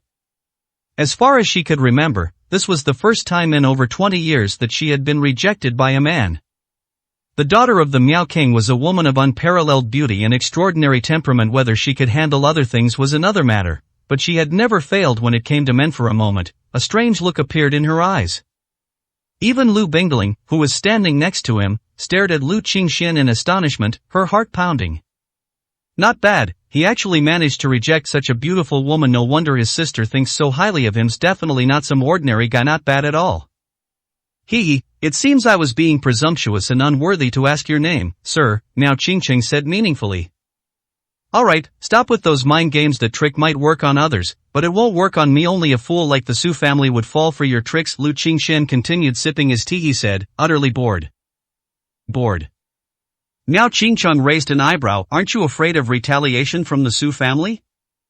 What is the Su family? Lu Qingxian sneered. Good. Su Hui limped to his feet, leaning on the table for support, and glared angrily. Just based on what you said, you've already committed suicide. If I don't kill you today, I'll kill myself right here. Manager Zhu, call for backup. Get all the security guards here right now, break his limbs and hand him over to me. Manager Zhu didn't dare to be negligent for a second. In fact, the moment Su Hui was beaten, he had secretly called all the security guards, who were on standby at any time. As soon as Su Hui gave the order, he shouted loudly, and more than 10 people instantly surrounded Lu Qingxian, tightly encircling him. That's all, enough for anyone to beat up? Lu Qingxian put down his water glass, glanced around, and lost all interest. 337, Chapter 337, Suppressed Madness. That's incredibly arrogant. Go get him, break his limbs, but leave him barely alive for young Master Su, Manager Zhu ordered. The group of security guards, brandishing weapons and yelling wildly, swarmed forward. This kind of battle where the many bully the few is actually not very interesting. You can get paid just by going in and kicking a few times, which is quite easy, so many people are just there for the ride. However, this time, things were clearly not as they had expected. Bang bang bang. A dull thud as a fist struck flesh. Then, a group of people were knocked flying backwards, crashing into cabinets, tables, and chairs in an instant. The entire floor was a mess, filled with cries of pain, and a large number of tables and chairs were overturned. Some wealthy businessmen and noble families were also affected and fled in all directions. At this moment, the way everyone looked at Lu Qingxian was no longer mocking. An uninvited guest, but they came prepared. Could it be that other families sent them to cause trouble? That doesn't seem likely. It would be too reckless for him to come alone and disrupt the plans of the three major families. Besides, who would be willing to do something that could endanger their life? You should know that after this person will definitely be listed as a common enemy by the three major families, and there will be nowhere for him to live in the entire city of Hong Kong. But if someone who was so capable in combat and so arrogant wasn't sent by someone else to cause trouble, why would he risk offending the three major families? Is he out of his mind? Everyone was surprised and whispered among themselves, each with their own thoughts. Only Miao Qingcheng kept looking Lu Qingxian up and down with her beautiful eyes. Initially, she sensed through the wisdom Igu that this person was extraordinary, so she conceived the idea of fooling the young master of the Su family. However, she did not expect that this person would be so extraordinary, exceeding her expectations and even the predictions of the wisdom Igu. Just because an ordinary person can't see the clues doesn't mean she can't. Ordinary people think it's amazing that one person can take on so many people. They must be incredibly skilled. However, they fail to observe the details. For example, how many movements he made at the moment of his attack, or whether the speed of his attack exceeded a certain standard specified among martial artists. However, Miao Qingcheng was able to observe these things in the instant Lu Qingxian made his move. He estimated that the other party only took less than a second to make the move, yet this one move sent more than a dozen strong adult men flying backward. Unless internal energy was used, it would be absolutely impossible to do so. Judging from his age, he is probably around 24 or 25. At such an age, to be able to comprehend internal energy, he is certainly not far off from being an outstanding individual, if not a dragon among men. Are people who go to such lengths really fools? Why would they provoke two major families in Hong Kong and the Miao people of Xinjiang for no reason? Obviously not. Then there's only one possibility: the other party came here with ulterior motives. Sir, you are indeed a hero among many. Admire you greatly. Miao Qingcheng praised him without reservation. But Lu Qingxian remained unmoved. However, it is highly irregular for you to stay here without an invitation. You can fight the security guards here now, but what if the Hong Kong government comes later? What if the Special Operations Team and the Sky Tiger Team come? Are you planning to fight them all back? I don't think that's your goal at all, Miao Qingcheng reasoned with her. Finally, Lu Qingxian turned to look at her and said, "Speak your mind." Miao Qingcheng smiled. "My daughter cordially invites you, sir, to become a guest of the Miao family and attend the banquet on the second floor to discuss our cooperation plan. What do you say? With my Miao family as your guarantor, you are free to come and go as you please, and you will be treated as an honored guest. No one can stop you or offend you, otherwise you will be making an enemy of my Miao family." Good suggestion. Okay, I accept. Lu Qingxian knew what this woman was up to, but he didn't care. She thought she could use herself, but in reality, Lu Qingxian was also using her. Miao Qingcheng was secretly delighted. He'd fallen for it. Sure enough, no man could truly escape her charm. Even if someone was truly an exceptional individual, under Miao Qingcheng's methods, he would ultimately just be an obedient little dog. This little girl is so cute. What's your name? Miao Qingcheng then looked at Lu Bingling. She was serious. Unlike her sister, Lu Bingling possessed an innocent and adorable charm that far surpassed her cold and aloof demeanor. Lu Bingling turned her head away, too lazy to respond. Miao Qingcheng didn't mind and invited the two of them upstairs. "Stop right there." Su Hui's face was contorted with rage, his eyes fixed on Lu Qingxian and his two companions like those of a wild beast. Miao Qingcheng walked towards him. "Young Master Su, you lost the bet, it's time to take your medicine." As she spoke, she took out a grayish-brown pill. Miss Meow, give me another chance, and I'll definitely kill this kid for you to see. Su Hui was unconvinced, and the intense humiliation distorted his expression. Then let's make a bet next time. This time, I won. Miao Qingcheng raised her hand and presented the pill to him. Young Master Su isn't the type to renege on his debts, is he? With so many people watching, it wouldn't sound good if word got out. Su Hui gritted his teeth, blood seeping from his mouth. His eyelids twitched a few times, but he finally tilted his head back and swallowed the pill. Miao Qingcheng gave a thumbs up. Not bad, you're at least a man. Afterwards, Miao Qingcheng did not stay there, but took Lu Qingxian to the second floor. On the first floor, Su Hui stood there quietly for a moment, then, in a fit of rage, he smashed everything around him. Big brother, should I take you to the hospital? Su Hang cautiously stepped forward, only to be met with a slap from Su Hui. The slap was merciless, knocking out Su Hang's teeth. You son of a bitch, you really think I'm your punching bag? You hit me, you curse me, what kind of person are you? You get beaten up like trash. Su Hang turned his head and pounced on Su Hui. She bit his ear, and the two wrestled together. Su Hang grabbed the glass, the stool, and the teacup and swung them at the other person's head. I'm going to kill you, you son of a bitch. Just you wait, if you have the guts, don't let me live, or I'll fuck your whole family. Su Hui roared hysterically, his eyes red. It's one thing for others to hit and humiliate him, but how dare a nobody from the Su family, a bastard whose mother was a maid, hit him? He's really gone too far. Bang! Su Hang smashed his head against his head, causing it to bleed profusely. Su Hui felt his consciousness sinking, as if he was about to die. Brother Hang Semion's going to die, stop it. Wen Tao and Yu Ting rushed forward to persuade him. At this moment, Su Hang's fighting spirit was also ignited. His long-suppressed inner feelings were released, and he went completely mad. It took several people to pull him away. Meanwhile, Lu Qingxian had already arrived on the second floor. 338, Chapter 338, Let him die. May I ask your surname, sir? My surname is Lu, Lu Qingxian replied. Miao Qingcheng searched her mind hard. There was no martial artist with the surname Lu. There was no martial artist with the surname Lu, or rather, she had never heard of any famous martial artists with the surname Lu. Even those who were quite famous in the mainland, in the Great Xia Dragon Kingdom, did not seem to have the surname Lu. None of their disciples had the surname Lu. In other words, the man in front of him is likely just a highly talented rogue cultivator, and rogue cultivators are easier to win over.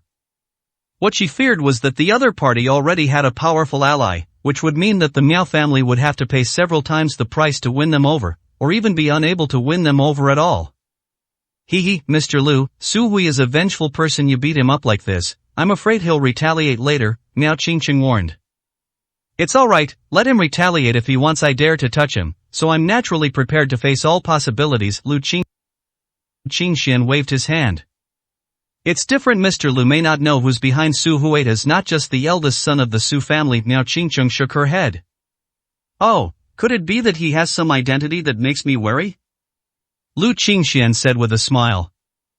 He is a reserve member of the White Dragon Special Forces and will be officially promoted in 2 years. The White Dragon Special Forces belong to the White Dragon Camp in the capital. The leader of the White Dragon Camp is Li Junwei, who is the younger brother of Li Daoqiu, the #1 master of the Great Xia Dragon Kingdom. Mr. Li Daoqiu, you must have heard of him, right? Lu Qingxian nodded. He had long heard of the #1 Grandmaster in the Great Xia Dragon Kingdom. Li Junwei is now in his 30s and has reached the Grandmaster level, and is known as the second prodigy of the capital. And this Li Junwei is Su Hui's biggest backer, and also his mentor. Miao Qingcheng said, while watching Lu Qingxuan's reaction. But she was soon disappointed. She didn't see the expression she wanted on the other person's face. All she saw was a calm, still expression. Even Li Junwei couldn't intimidate him, or was he just scared out of his wits? Actually, none of that was the case. It was just that Lu Qingxian suddenly thought of something, a possibility. Li Daoqiu and Li Junwei both have the surname Li. What is their relationship with the Li family in the capital? Miao Qingcheng smiled and said, if you ask anyone else about this, no one can give you the answer. But I happen to know the answer. To outsiders, although Li Daoqiu and Li Junwei share the same surname, they have no relation to the Li family. Li Daoqiu has never responded to this matter directly. He has dedicated his life to the country during his 20 years in the military region. But in fact, Li Daoqiu was the youngest of the second generation of the Li family. When Li Daoqiu was born, he had a congenital incurable disease that could not be cured. The Li family took him to our Miao family and relied on our Miao family's divine gu to prolong his life and cure his disease. He was only cured when he was 7 years old, but he was left with a lot of chronic diseases and his physique could not be compared with that of normal people. Later, it is said that Li Daoqiu was sent to Mount Dashu. His family hoped that he would learn martial arts and cultivate magic to strengthen his body and survive. As a result, this decision directly started Li Daoqiu's invincible path. He reached the threshold of Grandmaster at the age of 20, became the youngest Grandmaster in history at the age of 22, became a general in the army at the age of 25, founded the Yanlong Legion, established the strongest war zone, and served the country. At the age of 30, he single-handedly fought against 3 overseas Grandmasters, making a name for himself in one battle and being hailed as the strongest Grandmaster in the Great Xiao Dragon Kingdom. To this day, no one knows how strong he is, but one thing is certain, he is a member of the Li family, a proper member of the Li family. Lu Qingxuan's expression was strange. If Li Daoqiu is a member of the Li family, wouldn't that mean he is Li Yunming's brother-in-law? Let's get back to the topic we were just discussing. By crippling Su Hui, you've essentially slapped Li Junwei in the face. Li Junwei is extremely protective of his own, and he'll definitely stand up for him. Let him stand up for himself. I've always believed in not offending others unless they offend me. If he dares to go against me, then he's just asking for trouble. Lu Qingxian remained unconcerned. What if Li Daoqiu also protects his own? Does Mr. Lu intend to go against Li Daoqiu? Mr. Lu, I'm not doubting your potential, but you're still young, there's no need to be so arrogant. If you join my Miao family, Li Daoqiu will owe my Miao family a favor. As long as you join my Miao family, Su Hui will definitely not dare to cause you any trouble. Lu Qingxian smiled and said, sorry, I haven't considered that yet. I'll sleep with it later when I have a chance. Miao Qingcheng frowned. She hadn't expected that her efforts to appeal to his emotions and reason would leave him unmoved. After all, that was Li Daoqiu, who wouldn't tremble with fear upon hearing that name. Do you know how many people dream of joining my Miao family? Just then, a girl who looked about the same age as Lu Bingling walked out from around the corner. Azzy, don't be rude. Miao Qingcheng blared at her. I'm just telling the truth. And why are you trying to win him over, sister? What's so great about winning over a stinky man? He even looks unwilling. Let him die. The girl blared fiercely at Lu Qingxian. 339, Chapter 339, No Other Choice. Don't be rude, apologize to Mr. Lu right now.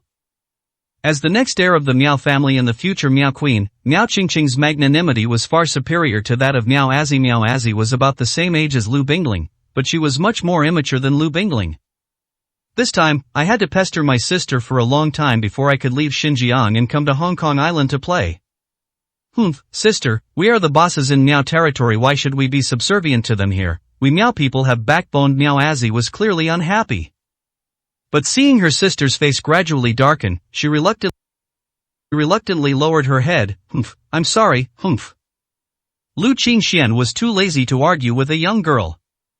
No need for an apology. After all, I really didn't intend to join your Miao family, but you saved me a lot of trouble by bringing me up here. If you encounter any trouble later, and it won't take up much of my time, I can help you out once, Lu Qingxian promised. Miao Qingcheng is currently unaware of what this promise means to her and the Miao family. Since that's the case, I won't force you, but today, Mr. Lu must appear as a guest of the Miao family. Is this small request alright? Miao Qingcheng looked at him. No problem. Anyway, once he finds Lu Bingqing, he will leave, and after that, he will have no further connection with the Miao family.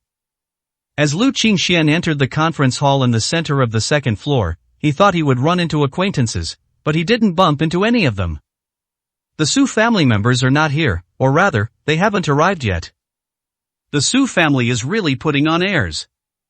They hold the hostages and the power of discourse. We're the ones drinking the soup, and they're the ones eating the meat. What can we do? Just put up with it. However, once we get our hands on the goods, we won't have a say in what he does. What kind of trash is he? A third-rate family that has fallen to the bottom, yet he dares to put on airs in front of us. By the way, do you know anything about Master Lu? What does he look like? An elderly man with white hair suddenly asked. Ugh, don't even mention it. The biggest regret of my life is not going to watch the game that night. I just treated it as a joke. A middle-aged man who looked somewhat like Su Hui slapped his thigh in frustration. It's normal after all. It was Zhou Tianqi who took action personally. I didn't expect that in South China, there is anyone who can rival Zhou Tianqi, especially at the foot of Dazhou Mountain. Zhou Tianqi at the foot of Dazhou Mountain is invincible. Anyone else would have thought it was a farce, an elderly man with white hair said. He and Zhou Tianqi were from the same era, and he knew how incredibly talented that guy was, the epitome of genius, invincible, and terrifying. As for the other party, it is said to be a young man in his 20s or 30s. Anyone who knows Zhou Tianqi even a little would not go to watch this boring farce.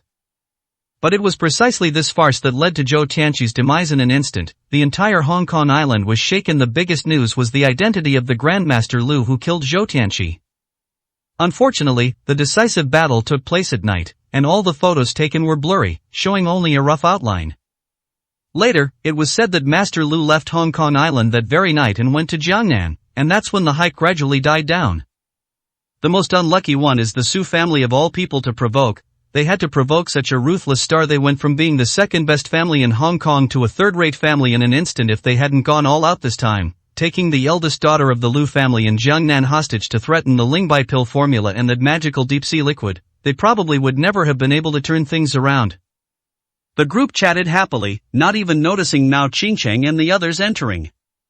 "Qingcheng, where did you go just now?" An old woman with a silver hair ornament and a frail face looked over and glanced at Lu Qingxian. "I was feeling bored, so I went downstairs to clear my head and made a friend along the way," Mao Qingcheng said with a smile. "You made a friend?" The old woman then turned her gaze back to Lu Qingxian. "After looking at it for a while, I couldn't see anything special about it.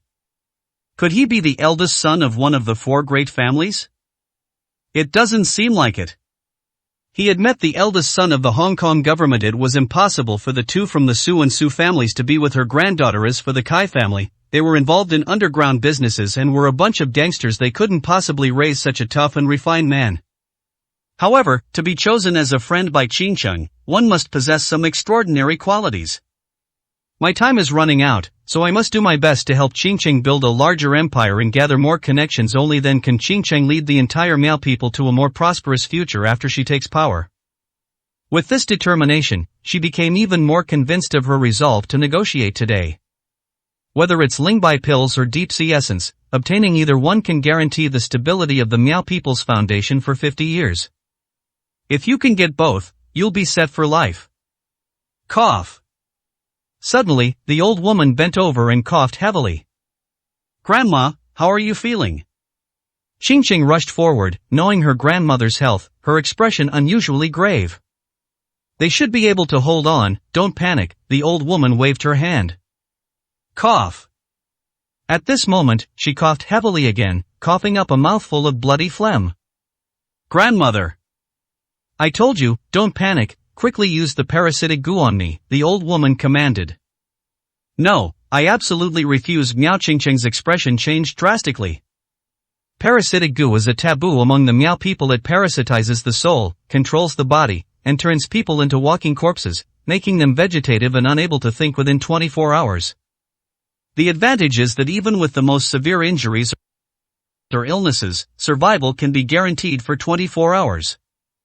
"Qingcheng, listen to me. Even if Grandma makes it through today, she won't have many more days to live. I must get this done for you today," the old woman said earnestly.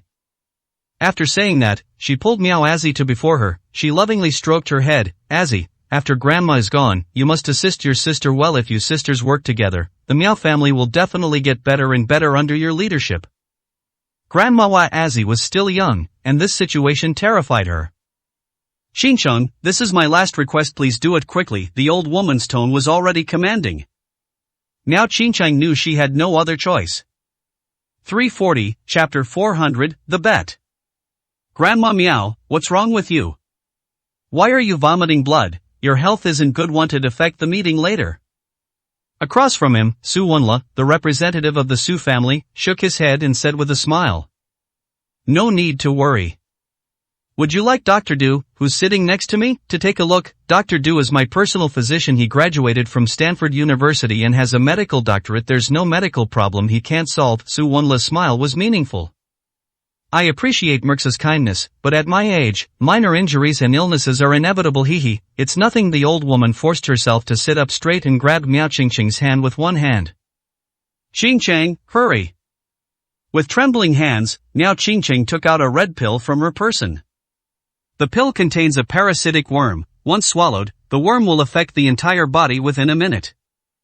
It's just 100 poisons attacking your lungs. There's no need to use such a deadly goo worm to prolong your life. Judging from mere appearance, you still have more than 10 years to live. Why bother?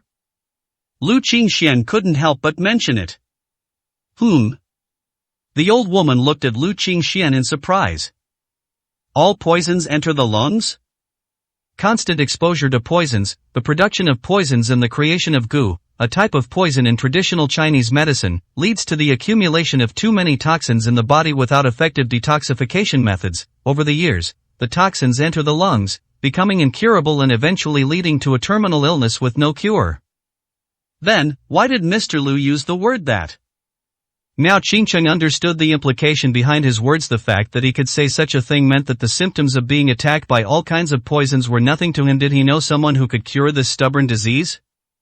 You should know that she searched the whole world and flipped through all the Miao ethnic records, but she could not find a corresponding solution. The disease was caused by a mixture of hundreds of poisons, making it the most vicious and domineering incurable disease in the world. Those who were affected would die in extreme pain, which was extremely cruel.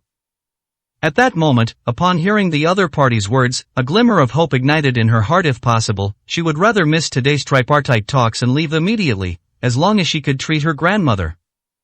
Because the so-called 100 poisons invading the lungs is a terminal illness for ordinary people, but as long as you find the right method, it is actually very simple. All the great principles are based on the same principle. After Lu Qingxian finished speaking, he added an explanation. Ordinary people think that when they are poisoned, they only think about detoxification and cleansing. However, once the 100 poisons enter the body, they are already in the same place as the organs. Unless you remove the internal organs, how can you get rid of them?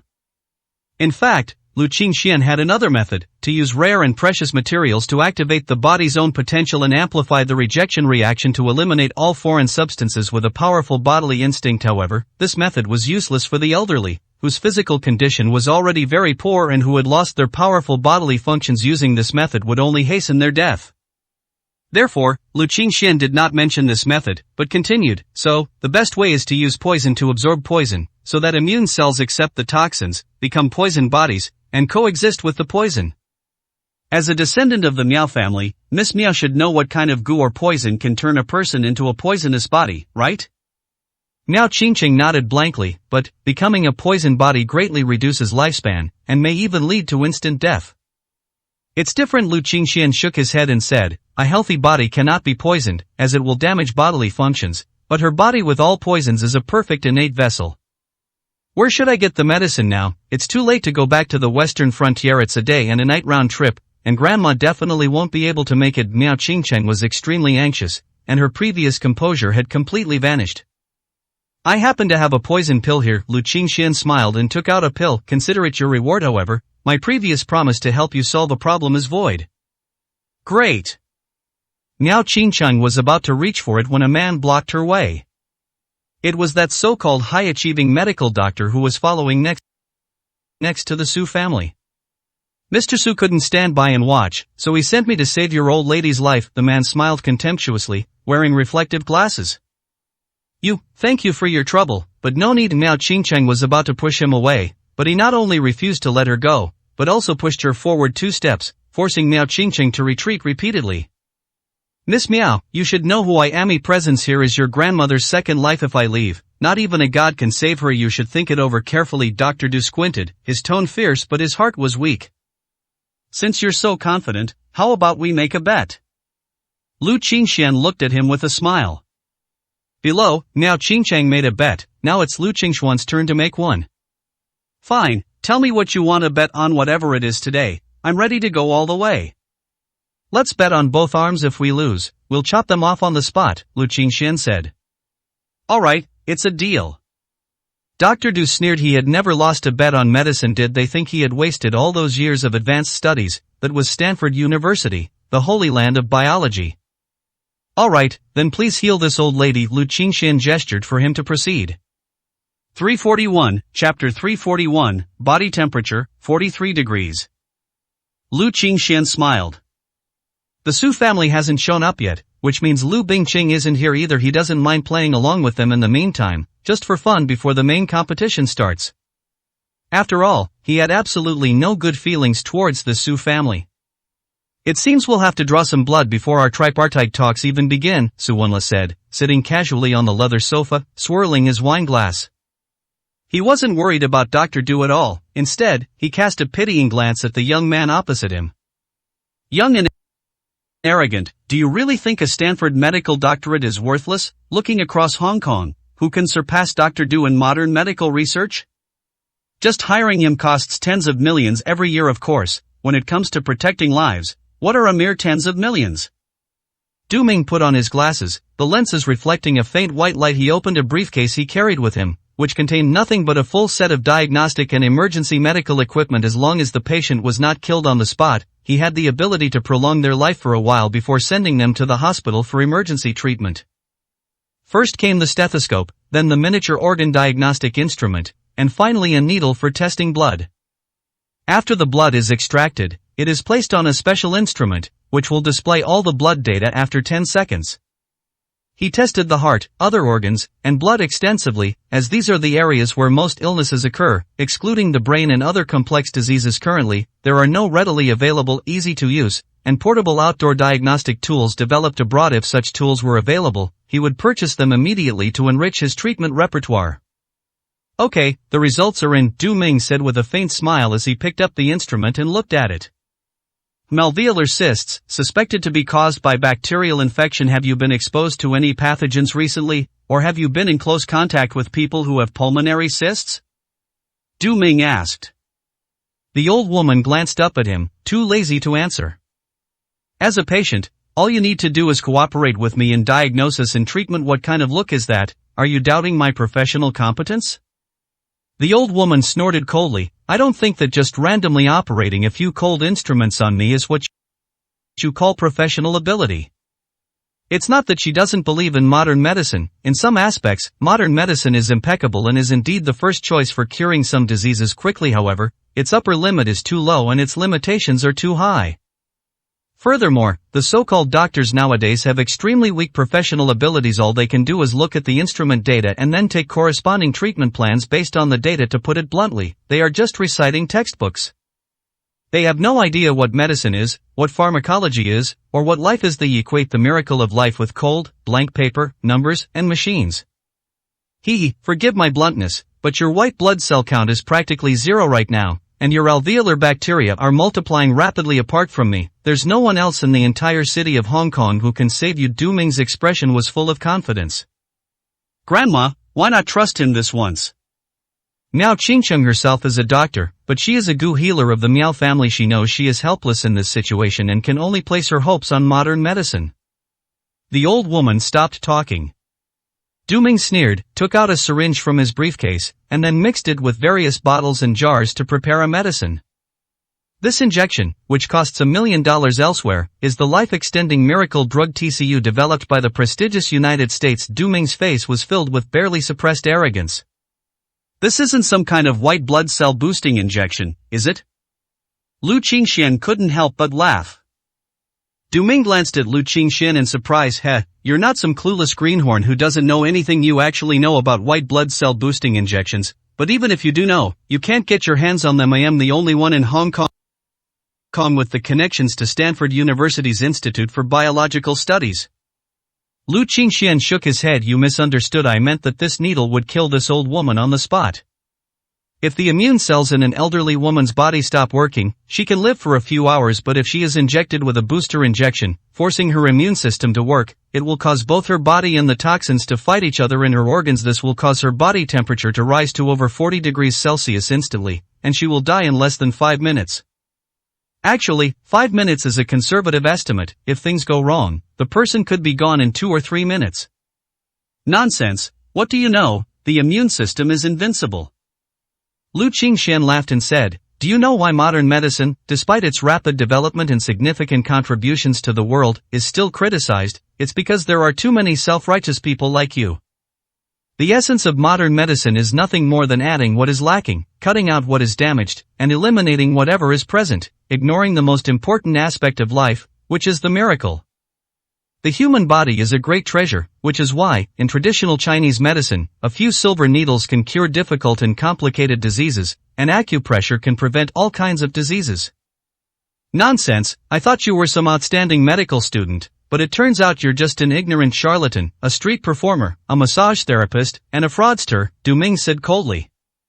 After hearing his words, Du Ming no longer considered him a rival traditional Chinese medicine. What era are we in that people still mention traditional Chinese medicine? They're just charlatans, a ridiculous term.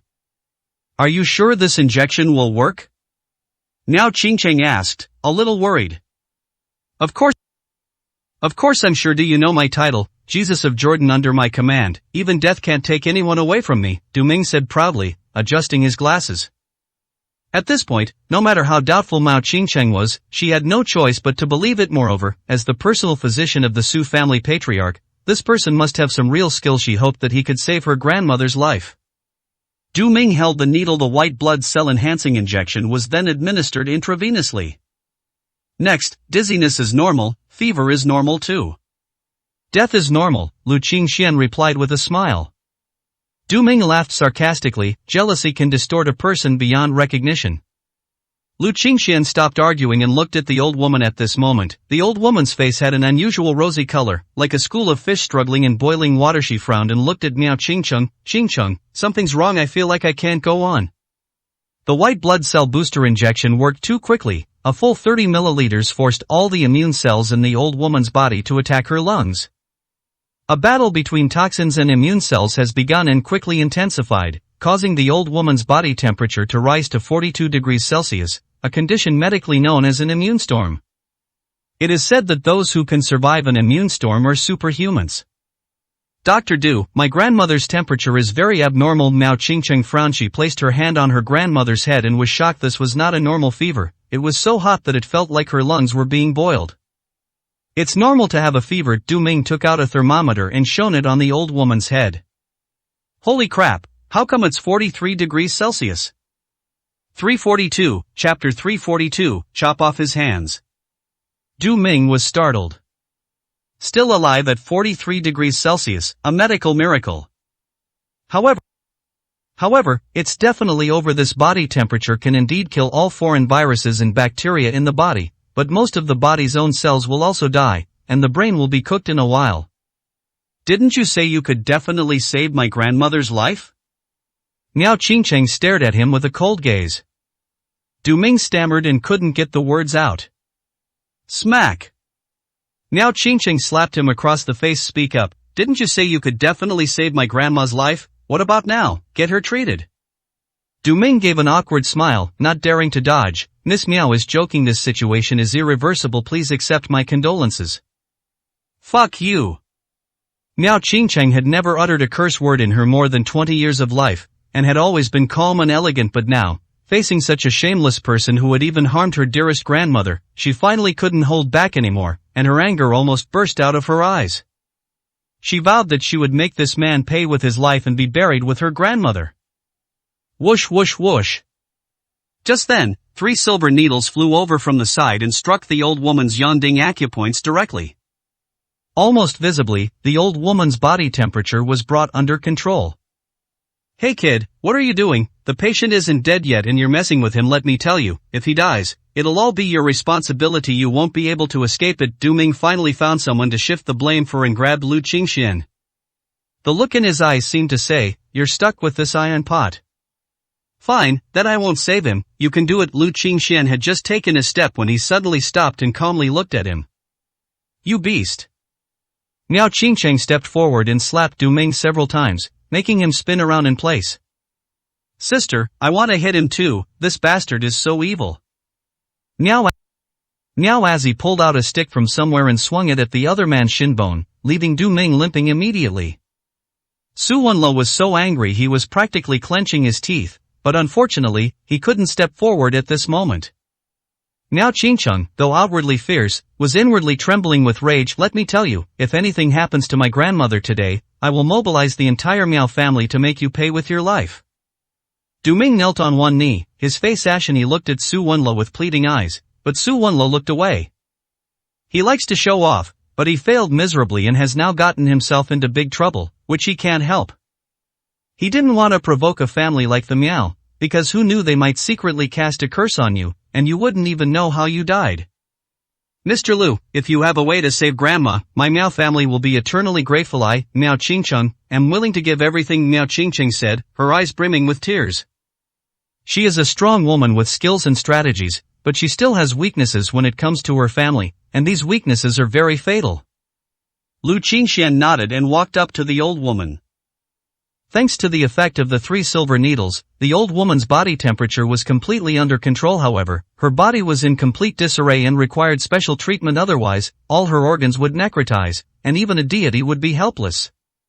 No matter how powerful Lu Qingxian is, he cannot turn cooked meat into raw meat. Fortunately, the old woman's condition had not deteriorated to that point. Lu Qingxian first gave her a pill. As soon as the pill entered her mouth, the old woman's pain instantly subsided. She opened her eyes and looked at Lu Qingxian in disbelief. This is the Lesser Qi Nourishing Pill. The essence of the Lesser Qi Nourishing Pill will revitalize your body. With this power, you will be able to withstand the next treatment. Lu Qingxian gave a casual explanation, then spread his hand, and more than 10 silver needles vibrated simultaneously. Then, as if they had eyes, they entered the old woman's body from top to bottom. Controlling needles with qi, he actually controls needles with qi? The old woman almost cried out in surprise. As far as she knew, the number of practitioners in traditional Chinese medicine who could control needles with qi was definitely no more than a handful. First, one must be proficient in traditional Chinese medicine. This step alone excludes 99% of people. Traditional Chinese medicine is a discipline that highly values talent. Unlike modern medicine, which is accessible to almost everyone and easy to learn, modern medicine only requires learning basic theoretical knowledge and then several years of internship to become a master. The work after graduation is very simple. Almost all diseases are diagnosed by instruments. As a doctor, you only need to know how to read data and pictures, and then prescribe medicine accordingly. The more advanced and difficult part is going to the operating table. But traditional Chinese medicine is different. It is almost all passed down from one lineage. It takes countless years to understand pharmacology, know the combination of various Chinese medicines, know how to decoct medicine, and be precise about the heat and time. It requires the ability to take a pulse, understand the 4 diagnostic methods of observation, auscultation, inquiry, and palpation, and be proficient in more than 100 acupoints on the body, and to insert needles with divine skill. In short, there is so much to learn, and mastering it requires an incredible amount of talent. And this is only the first step in using qi to control needles. The first step discouraged 99% of the people, and the second step was to eliminate the remaining 1%, which then eliminated another 99%. In addition to mastering traditional Chinese medicine, one must also elevate their martial arts skills to the level of internal strength in order to control needles with qi. Without qi, how can one control them? Therefore, those who can do both of the above are basically national masters of traditional Chinese medicine, and the youngest one she knows is now over 60 years old. But how big is this one in front of us? 20, 25, judging from his face, he couldn't possibly be older than 30. This can no longer be described as a prodigy. The old woman was still in shock when Lu Qingxian finished administering the acupuncture, the whole process taking less than 10 minutes. The original plan was to use a fight poison with poison approach, turning the old lady into a poisonous body to extend her lifespan, but this idiot messed it up. The toxins in the old lady's body reacted with her immune cells. If all else fails, we can only resort to a compromise now. However, I've survived, and I should be able to live for another 3 to 5 years. Miao Qingcheng breathed a heavy sigh of relief upon hearing this, and a look of joy appeared on her face. Finally, her life was saved. 3 to 5 years was already very good according to the previous prediction. It would have been a blessing from heaven for her grandmother to live for 3 to 5 years. Suddenly, Miao Qingcheng couldn't help but ask, if grandma were to become a poisoned body, how long could she live? Lu Qingxian thought for a moment. 10 years is not a problem after all. The old lady is still quite healthy. Gu nourishes people, and people nourish Gu, so her lifespan is not short. Miao Qingcheng, who had been cheerful just moments before, turned icy cold upon hearing this, and glared fiercely at Du Ming. Damn beast, I won't let Mr. Lu chop off your hands today, I'll do it myself.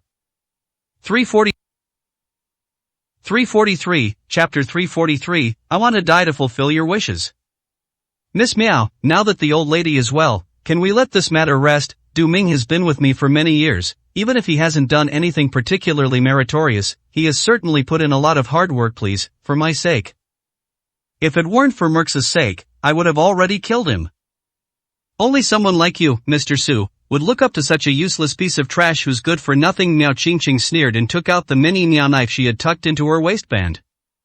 Although Su Wenla's face was grim, he still tried to appease her. How about this? In future cooperation, my Su family is willing to give up an extra percentage of the profits that's worth as much as the 2 arms of that nobody Du Ming, isn't it? A single point could be worth hundreds of millions, or even billions, while a doctor's 2 hands are not worth that much at all. However, for Miao Qingqing, it was more about venting her anger to her. If her grandmother could live another 5 or 6 years, it would be a priceless treasure that even billions couldn't buy. Qingqing, forget it. The old woman shook her head. She no longer had that sharp edge in her heart. She only wanted to make more benefits for the Miao family and for Qingqing in her remaining years, and to prepare for her succession. Why should we let it go? That self-righteous beast. I said, forget it. The old woman coughed twice after saying that her weakness made her voice weak, but her authority remained. Miao Qingqing sheathed her Miao sword, her cold gaze chilling to the bone. Humph. This is really annoying, sister. Let's secretly put a goo on him later, a 10,000 insects heart-eating goo. Miao Azzi whispered. Miao Qingqing remained silent. If it weren't for Brother Lu's skill, Grandma would be finished today. Miao Azzi's eyes were filled with lingering fear.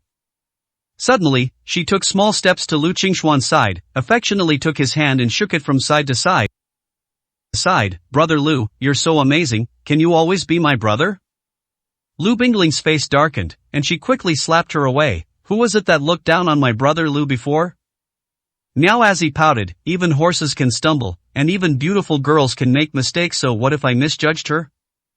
Get lost. I hate people like you who look down on others and then try to seduce them after you're done. Don't dirty my brother's hands. Lu Bingling stood in front of Lu Qingxian, fiercely protecting her master. You little bitch, who are you calling a green TB*TCH? Miao Azzi also had a fiery temper and confronted her relentlessly. I'm talking about you, Yuri, so fickle you fawn over whoever's powerful. My brother wouldn't be so blind as to let a girl like you be his sister. Brother Lu, don't you think so? Lu Bingling looked up at him with hopeful eyes. Lu Qingxian smiled. Let's deal with the more important matters first. What's wrong? Lu Bingling was taken aback. Lu Qingxian extended his hand to Miao Qingqing. Would you mind lending me your hand? My bet with this Dr. Du is our hands. Just because you don't lend a hand doesn't mean I won't, right? Miao Qingqing opened her mouth. Yes, she could swallow her anger and not take action because of the Su family, but the bet between Du Ming and Mr. Lu was still there. She couldn't just not honor the bet, could she? Thinking of this, Miao Qingqing's eyes flashed with a gleeful flame of revenge. She looked at Lu Qingxian with a strange sense of gratitude.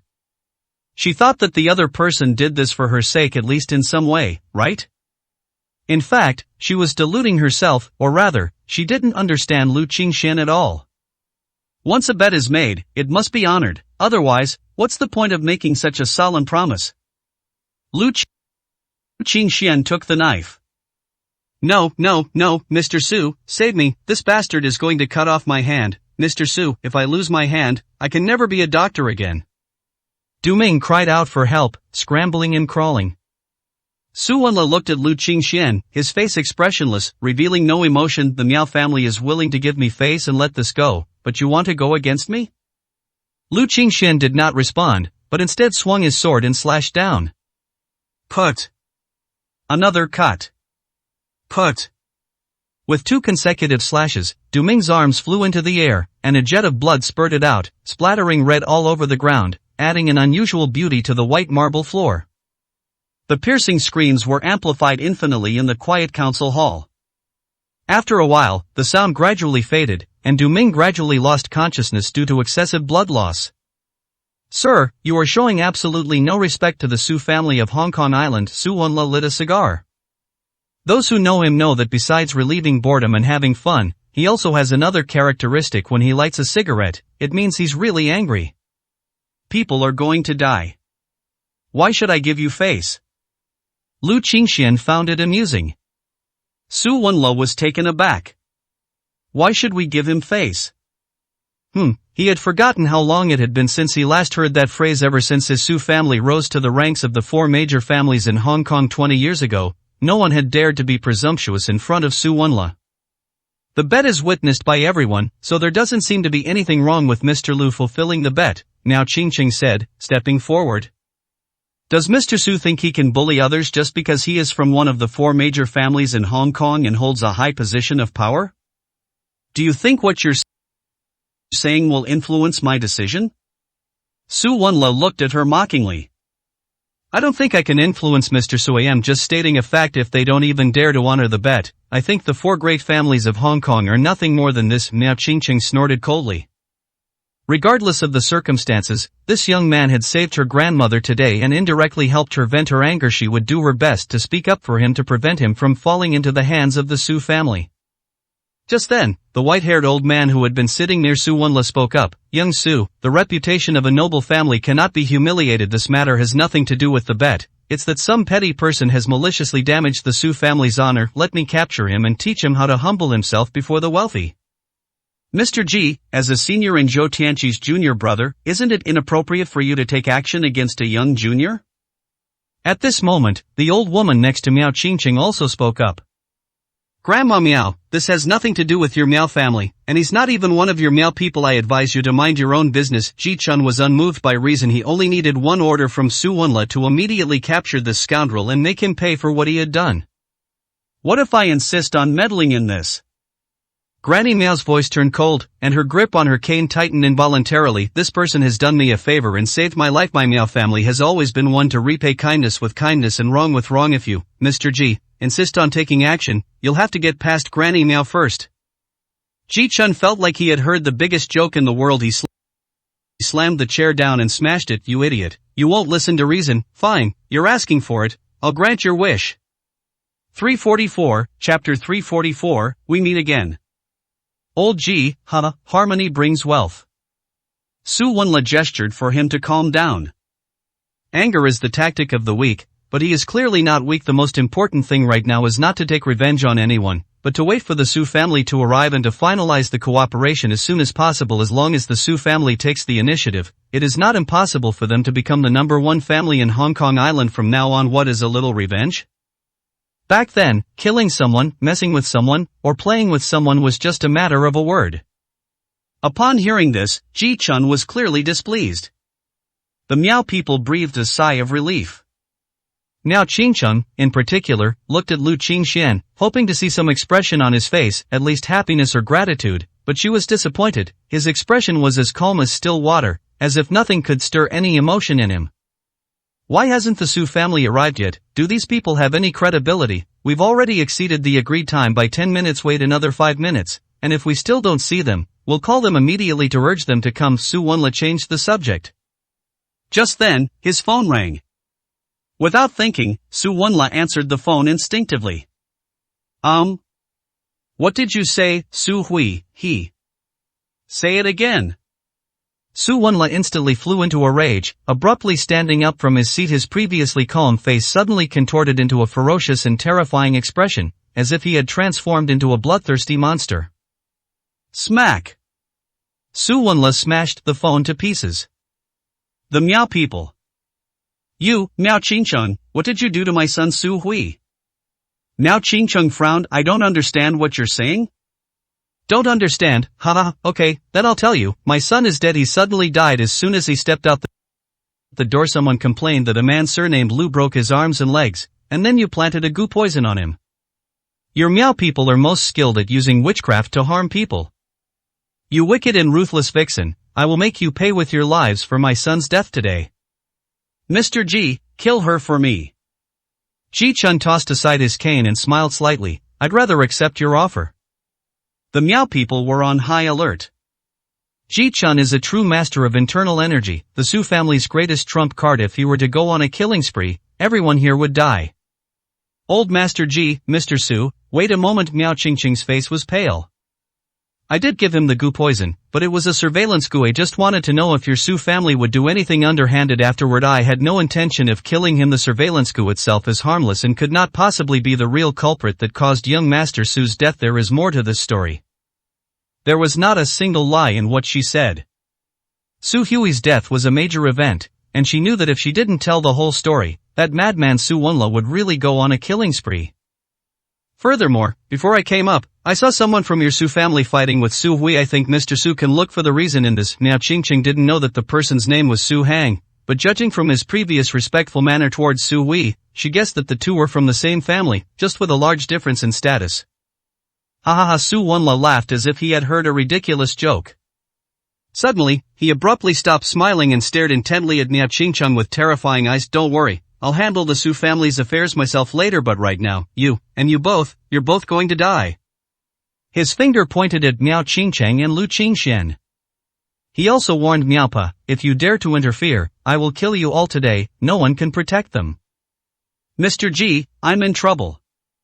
Su Wunla sat back down in his seat. Knock knock knock. Just as Ji Jinshun was about to make a move, there was another knock on the door. Damn it, is this ever going to end? Su Wunla cursed. Squeak! The door was pushed open. Such a temper? A cold voice came from the doorway. Following closely behind, the Su family strode in with their heads held high. Su Zifei was surrounded by people in the center, like a star being the center of attention. Although the Su family's misfortune was caused by him, she was a true hero of the Su family because she saved the old man of the Su family and personally orchestrated the deception and house arrest incident. Once this collaboration is completed, she will be the sole heir of the Su family, surpassing her good-for-nothing brothers, rising from the ashes like a phoenix, and becoming a truly prominent figure in Hong Kong. Upon seeing this group of people, Su Wunla's anger vanished, and he laughed. Who was I then? It turns out to be Brother Sui. Thought your Su family wasn't coming and was planning to break our promise. The head of the Su family smiled faintly. Don't worry, this cooperation was initiated by our Su family, so we would never break our promise. But, Brother Su, what's wrong? Why are you so angry? Ha, it's nothing serious. My good-for-nothing son was murdered, Su Wunla said as if he were describing a trivial matter. What? The Su family members were stunned. Su Hui, that's Su Wunla's favorite son. Who did it? The Su family asked as they found seats. Su Wunla looked at Lu Qingxian and Miao Qingqing. Two ignorant fools, I was just about to send them to be buried with my son. At this moment, the Su family noticed Lu Qingxian, and Su Zifei naturally noticed Lu Qingxian as well. 345, Chapter 345, their surname is Lu. Su Zifei's smile froze instantly. In fact, people noticed her unusual behavior and all looked over. The most obvious one was Su Jiangwen. He was dressed in a suit, handsome and dashing, with the aura of a leader that he could easily control, and his face was full of glory. At this moment, the glory on his face vanished, his aura shattered instantly, and his straight back bent down in an instant, like an ancient eunuch meeting the emperor, bowing and scraping, unable to control the awe and fear on his face. As for the other members of the Su family, they weren't much better off. Others may not recognize Lu Qingxian, but the Su family could not possibly be unaware of him. It could be said that the image of this devil was completely etched into their bones, becoming a gene of fear. At this moment, Su Wunla was still unaware of the impending doom he was about to face, and was happily venting his anger and authority.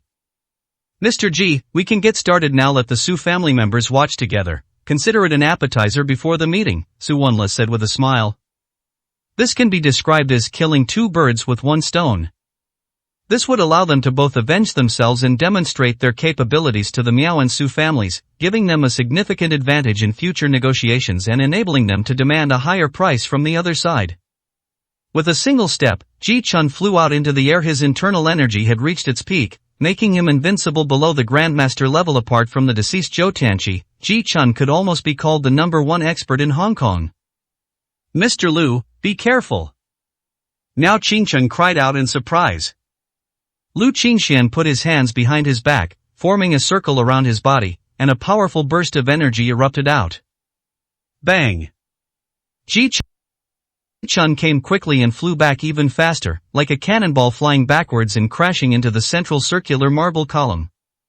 This is the supporting column of the crystal cube, but it has been dented by the impact, and the marble on it has shattered into fragments, exposing the cement and steel bars inside. Ji Chun, as expected of a master of internal strength, did not die from this attack. However, he was embedded in the load-bearing pillar and was in a strange, bent position. It is likely that more than half of his more than 100 bones were broken in an instant.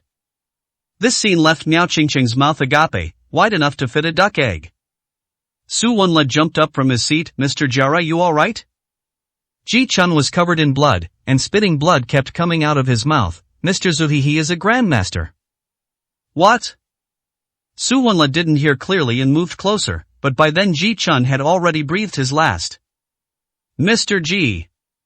Su Wenla's pupils widened, and suddenly he was jolted, feeling as if he had been lifted up from behind. Miss Miao already said that we didn't kill the person, so why are you so determined to die?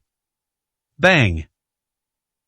Su Wenla was thrown to the ground and felt a jolt, his blood and chi surge, and his bones felt like they were about to break. Who are you? Su Wenla rolled over and lay on the ground, staring intently at Lu Qingxian with wide eyes. He is Lu Qingxian. Su Zifei swallowed hard, looking completely lost. Who is Lu Qingxian? Su Wenla asked subconsciously. For a moment, he didn't react. Suddenly, a thought struck him. Lu Qingxian, the Grandmaster Lu Qingxian who killed Zhou Tianqi? It's him. Su Zifei's bitter smile looked like the kind of expression one would only make after eating 10 pounds of bitter neem seeds. How is that possible? Didn't he leave Hong Kong Island? Su Wenla felt as if his soul had left his body. The fear from his soul made him unable to feel any physical pain. The Su family was so powerful because they offended someone, turning them from a top-tier wealthy family into a third-rate one. The Su family, on the other hand, is far inferior to the Su family. I have left Hong Kong Island, but unfortunately, why do you people always seem to be courting death? Lu Qingxian flicked his fingers. Where is Lu Bingqing? What? Lu Bingqing, from the Lu family of Jiangnan. Where is Lu Bingqing now? Lu Bingqing, what's her relationship with you? Su Zifei felt her throat go dry. No way, could it be that Lu Bingqing is his woman? If that's the case, then this isn't just kicking a steel plate, it's kicking into lava, beyond saving. She is one of my best friends. Thump. Su Zifei almost fell to the ground. Mr. Lu, Miss Lu is currently a guest at my Su family's home. We have absolutely not mistreated her in the slightest from the moment she arrived today. We have been serving her the best food and drink, and we dare not let her suffer the slightest grievance, Su Jiangwen said hurriedly. It's over. Su Jiangwen felt a chill in his heart. His words were just a delaying tactic. In fact, ever since he placed Lu Bingqing under house arrest, he had beaten her with sticks and fed her dog food because she refused to submit. However, the woman was ruthless and hadn't eaten a single bite of food yet, stubbornly enduring it. If this person in front of them finds out, the Su family will probably be finished. We need to find a way to fix this quickly. Su Jiangwen's mind raced. Now, take me to her immediately, Lu Qingxian commanded without room for argument. Okay, Su Jiangwen didn't dare to refuse. Lu Qingxian walked over and grabbed Lu Bingling's small hand. Come on, let's go see your sister. Okay. Lu Bingling was still in a state of mental blankness.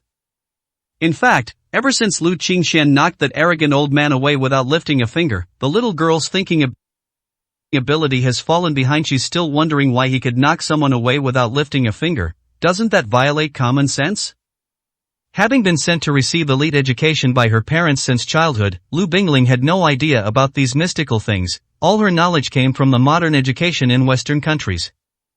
Lu Qingxuan's actions have shattered her established worldview. Even after the two left, the little girl wasn't finished. They all came to their senses. The Parliament Hall on the second floor was so quiet you could hear a pin drop. Miao Qingqing broke the silence first. It seems the cooperation can be cancelled. I never thought that the two great families of Hong Kong Island would turn out to be nothing but clowns.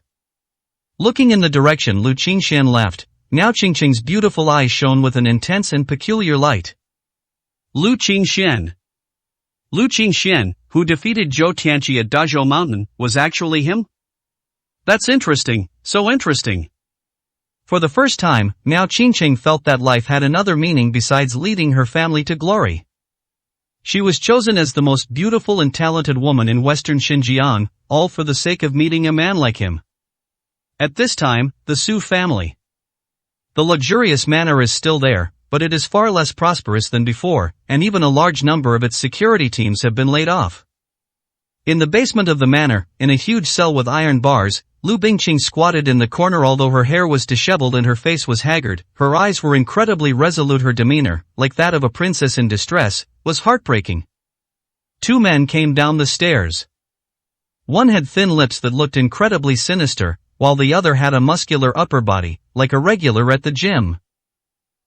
Miss Lu, the negotiations between the three families are about to be completed today in Jiangnan. Your Lu family has already agreed to hand over the formulas for Lingbai pill and deep sea essence. Do you have anything else to say? The thin-lipped man was none other than Su Zihao, the eldest son of Su Jiangwen, a third-generation member of the Su family. He was originally the heir to the family, but now Su Zifei has taken it away. To be honest, he is very resentful and angry. The strong and brave man next to him is his bodyguard. The two have been brothers for over 10 years and have been close friends since their student days. Lu Bingqing's face showed only mockery, nothing else. Oh, it seems Miss Lu is still a little unconvinced. It's alright. Once you witness the rise of the Su family with your own eyes, you'll realize that the upper class always uses strategies and tactics. A naive lamb like you is destined to be a loser. Lu Bingqing's sarcasm intensified as she glanced at the other party. You can imprison me, you can even kill me, but you absolutely cannot rely on Lingbai pills and deep sea essence to achieve the rise of your family. Oh? Su Zihao sneered. Because those two things don't belong to the Lu family, but to the Lu family. 346, Chapter 346, They All Must Die. What did you say? You heard what I said very clearly. Lu Bingqing sneered. Su Zihao picked up his phone and called his father. After a while, the call went unanswered. What happened? Su Zihao was taken aback. His father never ignored his calls. Even during meetings, he would answer and tell him to call back later. Soon, a simple message arrived. Run. A single, simple word, without any further explanation. What's going on? Su Zihao was confused again. His father told him to run away. Now is the opportunity for the Su family to rise again. Why should he run away? Seeing Su Zihao's face, Lu Bingqing smiled gleefully. What's wrong, young Master Su? You don't look too good. Did you receive some bad news? Su Zihao gritted his teeth, his expression shifting rapidly. Suddenly, he grabbed the iron bars and demanded, You little bitch, what exactly happened? Tell me everything you know. Lu Bingqing scoffed. I already said, Lingbai pills and deep sea essence don't belong to the Lu family. What else do I need to tell you? So who do these two things belong to? Su Zihao asked with a ferocious expression. Someone your Su family can't afford to offend. Lu Bingqing was too lazy to explain. You bitch, don't force me to kill you. I am indeed in trouble, but taking your life now is just a matter of lifting a finger. Su Zihao was on the verge of going insane. Lu Bingqing remained unconcerned. Then go ahead and do it. If you don't kill me, your Su family might not be in too much trouble, but if you kill me, he will definitely avenge me and make sure your Su family is wiped out. Lu Bingqing understood Lu Qingxian perfectly. That bastard already felt guilty, and if she died under these circumstances, whether for her sake or for his own, he would definitely not let the Su family off easy. Su Zihao was clearly frightened by these words, his eyes darting around uncertainly. He could have ignored the crazy woman's words, but the message his father sent him was too vague and even affected all his plans. Zihao, I got a message from them telling me to get you out of here as soon as possible, preferably out of Hong Kong. Our Su family is in trouble, and it's definitely irreparable trouble, the burly man next to Su Zihao couldn't help but say. Su Zihao clenched his fist and then relaxed it. After a moment, he waved his hand and said, Let's go hide nearby and observe the situation before making a decision. Not long after the two left, several cars arrived at the manor gate. Lu Qingxian and Lu Bingling got out of the car and walked straight into the manor. Where is Bingqing? Lu Qingxian pulled Lu Bingling into the manor hall with an air of grandeur and sat directly in the host's seat. Su Zifei, Su Jiangwen, and others quickly followed, showing utmost respect. I'll have someone go and call him right away, Mr. Lu, please wait a moment. As he spoke, Su Jiangwen went to the side hall himself. He walked around in circles before leading his people into the basement. Inside the basement, Lu Bingqing was still squatting in the corner near her. There was a pool of blood, but she seemed not to see it. Her expression was blank, and her eyes were filled with nothing but hatred. Miss Lu, Su Jiangwen called out. Lu Bingqing raised her head. Miss Lu, I'm ready to release you and take you upstairs, but I have one condition, Su Jiangwen said with a forced smile. Lu Bingqing remained silent. When we meet Mr. Lu later, I hope Miss Lu can put in a good word for my Su family. As for the injuries on Miss Lu's body, I hope Miss Lu can conceal them. My Su family will be very grateful, Su Jiangwen said with a smile. Without a second thought, Lu Bingqing immediately nodded, okay. Su Jiangwen's face lit up with joy. Miss Lu really agreed. Really? Lu Bingqing nodded. Quickly, release Miss Lu. He waved his hand, and his men brought the key and opened the iron door of the cell.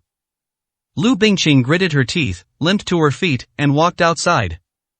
Miss Lu, I have already arranged for a maid. Please go and wash up and change your clothes before coming out. Su Jiangwen followed beside her, afraid that she might suddenly run away. Lu Bingqing didn't speak, but walked ahead and followed a female maid to a room. She took a bath in a wooden tub, changed into a clean and refreshing set of clothes, and her smile became more and more cheerful, but the hatred in her eyes did not lessen in the slightest. Miss Lu, Mr. Su instructed that you must carry this with you later, in case you do not follow his instructions. The maid took out a bundle of bombs. Mr. Su said that if you don't cooperate, we'll all die together. The maid stood at the door, blocking the way out. Lu Bingqing did not expect the other party to pull such a trick. If you leave now, I can guarantee your safety, but if you side with the Su family, I might die, but you definitely won't survive either. Do you believe me? There was no fear in Lu Bingqing's eyes, only indifference. You're too confident, the maid said, frowning slightly. No, I know very well that the bomb can kill us ordinary people, but it can't kill him if he doesn't die. You will all die, Lu Bingqing said. I have no grudge against you and have no reason to deal with you, but I will never let the Su family get away with this. Even if I die, I will drag them down with me. You can choose to die with the Su family or live. After a while, seeing that the other party did not move, Lu Bingqing smiled faintly and went up to put on the bomb. Wait, the maid stopped her. Can you really guarantee I'll be alright, and are you sure you can kill the Su family? Even if the Su family members don't die, I will be dealt with afterward. She wasn't a die-hard loyalist of the Su family. What she feared was that if she failed to accomplish her mission, the Su family would retaliate afterward. But if the entire Su family were dead, then there would be no question of retaliation. I promise, Lu Bingqing said earnestly. 347, Chapter 347, Unable to bear the pressure. Okay, then I promise you. The maid took a deep breath. If she hadn't been threatened, would she have wanted to kill anyone? She was just an ordinary maid, but now she had been forced to collude with the Su family and had become a deeply sinful person. But she had no choice. She wanted to live, and if she wanted to live, she had to obey the Su family's arrangements. Otherwise, the Su family could eliminate her at any time. But now, the other party says they can guarantee her survival and also eliminate the Su family, so she's willing to gamble. One option is certain death, while the other offers a glimmer of hope. Even a fool would know which to choose. Soon, Lu Bingqing got dressed and, accompanied by a personal attendant, arrived in the hall. Sister! Lu Bingling exclaimed with delight and rushed over. Upon seeing her, Lu Qingxian couldn't help but tease her. You came to Hong Kong without a word to get married, and almost ruined yourself. Was it worth it? Lu Bingqing moved her lips but did not speak. After a moment of silence, she asked again, so you traveled all this way to come here because of me? What do you think? Lu Qingxian chuckled. Women are truly incomprehensible creatures. So Miss Lu has long harbored feelings for Master Lu. It was our Su family that was ungrateful and forced her into this situation. Su Jiangwen also came to the living room and said with a sincere apology. We thought Miss Lu genuinely wanted to marry my brother. Su Zifei chimed in. Uncle, shouldn't we express our gratitude and make amends in some way? Su Jiangwen pretended to think, touched his chin, then slapped his thigh and said with a pained expression. As an apology, our Su family is willing to offer 1 billion yuan in compensation. For the Su family now, let alone 1 billion, even coming up with 100 million in cash flow would be extremely difficult, but there was no other way. In order to protect themselves, they had to pay any price. It was not only to shut up this woman surnamed Lu, but more importantly, to prove the Su family's attitude. Even if that Lu man found out afterward, he probably wouldn't have the nerve to attack the Su family again. 1 billion, Mr. Su, you certainly have a generous hand. Lu Bingqing's ambiguous smile made Su Jiangwen's heart skip a beat. Lu Bingqing pulled her younger sister Lu Bingling to Lu Qingxuan's side. Ah, Xian. Ha? Lu Qingxian was a little surprised. This way of addressing him was really strange, apart from his mother calling him that. No one had ever called him that in all these years. We've known each other for so long, and it seems like I've never personally asked you for anything, have I? A strange, dangerous light flashed in Lu Bingqing's eyes. Lu Qingxian nodded. His relationship with the Lu family has always been primarily one of cooperation. However, as his relationship with Lu Bingqing deepened, many of his actions were actually aimed at helping the Lu family, providing them with tangible benefits, and helping them to become the leading family in Jiangnan. Of course, the other party was also well aware that Lu Qingxian was the mastermind behind it all, and the Lu family was merely a figurehead. So theoretically speaking, Lu Bingqing did not actually ask Lu Qingxian for anything on a private level. I want to ask you for a favor now, Lu Bingqing said, pursing her lips. Given our relationship, why are you beating around the bush? Just say it directly, Lu Qingxian said, puzzled. Help me kill these beasts. Lu Bingqing pointed at Su Jiangwen, Su Zifei, and all the main people in charge of the Su family. Lu Qingxian was stunned for a moment, then the smile on his face disappeared, replaced by an indescribable sense of depth and terror. Lu Bingqing wouldn't let him kill anyone so easily. There must be a reason why he was made to kill. Miss Lu, is this really inappropriate?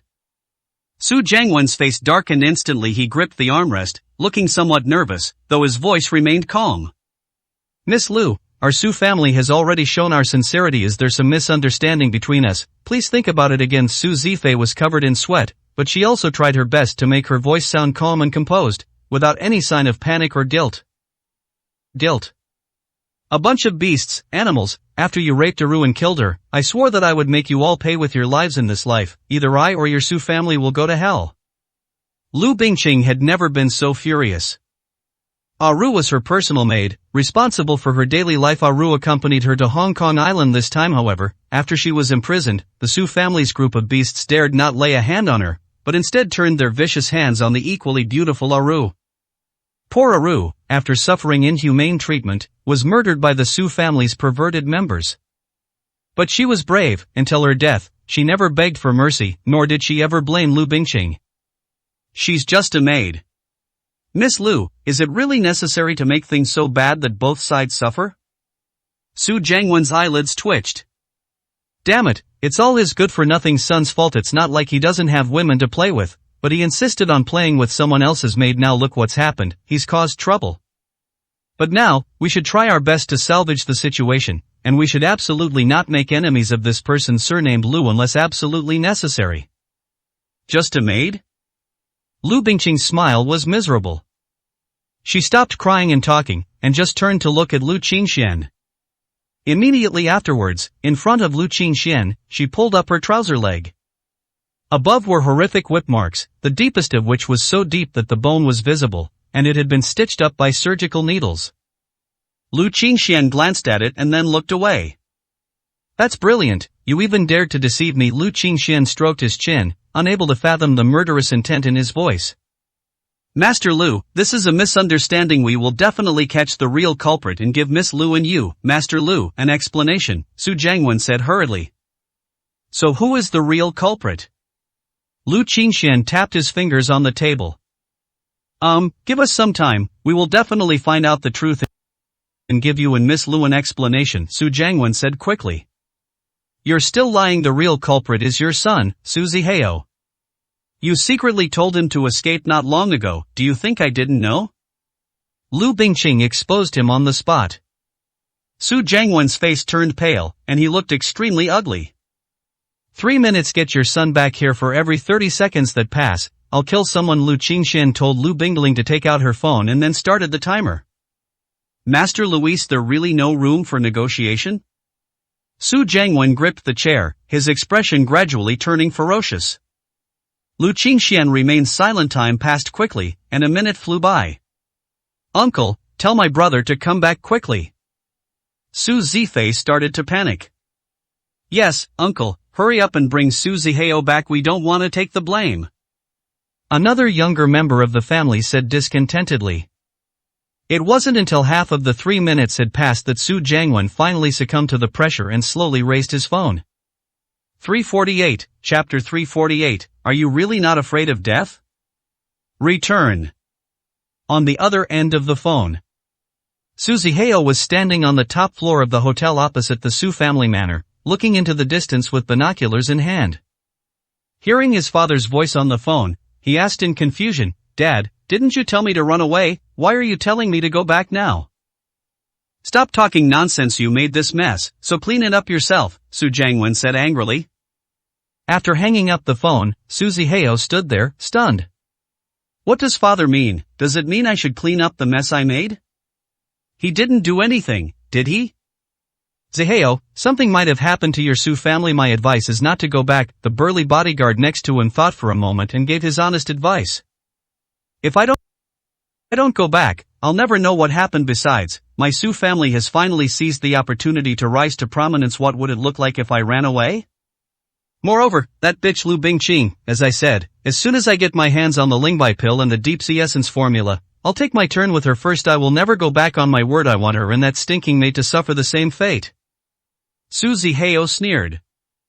The bodyguard moved his lips, but said nothing more. The two went downstairs. Meanwhile, 3 minutes had passed inside the Su family manor. Lu Qingxian flicked his finger, and a figure fell to the ground, lifeless. He committed murder.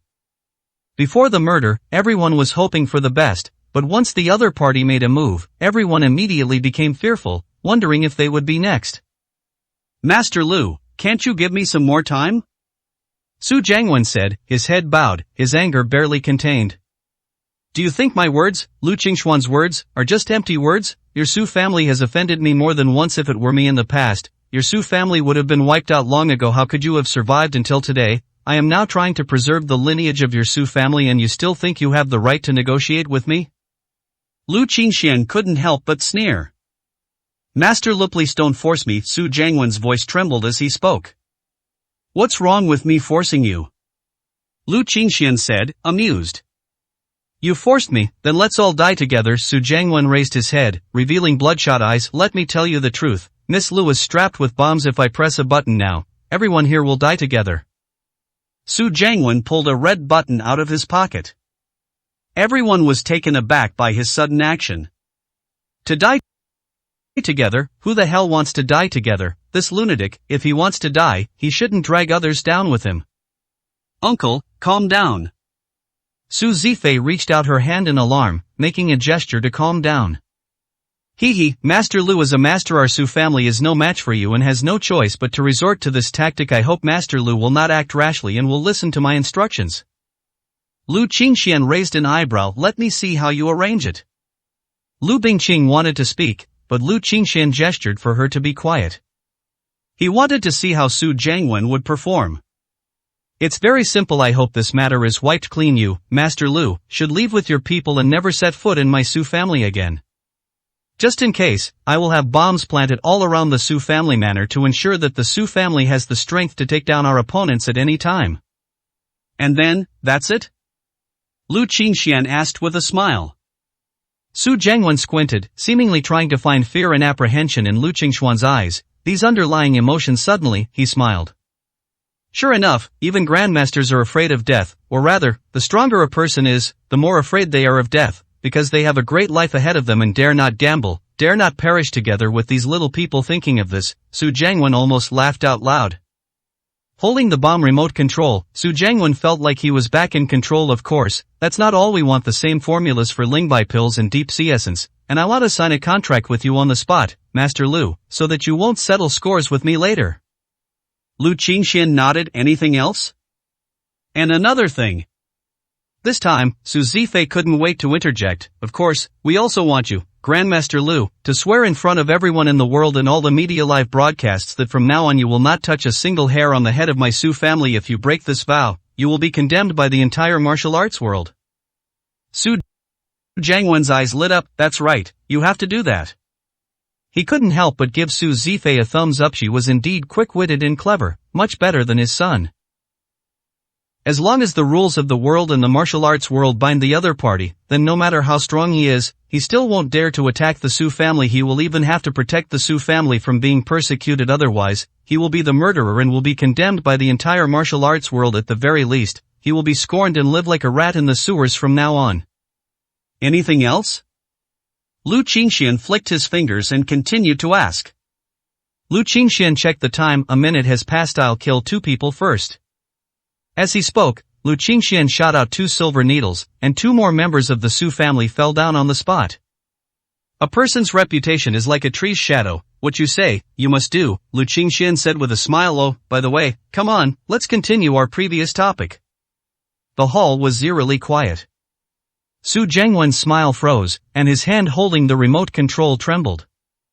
He was being played. The other party was making fun of him, treating him like a clown. Master Lu, are you really not afraid of death? Su Jiangwen placed his thumb on the red button on the remote control. 349, Chapter 349, you can do whatever you want. Fear, of course I'm afraid of death. Survival is a human instinct. I am human too. How could I not be afraid of death? Lu Qingxian said with a smile.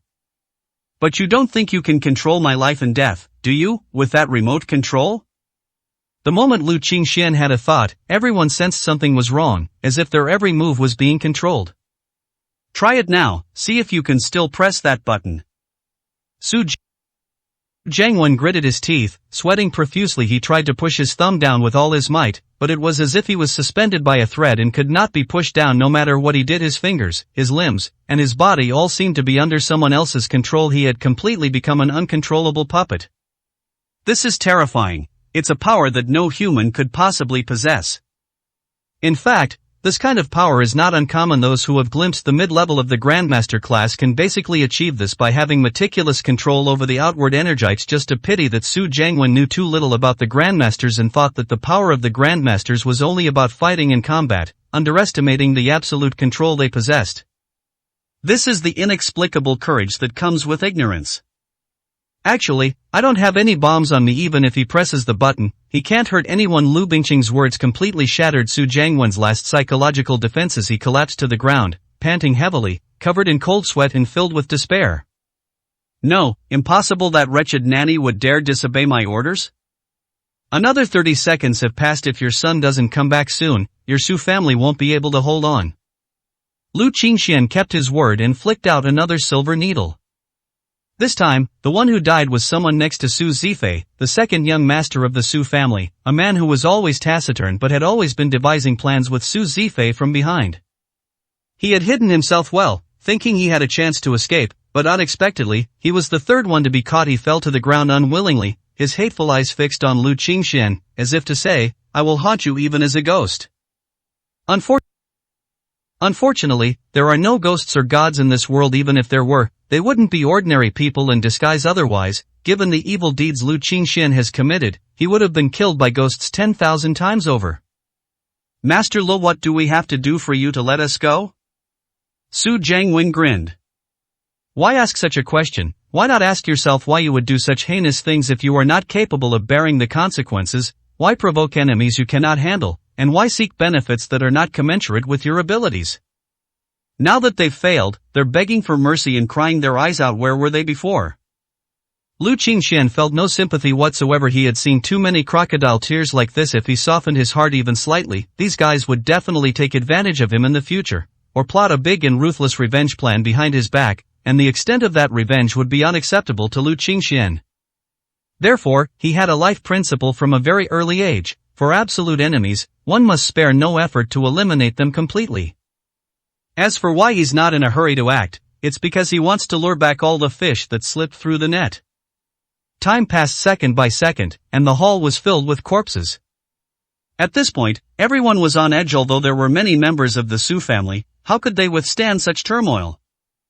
Some begged for mercy, some tried to escape, and some, knowing they were beyond saving, frantically deleted their phone browser history, hoping to leave a clean record. These were the more optimistic types, the tragic figures who didn't support the Su family's actions but, as minor characters, could only follow orders and couldn't change anything. Lu Bingling secretly hid behind. For a girl like her, what happened today could definitely be the darkest experience of her life. Before this, she had always heard her sister praise how amazing and wonderful brother Lu was, and she thought he was some kind of sunny and cheerful young man. Result. Just then, the sound of a car came from outside the door. Su Jiangwen felt a chill in his heart. He regretted it. He called his son back to take the blame, to exchange his son's death for the lives of most of the Su family, but now it was clear that the other side had no intention of letting any of them go. Dad, what's wrong with you all? Su Zihao entered the manor and sensed that something was wrong. He then saw many people lying on the ground, motionless. He didn't know if they had fainted or what. The atmosphere inside the hall was even more oppressive and terrifying. Lu Bingchang? Dad, who let him out? Quiet, so quiet you could hear a pin drop. Sorry, young Master Su, it doesn't matter who released me. What matters is that I'm out. Do you remember what I said? As long as I have the chance, I will make you wish you were dead, Lu Bingqing said coldly, her face filled with barely suppressed anger. Xiaoru had followed her for many years and was no different from her sister in her heart, but now, Xiaoru was harmed because she was protecting her. The unforgettable pain was as if her flesh and blood had been ripped out, making it impossible for her to breathe. She only wanted revenge, a mad revenge, to make the Su family feel the same pain, the pain of having their lives wantonly taken away. This world is black and white. No one is born a saint, nor is anyone purely evil. Everyone is forced into their evil ways. You think you can take me on? Su Zihao sneered, then looked at his father. Dad, what's going on? You called me back just to show me these things. Su Zihao still didn't understand what had happened. Su Jiangwen kept his head down and didn't say anything. Is the Su family all here? Lu Qingshan asked. Lu Bingqing shook her head. It doesn't matter anymore. That's Al. As long as he's dead, nothing else matters. As for the rest, I'll use my connections to handle the aftermath when I get back. Okay, Lu Qingshan nodded, then stood up and pulled Lu Bingling to walk outside. As he stepped down, layers of pressure seemed to pour down from above, and terrifying heavy sounds threatened to tear one's eardrums, causing one to involuntarily kneel on the ground, bleeding from both knees. With each step Lu Qingshan took, a terrifying power erupted, but this power cleverly avoided the two sisters, Lu Bingling and Lu Bingqing. Meticulous techniques that can only be comprehended at the pinnacle of the Grandmaster realm. The internal energy, as fine as a wisp of silk, floated in the air, as if it had eyes of its own, automatically searching for enemies. Lu Qingshan. I curse you to a terrible death, may you descend to the 18th level of hell. Su Zifei's hysterical roar came through, her face contorted like a demon. Lu Qingshan ignored him. The sound stopped very quickly. As enemies, Lu Qingshan spared no one. As a person, he did not deliberately torture anyone, treating everyone equally. However, there was one exception, Su Zihao and his bodyguard, his good brother. At this moment, Su Zihao's bones were all broken, and he was kneeling on the ground covered in blood, as were his good brother. They're the ones who raped, humiliated, and murdered Xiaoru, aren't they? They can't fight back now. You can do whatever you want with them. 350, Chapter 350, you can choose to believe me. Bingling, you stay here with your sister. Where are you going? Lu Bingling asked, standing in the manor. She is terrified and feels extremely insecure.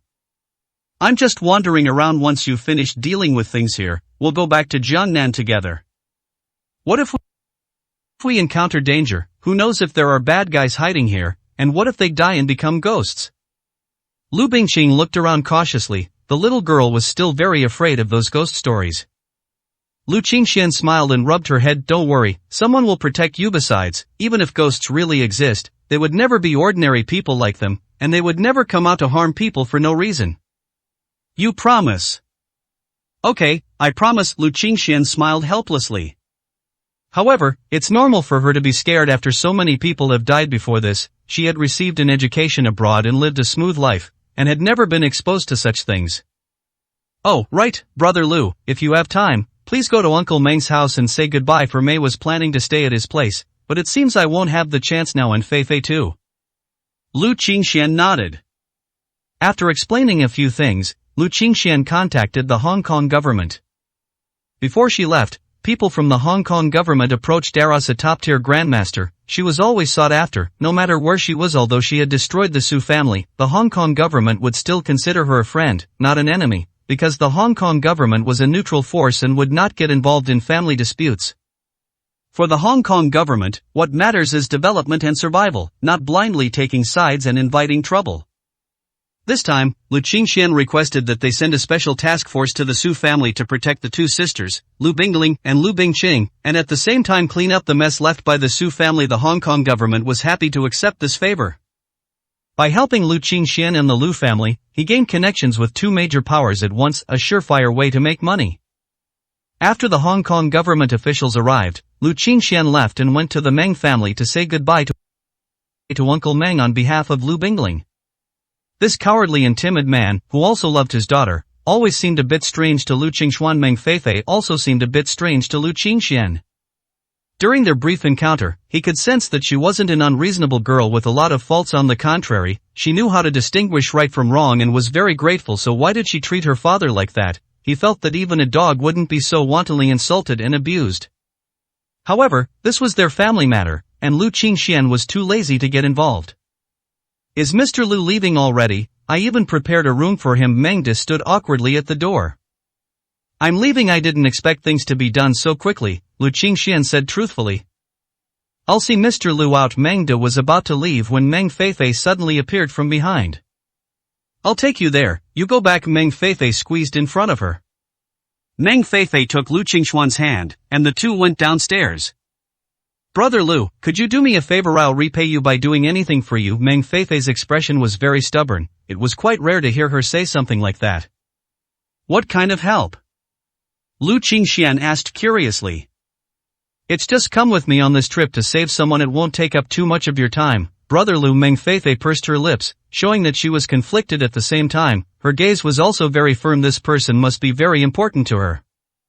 "Okay." Lu Qingxian nodded immediately. "Really? Well, Brother Lu, you agreed?" Meng Feifei thought she had misheard. She thought the other party would take the opportunity to make many demands. "Where is it? Let's take a taxi there." "Tanlong Bay." "In Tanlong Bay," Meng Feifei said quickly. The two hailed a car on the roadside and arrived near Tanlong Bay.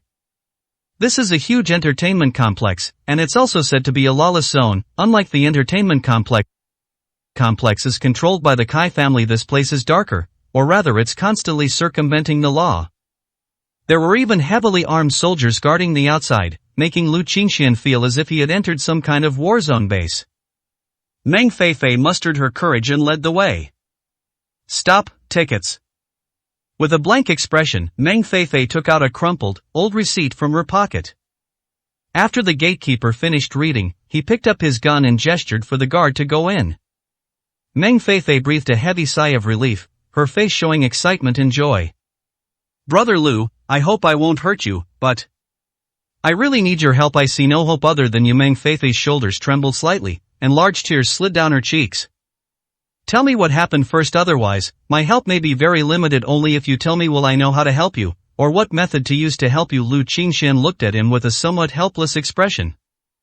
"You can choose to trust me. There are very few things I can't do in this mere Hong Kong island. What I haven't promised doesn't count. Since I promised you, I will do my best." Lu Qingxian smiled faintly, and that composure made Meng Feifei completely infatuated. She lowered her head. "Do you know why I hate my father so much?" 351, Chapter 351, The No Man's Land. Meng Feifei bit her lip tightly, unsure of how to begin. After hesitating for a while, she finally made up her mind, looked up at Lu Qingxian, and said, "My mother is here." Lu Qingxian remained silent, waiting for what would happen next. 3 years ago, my mother was sold. He writes all that beast Meng Da's fault. He would do anything for money. Lu Qingxian looked somewhat surprised. Upon hearing this, his first reaction was that it was absurd.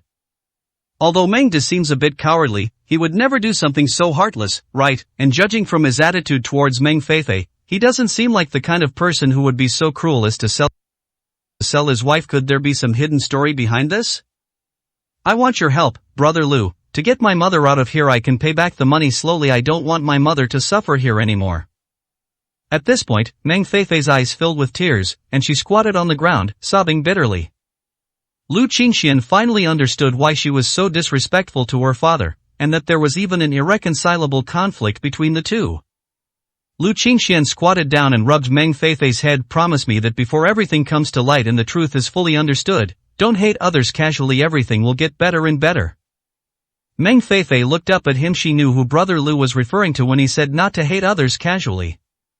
She pursed her lips and nodded gently. Yes, I promise, Brother Lu.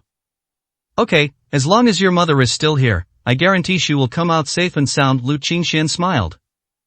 The two arrived inside Tanlong Bay. The extravagance here is not apparent from the outside. It is so magnificent that it leaves people speechless. Almost all the lights are inlaid with pink diamonds mined from South Africa, giving the light a unique beauty. There are special requirements for visiting here, namely, special tickets. These tickets cannot be bought with money, they can only be obtained through special channels. Lu Qingxian didn't know where Meng Feifei got her ticket, but he guessed she had been preparing for this day for a long time. After passing through the magnificent corridor, we arrived at the reception area. What services have you booked? A pretty and sweet-looking woman, dressed in a bodycon skirt, black stockings, and a tube top, approached the two men carrying a project brochure. Lu Qingxian opened the project booklet and felt a chill run down his spine. The projects on this site are not exactly anti-human, but they are certainly not for normal people. Just looking at the names gives me goosebumps. No wonder this place is so heavily guarded and is in a no man's land. It turns out it's to satisfy the special fetishes of a particular group of people. Those who typically have these fetishes are usually wealthy businessmen or highly powerful individuals, and they can indeed afford to spend money to satisfy their special needs. A meat cutting and weighing competition. Adult extreme challenge. The devil's experiment on family bonds. And so on and so forth, things like these that sound like bad projects just from their names. I want to ask about someone. Meng Feifei didn't look at the items on the screen, but looked at the receptionist seriously and asked. The receptionist smiled and shook her head. Sorry, we don't offer a missing person service here. Lu Qingxian said expressionlessly, then call out the person in charge here. I'm sorry, the person in charge here isn't someone you can meet with. Just anyone. You need to make an appointment and get a confirmation before you can meet them, the receptionist said with a smile. Do I look like an ordinary person to you? Lu Qingxian smiled faintly. The receptionist finally stopped smiling and began to seriously examine Lu Qingxian before saying, if you're here to cause trouble, our black guards will personally attend to you. If you're here to have fun, please select your activities, and I will make the arrangements. I'm here sincerely to get someone. I am willing to pay any price, or whatever it may be. Don't make me angry, or you'll end up with nothing, and you might never be able to do business here again. Lu Qingxian still had a smile on his face, but that smile gradually turned cold, sending chills down one's spine. It seems the two of them aren't here for entertainment. As she spoke, the receptionist straightened up. Although she was a receptionist, her innate sense of superiority was evident when facing a troublemaker who was not a guest. She was like a person in a position of power, releasing pressure on those below her. Unfortunately, an ordinary person might have been intimidated, but he was Lu Qingxian. Roll. The loud explosion made the female receptionist's face change instantly. She couldn't even stand up straight and staggered against the wall, staring at Lu Qingxian in horror. I said, if you can't make the decision, then let the person in charge here who has the authority speak to me. The female receptionist left quickly. Inside the room, Meng Feifei felt uneasy. This violation of the rules and this domineering attitude made her heart pound. Unlike his father, who was a law-abiding man who would only apologize no matter what, Brother Lu was a true strongman, with both power and means. At that moment, a group of people walked past the door of the reception room. Soon, the person who had walked past turned back and peered into the house, where they saw Lu Qingxian and Meng Feifei. Hey, isn't this Feifei? What are you doing here? Aren't you hanging out with those idiots like Su Hang? The man who spoke looked to be about the same age as Meng Feifei, but he was dressed in a very avant-garde and trendy style, and he was accompanied by several henchmen. He seemed to have a slightly higher social standing than Su Hang, who was a second-rate guy. Young Master Ma, Meng Feifei said, looking somewhat afraid of him.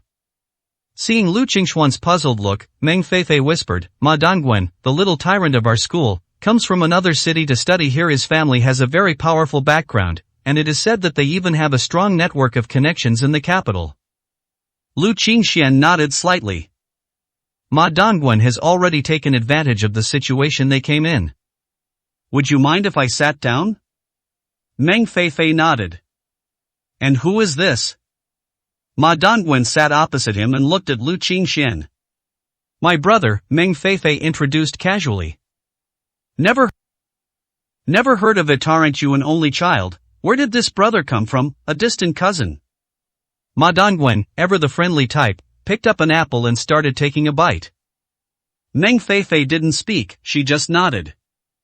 Ma Dongguan didn't mind and laughed. I didn't know you dared to come here. You're very brave. What did you order? Do you want to come with me to watch a murder, cutting flesh piece by piece? It's so interesting. Meng Feifei turned pale and hurriedly shook her head. How about we go see an adult show? They've recently signed up some weirdos. I've heard they're quite interesting. Meng Feifei shook her head again. Young Master Ma, don't force me. I am not here to watch a performance. I just want to find someone. Young Master Ma, go have fun by yourself. Ma Dongguan raised an eyebrow and said with a smile, Feifei, do you know that this is a no man's land? Do you know that no one will care what you do here? As he spoke, Ma Dongguan stood up. As if on the same wavelength, the henchman also stood up at the same time. 352, Chapter 352, Your Turn. Upon seeing the other party's posture, Meng Feifei shrank back and moved her buttocks closer to Lu Qingxian. Ma Wendong had such a bad reputation at school that people would automatically avoid him, fearing he might take a liking to them and then drag them to the woods. There was a beauty in the journalism department who was beautiful and had a sweet voice, but her family background was not good. Somehow she offended Ma Dongguan in the end. Her boyfriend's legs were broken, and she was also taken off campus and abused by Ma Dongguan after evening self-study that day. Later, her boyfriend was forced to drop out of school, and she became Ma Dongguan's private plaything. In short, this man is terrifying. He will do anything to get what he sets his sights on, resorting to any means necessary. Fortunately, although Meng Feifei was quite pretty, she didn't rank very high in school. In addition, she usually got along well with Su Hang and his friends, which made Ma Dongguan a little more considerate. No matter how powerful Ma Dongguan is, he's from another city. No matter how worthless Su Hang is, he's from one of the 4 major families in this city. However, she wasn't with Su Hang and the others today, and Ma Dongguan bumped into her, so he's probably up to no good. What do you want to do? Meng Feifei couldn't help but ask. Don't be nervous, I'm a very reasonable person. Come have some fun with me. I just happen to need a female companion after we're done. I can help you find someone. Ma Dongguan had a wicked smile on his face. No, someone has already helped me. Brother Lu will help me find the person I'm looking for. Meng Feifei shrank closer to Lu Qingxian again. Lu Qingxian simply reached out and pulled her into his arms, then uttered a single word to Ma Dongguan, get lost. Ma Dongguan's face immediately changed, turning red and distorted, his eyes filled with a ruthless intent that seemed to want to tear everything apart. Who's causing trouble at my Longwan Entertainment Center? Just then, a hoarse voice interrupted Ma Dongguan's angry state. A middle-aged man dressed in black with black and white hair appeared outside the reception room. Master Bao is the person in charge of reception matters. Behind him followed 2 men dressed in black training uniforms with cold expressions, as well as the female receptionist who had previously greeted Lu Qingxian and Meng Feifei. Clearly, the person in front of her was the person in charge of this place whom she had found. The female receptionist pointed to Lu Qingxian and Meng Feifei. Just the 2 of you? Arrest him, take him away, make him a slave, and put him on the show for our members to watch later. Master Bao waved his hand, too lazy to even look anymore.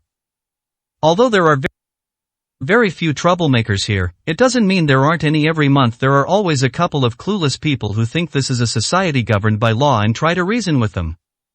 The final result was obvious. They were all locked in cages and used as playthings for wealthy members to vent their emotions and enjoy themselves at will. It was only then that these fools realized who they could mess with, who they couldn't, where they could act recklessly, and where they needed to strictly follow the rules. Otherwise, they wouldn't just lose money, but their precious lives. And coincidentally, he doesn't offer those people any second chances. His enjoyment of their struggles and frustrations and despair is exactly what the members love to see. Wait, I want these two, I'll pay for them. Ma Dongwen blocked their way.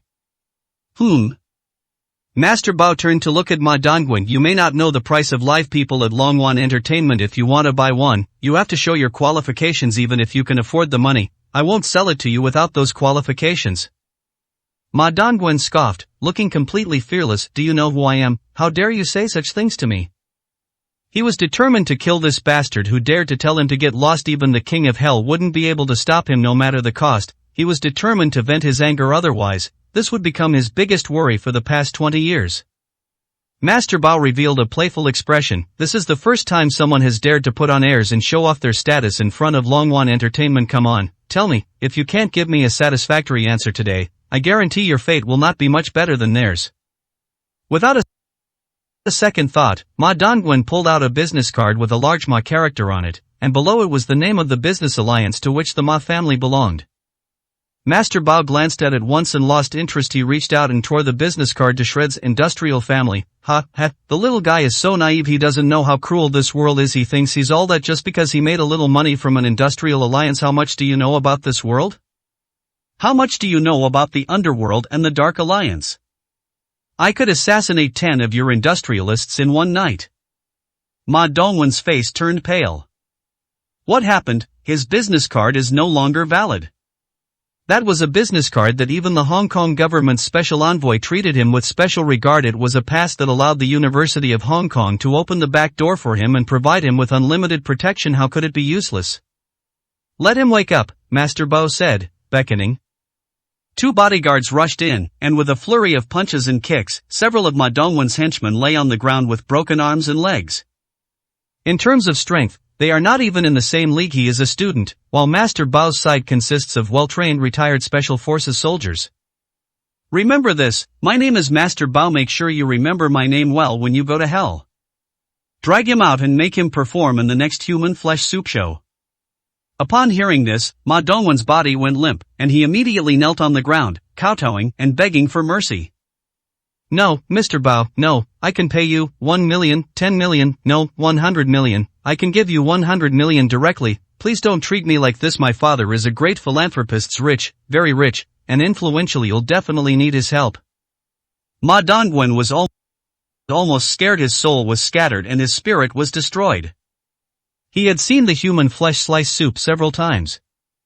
The process involved hanging a person on an iron hook, then boiling water below, and 10 members holding long sticks with blades at the tips would slice off pieces of flesh from the person's body and cook them in the boiling water to make a soup of boiled meat slices. This method of death is comparable to the most brutal form of torture, slow slicing. You, Uncle Bao, may lack many things, but you're never short of money.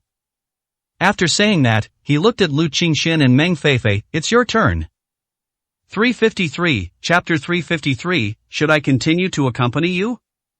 Little beauty, let me think of some games that would suit you. Mr. Bao snapped his fingers, and the female receptionist brought him a program booklet. After turning 2 pages, a horrified smile appeared on Bao Ye's face. I've got it. Enema game.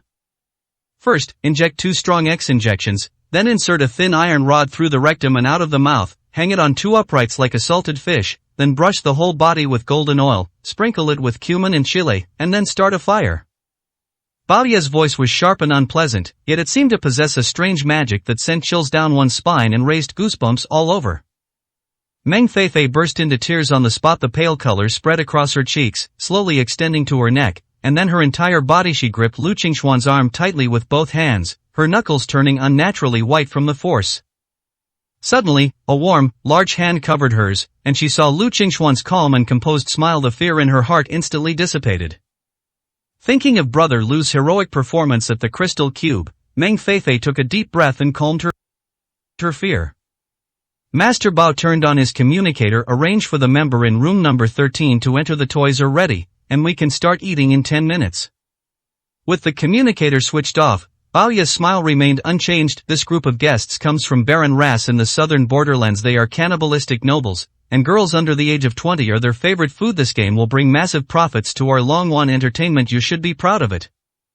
I think your old flesh is more chewy, Lu Qingxian said unhurriedly. I've heard that in Baron Rasa's cannibal tribe, it's the commoners who like to eat young girls, while the real nobles eat muscular strong men, or older men whose flesh is tough and chewy. They believe that eating such people is a symbol of warriors and honor.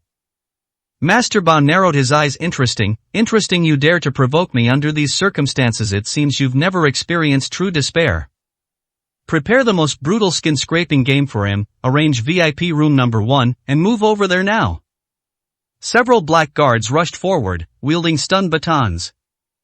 Bang bang bang. 3 muffled groans were heard, and 3 figures flew backward, crashing into the wall of the reception room.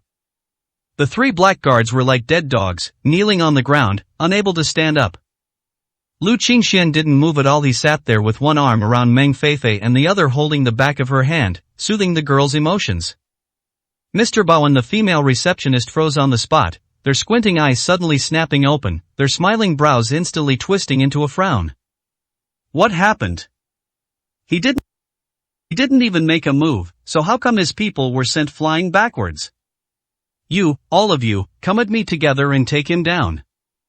Master Bao took 2 steps back and ordered the black guards who were holding Ma Dongguan and his underlings to come and deal with Lu Qingxian. At the same time, he immediately connected the communicator and contacted the security department, saying, "There is a disturbance in reception room 8, and the situation is out of control, requesting support from Team Dragon." Here, the black guards are just ordinary members responsible for security and order.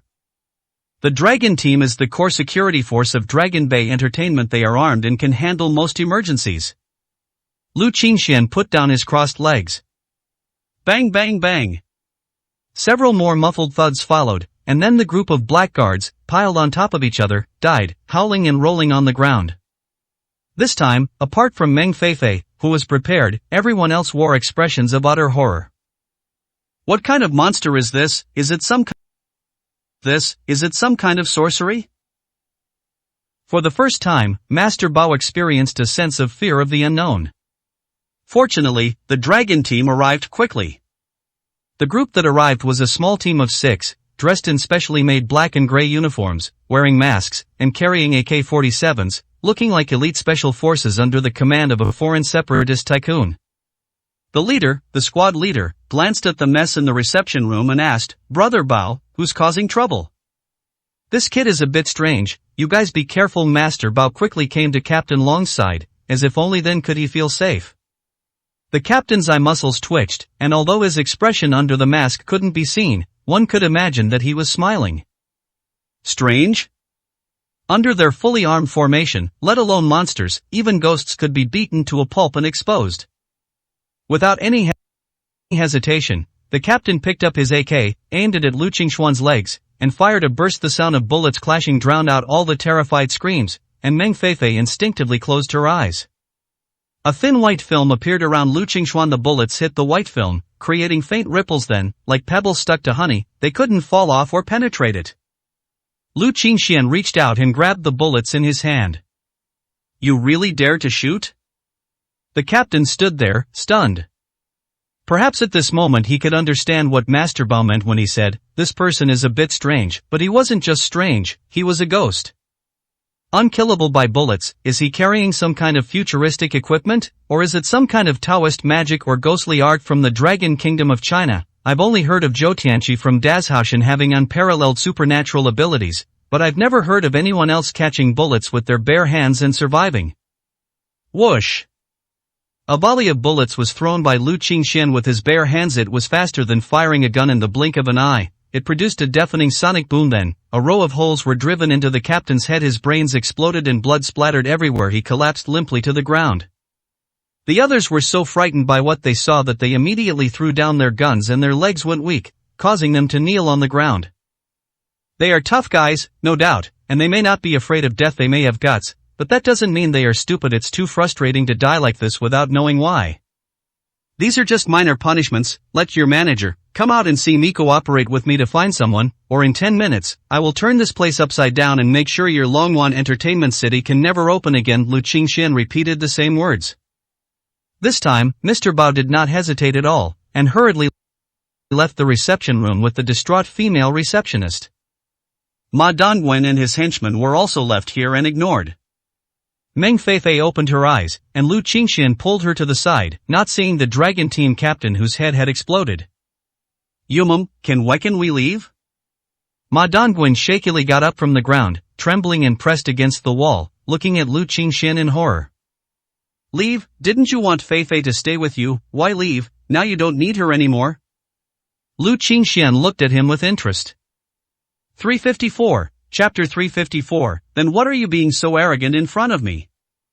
Ma Dongwen's smile was more like a grimace without thinking. He knelt on the ground and touched his head to the ground. Grandpa, I'm calling you Grandpa now. I am ugly and troublesome. I don't know what's good for me. I'm arrogant and ignorant. Grandpa, you're a magnanimous person. Please don't hold a grudge against a maggot like me. Feifei, what do you think? Kill him, or let him go? Lu Qingxian turned to look at the girl beside him. You don't need to feel guilty after all. This person never intended to let you go. If it weren't for me, you would most likely have already been harmed by him. Meng Feifei pursed her lips. Ma Dongwen's scalp tingled when he heard this. He never imagined that his life, as the eldest son of the Ma family, would be in the hands of a woman. What's even more outrageous is that now all she needs to do is nod, and his life will be over. His billions in assets, his life as a tycoon, his status in high society, all gone with just a nod from her. Sister Feifei, from now on I will be your slave, your most loyal servant. Please, Sister Feifei, have mercy on me, this ungrateful bastard. Ma Dongwen slapped himself repeatedly, each slap harder than the last. You're transferring schools. Ha? Ma Dongwen thought he had misheard. You shouldn't stay on Hong Kong Island anymore. Transfer to another school, Meng Feifei said. She mainly disliked Ma Dongwen's actions, but she couldn't bring herself to kill, even indirectly. The intense guilt made it unbearable just to think about it.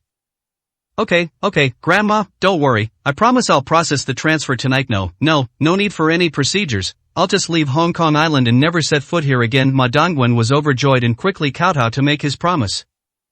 Then, he and a few of his henchmen hurriedly ran out of the reception room. A few minutes later, the person in charge appeared. He was a thin, frail young man whose face was half burned by fire. If it weren't for the fact that half of his face was burned and looked extremely grotesque, one could imagine that the other half was that of a very delicate and effeminate person. After entering, the man ignored the dragon team captain lying on the ground with his head blown off, and immediately smiled at Lu Qingxian. May I ask your esteemed name? My name isn't important, what's important is that I'm looking for someone. Lu Qingxian patted Meng Feifei's hand. Meng Feifei said, her name is Jiang Shanxue. She was sold here by a man named Meng De more than 3 years ago. She is very beautiful, with a beauty mark near her eyebrows and eyes. She is about 17 meters tall and rather thin. After hearing this, Lu Qingxian thought the name was beautiful and the person must be beautiful too. But in such a place, the more beautiful a person is, the more dangerous it is. And after 3 years, to be honest, he had a bad feeling long ago. He just didn't want to say it and hurt Meng Feifei's feelings. This is no ordinary entertainment venue. Every day, a large number of lives are consumed to satisfy the special fetishes of the powerful and wealthy from all over the world. The lifespan of a goods is likely to be only 3 to 5 days, or 10 to 15 days. After Meng Feifei finished her description, a strange light flashed in the eyes of the young man opposite her. Clearly, he knew this person and probably remembered him quite well. I'm sorry, we don't have such a person here, miss. Are you sure you haven't made a mistake? The young man always had a warm smile on his face. Impossible, I saw with my own eyes Meng De sell her here and sign a contract with you. She must be here, Meng Feifei said emotionally. It's also possible that it's already dead after all. Our rule here is to satisfy all customer needs, and the goods here can never live for more than 3 months. If no customer orders within 3 months, we'll dispose of them as waste. The young man said this casually, without any sense of heinousness, as if he were describing a trivial matter. No way, you're saying my mother is dead? Meng Feifei could barely sit up. If Lu Qingxian hadn't been supporting her, she would have fallen off the sofa. Miss, please forgive us. This is the rule of Longwan Entertainment City. As you said, a man named Meng De sold her to us. We did not forcibly take her. Everything we did was in accordance with the rules. It can only be said that this world is often so cruel, the young man said apologetically. Yes, I agree with that. This world can be quite cruel sometimes. Lu Qingxian nodded. Nana, how could this happen? Meng Feifei was completely unable to hear their conversation anymore. She held her head in her hands, tears streaming down her face, and squatted helplessly on the ground. The young man looked at Lu Qingxian gratefully. I am very grateful that this gentleman can understand the plight of us working people. After all, I am not the boss behind the scenes, and my decision-making power is very limited. However, no sooner had he finished speaking than a dark shadow suddenly appeared and closed in, a hand gripping his neck like an iron clamp. However, our understanding of cruelty seems to be a little different? Lu Qingxian smiled. Sir, what do you mean? The young man was not afraid, but asked with a calm smile. Lu Qingxian applied slight pressure with his palm, and the young man's entire face instantly turned red, congested, and purplish. His expression finally lost its composure and became somewhat ferocious. That's right, I won't allow anyone to act nonchalant when I'm choking them, Lu Qingxian said matter-of-factly. As you said, this world is cruel. I am stronger than you, so if you can't find this woman named Jiang Shanxue within 10 minutes, I will go on a killing spree and make this so-called Longyuan city disappear from Hong Kong. Lu Qingxian sat back down on the sofa. The young man rubbed his neck, lowered his head slightly, and had an indescribable coldness on his face. Sir, you are far too arrogant. The young man straightened up, adjusted the collar. Lu Qingxian turned his head and glanced at him sideways. This world is not yet the world of martial artists. Please remember, being good at martial arts is not a license for you to act arrogantly. There are many people stronger than you. There are always people more capable than you. The young man's expression was sinister. Was that you? The young man gritted his teeth. Of course it wasn't me. Lu Qingxian unleashed an extremely powerful aura, forcing the young man to his knees with a thud, creating a dent in the ground and causing blood to gush from his knees. Then what are you being so arrogant about in front of me? 355, Chapter 355, Investigate immediately. Large beads of sweat appeared on the young man's forehead. At that moment, the pressure continued to increase, and he felt as if all the bones in his body were about to be crushed and deformed, and his internal organs were bleeding. Terrifying, absolutely terrifying. He had seen the world by following his master, including top experts from the Elephant Kingdom, super iron men from the Banana Kingdom, and swordsmen from the Cherry Blossom Kingdom. All of them were top experts who dominated their respective regions and were revered by thousands. However, in terms of aura, none of them could surpass the young man in front of him. Who exactly is he? This gentleman is incredibly powerful. Why would he bully a nobody like me? Just then, a voice, both alluring and subtly aloof, drifted in from the doorway. A woman dressed in a white dress, as noble as a queen, stood there gracefully. Meng Feifei froze the moment she saw this woman, and the next second, tears streamed down her face like the yellow river bursting its banks. Mom! Meng Feifei lunged forward, but was frozen in place by an old man, unable to run any further. Let me go, let me go! Meng Feifei cried out, her expression agitated, but no matter how hard she tried, she couldn't break free even a fraction of an inch. Grandmaster. An ordinary old man standing next to Jiang Shanxue was actually a grandmaster.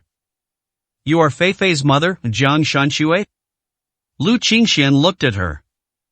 She had a small beauty mark between her eyebrows, her skin was fair and clean, and her figure was slender and perfect. She was indeed as beautiful as Meng Feifei had described. The only strange thing is that she doesn't look like Feifei at all. In fact, they have absolutely nothing in common. I am Jiang Shanxue, but I am not her mother. Jiang Shanxue walked into the reception room and waved to signal the old man to stop. Meng Feifei fell to the ground, shouting, "You're lying, you are my mother." Oh, what proof do you have that I'm your mother, just based on your ridiculous and brief memories? Jiang Shanxue's voice was laced with sarcasm. Meng Feifei was stunned. It was ridiculous, and the memory was brief. Yes. Before she was 15, she lived with her grandmother and had never seen her mother. When she was 16, her mother suddenly came back, but only for half a year. She had never even seen her mother and father sleep in the same bed, let alone see them going in and out together. It was as if her mother was a distant outsider. Then Dad suddenly sold Mom. He said that the money from the sale could buy her a big house, pay for her schooling, and give her a good life. From then on, she hated her father and never called him father again. He was the one who abandoned her mother. She's only had her mother for 6 months, why should she sell her? She has been living in pain all these years, and still is today. However, when faced with the truth, she experienced an even more unparalleled pain. It feels like you've finally climbed ashore from the bottom of the sea and can breathe again, only to find that there are no more of your kind in the world, and you're facing eternal, endless loneliness. You're not my mom? Meng Feifei still had a sliver of hope.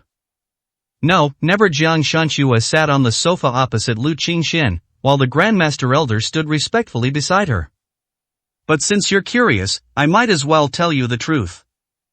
Back then, I came to Hong Kong Island for only one purpose, to seek refuge. Your father's appearance provided me with a perfect way to hide my identity. He had no wife, and you had never met your mother, so I naturally joined your family.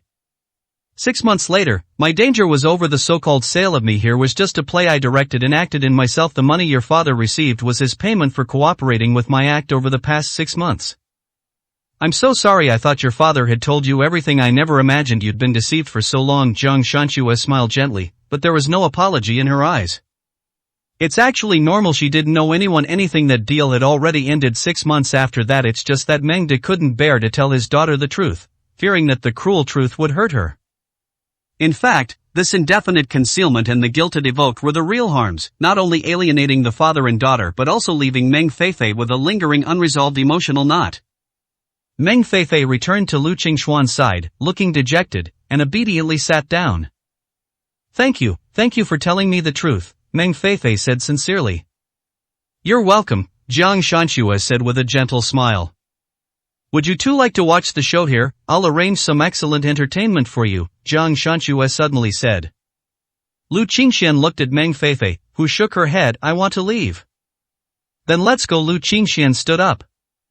Wait a minute, Jiang Shanxue called out to the two of them. Sir, you forced your way into my Longwan Entertainment City, injured and even killed my people. You should at least tell me your name, right? Lu Qingxian turned his head. What, you want revenge? I'm right here. If you have any complaints, take action now, otherwise you might not be able to find me when you miss me. This Grandmaster martial artist next to you seems quite skilled. Why don't you let him give it a try? The old man moved his lips, gave Lu Qingxian a deep look, and then his gaze fell on Jiang Shanxue. It seemed that he would not dare to make a move without Jiang Shanxue's order. Jiang Shanxue suddenly smiled and said, Sir, you are joking. I love making friends and I have no intention of seeking revenge. Lu Qingxian stared into her eyes for a long time, but couldn't discern anything from them. He then softly uttered 3 words, Lu Qingxian. After saying that, he pulled Meng Feifei away. After he left completely, Jiang Shanxue's face turned utterly gloomy. This grudge must be avenged. The half-faced youth, humiliated by Lu Qingxuan's choking, roared like a wild beast. Don't worry, no one can trample on my land. Investigate right now. I need all the information about this Lu Qingxian within 3 minutes. Soon, 2 technicians in white coats brought over a document containing almost all of Lu Qingxuan's exposed information. 356, Chapter 356, The Girl Who Was Hurt the Most. There are some other documents that we can't find. They've been classified as top secret. That person's identity is a bit strange, one of the technicians in a white coat reported truthfully. Top secret? Jiang Shanxue was clearly taken aback with her status and knowledge. She naturally knew that top secret files were not something that ordinary people were qualified to be included in. They were either extremely valuable and protected by special organizations, or they had powerful backgrounds and reasons that could not be told to ordinary people or organizations. Like Jiang Shanxue, many of her files are top secret, and no one can possibly find them. Because she herself is one, she understands the true value of the word top secret. After receiving the documents, Jiang Shanxue's gaze fell on the listed information. Her brows quickly furrowed into a tight frown. He actually has a conflict with the old prince. Is he made of gold? Jiang Shanxue exclaimed in surprise. The information clearly states that Lu Qingxian single-handedly built a modern combat force spanning the entire western region of Jiangnan and the eastern shipping routes, encompassing land, sea, and air. However, just recently, all 3 forces were dismantled by the old prince using his connections, leaving only an empty shell. Doesn't this just prove that he has a conflict with the old prince? It's not easy to have survived until now, after having a conflict with the old prince. Jiang Shanxue looked down, her furrowed brows almost twisting into a pretzel. Grandpa Bai, what is Lu Qing's strength in Jiangnan? The white-haired old man pondered for a moment and said, Lu Shixingyi is the founder of the Lu family Xingyi martial arts and the master of Xingyi fighting techniques. His strength has probably reached the level of a grandmaster. He can kill an ordinary grandmaster who has just entered the field with a casual move. I am no match for him. Jiang Shanxue placed the documents in front of the old man. The South China martial arts tournament killing Lu Qinghe in one strike. How is this possible? The old man was horrified. As martial artists at the grandmaster level, almost everyone knows what it means to be a grandmaster at the great perfection level, invulnerable to blades and spears, impervious to water and fire, able to project internal energy outwards, and invincible within 50 meters. How could someone be killed in one move? Unless it's a sneak attack, and a strike that hits a vital point, it's absolutely impossible. That's what the information says. It seems that Lu Qingxian is much more than he appears. No wonder he can be so arrogant and can tell at a glance that you are a grandmaster martial artist. Grandpa Bai, Jiang Shanxie said. The old man fell silent. After a moment, he couldn't help but remind him, we've already suffered this loss. It's best not to provoke him at this stage if the information is correct. Provoking him is tantamount to courting death. Grandmasters are people who do whatever they want, and they are not bound by morality or law. If he wants to, he can really destroy Longwan Entertainment City, or even kill the young lady. Jiang Shanxue fell silent, and so did the man with the effeminate face. On the way back, Meng Feifei remained silent the entire time. As darkness fell, she didn't want to go home. She squatted by the roadside not far from her house, staring blankly at the passing cars. The meaning of life lies not in others, but in yourself. You are not living your life for your father, nor for your mother. Think carefully about why you came into this world. Lu Qingxian stood to the side. Looking at her is like seeing Ye Fei from a few years ago. Ye Fei, how are you? Where are you? You promised to write to me often, but you haven't written a single letter to your Qingxian brother yet. Are you eating well? Are you sleeping well? Has anyone bullied you? Tell brother Qingxian, and brother Qingxian will stand up for you and make sure everyone who bullied you dies. Lu Qingxian gazed at the night sky, and slowly he too lost in thought. He did not wrong Li Yunmeng, nor did he wrong Lu Bingqing. The only one he wronged was Su Yifei, who loved him the most. Humans are a species that frequently acts foolishly. They can't see their own hearts and always end up hurting those around them, hurting those who truly love them. Ye Fei is such a good girl. After discovering that you and Li Yunmeng were still entangled and there was still a possibility of getting back together, she decisively cut off all contact with you and even left the city alone. Did she really go to pursue her dream, or was it because she didn't want to cause you trouble, or did she not want you to face a difficult choice? Meanwhile, along the coast of Jinghai, at Matuport, a girl wearing a bright red coat sat on the dock watching the sea. The sea breeze tousled her hair, brightened her snow-white forehead, her bright eyes, her pert nose, and her small, rosy lips. Ye Fei, you've gone back. You're always spacing out here at this time every day. Who's on the other side of the sea? You're always so absent-minded. Another girl in a gray collared jacket pulled her onto the last bus stop. I want to drink. Me too. Lu Qingxian replied almost unconsciously. That's perfect, let's go for a drink. We won't leave until we're drunk. Meng Feifei pulled him to a quiet bar across the street. This small bar is located in an alley. Since it's a quiet bar, it's not very lively usually. Only a few regulars come here to spend some money, to order songs, listen to music, drink some wine, and chat idly with a few friends. Meng Feifei hadn't been here many times, but she was feeling down today and didn't want to go far, so she decided to drink here. Once at the bar, she took out her phone and started calling her friends. Su Hang and his group? Lu Qingxian glanced at her. Meng Feifei shook her head. I don't want to be friends with those people anymore after this meal. I'm going to get my tattoo removed and start living a good life. Then who did you call? Lu Qingxian asked with a curious smile. Meng Feifei rolled her eyes. You don't think I, Meng Feifei, only have those fair weather friends, do you? I have serious friends too, okay? And one of them is the school beauty, so don't get too excited when you see her. Lu Qingxian smiled nonchalantly. Although men all enjoy admiring beautiful women, what hasn't Lu Qingxian seen in the world? He's not so lecherous as to turn into a lecherous man at the sight of a woman.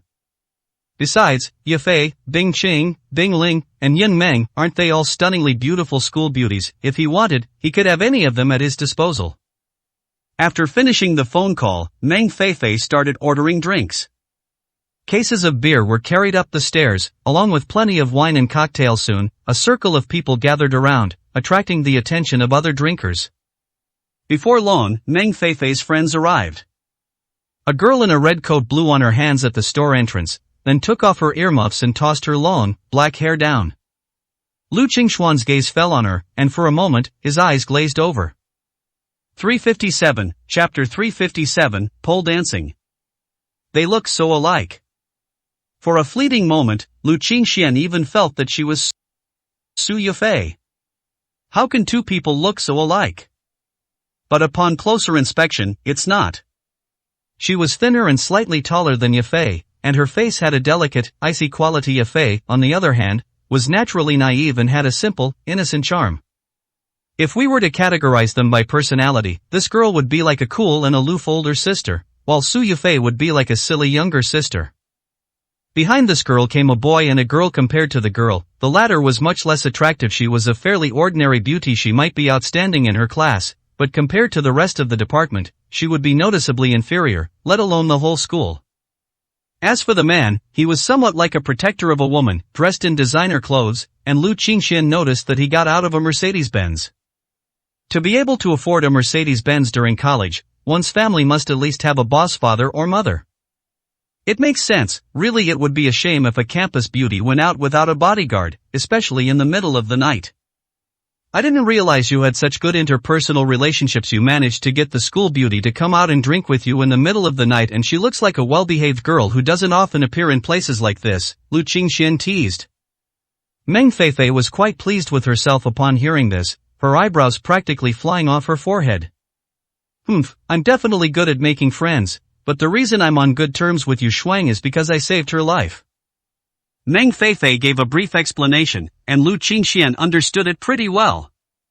When Lan Yushuang first enrolled, her family was poor. However, as an art student, she needed to spend much more money than other students. Despite her beauty, Lan Yushuang was often bullied and even had rumors spread that she got into university by using her body. The rumors claimed that the president of Hong Kong Island University carried her legs and dragged her all the way to the school. Such rumors were so damaging to a young girl that Lan Yushuang even contemplated suicide. But Meng Feifei was born to stand up for the underdog. Not only did she lend her money to help her relieve the pressure of life and study, she also stood up for her and taught a lesson to those who were ignorant and spread rumors. At that time, Meng Feifei was a well-known big sister at school because of her good relationship with Su Hang and others. Gradually, she also got along well with Lan Yushuang. But Lan Yushuang was a good student, while she was just a campus troublemaker. In order not to delay Lan Yushuang or affect her studies, Meng Feifei took the initiative to distance herself from her. But things are different now. She has resolved her inner conflict, and she wants to be a good student too. Moreover, she also wants to restore her relationship with Lan Yushuang. Xuan, over here? Meng Feifei waved to the other person from a distance. Lan Yushuang was like a dancing sprite, a dazzling smile blooming on her icy face. Her appearance lit up the entire bar. Countless patrons stared at her in astonishment, some wishing they could gouge their eyes out and put them on Lan Yushuang so they could keep staring at her. The boy behind muttered, Look, we've gouged out your eyes. Haven't you ever seen a pretty girl before? However, he spoke very softly, and apart from the girl next to him, no one else could hear him. Feifei, why did you decide to go out drinking in the middle of the night? Did someone bully you? Suddenly, Lan Yushuang saw Lu Qingxian and asked curiously, Who is he? Is he your boyfriend? Meng Feifei blushed and quickly shook her head. No, it's my brother from afar. Brother Yuan Fong? Lan Yushuang looked suspicious, seemingly not quite believing it. By the way, what about your other friends, Su Hang, Wen Tao, and the others? Don't mention them anymore. I don't want to hang out with them anymore. Huh? Lan Yushuang was somewhat surprised. Feifei, you've changed your personality? Meng Feifei nodded. Yes, I understand now. That's not the meaning my life should have. I should do something more right. Lan Yushuang's big eyes sparkled. Without saying a word, she quickly opened a can of beer, took a big gulp, and blew out hot air from the spiciness. Phew, I'll drink with you. The protector sat beside her, frowning as he said, Yu Shuang, drink less. You have class tomorrow. What are you afraid of? At worst, we'll just skip it. Today is a good day. I'm going to spend time with Feifei. If you guys are bored, you can go back first, Lan Yushuang said impatiently. How can that be? It's so late, and you're a girl all alone besides, there are other men here, how can I not feel at ease? Duan Wenfeng, the protector of the flower, glanced at Lu Qingxian as he said this, the warning in his eyes was self-evident. Duan Wenfeng, what are you saying? I already said we can be friends, but don't make unfounded connections. You're not my boyfriend, so what do you mean by other men, or that you're worried about me? That's not something you should be saying, Lan Yuxuang said sternly, her cheeks flushed after downing a glass of wine. Lu Qingxian almost laughed. This blue jade frost is quite a contrast. She looked like an ice goddess, but she spoke in a very carefree and outspoken way. But why would someone with that kind of personality commit suicide? Could it be a facade? Yuxuan, you've misunderstood. I am just worried that other men might have ulterior motives. After all, this society is so chaotic, Duan Wenfeng quickly explained. All other men have ulterior motives, but you're the best. Please, I'm really fed up with your bizarre remarks. I've already said I don't like you. Stop automatically assuming you're someone else's boyfriend. You have no right to tell me what to do. Bro. Lan Yuxuan was utterly speechless. Meng Feifei also said, Senior Duan, you should go back. My cousin is a trustworthy person. I can vouch for him. If anything happens to Shuangshuang, I'll take responsibility. Duan Wenfeng's expression changed several times, but in the end he did not leave. Alright, let's all drink together. The more people, the more we can drink. That's what makes it lively at this moment. The ordinary girl who hadn't said a word stepped forward to warm up the atmosphere and salvage the mood. Amidst the clinking of glasses and laughter, everyone had forgotten that it was almost 11 o'clock. It wasn't just someone who suggested that Lan Yuxuan go up and sing a song. Gradually, the people around her turned their attention to her, and some even started to jeer. Lan Yuxuan is so beautiful. If she could go up and sing a song, she could definitely bring the atmosphere of the whole bar to a climax.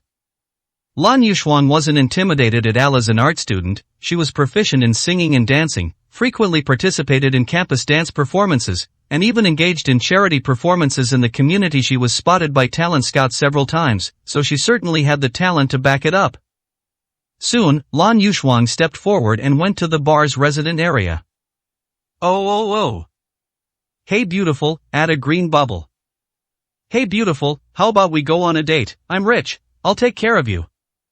Hey beautiful, do a striptease and I'll send you a gift. The males below, with their surging testosterone levels, are almost going crazy. A fat boss threw a wad of cash at Lan Yuxuang's face. Give me a pole dance. 358, Chapter 358, How can we fight like this? Oh. A burst of enthusiastic shouts brought the atmosphere to another climax. Countless people, drunk, chanted, pole dancing, pole dancing, pole dancing. I'm sorry, I can only sing and do folk dances. Although Lan Yuxuang has a good personality and speaks very casually, she still became timid and her eyes were very obvious. A delicate and beautiful woman can arouse the bestial instincts of male creatures even more. The shopkeeper who threw the money took out another wad of cash, about 2,000 yuan, and threw it under Lan Yuxuang's skirt. Isn't it just that you don't have enough money? I'm rich, dance for me, and if you're happy, I'll keep tipping you. You earn 4,000 or 5,000 a dance, isn't that enough? Although her family was poor and she lived in poverty, Lan Yuxuang did not pick up the money. If she wanted to make money in this way, she would have done so long ago. You motherfucker, are you looking for death? Shuangshuang said. She just wants to sing, can't you understand human language? Duan Wenfeng slammed his hand on the table and cursed. You think Shuangshuang is going up there to please you, you nouveau riche with a few stinking coins? You don't even know who you are. Lu Qingxian sat by the window, smiling leisurely. Although Duan Wenfeng was extremely possessive, and it was a possessiveness without any title or status, which was a bit annoying, he had to admit that he was a man and could indeed protect the woman he loved. Of course, this is also related to his own background. The strength of one's background and the thickness of one's wallet are the foundation for one's actions and words. If he were just an ordinary person, he probably wouldn't dare to stand up and utter a single word at this time. The scene fell silent for a moment, with only the spotlight shining back and forth and the DJ's songs playing, sometimes loud and sometimes soft. The fat boss turned around and stared at Duan Wenfeng, his face contorted with masculinity. What are you looking at? I'm talking to you. 4,000 or 5,000. Who the hell cares about your 4,000 or 5,000? Do you think I'm broke? After saying that, Duan Wenfeng got up, went to the counter, took out his bank card, swiped it on the POS machine, and directly swiped 50,000. He then shouted to the entire audience, "I'm paying for all the drinks today, so shut the hell up, anyone who spouts nonsense will get me." Some people had subtle expressions. Even though he was treated to a meal, no one would be happy to hear such arrogant words. Such a cocky young man only makes people uncomfortable. But Duan Wenfeng didn't care about all that. After drinking several doses of horse urine, and with his goddess in front of him, his desire to perform was off the charts. If he does well today, he might be able to conquer the goddess and take her under his wing. That's his ultimate dream. 50,000 for the whole place? Kid, this Qingfeng bar may be small, but do you know what kind of people come here to spend money? You think you can just throw money at beggars? A young man pointed to several bottles of liquor in front of him, the Ace of Spades and the Emperor's B. Those two bottles together cost 30,000. Who are you going to pay 50,000 for? Exactly, either add another zero, or get out of here and stop making a fool of yourself. Some people simply lost interest in Duan Wenfeng and continued chatting and drinking with their heads down. To them, such a donation is nothing more than that of a rich second generation with a little money in his family. Is only a little money, not even considered moderately wealthy, otherwise he wouldn't feel inadequate if he only spent tens of thousands of yuan. Duan Wenfeng's face turned from red to green, looking extremely ugly. 50,000 was already his monthly allowance. 500,000, he would have to apply to his father and get approval, and it would have to be for something meaningful to get the money. If his dad finds out he's squandering money at bars, he'll beat him to a pulp. What, you're a grown man going out to play, you didn't just have 50,000 yuan in your pocket, did you? Maybe the 50,000 yuan was borrowed. Ha ha ha, young people these days will do anything to show off in front of women, ha ha ha. The jeers from the crowd caused Duan Wenfeng to tremble violently. He clenched his fists so tightly that his long fingernails pierced his palms, and his eyes grew increasingly red. Lu Qingxian looked at it and couldn't help but shake his head. Young people are still young, they act irrationally, are prone to impulsiveness, and fail to assess the costs they can afford and bear, ultimately only shooting themselves in the foot. Duan Wenfeng is now in a dilemma. If he can't come up with the money, he's a poor wretch. If he can, the bar is making a fortune. No matter how you look at it, he's fallen into a trap. Duan Wenfeng walked over to the bar and whispered a few words to the person in charge, who visibly smiled. Soon, a loudspeaker announced, "This Mr. Duan has paid this bar 500,000 yuan. From now on, all drinks are free. Please enjoy." Finally, applause rang out from the audience. Even the fat boss smiled and said, "That's more like it, ha ha ha." No one bothered Lan Yuxuan anymore. Lan Yuxuan requested a song and picked up the microphone. She just couldn't be happy anymore. The mood and atmosphere from before were completely gone. She sang a song called Accomplishment, and her gentle voice was completely different from her speaking style. As soon as the song started, the audience fell silent. These drinkers probably never imagined that this girl could sing so well, completely outshining many of today's popular young male celebrities. Her skills, emotions, and vocal quality are all top-notch. For some reason, at this moment, Su Yifei's shadow perfectly overlapped with hers. Lu Qingxian once asked her what she wanted to do most in the future. Yifei answered without hesitation, singing, dancing, and being a star. She loves dancing, sings very well, and dreams of becoming a big star. The two look very similar. In some ways, they are more like twins. Duan Wenfeng returned to his seat, looking dazed and lost in thought. "Brother Feng, you wouldn't? Is the car a good deal?" Chi Rongrong, an ordinary-looking girl, asked in a low voice beside her. Duan Wenfeng glanced at Lu Qingxian, said nothing, and simply lit a cigarette and smoked it in silence. This was a rather embarrassing thing to do, and he didn't want to tell anyone and become a laughingstock. Soon, after the song ended, Lan Yuxuan bowed, put down the microphone, and was about to step down. As a result, the fat boss who had previously spent money pulled out another wad of cash and placed it on the table, which at first glance looked to be around 10 or 20,000. "Wait a minute, beautiful lady, my lord has taken a liking to you and asked me to pay a deposit of 20,000. He will bring 2 million when he arrives later. If you have a drink with him, the 2 million is yours." The moment the fat boss said that, the whole bar erupted in a whoosh. 2 million, this is the first time I've ever made such a move at this bar, right? Earning that much from just one drink, these days, beautiful women really don't lack money.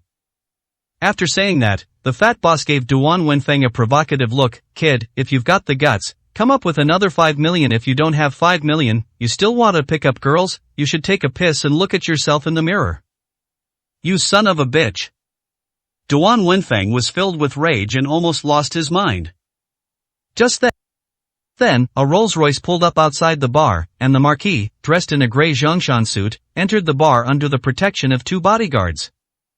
The moment Lan Yuxuan stepped onto the stage, the fat boss secretly took a picture and sent it to the Marquis, who loved beautiful women. Upon seeing it, the Marquis did not hesitate for a moment and immediately sent someone to drive over.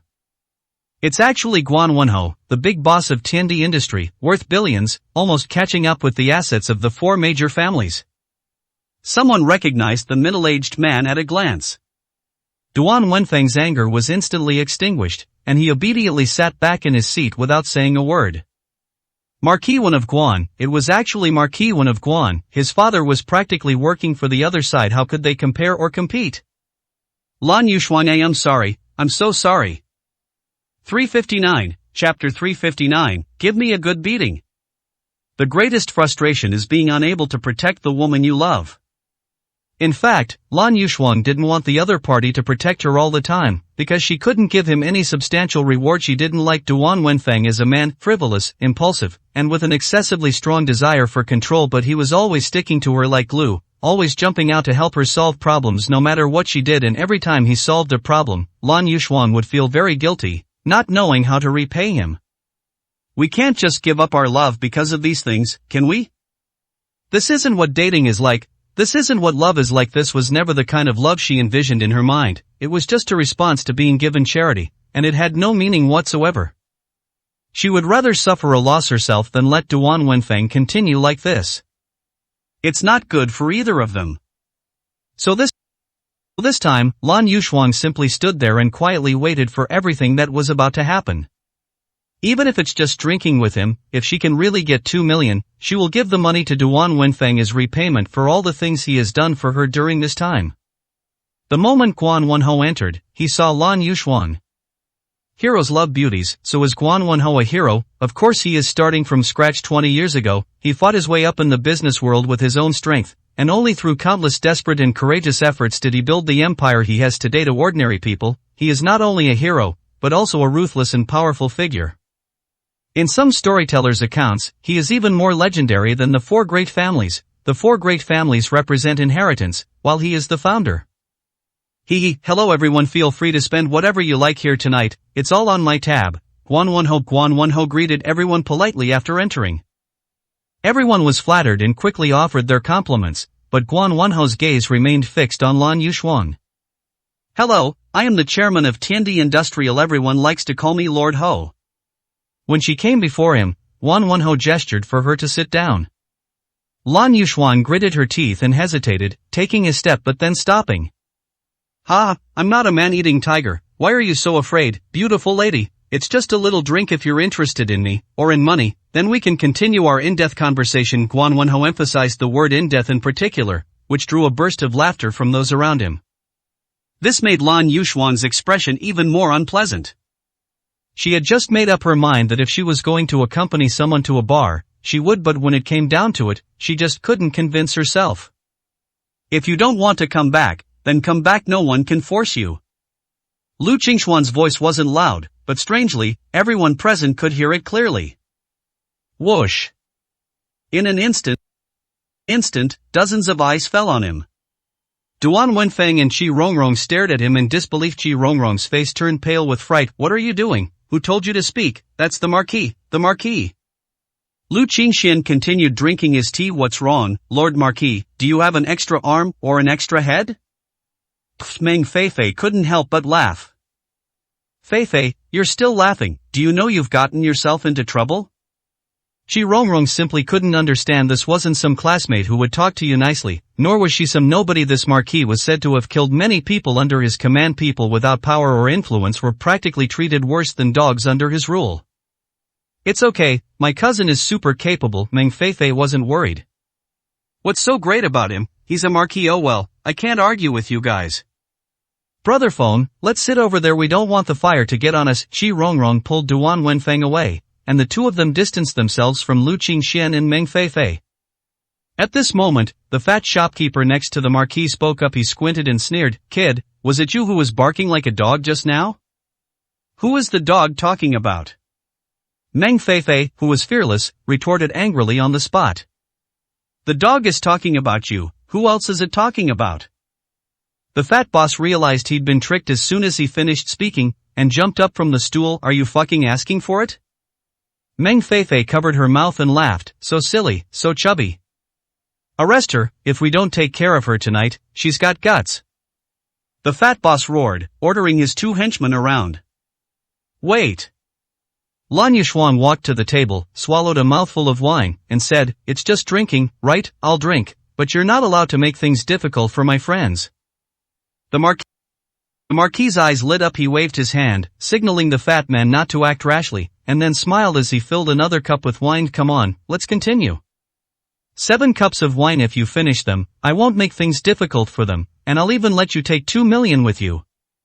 Given the strength of this liquor, let alone 7 cups, even 3 cups would probably knock Lan Yushuan unconscious, given her alcohol tolerance. However, Lan Yushuan immediately drank a second cup, and the intense dizziness made her almost unable to stand. "That's enough, Xuan, stop drinking. It's just money, we can figure out a way together." Meng Feifei ran over and stopped her from drinking anymore. The Marquis looked displeased. "If we stop now, we won't have a single penny left. It's just money, right?" "Feifei, bring Xuan over to drink with me, and I'll give you 5 million, Lu Qingxian said readily.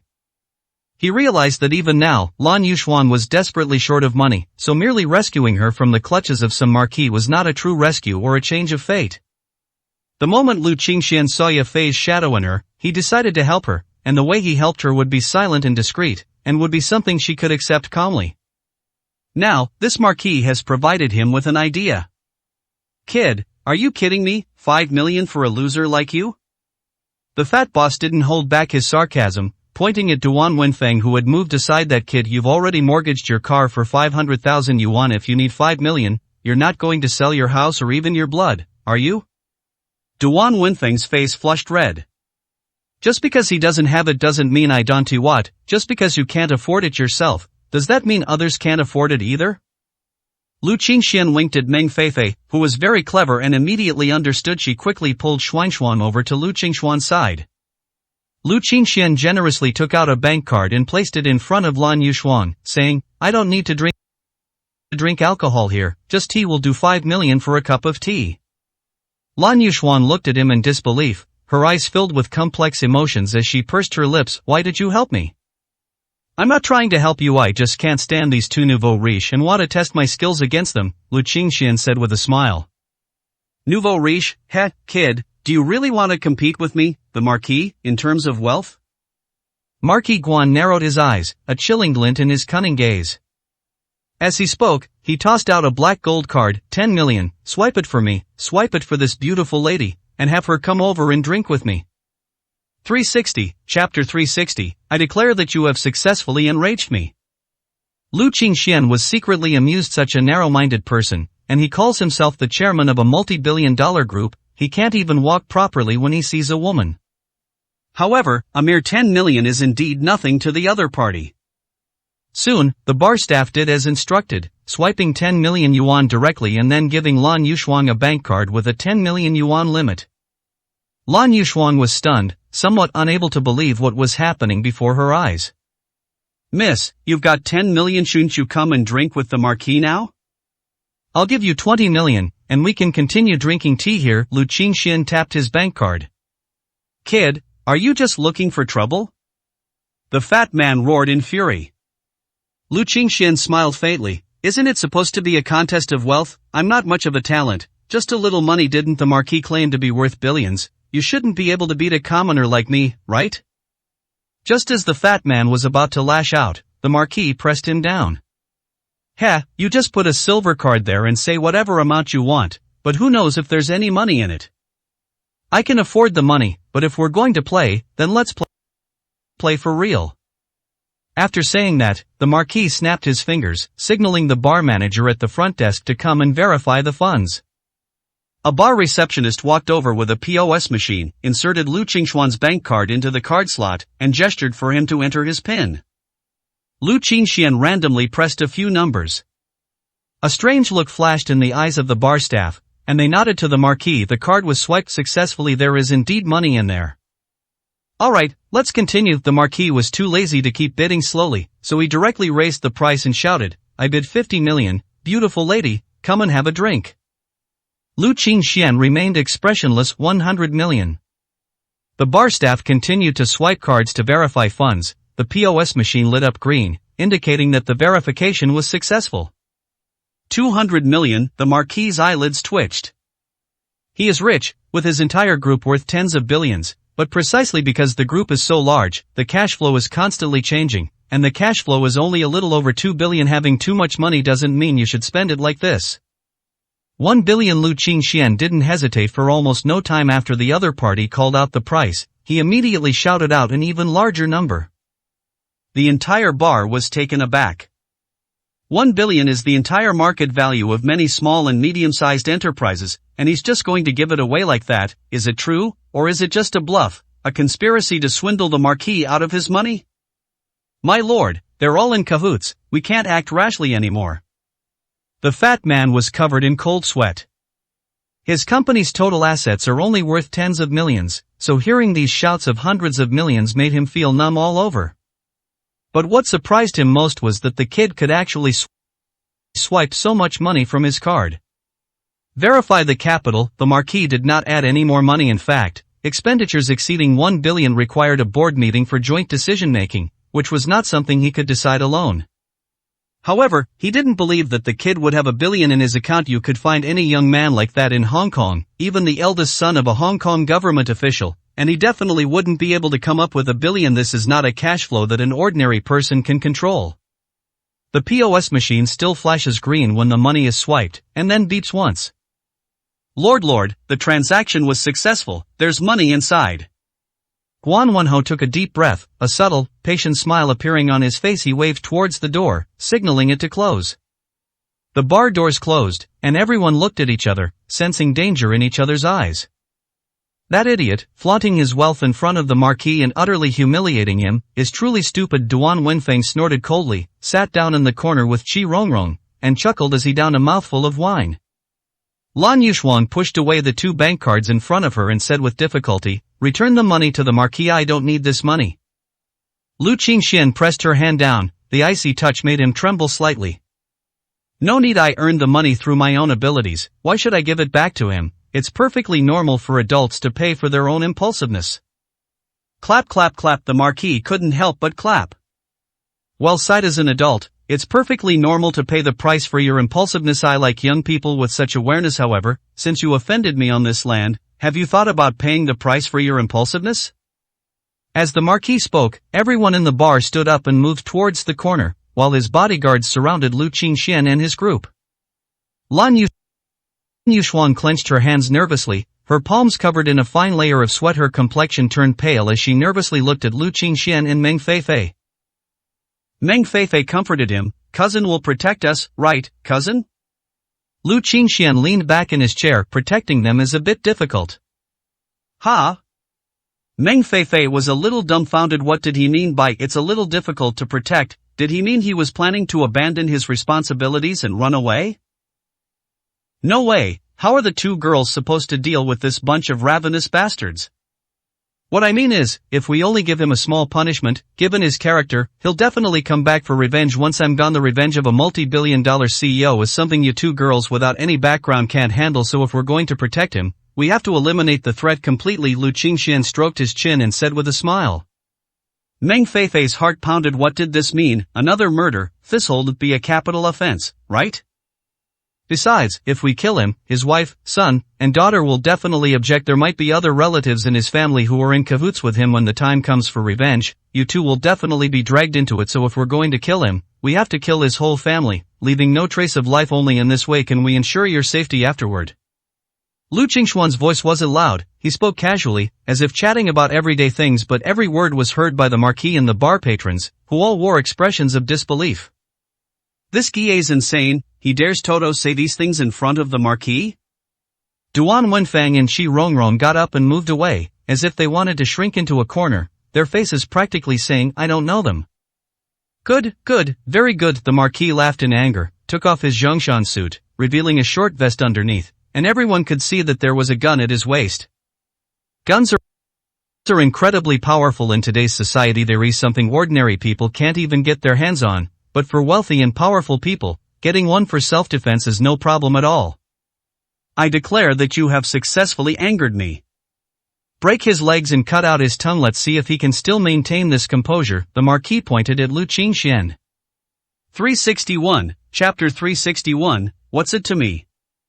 Because he had a gun in his hand, the Marquis was incredibly confident. His men were equally confident with the Marquis backing them up.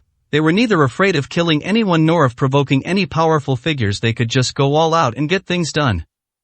I'm sorry, I apologize, Lord Marquis. I'll return all the money to you, and then I'll drink with you. Please let my friends go, okay?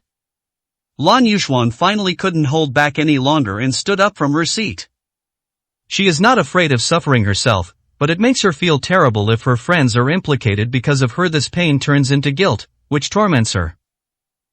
Pay back the money, drink with me. Maybe that was acceptable before, but now you've forced me to use knives and guns and you still want to beg for my forgiveness. Let me tell you, it's too late. The Marquis looked at her as if she were a delicious piece of meat in a bowl. Money and women, I, the Marquis, have never refused either you and this boy. I want them both. After saying that, he looked at Lu Qingxian and said, You're carrying such a large sum of cash. Although I don't know which family's young master you are, as long as you're not from one of the 4 major families, you're doomed today. Don't even think about calling for help, because I won't give you that chance. The fat man next to him handed him a cigar and carefully lit it for him. Your existence is like a firework. It's gone once it's lit. No one knows why you disappeared. Your disappearance will become a mystery, and no one will be able to find out. I guarantee that. Lu Qingxian smiled noncommittally. That sounds interesting, but what makes you think you have the ability to make me disappear? Are all the wealthy businessmen on Hong Kong Island this confident? The bar was filled with laughter, but the laughter wasn't because of the Marquis, but because the kid could say such naive and foolish things. Whether you have the confidence or not is determined by your fists. It seems you haven't realized your situation yet. The fat man gave a wink, signaling his men to take action immediately. The 4 people standing behind Lu Qingxian rushed forward. As expected, the 4 figures flew backward, smashing the tables and benches into a chaotic mess. Meng Feifei wasn't surprised at all. She even winked at her shocked best friend Lan Yuxuan. See, I told you my cousin is amazing. He can take care of these small fry with ease. She wasn't surprised that Lu Qingxian could do anything. He was like a god. He doesn't care about killing people. He beat the eldest son of the wealthy Su family so badly and still got away scot-free. There's practically nothing he can't do. Lan Yuxuang's mouth opened slightly in surprise, but she didn't say anything because she noticed that the man called Lord Ho had a gun on him. That was the most dangerous thing. Even the most powerful person would be finished if he was shot. What you fear most is what happens. The moment that thought crossed her mind, she saw the Marquis draw a black metal pistol from his waist. It had a unique design, and the black muzzle looked as if it had been carefully sanded, making it shiny. This is a custom-made pistol commissioned by the Marquis at great expense. The bullets inside are specially made armor-piercing rounds that can even penetrate bulletproof glass. After drawing his gun, the Marquis took 2 steps back, creating a distance of 8 meters between himself and Lu Qingxian. Although the gun was accurate and fast within 7 steps, he didn't want to take risks. He was much more cautious and experienced than the average person. He knew that there were many skilled fighters in the world who could strike very quickly and with lightning speed. He could tell from the fact that this kid had taken down his 4 men without even moving that he was a skilled fighter. When dealing with someone who has practiced martial arts, keeping your distance and emptying your magazine is a foolproof method. He once used this technique to riddle a self-proclaimed master of internal strength with bullets. Bang bang bang. The Marquis fired repeatedly. Not only were the bullets specially made for his pistol, but the magazine was also specially made. With a capacity of 12 rounds it could kill not only a person, but even a tiger. Therefore, it gave the Marquis a great sense of security. He was stunned when the bullet was fired. The bullets hovered around the opponent's body like clay, unable to penetrate, let alone harm them in the slightest. This scene left everyone dumbfounded, as if they had seen a ghost. Duan Wenfeng, who had already imagined Lu Qingxuan's head exploding and his body riddled with holes, bit his tongue and jumped up in pain. Getting shot twice in one day, that feels awful, Lu Qingxian said with a half smile. Lu Qingxian reached out and gathered the bullets into his hand, then aimed at the Marquis's head. Xuan, close your eyes. Meng Feifei called out quickly. She knew that Brother Lu was going to kill someone. Just then, plop. Without a second thought, Guan Wenhou knelt down on the ground. So it is the Grandmaster who has arrived. This lowly servant is ignorant, and I hope the Grandmaster will forgive me for my offense. Grandmaster, please spare my life. Lu Qingxian laughed in surprise. You begged for mercy quite quickly, no wonder you became a powerful figure. Guan Wenhou didn't hesitate at all. This stemmed from his understanding of the martial arts world. He knew what kind of abilities a Grandmaster possessed, and he also knew that a Grandmaster would treat his life like a game, without caring whether he was a billionaire or a wealthy family with hundreds of billions in assets. No, in front of the Grandmaster, I am but a lowly weed, not worth mentioning. Lu Qingxian was too lazy to listen to her banter and said, It's simple. If you want me to spare your life, I only have one question for you. After I leave Hong Kong, you won't cause trouble for those two? Lu Qingxian pointed at Lan Yuxuang and Meng Feifei. No, Grandmaster, you're too kind of a joke. How could I dare to cause trouble for your friends? Guan Wenhou kept his head down. Very well, from now on, if anything happens to either of them, or if they lose even a single hair, I will not hold anyone else accountable. I will only hold you, Lord Marquis, accountable. Did you understand? Guan Wenhou was taken aback. This not only cut off his thoughts of settling scores later, but also required him to protect the two girls 24 hours a day. If something unexpected happened to them, he would be finished too. Damn it, their lives were tied together. Understood. The Marquis could only agree. Do you still want the money? Lu Qingxian pointed to the bank card in front of Lan Yuxuang.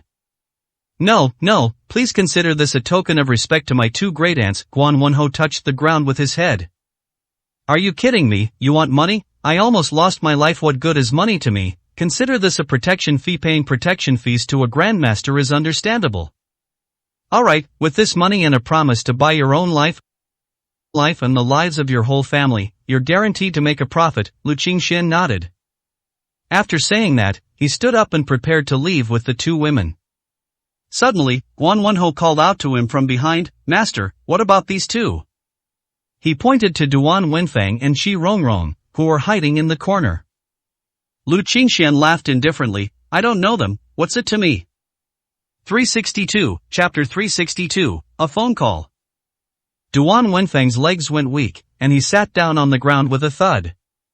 Lan Yuxuang pursed her lips. Brother Lu, take them with you too. After all, they came with me. Lu Qingxian shrugged. It doesn't matter. Thank you. After leaving the bar, Lan Yuxuang returned Lu Qingxian's bank card to him. She didn't want the money that belonged to the Marquis, but Lu Qingxian persuaded her to keep it so that she could share the spoils with Meng Feifei, and then the two of them could start a business together.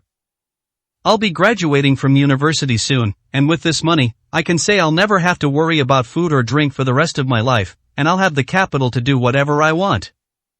Having done all this, Lu Qingxian leaned back in the back seat of the car, his feelings becoming complicated. He helped Lan Yuxuang mainly because she really resembled Ye Fei. Even her background and circumstances unexpectedly overlapped with those of Ye Fei. If Su Ao hadn't returned, Ye Fei would have remained just a girl from a poor family, facing this cruel society alone. Actually, most girls are like this, right? The world really is cruel. That evening, Lan Yuxuang also went to Meng Feifei's house and slept in the same room with Meng Feifei. At night, after taking a shower, the two girls lay naked on the bed. Feifei, what's your cousin's background? Is he a god? After a long silence, Lan Yuxuang's first words made Meng Feifei burst into laughter. Put. What are you laughing at? I'm asking seriously. Did you see him catch the bullet with his bare hands, just like Iron Man, Superman, or Captain America on TV? Does our great Xia Kingdom have also developed a super serum? No, that's not true. I did some research and asked some people. Brother Lu's is called martial arts. It's different from those super serums and super gene cells. Those things are all external, like taking medicine, but martial arts are all about one's own efforts and talent, cultivated step by step, just like the cultivation of immortality in novels. Powerful people can fly on swords, almost like legendary immortals. Do you understand? Meng Feifei explained, adding her own understanding, directly giving Lu Qingxian a layer of mythical color. Lan Yuxuan was stunned. She had no idea that such a group of people really existed in the world. She had thought that what was described in novels was all fake. Ha ha ha ha. Meng Feifei laughed so hard she was shaking, and went up to Lan Yuxuan and started kneading her. Ugh, speaking of which, does Brother Lu have a girlfriend? Lan Yuxuan asked again. Meng Feifei stopped what she was doing and stared at her suspiciously, her eyes gleaming with cunning, as if she wanted to peel back Lan Yuxuan's outer shell to see her true colors. You've taken a fancy to my cousin, you wouldn't be thinking of making a move on him, would you? Lan Yuxuan blushed. Which girl doesn't like a great hero? Which girl doesn't like a strong person? Besides, she's a Libra. Astrology books say that Libra girls are naturally drawn to strength and like powerful men. However, she was rather shy and didn't dare to admit it openly. Actually, I don't know either, but someone like him probably won't lack women. Although Shuangshuang, you are very outstanding and beautiful. I don't mean to discourage you, but if you want to be with him, you can probably only be a mistress or a concubine. Lan Yuxuan's face darkened slightly, but she quickly came to terms with it. Feifei is right, those kinds of men are simply not of this mortal realm. How could she possibly possess them just because she's pretty? It's simply not a fair chance. The next day, when the two woke up, they found that Lu Qingxian had already left. Meng De had cooked a table full of food and was standing by the table scratching his head, looking at the two women timidly. Meng Feifei looked at him intently for a long time, then said, "Dad." Oh, Feifei. Meng De was stunned for a moment, then his face lit up with joy, as if he couldn't believe that his daughter would call him dad so affectionately.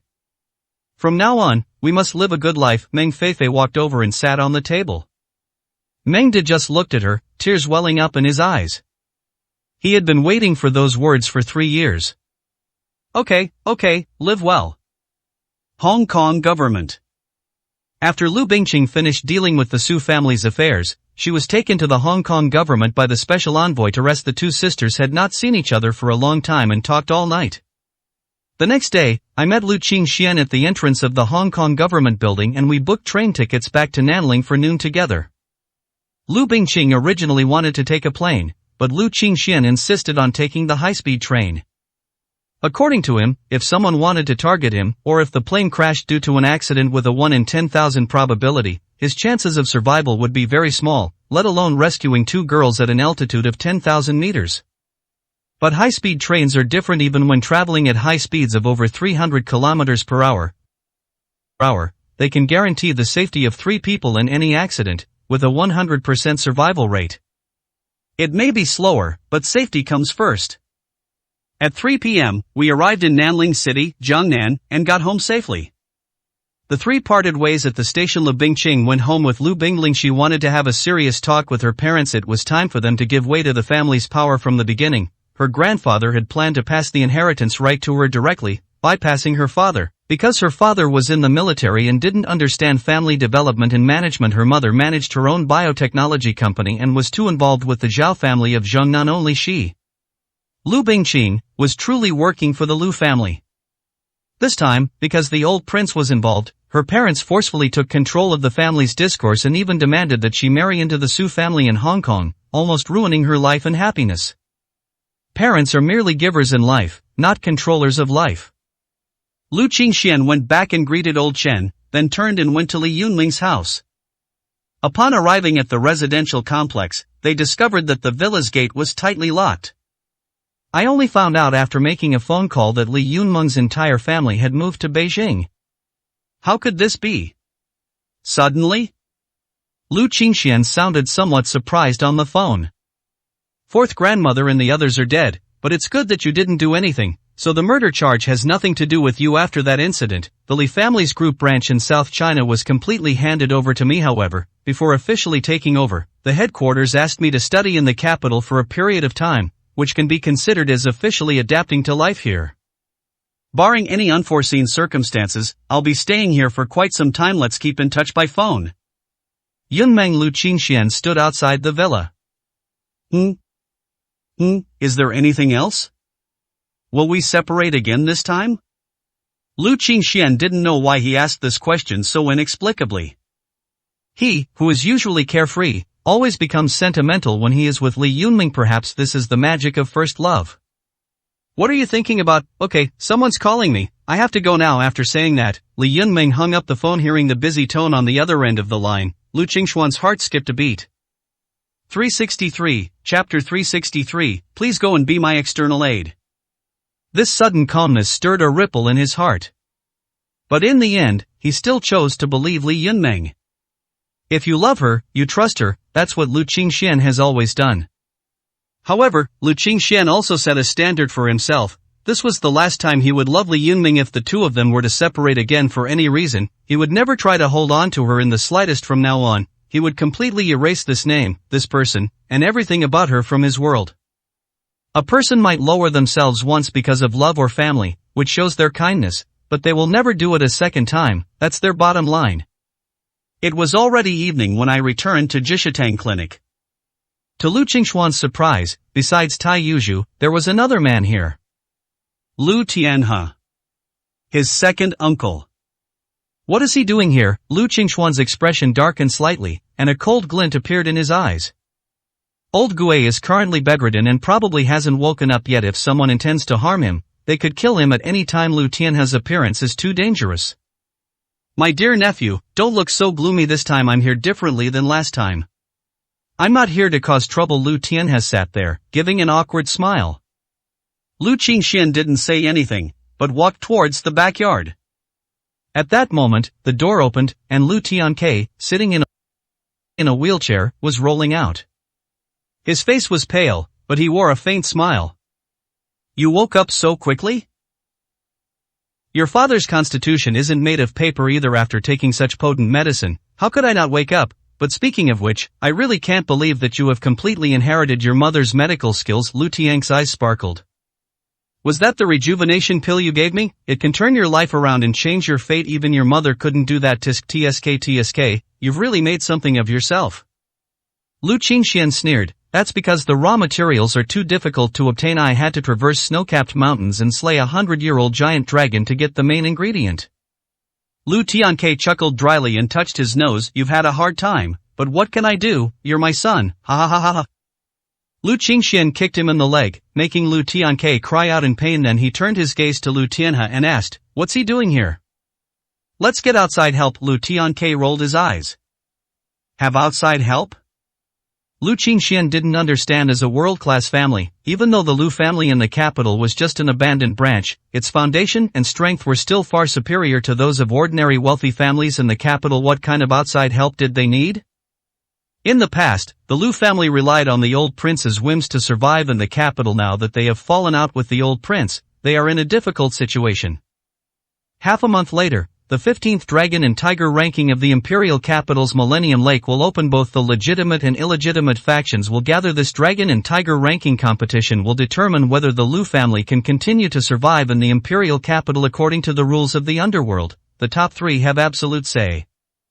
But the Lu family now, has long lost its martial spirit. They're just a bunch of lazy rich kids. Not a single one of them is any worth mentioning. It would be a disgrace to even be on the Dragon and Tiger list.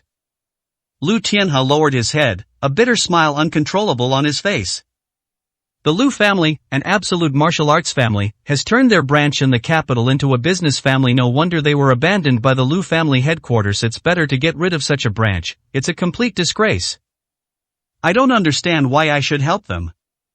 Lu Qingxian said with a laugh. Back then, they chased me so hard that I had nowhere to run and barely escaped to Jiangnan. Give me a reason to help them. Nephew, if we really wanted to kill you back then, you wouldn't have been able to escape at that time. Our Lu family was the #1 family in the capital. We had 360-degree surveillance throughout the capital, with tens of thousands of people in both overt and covert networks. I knew long ago that you escaped by the waterway of Millennium Lake, but I didn't send anyone to chase after you. First, whether it's your mother or you are both victims of the old prince's conspiracy. My Lu family is also just a pawn in the old prince's hands. Secondly, after that incident, I took the initiative to contact my elder brother and report the news, but I couldn't get in touch with him. Everything that happened afterward cannot be blamed on my Lu family. Thirdly, needless to say, the Lu family helped me escape from the capital with serious injuries. This time, you're going to be my outside help, so consider it as repaying that favor. Are you alright? Lu Tianke grinned. Lu Qingxian remained silent. And you, kid, haven't you always wanted to pay your respects to your mother? Why don't you go on this trip while you're at it? Lu Qingxian shuddered, his pupils narrowing into points beneath his eyelids. I understand, I'll go. Lu Tianhe finally smiled. May I ask, nephew, what is your current strength? I heard that you inherited your sister-in-law's internal energy cultivation method. You don't need to ask about my strength, just tell me about your opponent's strength. Lu Qingxian looked at him. Lu Tianhe pondered for a moment. Based on past observations, more than half of the powerful families in the capital will participate in the war. Behind each of these powerful families are major martial arts factions among them. The most mysterious and strongest are Wudong and Shaolin. They have grandmasters in charge, which are very troublesome, and these grandmasters are not ordinary ones. In addition, some families will seek help from overseas. There are many grandmasters overseas, and they will even bring in extraordinary individuals to participate in the battle. Lu Qingxian nodded. I think I understand. By the way, could you also tell me what realm is above Grandmaster in the martial arts world? Lu Tianke and Lu Tianhe exchanged a glance. Let me speak. Grandmaster is just a general term. All martial artists who achieve the ability to project their internal energy can be called Grandmasters. Furthermore, as long as the energy system is internal energy, then they were all Grandmaster level martial artists. Energy system?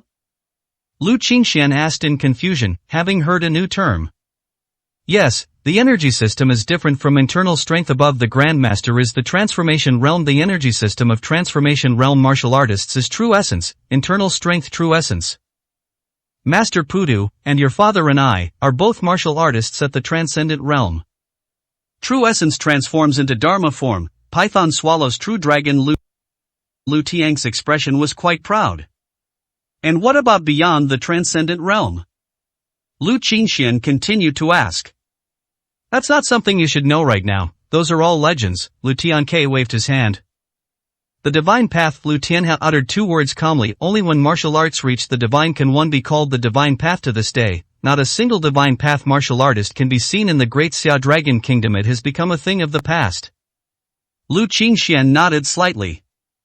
Then he had one last question, looking at Lu Tianke. My mother, what level did she reach when she cultivated her special technique? 364, Chapter 364, Making a Name for Oneself. Jade bones, Lu Tianke said without hesitation. Your mother said that her physique was not suitable for that extraordinary book of heaven and earth. Even if she exhausted her talent, she could only cultivate to the level of jade bone. According to the 5 stages of body tempering, she could only be ranked at the 2nd stage. Ice-like skin, jade-like bones, silver blood, golden eyes, and the final layer is the Tao body. With skin as smooth as ice and an unparalleled physique, she could withstand swords and firearms with ease. The jade bone technique involves refining 108 core human bones to their limits, enhancing the human body's capabilities and pushing all 5 senses and motor skills beyond their current limits. Silver blood tempers blood and cells, making one immune to all poisons and diseases, and increasing lifespan by nearly double. The ancient philosopher Zhuangzi speculated that he cultivated the silver blood realm and lived to be over 200 years old. The golden eyes of departure from fire is the most crucial realm, and it is also the realm where one transcends the mortal body and becomes the least human after achieving it. A way to unleash a burst of intense fire from the eyes, where the body's energy is compressed to its limit and then explodes. Lu Qingxian only used this ability once, during his final battle against Zhou Tianqi. As for the final level, the innate Tao body, once one reaches this level, the cultivation technique will be perfected. Unfortunately, Lu Qingxian has only just stepped into the threshold to achieve perfection. He still needs an opportunity and a sudden enlightenment. However, no matter what, I am now 2.5 times taller than my mother was back then. His mother was much more powerful than his father. That old man was just a freeloader. Of course, he didn't know if his mother had cultivated anything else, since everything about his mother seemed too mysterious to him. I understand. When do we leave? The sooner the better. Let's do it tonight. I'll get the plane tickets ready now, Lu Tianhe said. I won't take a plane, I'll book a high-speed rail ticket. Lu Qingxian finished speaking and didn't explain further. We'll depart at 7 o'clock tonight. Afterwards, Lu Qingxian said goodbye to Lu Bingqing and the others, went to Old Chen's place, and finally visited Aunt Yun and Su Ao, while also inquiring about Yue Fei's whereabouts. At 7 o'clock sharp, the two boarded the bullet train and headed north. 6 years later, I returned to the capital. When he fled back then, he was just a naive teenager, 16 or 17 years old now, in his early 20s, his face is etched with a determination and courage that doesn't belong to his age. Mom, what exactly did you want to tell me that night? Did you anticipate everything that was about to happen to you, and so you prepared yourself? As night fell and the scenery before him changed constantly, Lu Qingxian took a deep breath to calm himself. After traveling 2,000 kilometers and crossing several major provinces, we finally arrived in the capital at noon on the second day. At the exit, several Rolls-Royces were already parked there, waiting. Mr. Lu, young Master Lu, an elegant elderly man with gray hair, dressed in a well-tailored suit, stood by the car, looking like a nobleman's butler. Uncle, hi, it's been years since I last saw you. You're still holding on and haven't been buried yet. That's quite something. Lu Qingxian walked past him and gave him a brief, indifferent glance. The old man, called Haiba, gave an awkward smile and didn't reply. Only after Lu Qingxian walked over did his face darken slightly for a moment. Mr. Lu. Back then, you were the one who pursued him the most diligently. Just let it go after he nags you a bit. Lu Tianhe expressed his helplessness now. Their Lu family was still counting on Lu Qingxuan's help. They couldn't very well drag him over and make him apologize, could they? He has no right to do this, neither morally nor logically. If the other party gets angry and abandons the project, then things are even worse. Haiban nodded in agreement. Several tens of minutes later, the convoy stopped in front of the Lu family's old residence. On this historically significant piece of land in the capital, the Lu family owns a massive mansion spanning over 6,000 square meters. Based on current property prices in the capital, it would be worth hundreds of billions of yuan. This is just the value of the property itself, not including the Lu family's accumulated wealth within the clan. The Wanwali benches and golden Nanmu furniture scattered everywhere were all very valuable. The term trillion-dollar family perfectly describes a family like this. However, not many people know that the Lu family in the capital is just an abandoned branch of the Lu family headquarters. I won't go in. You can arrange everything from now on. Just let me know when you've confirmed the date. Lu Qingxian stood in front of the Lu family mansion for a while, then turned and left. The Lu family now is not the Lu family it once was, nor is it Lu Qingxuan's Lu family anymore. Going in would only attract attention and gossip, and would serve no other purpose. 2 kilometers from Lujia, in the northern cemetery. In a corner of the cemetery, there is an inconspicuous memorial plaque. The inscription reads, "What I love." Without a name or surname, this is the tombstone that the father secretly erected after the mother's death. Lu Qingxian used his hand as a knife to carve a smaller version of "What I love" next to it. From then on, this tombstone represented the woman he and his father both deeply loved. The secret manual you left me is very useful. I will do what my father couldn't do. I will use what you gave me to help you take revenge. Mom. Lu Qingxian knelt before the tombstone and kowtowed 3 times, his voice clear and crisp. Then he sat in the shade of a nearby tree until evening. Occasionally, some people would come to the cemetery to pay their respects, and those who saw him in this state were not surprised. It's not uncommon to see many distraught people coming to the cemetery to mourn their deceased loved ones. Humans are strange creatures, they only start to remember people after they've disappeared. A figure dressed in a long, dark black robe walked over. He stared at Lu Qingxian curiously, looked around, and then exclaimed, "Holy crap, old Lu?" Lu Qingxian looked up and saw a familiar face. "Holy crap, it really is you, Lao Lu. Where have you been all these years? I couldn't get in touch with you. I asked around but couldn't find you, and I even heard that the Lu family issued a notice removing you from their list. He thought you were dead. What happened?" The young man who came over looked. He was about the same age as Lu Qingxian, with slightly dark skin, ravaged by the sun, but his spirit was exceptionally good, and his eyes were bright and dark. "Lang Ping, long time no see." Lu Qingxian looked at her, and a wave of distant memories washed over him. These are his childhood playmates. At that time, the Lu family had very strict rules. All the third-generation members had to undergo a lot of training every day, from classical Chinese studies to history, from martial arts to medicine. 20 hours a day was not enough. His only time off was on weekends, when he would always sneak out, with Lang Ping waiting for him at the back door. The two of them would go to internet cafes and bars, living a carefree and happy life. A lot has happened in the past few years. In short, I am no longer a member of the Liu family. I am quite carefree on my own. What about you? I didn't hear that your father sent you to study in England back then. Are you back now? Lu Qingxian asked with a faint smile. Ugh, don't even mention it. I was deported less than a year after I went abroad. I got into fights and caused trouble. My dad was extremely disappointed in me and simply stopped caring about me, but I told myself that I must make something of myself and show that old man that I can succeed even without him. Lang Ping slapped Lu Qingxian on the shoulder. I'm here today to pay my respects to my mother, then I'll meet up with some old friends, and then I'll go and negotiate with the Li family. Negotiations with the Li family? Lu Qingxuan's heart skipped a beat. Yes, the Li family is really powerful now. They got their hands on a new drug from somewhere. If I could become a distributor, I'd be set in the top in this region. Lang Ping's eyes were burning with anticipation. 365, Chapter 365, The Final Decision. What's the new drug called again? Lingbai pill? Lu Qingxian asked. Yes, it's called Lingbai pill. The person who developed this new drug is really amazing. You didn't see the press conference the Li family held today. That drug is going to cut off the lifeline of all health supplements. The effect is simply miraculous. Not only can it detoxify and strengthen the body and improve internal organs, but it can also prolong life and beautify the skin. I can predict that once this new drug is put on the market, all beauty salons, weight loss drugs and health centers will have to close down. As Lu Qingxian listened to his eloquent speech, a faint smile appeared on his lips. Yes, what is insignificant to him is the key to his friend's wealth and success. Don't worry, you definitely will. You'll definitely get the distributorship. Lu Qingxian decided that he would call Li Yunmeng when he had time to explain the matter. It was just a distributorship, a matter of a few words, not a difficult task. Then I'll take your good wishes with a grain of salt. By the way, Lao Lu, let's go for a drink tonight. There are some acquaintances there, a lot of whom you know. They'll be really excited to see you. Qingyu is here too. Lang Ping nudged Lu Qingxian with her shoulder, revealing an ambiguous smile that you both understand. Lu Qingxian shook his head. Those were all stories from his childhood.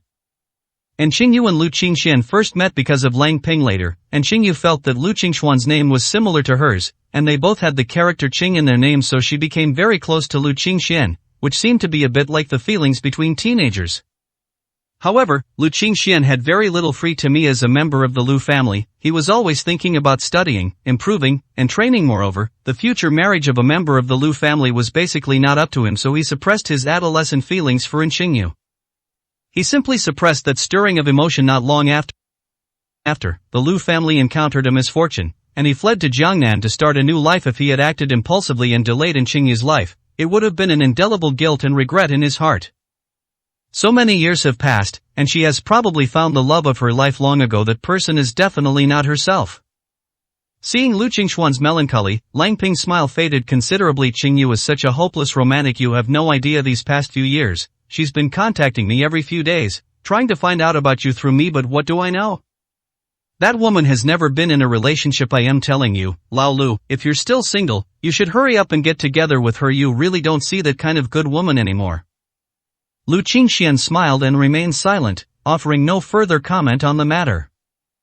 After spending some time at the cemetery, Lu Qingxian accompanied Lang Ping to present a bouquet of flowers to his mother. It was just getting dark when the two left. Lang Ping drove her second-hand Mercedes-Benz E-Class, and the two stopped in front of a hotel. Wait a moment, I'll ask which private room it is. Lang Ping walked to the hotel front desk. Lu Qingxian sat on the sofa in the waiting area and dialed Li Yunmeng's number. Qingxian, is something wrong? Li Yunmeng's voice sounded slightly tired on the other end of the phone. I need your help with something. I have a friend in the capital who wants to get a distributor position through the Li family. I hope you can pull some strings for me, Lu Qingxian said casually. This is an extremely simple matter. Even if Li Yunmeng had become the head of the South China branch of the Li family headquarters, or even if she were only the second in command, it would only be a matter of nodding her head. Strangely, Li Yunmeng did not give Lu Qingxian a reply for a long time. What's wrong? Are you in a difficult situation? If you are, my career is just starting to take off right now. If I give others preferential treatment, it will inevitably attract criticism and have a negative impact on me. You should know that I care a lot about what others think of me. Li Yunmeng's voice sounded even more tired. I'm sorry. Lu Qingxian took a deep breath. You don't need to apologize to me, you gave me the prescription, and I've always remembered that kindness. Yunmeng, aren't you done on the call? Let's continue. A man's voice came through the phone, sounding extremely impatient. Lu Qingxian was taken aback. I'll hang up now, we'll talk again when I'm done with this. Wait a minute, Lu Qingxuan's voice suddenly became loud. Who are you with? On the other end of the phone, Li Yunmeng paused for a moment, then said in an extremely aggrieved voice, You're questioning me, Lu Qingxian, why do you never believe me? You used to criticize me for not trusting you, and then I chose to believe you, and now, is your trust in me 100%? Don't you doubt me too? If you have any doubts, then have them. I, Li Yunmeng, have always acted with a clear conscience. I will repay what I owe you, but I am truly disappointed in you. After saying that, the other end of the phone hung up. Lu Qingxian stood there, stunned. Was he wrong? He simply asked who she was with. Was he wrong? Who would call her Yunmeng? What kind of relationship would lead someone to call her Yunmeng? Old Lu, what's wrong? You seem distracted. Lang Ping walked over and waved her hand in front of him. Fine. If you're not busy, go upstairs. Room 888. We've finally managed to get together, so let's have a good drink today and not leave until we're drunk. Room 888. Lu Qingxian pushed open the door and walked in, and the lively atmosphere in the private room immediately quieted down. Ah, everyone, look who I've brought. Holy crap, holy crap, holy crap, isn't this young Master Lu? Another man suddenly stood up, walked forward, and put his arm around Lu Qingxuan's shoulder. Among the people sitting in a circle, one girl's eyes suddenly turned red. The girl was wearing a gray turtleneck sweater, with small, emerald green beaded earrings hanging from her ears. She had delicate features and a beautiful, jade-like face. She is a petite and delicate girl. En Xingyu. Where has Lao Lu been these past few years? We can't get in touch with you no matter what we do. The Lu family even issued a notice removing you from their ranks. Did you do something big? If you ask me, Lao Lu, you really don't treat us brothers like brothers. If you have any trouble, just contact us and lend a hand. What difficulty can't we overcome? Everyone chimed in, some with sharp words, but all out of consideration for each other. This warmed Lu Qingxuan's long cold heart, and a long-lost emotion slowly rose from the depths of his soul. He smiled and took his seat, being pushed to sit next to En Xingyu. There were also some unfamiliar faces, not very familiar with each other, but as we sat together drinking and eating, we gradually became acquainted. The meal lasted 2 hours, and Lu Qingxian, without using his true energy to expel the alcohol, felt somewhat dizzy. Suddenly, his phone rang. He saw it was Li Yunmeng calling and immediately pressed the answer button. Lu Qingxian, I'm sorry. I've thought this through carefully, so I want to apologize to you first. Although we love each other, we can't reconcile many of our views. We still have decades to go, and those days may be difficult. Perhaps we simply won't understand each other. So, I've finally decided that we should end this relationship. 366, Chapter 366, What is Love? So, I've finally decided that we should end this relationship. Lu Qingxian didn't ask any questions or say anything. He simply hung up the phone and turned off his phone. On the other end of the phone, Li Yunmeng sat by the window of the top-floor suite in a luxury hotel, gazing absently at the bustling cityscape below. The capital city, this is the capital city, the place she has always dreamed of. Now, she finally stands on this land, overlooking the lights of thousands of homes. And finally, she successfully lost the relationship she had just won. She had indeed given it a lot of thought. First, the two seem to get along well, but in some ways they are not compatible. For example, he does not trust himself unconditionally, as if he has been bitten by a snake. He feels that he is doing something to betray him. When he hears a man talking next to him, he does not feel that he is doing business or dealing with the troublesome high-ranking members of the Li family. Secondly, she had just spoken with an elder in the Li family, who said that the Li family's future development direction is very ambitious, and she might even be going abroad for a long time. In this case, it would be inevitable for the two of them to be separated for a long time, which would then breed more unhappiness and conflict. Third, if she wants to truly lead the Li family to development and guide a wealthy family to a higher level, she needs a more strategic and powerful man as her assistant. Otherwise, she cannot shoulder this great responsibility. Faced with the allure of absolute leadership, she finally found her true path. She hoped that the man who would appear beside her in the future would be a truly powerful man, not just a pharmacist or an inventor. Merchants strategize and win battles from afar, while inventors and pharmacists can only be behind-the-scenes workers, never making it to the forefront. I'm sorry, Lu Qingxian, I'd let you down again. Find a nice, ordinary girl I want to be on top. Li Yunmeng got up and left the darkroom. I'll drink milk, it'll help with the hangover, and Xingyu placed the prepared yogurt in front of Lu Qingxian. Thank you. Lu Qingxian drank it all in one gulp. You're welcome, and Xingyu pursed her lips. You seem to have matured a lot these past few years. Must have been very tough for you, right? And Xingyu spoke to an adult like a well-behaved child, reserved and unnatural. Everyone saw it and secretly laughed, but didn't make a scene. Most people here know that Xingyu has a crush on Lu Qingxian, and has had that crush for a long time. The fact that she hasn't dated anyone in the past few years is probably because she's waiting for him. However, some people were unhappy to see this scene. A young man wearing glasses, sitting about 3 or 4 people away, was drinking alone with his head down, looking displeased. He was Xingyu's suitor for over a year, but she hadn't agreed to date him. He knew Xingyu had someone she liked, but he believed that sincerity could move mountains. He thought that as long as he kept expressing his love and staying by her side, even a stone could be melted. But now, the man in Xingyu's heart has actually appeared, which means that he has completely lost his chance. But that wasn't the real reason for his anger. What angered him was that Xingyu was so devoted to him, yet the other party remained unmoved. What was she pretending for? Jia, don't look so serious. Even without Lao Lu, it wouldn't be your turn. Xingyu has no interest in you at all. You should find someone else to target. Lang Ping patted him on the shoulder. Rong Jia suddenly stood up, smashed his wine glass, and declared, I challenge you to a one-on-one duel. Jia, don't be impulsive, we're all friends. I know he's a friend, and I don't care what he does. Let's have a drinking contest, 1 bottle each, straight down the bottle. Anyone up for it? Rong Jia pointed at Lu Qingxian. Okay, Lu Qingxian smiled. Beside her, Xingyu's heart was pounding. He agreed, he actually agreed. Was it because I agreed? Lu Qingxian casually opened a bottle, poured it into his mouth, and the spicy taste exploded in his mouth, spreading all the way to the depths of his stomach.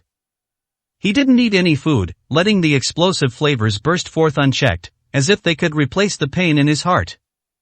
Seeing this, Rong Jia was not to be outdone and downed a bottle of wine in one gulp. However, he didn't have Lu Qingxuan's physique. He vomited halfway through. Feeling dizzy and disoriented, he collapsed onto the table, muttering something unintelligible. Well, let him be drunk. I'll arrange a place for him to sleep later. Lang Ping grinned, carried him, and sat him on the sofa behind her. Old Lu, you and Xingyu have a good talk. We're going downstairs now. We have another show tonight, and I need to induce vomiting beforehand. The private room quickly emptied, leaving only Lu Qingxian and Xingyu. Xingyu blushed and gently patted Lu Qingxuan's back from behind. If you feel uncomfortable, just throw up. You can drink some yogurt after you throw up.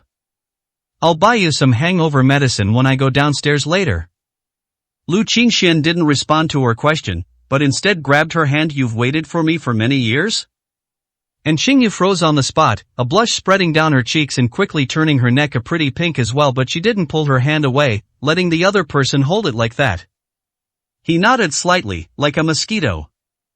Lu Qingxian met the other person when he was 14 years old. He didn't know when the other person had developed feelings for him, but he figured it must have been at least 7 or 8 years. What do you think love is? Lu Qingxian asked again. He himself did not have an answer to this question. Li Yunmeng betrayed him twice, and he was completely baffled. He was confused and helpless. He hadn't done anything wrong, but he was abandoned for no reason. Xingyu also shook her head. I don't know, I just think that it's best to follow your heart. After you left, many people pursued me over the years, but I felt nothing for them. I have that same feeling I had when I first met you. If you don't come back, someone like me would probably end up alone. Lu Qingxian remained silent for a long time. Does love matter? It is important, it can make even the strong bow down. It doesn't matter, it will be discarded like worn-out shoes. Xingyu, is there anything more important to you than love? Lu Qingxian asked finally. Without even thinking, Xingyu shook her head and said, no. Lu Qingxian finally turned around and looked at her. 367, Chapter 367, Making a Fortune. Being my woman can be lonely sometimes. And Xingyu shook her head, her face bearing an inscrutable smile, a smile tinged with bitterness, helplessness, and an indescribable sense of loss. Just one night, tonight, okay? Good. Lu Qingxian didn't know what she meant by one night, but whatever she wanted, he would grant her wish, at least to put an end to her waiting and infatuation. The two walked out of the private room. Lu Qingxian was drunk and actually enjoyed the dizzy feeling of not having to think about anything. And Xingyu carefully supported her as the two walked down the corridor. Across the corridor, a woman walked towards us. She was elegant and noble, with a temperament far beyond that of an ordinary rich girl, and her demeanor exuded a cold indifference that kept people at a distance. But this woman, upon seeing the drunken Lu Qingxian and Xingyu supporting him, froze on the spot. Lu Qingxuan's drunkenness had subsided considerably, and he saw the other person, but he chose not to pay attention to them. Instead, he let Xingyu hold his arm, and the two disappeared at the end of the corridor. At this moment, the woman seemed to come to her senses and continued walking forward. She was Li Yunmeng. The two of them were in the same hotel. It was fate, but it wasn't really fate, it was all preordained by heaven. On the 27th floor rooftop of the hotel, a cold wind was howling, but Xingyu's heart was warm. She bought hangover medicine, yogurt, and milk and placed them next to Lu Qingxian, but Lu Qingxian had no interest in these things. He sat on the edge of the rooftop, and Xingyu leaned on his shoulder, feeling that happiness should be frozen in this moment, but reality did not allow it. She only had this one night left, just this one night. And Xingyu touched her arm, and suddenly a very strange aura emanated from her body. This aura came and went quickly. Lu Qingxian, who was drunk, suddenly woke up. He turned his head to look at Xingyu, his dark eyes scrutinizing her. Is it just an illusion?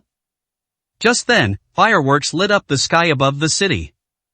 Before long, a heavy feeling came from my shoulder. Xingyu had fallen asleep, sleeping soundly, with a baby-like innocent smile on her face. After an unknown amount of time, Lu Qingxian also fell asleep, sitting there as they drifted off to sleep. It wasn't until late at night that Lu Qingxian woke up from his drunken stupor. He opened his eyes groggily and realized that Xingyu had left some time earlier. Her phone was lying next to him, with a message she had left for him.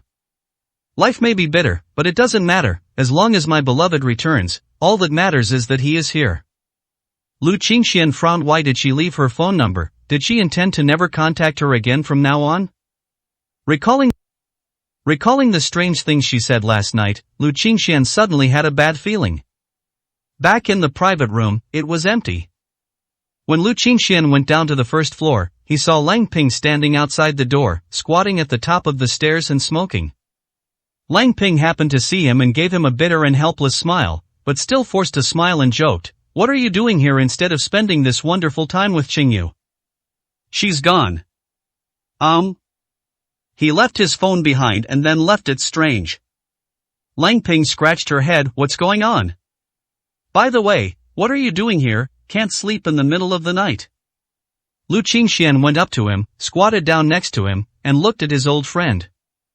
Ugh, I'm feeling really upset. I'm just coming down for some fresh air. Lang Ping stubbed out her cigarette. Is something bothering you? Lu Qingxian asked again. Lang Ping was silent for a moment, his smile becoming increasingly bitter. I'm not afraid to admit it, but don't let my seemingly carefree and glamorous appearance fool you. Only I know how difficult my life is. Actually, I went to see the person in charge of the Li family this morning and spent hundreds of thousands of yuan on gifts, but I was still kicked out like a dog. Sigh, we are just small fry. We can only smile and accept being humiliated and insulted afterwards. We have to apologize to them. Tell me, why do I have to stay in a place like the capital? Wouldn't it be easier to do a small business in a small city? Lu Qingxian knew that what he said was just an angry outburst. He was born in the capital and had been trapped in this place his whole life. His family hoped that he would develop his career here, and he also wanted to make a name for himself here and prove to his extremely controlling father that he could succeed without them. Therefore, it's impossible for him to leave. The princesses and young masters of big families are truly remarkable. Lang Ping shook her head with a bitter face, looking utterly disappointed. Lang Ping is a very proud person. If you offer him something, he most likely won't accept it. Lu Qingxian didn't know how to comfort him, so he reached out and patted him on the shoulder. Lang Ping, if you trust me, turn your attention to Li's new drug first. New drugs won't take off, believe me.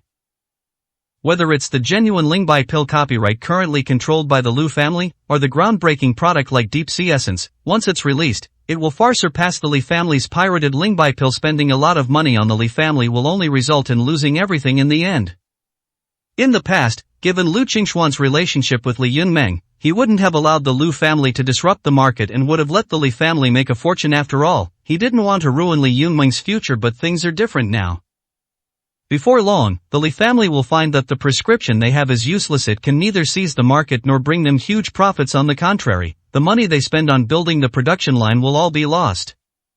But, right now, the entire capital is focused on the Li family's new drug, considering it a groundbreaking product. Lang Ping scratched his head, unsure of Lu Qingxuan's basis for this conclusion. Just trust me, because I'm the one who invented the drug. Lu Qingxian didn't intend to hide anything from his good friend. He stated bluntly, there is an even more powerful medicine available, but it hasn't been released yet. What the Li family has is merely a substitute. Lang Ping stared wide-eyed. Holy crap, what the hell, Lao Lu, are you serious? You made Lingbai pills? Lu Qingxian nodded. If you don't believe me, you can search for the new drug launch event of the Lu family in Jiangnan, and search for the names of the pharmacists. Lang Ping immediately took out her phone and searched for the video of the press conference as Lu Qingxian had instructed. She did not see Lu Qingxian at the scene, but she immediately saw it after entering the keywords, Lu Qingxian, chief pharmacist of Sihai Aviation Association. Holy crap, old Lu, you're amazing. Lu Qingxian smiled, a strange light flashing in his eyes, and then said, if you really want to make money, I'll point you in a direction that will guarantee you a fortune. 368, Chapter 368, that young man? Lang Ping stared intently at her brother. In a little over 10 days, the martial arts world of the capital will hold a fierce battle. Generally, such a super event that determines the life and death of each family and the division of land will inevitably have multiple betting sites set up underground. At that time, you can sell your property or raise funds like crazy, just blindly bet on the Lu family to win. Of course, I can lend you money if you don't have enough, but I know you're not the type to borrow money from me. Lu Qingxian grinned. Lang Ping opened her mouth. This dragon-tiger fight, I think I've heard of it before. It's like a martial arts duel between top-tier families vying for power and dividing up territory. Lao Lu, are you sure? I'm sure. Lu Qingxian nodded with absolute certainty. Holy crap! Lang Ping jumped up from the ground and said, I'll do it. I'll pawn my house and car, and with my factory and other personal assets, raising $1 million or so shouldn't be a problem. The Lu family won't be favored. The odds will definitely be huge, tens of millions or so after 10 or more rounds. Winning a few billion won't be a problem. I assent. That much more profitable than working hard as an agent? Lu Qingxian patted him on the shoulder. Don't bother yourself here, go inside and rest. Watching Lang Ping run in excitedly, Lu Qingxuan's lips curled into a faint smile. Then he went outside to the street and opened in Xingyu's phone, opening an app. And Xingyu herself may not even know that this software automatically records her movement trajectory, showing which places she frequently visits in the past 7 days. Originally, Lu Qingxian didn't like to invade other people's privacy in this way, but Xingyu's behavior tonight was very strange, which made him very concerned. On the software side, there is a winery next to Sanlipu on Huanqing Road, south of the hotel. Xingyu went there more than 30 times in 7 days. The place wasn't far, only 2 kilometers away. Lu Qingxian walked along the dark road without stopping for a car. Inside the winery at this moment, and Xingyu changed into a black outfit, looking like a dancing elf in the night. In the brightly lit room, there were 2 men and 2 women. Besides Xingyu, there were 2 burly middle-aged men and an elderly woman with gray hair who looked like she was about to die. Grandma, are you really in such a hurry? And Xingyu pursed her lips. It's urgent, the Yinlei sect leader has given a death order. We must reach the foot of Yinlei mountain before dawn, or our entire clan will perish. The old woman replied while packing her things. And Xingyu sighed. She finally met the man she had been waiting for nearly 10 years at the last moment, but her grandmother couldn't even give her a proper last night. Xingyu, remember this, once you get there, you will be the woman of the Yinlei sect leader. Do not have any improper thoughts. Serve the Yinlei sect leader well. Only in this way can our family prosper and last forever, the old woman instructed again and again. And Xingyu could only nod, unable to say anything else. However, she felt very sad.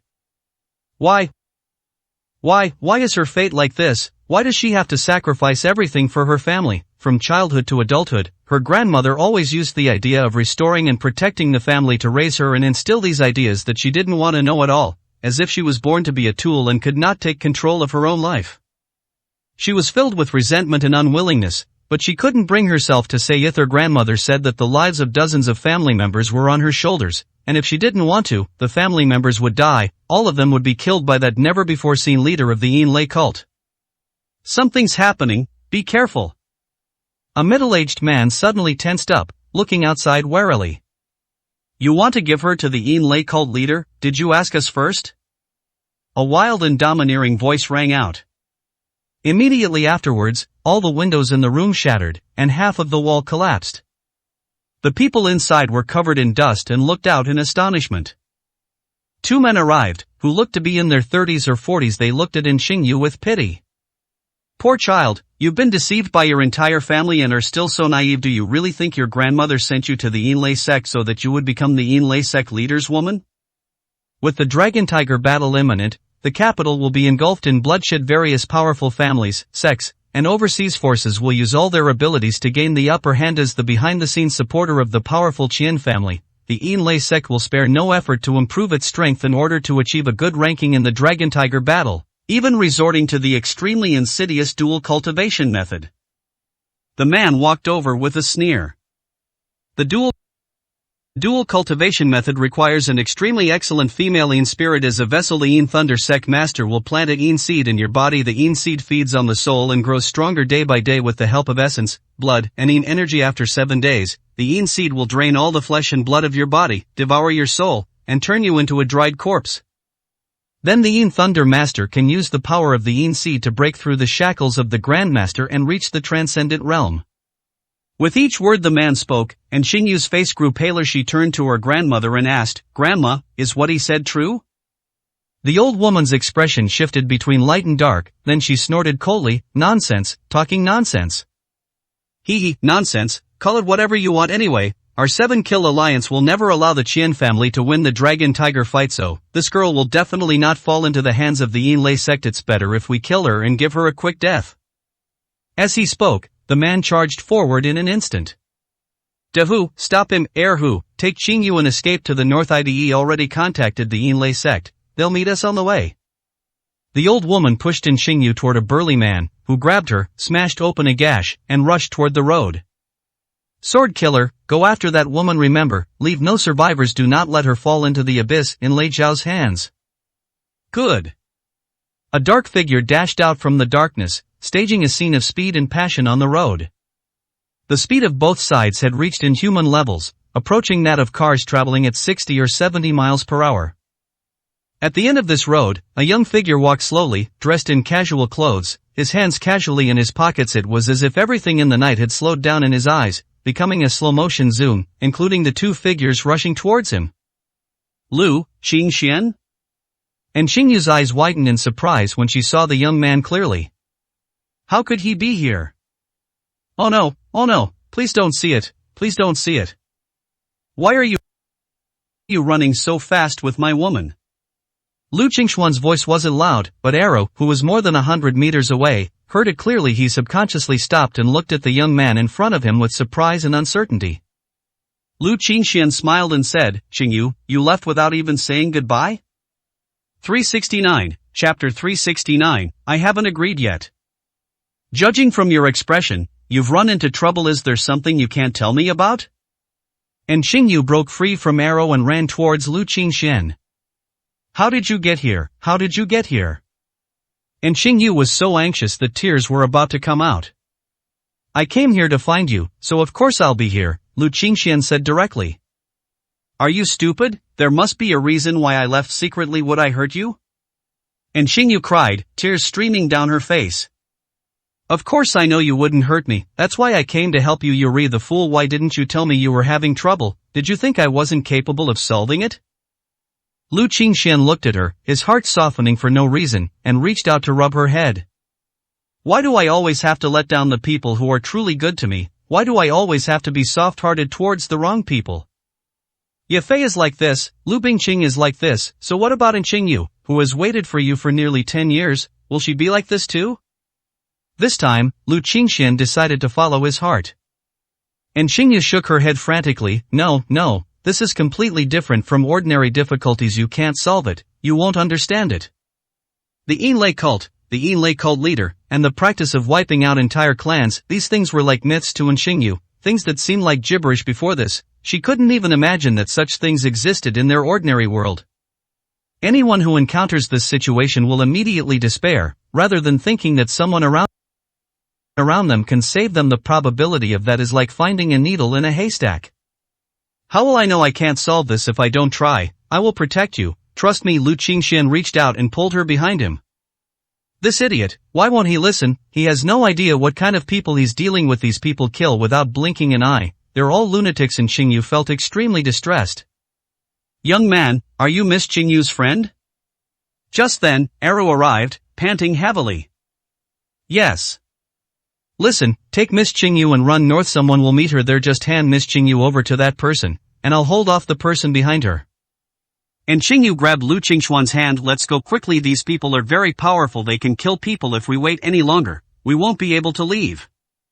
She had no feelings for De Hu, Hu, and the others, and didn't care what would happen to them. All she wanted to do now was take Lu Qingxian away from here to a safe place. However, she couldn't pull Lu Qingxian away. He stood there as still as a wooden stake. We don't need to run away. I told you, I will protect you and help you get rid of these troubles. Don't you want to stay by my side peacefully from now on? Lu Qingxian looked at her. And Xingyu was taken aback. She wanted to, of course she wanted to, but why should she have such luck? You brat, I told you to take Miss Qingyu away, didn't you hear me? Believe me or not, I'll kill you. Era raised his fist in anger when he saw him standing there. You don't have that ability. Lu Qingxian shook his head. You. Era really wanted to smash his head. Every second was precious, and he was completely oblivious to the situation, still standing there pretending to be cool. Young people these days are so arrogant and ignorant of how cruel the martial arts world is. Does he still think he's in his safe and harmless greenhouse? Just then, the sword killer from the Seven Killers Alliance caught up from behind. At the same time, not far behind Jiansha, two headlights shone on a modified van that was traveling at high speed and quickly caught up with Xingyu. Run, why did you stop running? A mocking voice came from inside the car. The middle-aged man who had appeared at the winery earlier got out of the car. Meanwhile, De Hu's two legs were broken, and he was dragged off the bus like a dead dog. Next up was Xingyu's grandmother, disheveled and in a sorry state. Grandma, how are you? Xingyu called out anxiously. Don't worry, that old hag is still alive. Originally, I wanted to kill her directly. This old hag actually had Yinlei sect talismans on her, which almost injured me. Fortunately, I reacted quickly enough, otherwise I would have really died. Their knife killer sneered. Little girl, you either commit suicide, or we'll take you away and make you our 7 Kill Alliance's plaything during our training breaks. In short, don't even think about falling into the hands of the Yinlei sect. Otherwise, if the Yinlei sect leader breaks through to the transcendent realm, we'll be completely finished. The Yinlei sect, what is that? Lu Qingxian asked. At this moment, everyone noticed that there was a young man standing next to Xingyu. The young man was in his early 20s and had nothing particularly remarkable about him except for his handsome appearance. Even more surprisingly, Xingyu tightly gripped the young man's arm, hiding behind him. Dao Sha's face revealed a mocking smile. The Yinlei sect master probably doesn't even know that the furnace he ordered has already become secondhand, and was beaten to it by an ordinary person long ago. Shut up! Era roared and charged forward with his fists clenched. The force of the attack created an explosive sound, revealing him to be a minor master of internal energy. An ant trying to shake a tree. Dao Sha sneered. He didn't even use a weapon, but his arm took the punch by force. However, the recoil sent Era flying, and he stumbled and fell under a big tree. Internal strength has reached its peak. The 7 Kill Alliance is indeed extraordinary. 6 great masters and 1 grandmaster. We admit defeat. The old woman's face was dejected, filled with despair. It would have been better if you had realized this sooner, saving us the trouble of taking action. It would have been better for everyone. Dao Sha laughed heartily. The old woman looked at Xingyu with a complicated expression. Now that things have come to this, Grandma won't lie to you anymore. Yuri and the only purpose of our clan's existence is sacrificing ourselves to fulfill the wishes of the Yinlei cult master, and in turn, ensuring decades of prosperity and peace for our clan of hundreds. Grandma, I am the clan leader. I must consider the survival of the clan. Don't blame me for being heartless. And Xingyu covered her mouth. Hearing these words from someone else was completely different from hearing them from her grandmother. It turns out that her fate was already planned from birth. She had always been just a pawn, someone who could be abandoned at any time for the sake of her family. Stop talking nonsense. Little girl, if you don't make a choice, then we'll choose for you. Sword Killer, bring her here, Blade Killer commanded. I'll go with you, but on one condition. I hope you can spare the others. And Xingyu stepped forward. Hee, easy. Our only target is you. Everyone else is just an ant, and we can't be bothered with them. Dao Sha revealed a sly smile. And Xingyu nodded and was about to walk over when suddenly, a warm, large hand took her hand from behind. I haven't agreed yet, so no one can take you away, and you don't need to go with anyone. Lu Qingxuan's voice sounded particularly abrupt in the night sky. 370, Chapter 370, he couldn't possibly be that strong. Several surprised voices rang out at the same time. Dao Sha looked in the direction of the voices and found that the speaker was actually the young man he had completely ignored. He couldn't help but sneer. What did you say?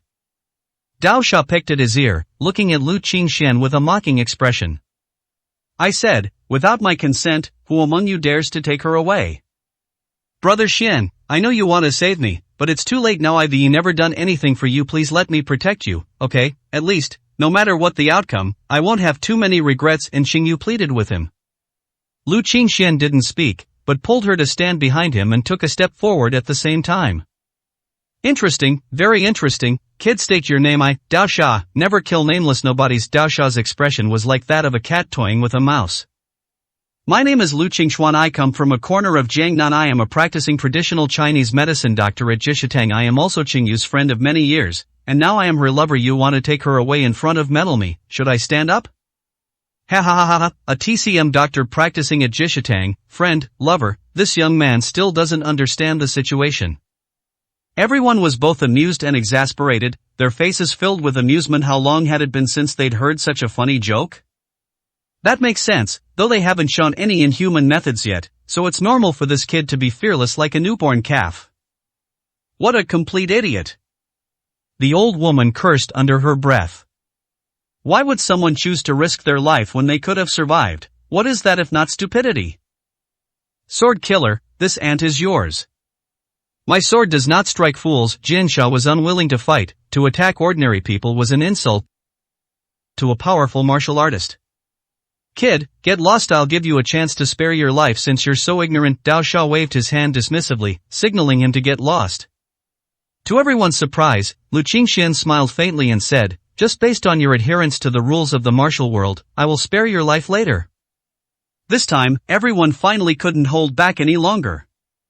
Dao Sha pulled out a short knife he always carried. Little thing, my patience is very limited. I don't have time to play house with you. Do you really think that just because we're too lazy to crush an ant, we've given you the right to be arrogant and confident? Lu Qingxian took his hands out of his pockets. The capital to be arrogant and confident? Of course I have the capital. If I don't have it, do you think a piece of trash like you who has only reached the great perfection of internal energy has it? Or is it your subordinate with only minor internal strength, or that fool sitting in the car, holding magic and sitting like an old monk? Dao Sha's expression changed instantly. There was only one reason why he didn't kill the kid. He felt that the other party was an outsider. An ordinary person killing such a person would not bring him any sense of accomplishment, and if the other party had some family background, his family might cause a stir and create some negative public opinion.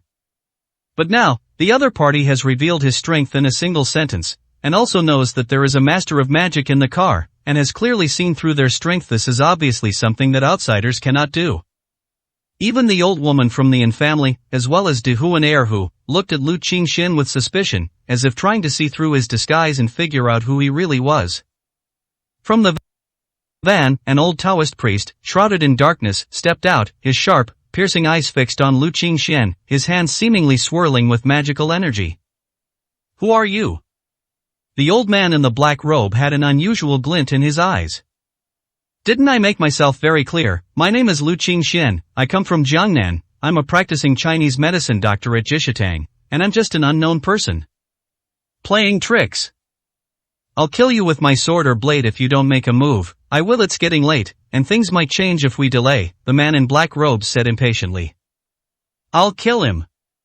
With a flick of his wrist, the long sword danced, revealing a chilling glint that sent shivers down Lu Qingxuan's spine as it pierced straight toward his neck.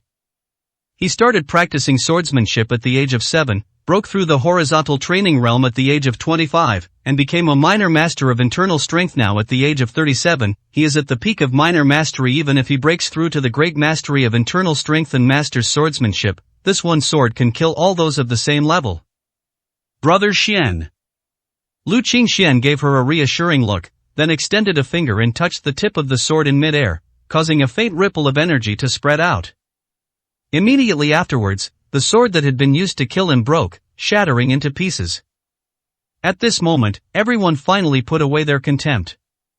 To be able to break Jiansha's swordsmanship in one strike, this person must be at least a master of internal energy, but looking at his age, it's simply unbelievable. Even in the entire capital, you can't find another master of internal energy at such an age. Who are you?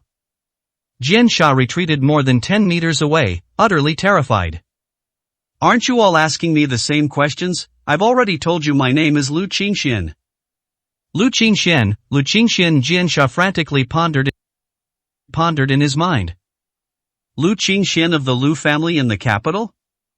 Suddenly, the man in black robes exclaimed in astonishment. Oh, you know me, but unfortunately I have long been expelled from the Lu family, and I am no longer a member of the Lu family. Lu Qingxian smiled easily. You really are that Lu Qingxian? Xu Sha, who are you talking about? I've never heard of him before, Dao Sha couldn't help but ask. At this moment, he noticed that Xu Sha's expression was extremely unpleasant. Back then you were in Jingnan and hadn't joined the 7 Kill Alliance yet, so of course you didn't know. This man wiped out the entire once powerful clan, slaughtering over 70 members. He was pressured by the Lu family and expelled from the family, and they relentlessly pursued him later. The Lu family released a message saying that they had already killed the remaining members, but unexpectedly, the Lu family's message was false. You are not dead. Xu Sha stared coldly at Lu Qingxian. Upon hearing his explanation, everyone's expression was one of utter horror, especially was it the Yin family that wiped out the powerful clan? What does wealthy family even mean? Why are they risking their lives to send in Xingyu to the Yinlei sect leader? It's to help the Yinlei sect leader break through to the next level and secure a good ranking for the Qian family in this Dragon Tiger battle. In the end, even the Yinlei sect leader is working for the Qian family. One can imagine the weight that wealthy families carry in the capital. The Lu family actually released such news? No wonder the old prince hasn't been searching for me all over the world all these years. It seems I really misunderstood the Lu family. The family I destroyed acted as the old prince's henchmen and harmed my birth mother. They deserve to die. They regone, so be it. Could it be that any of you have some connection with that family? A strange light appeared in Lu Qingxuan's eyes, a murderous glint in his eyes, as if anyone who nodded would be dead the next moment.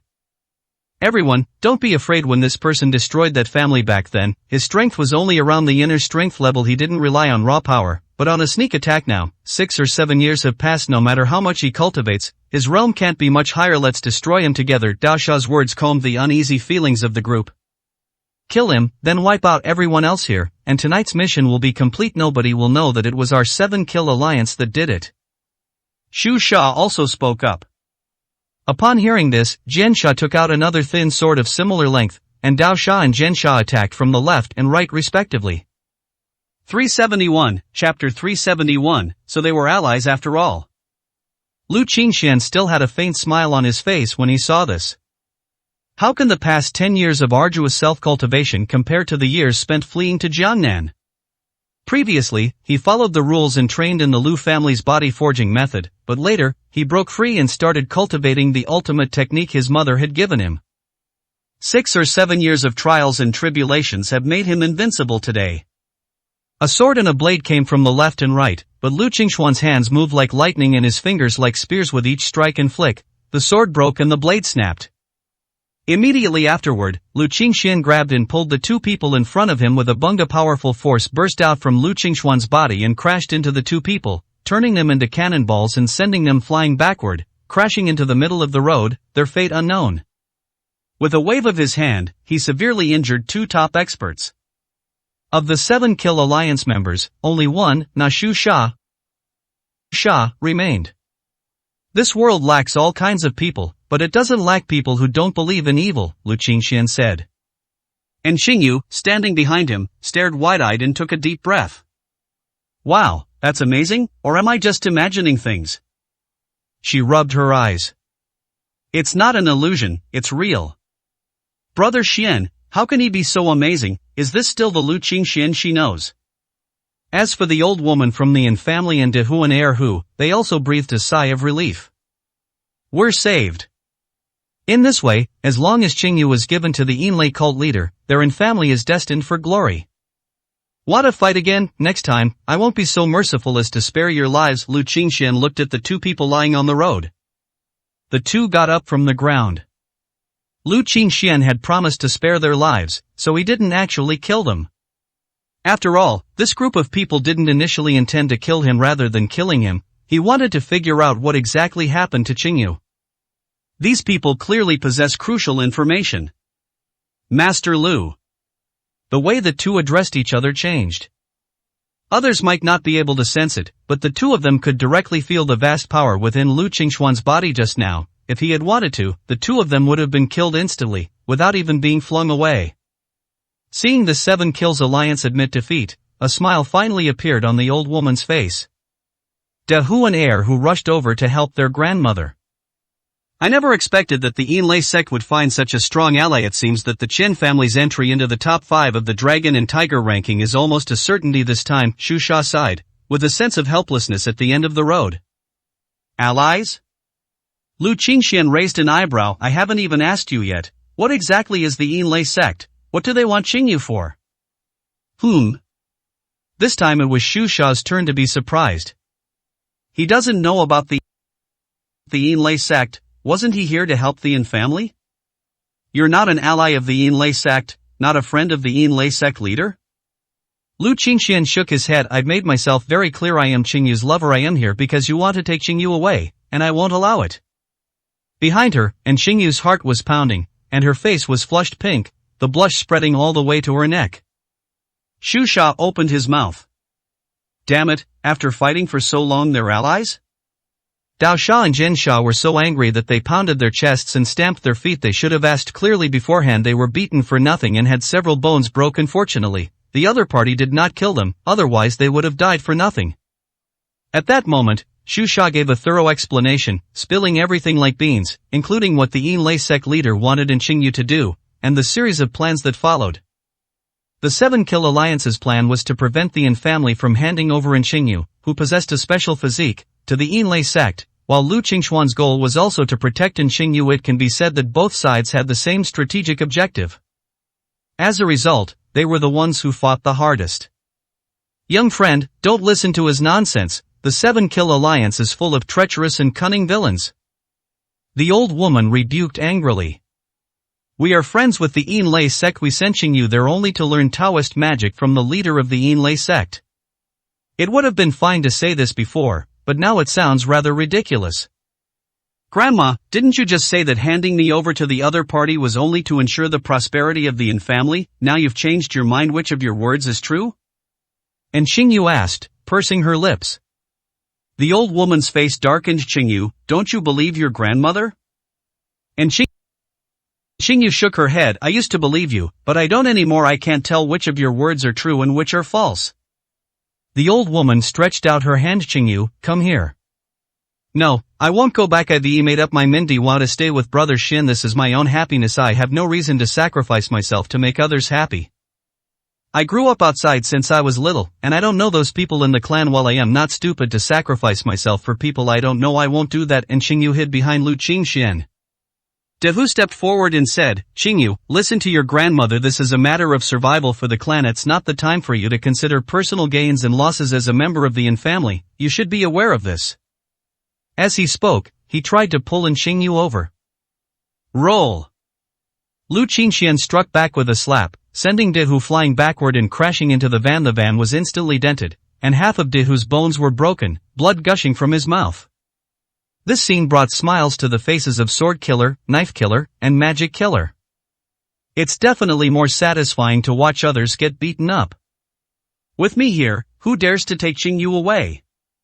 The old woman was furious. The Yinlei sect master will be here in person soon. don't think that just because you can handle these trash from the 7 Kill Alliance, you can defeat the Yinlei Sect Master. The Yinlei Sect Master is a top expert at the half-step transcendent realm. He is invincible throughout the entire Yinlei Mountain and is a first-class powerhouse even in the Great Xia Dragon Kingdom.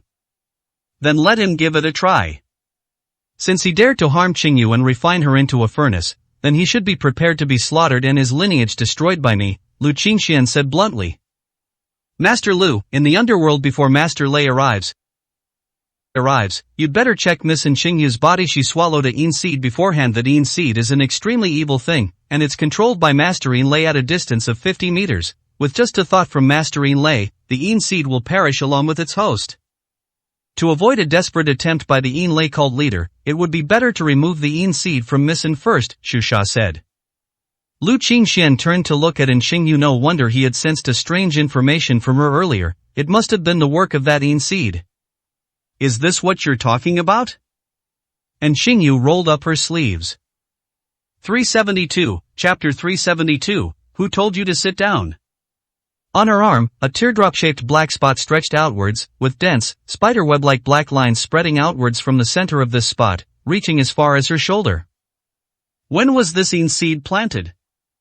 Lu Qingxian asked her. And Qingyu shook her head. She didn't know either. Then Lu Qingxian looked at the old woman and the three of them, De Hu and Er Hu. The three remained silent. I don't have that much patience. Someone should answer me within 10 seconds. A subtle yet powerful pressure suddenly descended upon the three of them, and the friendliest old woman almost knelt down on the spot. 6 months ago. 6 months ago, the Chen family found the Yinlei Sect Master, and then the Yinlei Sect Master began to select pure Yin bodies suitable for planting the Yin seed. In the end, he chose our Yin family and promised to ensure the prosperity of our Yin family for 50 years. After the matter was completed at the same time, he agreed to let our Yin family members enter Yinlei Mountain to learn Taoist magic. So you're planning to sell your granddaughter? Lu Qingxian continued to ask. The old woman's face stiffened. If a large family wants to survive, it must make sacrifices. With Qingyu's pure Yin physique, there is no one more suitable in the clan. What a high-sounding excuse. You just need to say that compared to your granddaughter and the prosperity of the clan, the latter is more important. In this society, there is no such thing as survival. If you want to live, don't provoke anyone, and no one will bother you. All dissatisfaction with the status quo is nothing but a ridiculous vanity, and to satisfy your vanity, you don't rely on your own efforts, but instead want to sacrifice your offspring. It's utterly laughable. This is similar to those large families that arrange marriages between their descendants. The old woman lowered her head, unable to refute. And Qingyu stayed behind Lu Qingxian, her beautiful eyes fixed on the man in front of her. She thought what he said made a lot of sense and that he was so handsome. If it were her, she would simply be brainwashed and wouldn't be able to come up with any rebuttals. Lu Qingxian pulled Qingyu to the roadside, placed 2 fingers on her wrist, and infused her with his true essence, which traveled through her limbs and bones, quickly discovering the location of the Yin seed. It was a black worm, currently sleeping in the person's dantian. The surrounding blood energy and the Yin energy unique to women were all converging on the worm, becoming its food and energy, and promoting its growing strength. This Yin seed is remarkably similar to the gu worms of the Miao region. The difference is that one is replacement, and the other is plunder. However, the Yin seed is even more domineering. It only requires a single command from its cultivator to perish together with its host. Soon, Lu Qingxuan's true essence cut off the energy supply around the Yin seed. He clearly felt the Yin seed become agitated without the energy supply. It was like a child who had not received food, starting to throw a tantrum, moving around wildly, and even trying to break through the skin and flesh from the dantian. However, Lu Qingxuan's true essence was like a layer of oil film, enveloping him from all sides, shrinking smaller and smaller, and finally tightly binding the Yin seed in the middle, pressing it down tightly. Then, with a poof, the Yin seed exploded. The terrifying energy emanated and struck the oil film. Fortunately, Lu Qingxuan's true essence was powerful, and he gathered the bursting energy in the center of the oil film, preventing any harm to Qingyu. After everything calmed down, the oil film absorbed the dissipated energy and then slowly disappeared from Qingyu's body. All right. About 10 minutes later, Lu Qingxian opened his eyes. Looking at Qingyu's arm again, the black teardrop-shaped lines on it had disappeared, and it had become as white as lotus root. Incredible skill. Shu Sha squeezed over to take a look. It is said that apart from the spellcaster, no one else can possibly remove the Yin seed from the host's body. Master Lu is truly a divine being. However, Master Lu, my men just sent a message saying that the Yin Lei sect leader has personally arrived at the northern road and is less than 3 kilometers away from here. I am afraid we'll be facing off soon. That's perfect. Saves me the trouble of going to him. Lu Qingxuan's gaze seemed to pierce through the darkness. If you attack my people, and I don't destroy their lineage and wipe out their descendants, wouldn't you think I, Lu Qingxian, am easy to bully? Shu Sha froze. Good heavens, is this the personality of the legendary figure who could wipe out an entire powerful clan in a fit of rage? He's always wiping out entire lineages and eliminating all descendants. It's terrifying. The group returned to the winery to wait, with Shu Sha, Jian Sha, and Dao Sha following closely behind. This winery is owned by the Yin family. Contrary to the old woman's description, the Yin family is not in dire straits and impoverished. This clan originated from the Dongshan lineage, practiced ancient martial arts and ancient medicine, and formed its own lineage later. This lineage dispersed, and the old woman led the Yin family to form an independent clan with hundreds of members, active in all walks of life. Moreover, this group also has many outstanding talents, such as some well-known lawyers, entrepreneurs, and experts and professors in hospitals. In short, they are not short of money, but they lack cultural depth. It's true that Granny Yin cooperated with the leader of the Yin Lei cult to gain protection, but it's also true that she wanted to use him to make contact with the wealthy Qian family and achieve cooperation. In short, her plans are very deep and not just about the immediate details. However she planned it, when she decided to sacrifice in Qingyu, she was destined to lose everything. Lu Qingxian sat at the head of the main hall in the winery, while Shu Sha and the others sat on his left. They were giving a detailed introduction to the current situation in the capital, including the martial arts forces behind many wealthy families, as well as the overseas groups and forces that were paying attention to the power struggle. The intricacy of the situation left even Lu Qingxian speechless. Moreover, some of these forces were personally supported by the old prince, and can be considered his lackeys, following his every command. On the right, the old woman, De Hu, Er Hu, and the other two looked unwell. They were waiting for the Yin Lei cult leader to appear, hoping to eliminate this man surnamed Lu and then replant the Yin seed. And in Qingyu there are still few opportunities for cooperation. Soon, a commotion was heard outside the winery gate. Several cars drove straight into the manor, as if they knew the way well. That bunch of useless trash from the Yin family couldn't even send one person over, and they even ruined my Yin seed. Inside the car, a bearded man in his 50s was venting his anger. Master, please calm down. Even if the Yin seed is destroyed, and Qingyu's pure Yin body is still an excellent cultivation vessel, there is a 70% chance of breaking through to the transformation realm if you completely absorb her.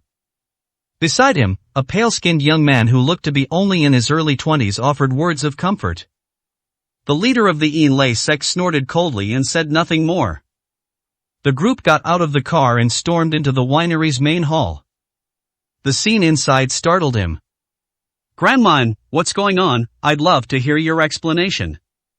As the leader of the Yin Lei sect coldly questioned him, he casually found a chair and sat down. His domineering aura made the air feel suffocating.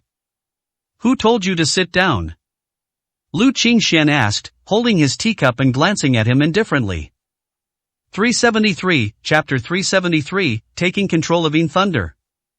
A dangerous glint flashed in the eyes of the Yin Lei sect leader as he stared intently at Lu Qingxian, who sat in the highest position. If you had knelt down and apologized to Qingyu immediately after you came in, admitted your mistakes and made amends, and even offered your life to prove your innocence, I might have left a trace of your Yin Lei sect's tradition, but clearly, you did not cherish that one and only opportunity. Where did this brat come from? How dare he? The leader of the Yin Lei sect remained silent, but his attendant beside him was already shouting in fury.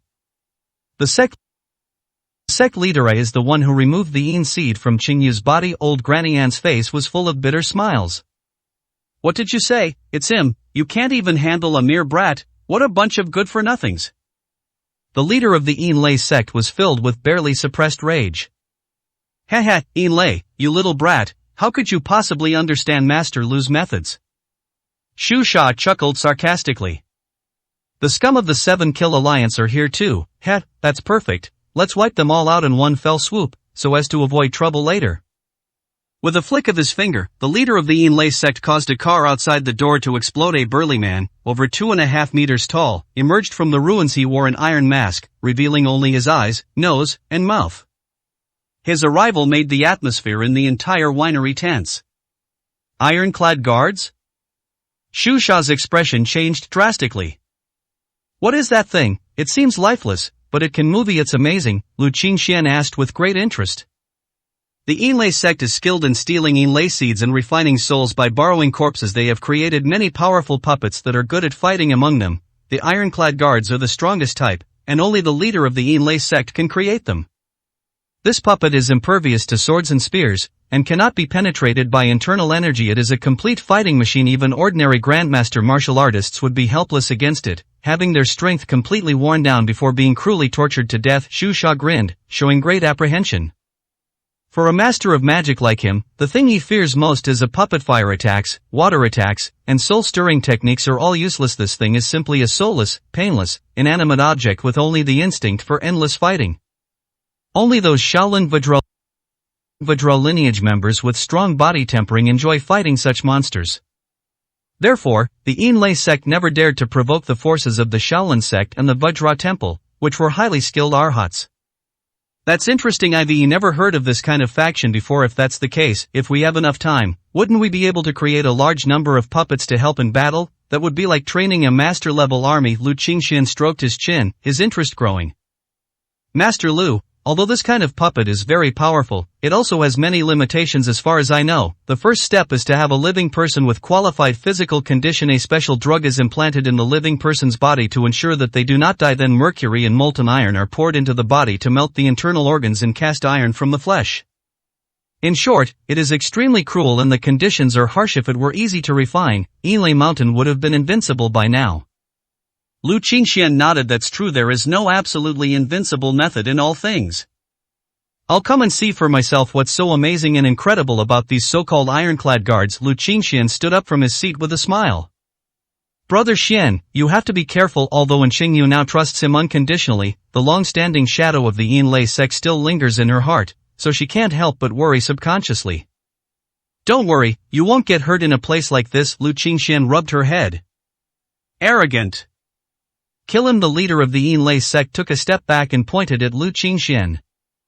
The huge, tall, armored man charged wildly, each step seemingly causing the earth to tremble. When he stepped into the main gate, the ground, unable to withstand the weight, cracked like spider webs, which quickly spread in all directions, and the blue bricks and tiles crumbled one after another. Is this solid? It must weigh at least 1,000 pounds. Jian Sha and Dao Sha jumped back, fearing they would be caught in the crossfire. The strongest among them is only at the great perfection of inner strength. While these ironclad guards are comparable to grandmaster-level experts with their strength, they would shatter at the slightest touch, unless the alliance leader comes. Lu Qingxian stood in the center, facing the charging armored guards without dodging or avoiding them. When they were close, he threw a punch, which collided with their steel fists. Clang! The sharp metallic clanging sound turned into sound waves that spread in all directions. The piercing, agitated noise made people's scalps tingle and their minds go blank. It almost punctured their eardrums. Protect Misson, and prevent the Yinlei cult from playing dirty tricks. Damn it, we have to be wary of those old schemers, Xu Sha cursed. Sword Killer and Blade Killer quickly arrived at Qingyu's side and protected her as she retreated. Not bad strength. Lu Qingxian withdrew his fist. With a body weighing 1,000 pounds, the force of a punch can be more than 3,000 pounds. Moreover, his skin is made of iron and he feels no pain. He is stronger than most grandmasters. However, his shortcomings are also obvious. Inflexible, lacking adaptability, and only able to obey orders. Like a robot loaded with weapons, no matter how powerful a robot is, it is still a robot, controlled by a program, and there is a natural difference between it and a human by millions of times. After a short while, Lu Qingxian lost interest in the research. His palm suddenly became crystal clear, as if it were inlaid with a layer of silver diamonds. Then, he thrust his palm forward, plunging it directly into the Iron Man's chest and grasping the dark heart inside. What? What? The Yinlei sect leader's expression instantly froze. How did you know the weakness was there? Lu Qingxian laughed and said, did you think I was just playing around with him just now?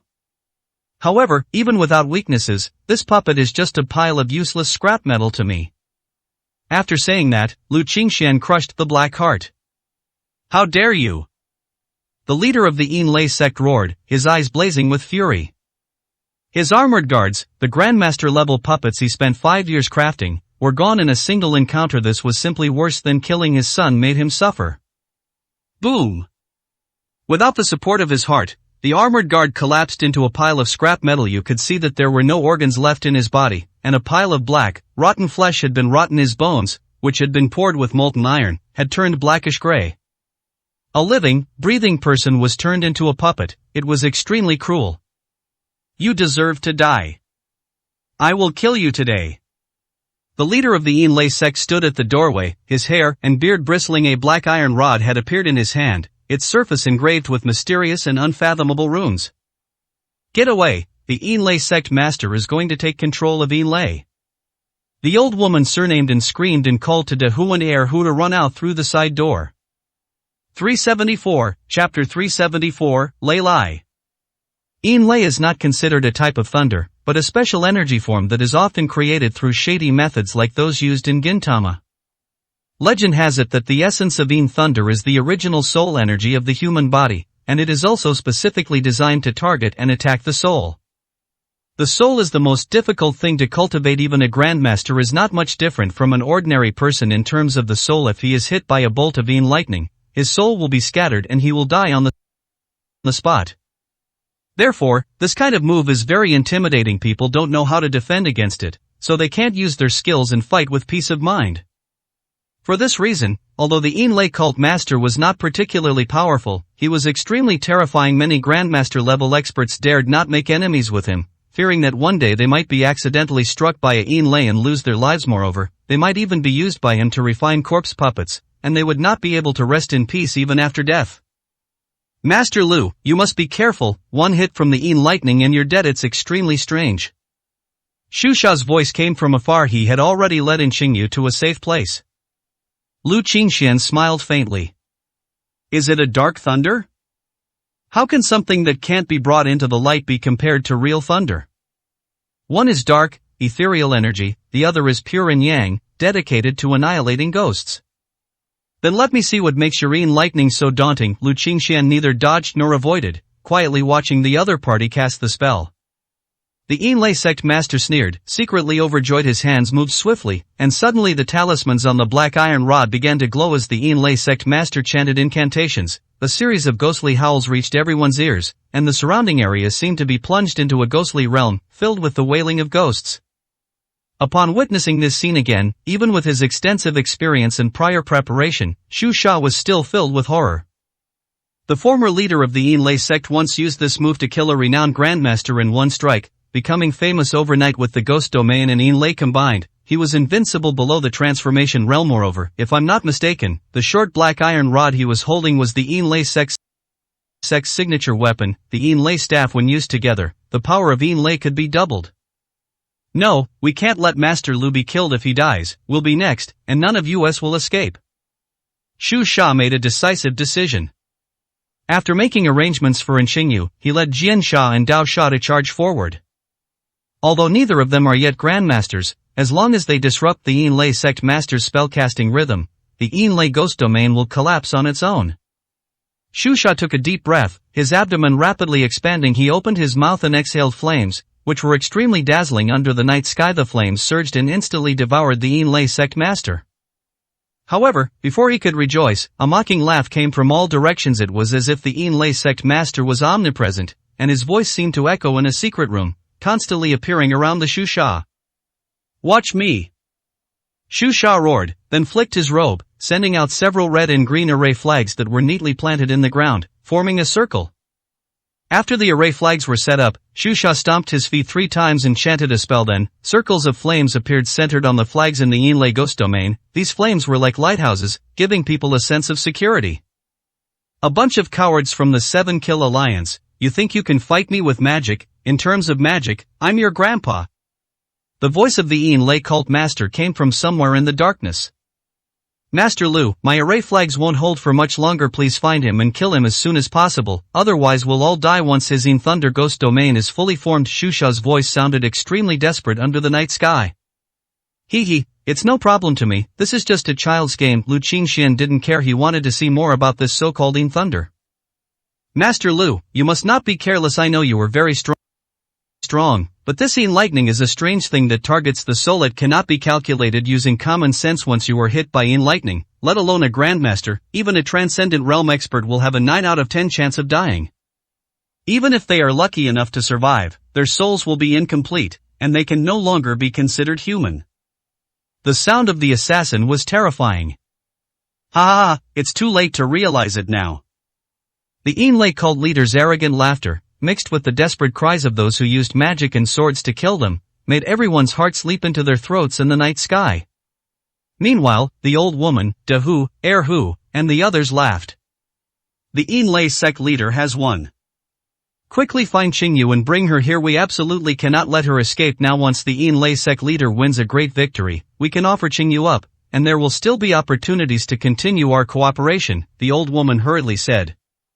De Hu and Er Hu nodded and hurriedly headed towards the direction wherein Qingyu was hiding. At this moment, Lu Qingxian nodded and also stopped smiling. Okay, although this is indeed a childish game to me, if this drags on any longer, you're probably doomed. As he spoke, Lu Qingxian no longer concealed himself and took off the half of the thunder crystal hanging on his chest. He had used half of the original whole lightning crystal when he killed the snow dragon. He refined the other half into a jade talisman first. The positive lightning could be used for self-defense second. The lightning power stored in the jade talisman could be extracted and used anytime, anywhere, without having to crush it. What is he doing? Xu Sha was immediately taken aback when he saw Lu Qingxuan's actions. The sword and the knife killed the two men, and they stopped moving instantly. Sorry, the Yin Thunder strange twist has been completed. Goodbye everyone. The voice of the Yinlei cult master rang out again, and the surrounding howling and screaming, along with a faint, almost imperceptible power of soul tremors, made everyone feel as if their hearts were being suddenly squeezed. Yin Thunder Ghost Domain? Lu Qingxian smiled. I wonder who would be stronger, my Nine Heavens Thunder or your Yin Thunder Ghost Domain? As he spoke, Lu Qingxian raised his hand and clenched it. Lightning, come. 375, Chapter 375, The Puppet. At that moment, it was as if he were a deity whose words carried on to the law. Thunder roared under a clear sky. In the darkness of night, it was painted with a deep, intense purple. The next second, a lightning bolt as thick as a bucket surged down and crashed straight down. Lu Qingxian, with one hand piercing straight into the lightning, transformed into a war god wielding a pillar of lightning, and with a single slash, the entire winery was split in two. At that moment, forget about the ghost realm, it was as if even the underworld was cleaved open by a single sword strike. Amidst the chaos and ruins, the leader of the Yinlei sect lay sprawled on the ground, covered in soot and charred. The figures of the three killers, sword killer, knife killer, and technique killer, were quickly revealed. They were not at the exact center of the energy, so they were less affected. Even so, they felt their eardrums tearing and their pupils exploding. The intense light seemed to penetrate their retinas and reach the depths of their brains. This. Xu Sha's hands and feet trembled, his whole body was uncontrollably cold, and the black pupils in his eyes had shrunk to a point, reflecting a huge chasm.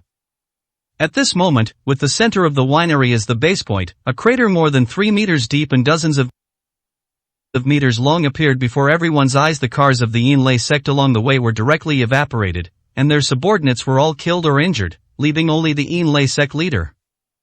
Is this something a human can do? With a single thought, one can summon heavenly thunder, and with a single strike, destroy everything within 100 meters in the vast Great Xia Dragon Kingdom. Is there anyone else who can do this? Muttering. Someone swallowed, and the sound was amplified in the quiet night sky, sounding so abrupt. The Righteous Path Thunder Technique. This is the true Righteous Path Thunder Technique, even more righteous than the one from Longhu Mountain. Damn, who exactly is Master Lu? When did the Lu family produce the Righteous Path Thunder Technique? Xu Sha was extremely excited after realizing what was happening. The lineage of magic has always revered the righteous path of thunder. Magic, thunder and lightning symbolize the destruction of everything, the dispelling of illusions and the elimination of evil. Therefore, Longhu Mountain, which wields thunder magic, is also known as the Holy Land of Righteous Magic. The strongest magic master in the Great Xia Dragon Kingdom today is none other than the Grand Celestial Master Zhang Xiudao, who is stationed at Longhu Mountain. He had never met Zhang Xiaodao, but he didn't believe at all that Zhang Xiaodao could control this level of lightning magic. I think our 7-kill alliance should take sides. This kind of opportunity doesn't come around every day. This battle between dragons and tigers is likely to bring about earth-shattering changes that will shock everyone, Dao Sha said in a low voice. The leader of the Yin Lei cult collapsed to the ground, utterly distraught. His entire body was charred, his clothes, beard, and hair were all burned clean by lightning. He had done his best to avoid the strongest center area attack, and was only grazed, but that one blow severely injured him, rendering him completely incapable of fighting, and leaving him with extensive burns all over his body. How does my method of controlling lightning compare to your Yin Thunder Ghost Domain? Lu Qingxian stood at the gate, his clothes spotless, like a hermit master who had transcended worldly affairs. The leader of the Yin Lei sect was speechless. He failed miserably. If I beg for mercy, will you let me go? Won't. The leader of the Yin Lei sect grinned bitterly. Ha, ha, I am completely convinced that I have been defeated by the righteous thunder magic. After he finished speaking, a surge of dark energy erupted from his body, and then he exploded into a pile of black flesh, emitting smoke. With the Yin Lei sect finished, Lu Qingxian wouldn't even need to lift a finger. The Yin Lei sect had committed numerous evils over the years and had made many enemies. Now that its leader was dead, the ordinary members had no effective means to resist their opponents. With the tree falling, the monkeys scattered, and the Yin Lei sect would soon become history. What are you doing? Just then, Xu Sha shouted and looked towards Qingyu. Eru instinctively let go of her hand. Before he made a move against Qingyu, Lu Qingxian had not yet used his thunder magic. After he grabbed Qingyu, Lu Qingxian had already killed the Yin Lei sect master. The speed of his actions was astonishing. At this moment, he stood beside Qingyu, feeling extremely awkward, unsure whether to advance or retreat.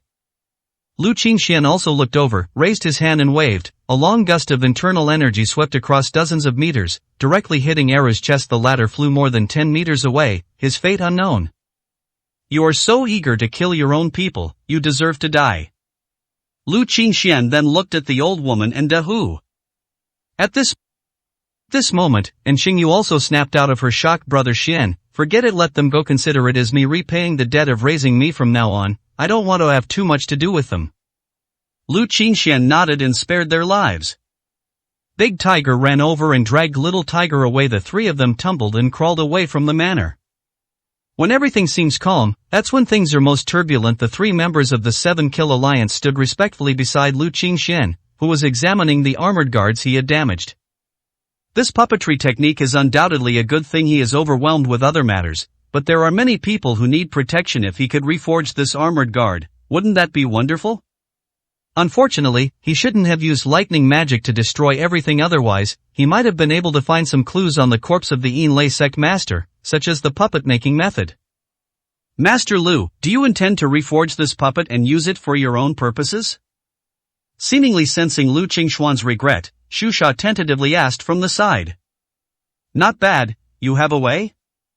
Lu Qingxian nodded. Master Lu, to be honest, puppet making is no secret in our lineage of magic. However, the puppet making method we use is different from that of the Yin Lei sect. We cannot make puppets on living creatures, and the puppets we make are far less powerful than those of a grandmaster. Reaching the peak of the body tempering stage is already quite remarkable, Xu Sha said apologetically. The peak of external martial arts is countless realms below that of a grandmaster, and they are indeed incomparable. We don't need the insidious cultivation methods of the Yin Lei sect. Puppet techniques are all you need, just the basic ones will do. If you already have them, I won't take advantage of you. I'll give you a martial arts technique in exchange. Xu Sha was overjoyed. Exchanging a well-known puppet-making technique for a martial arts technique mastered by a grandmaster or even higher was a huge win for him. Before long, Xu Sha presented the puppet-making method, and Lu Qingxian also demonstrated the martial arts technique 7 waves. This technique has considerable destructive power even at the grandmaster level. The 7 layers of waves, once fully stacked, can kill a grandmaster. Lu Qingxian used the iron armored guard as material to refine it on the spot. After about half an hour, it was almost repaired. Then, Lu Qingxian used the half of the lightning crystal as the driving core and placed it in the heart position. This thing has incredibly powerful energy, making it perfect as a battery for both combat power and endurance. When Lu Qingxian sealed the breach in the heart, the armored guard finally opened his eyes. 376, Chapter 376, Second Brother is Too Strong. Wow! And Xingyu, who had been watching carefully from the side, exclaimed in surprise, covering her mouth, he seems even more muscular and powerful than before. Lu Qingxian laughed and said, of course, although the external materials haven't changed, the core has. The black heart in his body before was a sinister object modified with a yin seed now. I have placed a lightning crystal inside it, and his abilities and actions will change. Lu Qingxian smiled, quite satisfied with his work. Then, using the puppet control technique provided by the spell, I tried to issue simple commands and found that these armored guards were really suitable for mass production to serve as combat power. Once things are settled here, I definitely need to give it a try. Brother Xian. Just call me Qingxian. Brother Xian sounds awkward. Lu Qingxian grinned. Qingxuan and Xingyu blushed. This way of addressing him was so affectionate. She had never imagined that she could call the man she had loved and waited for so many years so intimately. What are your plans for the future? If you have no ties, then stay with me anyway. I'm all alone now. I have nothing to worry about anymore. And Xingyu lowered her head, her face already flushed red to her neck. Is this what love is? Seeing her expression, Lu Qingxian couldn't bear to tease her. He shook his head and smiled, his gaze remaining fixed on the armored guards. Qingxian, let's give him a name. How about Big Fatty Boy? And Xingyu's thoughts were really scattered, and as soon as she said the name, Lu Qingxian immediately had a black line on his forehead. Even the people next to him, such as Xu Sha and Jian Sha, couldn't help but laugh out loud. Call me Second Brother. He's incredibly strong and capable, a true warrior who can hold off any enemy from now on. We'll call him Second Brother, Lu Qingxian said with a smile. This is great. It sounds nice and has a good image. Plus, having it around is like having a bodyguard, and it won't feel out of place at all. Xu Sha immediately flattered. Second Brother, not bad, elegant and grand, simple and natural, a good name indeed. Jian Sha hurriedly said. Dao Sha wanted to offer a few words of praise, but Lu Qingxian stopped him with a single look. Let me make it clear beforehand that I have no grudge against your 7-kill alliance. I've already reserved the championship for the Dragon Tiger fight. It's up to you which side you choose afterward, as long as you don't block my way or cause me trouble. I generally won't make things difficult for you. Do you understand? Lu Qingxian said. We understand, Master Lu, we completely understand. Xu Sha nodded like a rabbit. Then let's call it a day. Lu Qingxian left with Xingyu. Back at the Wanqing Hotel, the two stayed in the same room but did not sleep together. Lu Qingxian lay on the sofa, and the night passed quickly. The next morning, a group of people came out of the room, all of them drunk, seemingly still not sober from yesterday's drinking session. Lang Ping rushed over to find Lu Qingxian, pulled him to the end of the corridor on the top floor of the hotel, and said excitedly and nervously while enjoying the breeze at Langtai, Brother, I liquidated all my assets last night, and also valued and sold some of the assets that my father had put in my name, and got more than 18 million. Damn, this is it. If I lose, I'll pay for my dad's life. If I win, my dad will call me dad and I'll call him son. Haha. Lang Ping seemed very carefree. Don't worry, we won't lose. Lu Qingxian patted his shoulder. Haha, brother, I believe you must have some exclusive inside information, otherwise you wouldn't have let me do this kind of life-risking business. Lang Ping's eyes sparkled with excitement. What are you two slyly plotting here? A tall, slender girl, about 17 meters tall, walked out of the corridor. I don't know what triggered Rongjie, but he insists on taking us to a hot spring. Everyone agreed. You two aren't going to refuse, are you? What, hot springs, you're all going? Lang Ping asked Wang Xiaomei in surprise. No need for formalities, since Rongjie is treating, why not go? The Golden Key Hot Spring in the city center just opened not long ago, and I heard it's already become a popular spot for internet celebrities. I've wanted to go for ages, Wang Xiaomei said smugly. Alright, we don't have much to do these days anyway. It's not easy for everyone to get together, so let's take this opportunity to have some fun and catch up. Lang Ping put her arm around Lu Qingxuan's shoulder. Come along, and bring Xingyu too. I'll create some opportunities for you to be alone together. Lang Ping, you're so out of touch. They slept together last night, and you still need to create opportunities for them alone. Who do you think you are? Wang Xiaomei said with a mischievous expression. What? Lang Ping's eyes widened in surprise. I saw them come out of 8883 together this morning with my own eyes. How could it be false? Lu Qingxian, you tell me, right? Wang Xiaomei threw the question directly at Lu Qingxian. Lu Qingxian smiled faintly, neither admitting nor denying it. In this situation, not denying it is basically equivalent to admitting it. Lang Ping slapped Lu Qingxian hard on the shoulder. Damn, Lao Lu, you're amazing. Rong Jie couldn't get that woman in years, but you got her in one night, and it has to be you. Alright, I'm the clown, haha, let's go, let's get the team together and set off.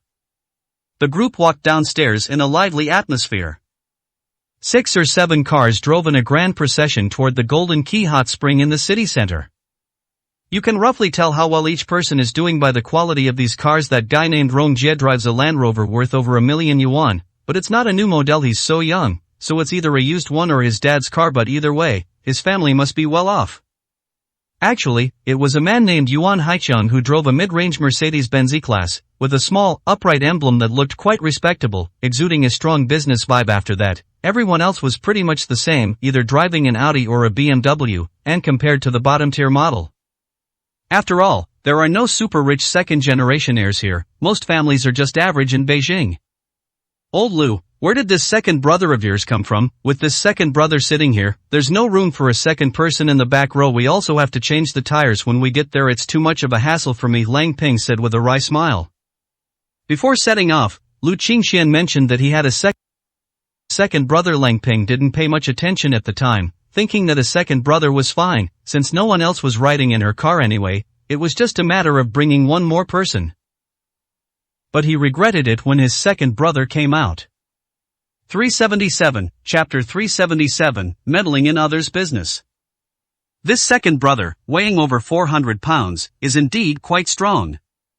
What he didn't know was that this weight was the standard that Lu Qingxian could only achieve after reducing the specifications. If it were the original version, it would probably weigh 700 or 800 pounds. That's a person over 2 meters tall, cast from pure iron, with a broad and strong body. How could it be anything if the molten iron was poured solid? I'll buy you a new car as compensation, is that alright? Lu Qingxian joked. You said it yourself, and I took it seriously. Lang Ping had been waiting for those words. Soon, the group arrived at the Golden Key Hot Spring.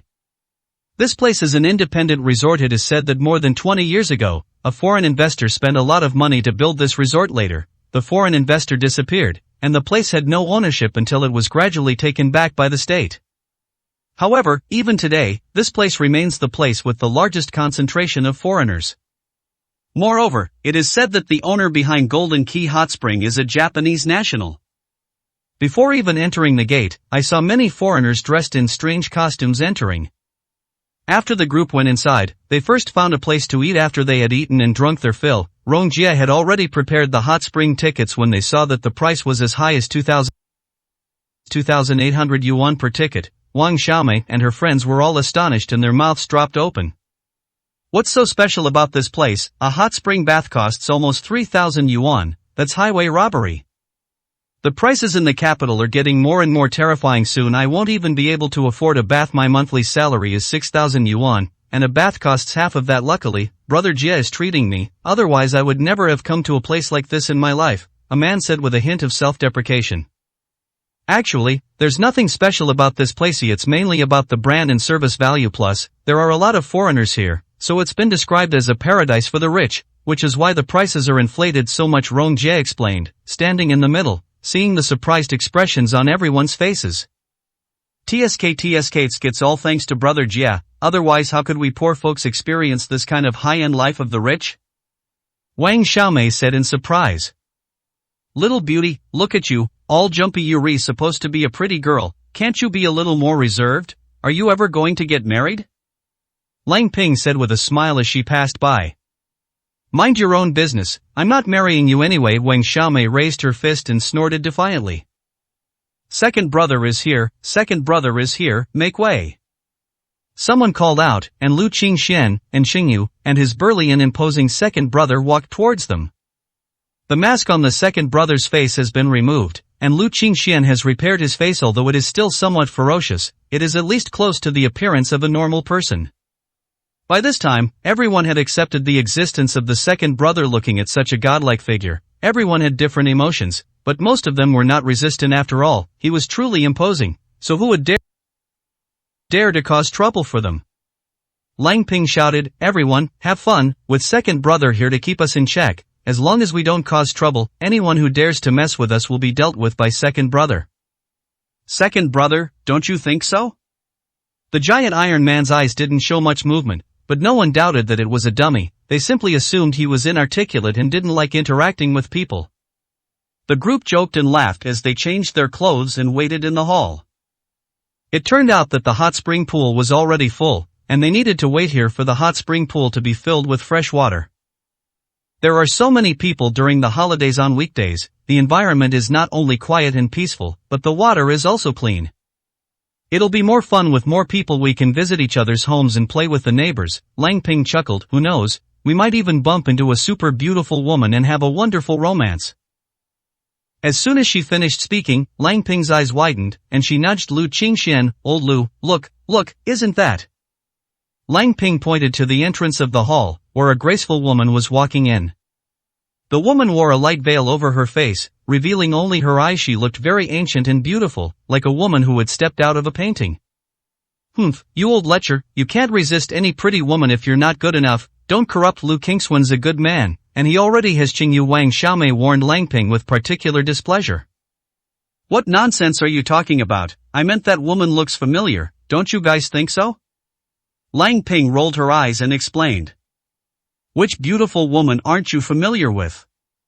Wang Xiaomei was too lazy to pay attention to his perfunctory words. Hey, you women are so superficial I can't even see her face. Why would I be unable to move? I just feel like I know her very well." Lang Ping felt wronged. Lu Qingxuan's gaze fell on the woman, and his penetrating eyes easily revealed her true appearance. It was her, Lu Fei. About 7 or 8 years ago, they were each other's goddesses in their youth, a very famous film and television star now. They must be around 30 years old, right? But they still look like 18-year-old girls. That kind of pure and sexy temperament is indeed irresistible. However, these things can no longer attract Lu Qingxian.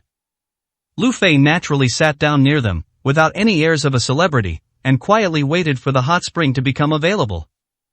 But just then, several men followed her in. These men sat around Lu Fei, grinning lewdly and laughing as they talked about something. At first, everyone thought they knew each other and didn't pay attention, but they soon realized something was wrong. Lu Fei started to resist, started pushing and shoving, and started moving back urgently. But those men clearly had no intention of stopping there. "Hello?" Wang Xiaomei was the first to step forward, pointing at the men with a fiery temper. "What kind of skill is it to bully girls? You think you're so great?" Several of the men looked at Wang Xiaomei, and upon seeing that she was a long-legged, slim-waisted, sexy, and voluptuous girl, he curled his lip in disdain. However, just as they were about to make a move against Wang Xiaomei, an extremely powerful figure suddenly appeared. It was her second brother, who weighed about 400 pounds, standing behind Wang Xiaomei. He was 5 or 6 times her size, looking like a small mountain. The men, who had been full of enthusiasm, instantly wilted upon seeing the second brother, their faces turning pale with fright, and their legs trembling uncontrollably. "I'm warning you, don't meddle in other people's business." 378, Chapter 378, A Cursed Life. "Humph, I can't stand disgusting men like you. What kind of skill is it to bully girls? Get out of here. I'm in a good mood today and don't want to see you if you stay here any longer. My fists won't be merciful." Standing in front of her second brother, Wang Xiaomei mustered her courage and raised her little fist, speaking fiercely. Everyone couldn't help but laugh. Wang Xiaomei was indeed a lively character, and she was also very bold. However, it was precisely because of this boldness that she often suffered losses.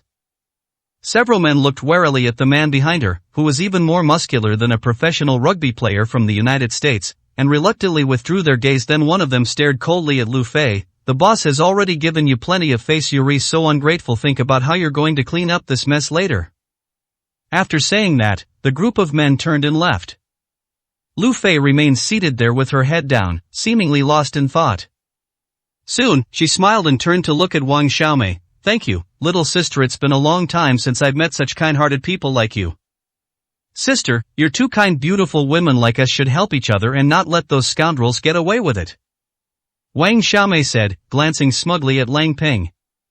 Lang Ping cried out that she was wronged, saying that he was not a pervert and had no habit of harassing women. What did that look mean?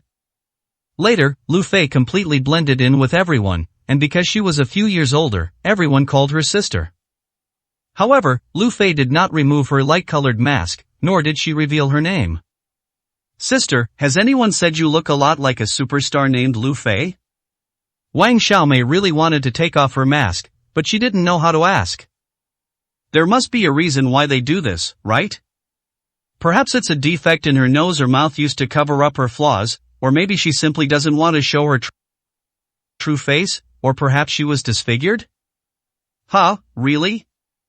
Lu Fei smiled slightly. These guys really have sharp eyes, they could still recognize her even with a mask on. You look just like me, both in temperament and eyes. Sister, could you take off your mask and let us see? Don't worry, no matter what you look like, we won't make fun of you. Wang Xiaomei stuck out her tongue and finally couldn't help but voice her wish. Lu Fei smiled sweetly and took off her mask. Everyone was completely stunned. Holy crap! You wouldn't happen to be the twin sister of the big star Lu Fei, would you? You two look so alike. Wang Xiaomei swallowed and said in surprise. Lu Fei giggled, why can't I be Lu Fei herself? Ha! Wang Xiaomei's brain short-circuited for a moment. Alright, why couldn't it be Lu Fei herself appearing here? It seems that Lu Fei has indeed been participating in an outdoor entertainment program filmed in Beijing recently. That person is Lu Fei herself. Lu Qingxian couldn't help but chuckle. Everyone was suddenly jolted awake, and chaos ensued. Oh my god, I actually ran into Lu Fei herself while soaking in a hot spring. What incredible luck! Sister Lu Fei, I'm your biggest fan, please give me your autograph and take a photo with me. Sister Lu Fei, I want to have your babies. A group of men, like a bunch of clowns, pulled out their phones and started taking pictures and recording screens, adding bizarre captions to post on their WeChat moments, creating all sorts of pranks. That atmosphere was incredibly joyful, and all the previous unpleasantness had long been forgotten.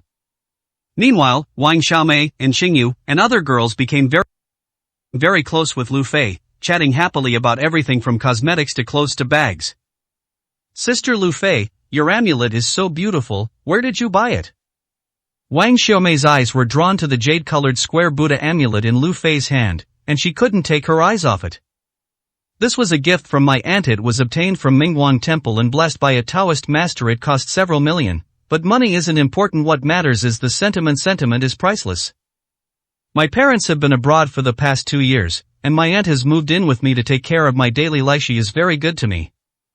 As Lu Fei spoke, she took the Buddha amulet off her hands and examined it from all angles, liking it more and more with each look. Everyone was amazed by the value of the amulet and the exquisite craftsmanship. Only Lu Qingxian, though also observing the Buddha amulet, had a strange glint in his eyes. Can I take a look at that Buddha amulet? After a while, Lu Qingxian asked Lu Fei. Lu Fei hesitated. The girls were also quite displeased with Lu Qingxuan's sudden and reckless behavior. How can you have no sense of boundaries? This is something worth millions. You can't just look at it like that. What if it gets accidentally bumped or damaged? Who can afford to pay for it? A moment later, Lu Fei handed the Buddha amulet to Lu Qingxian, saying, take a look, but be careful. Lu Qingxian held it in his hand. There was still a trace of Lu Fei's lingering warmth on it, but more than that, there was a chilling coldness that seeped into his bones. Cursed object. This amulet has been cursed by someone with malicious intent, and not just any ordinary curse, but a malevolent curse that brings financial ruin and tragic death.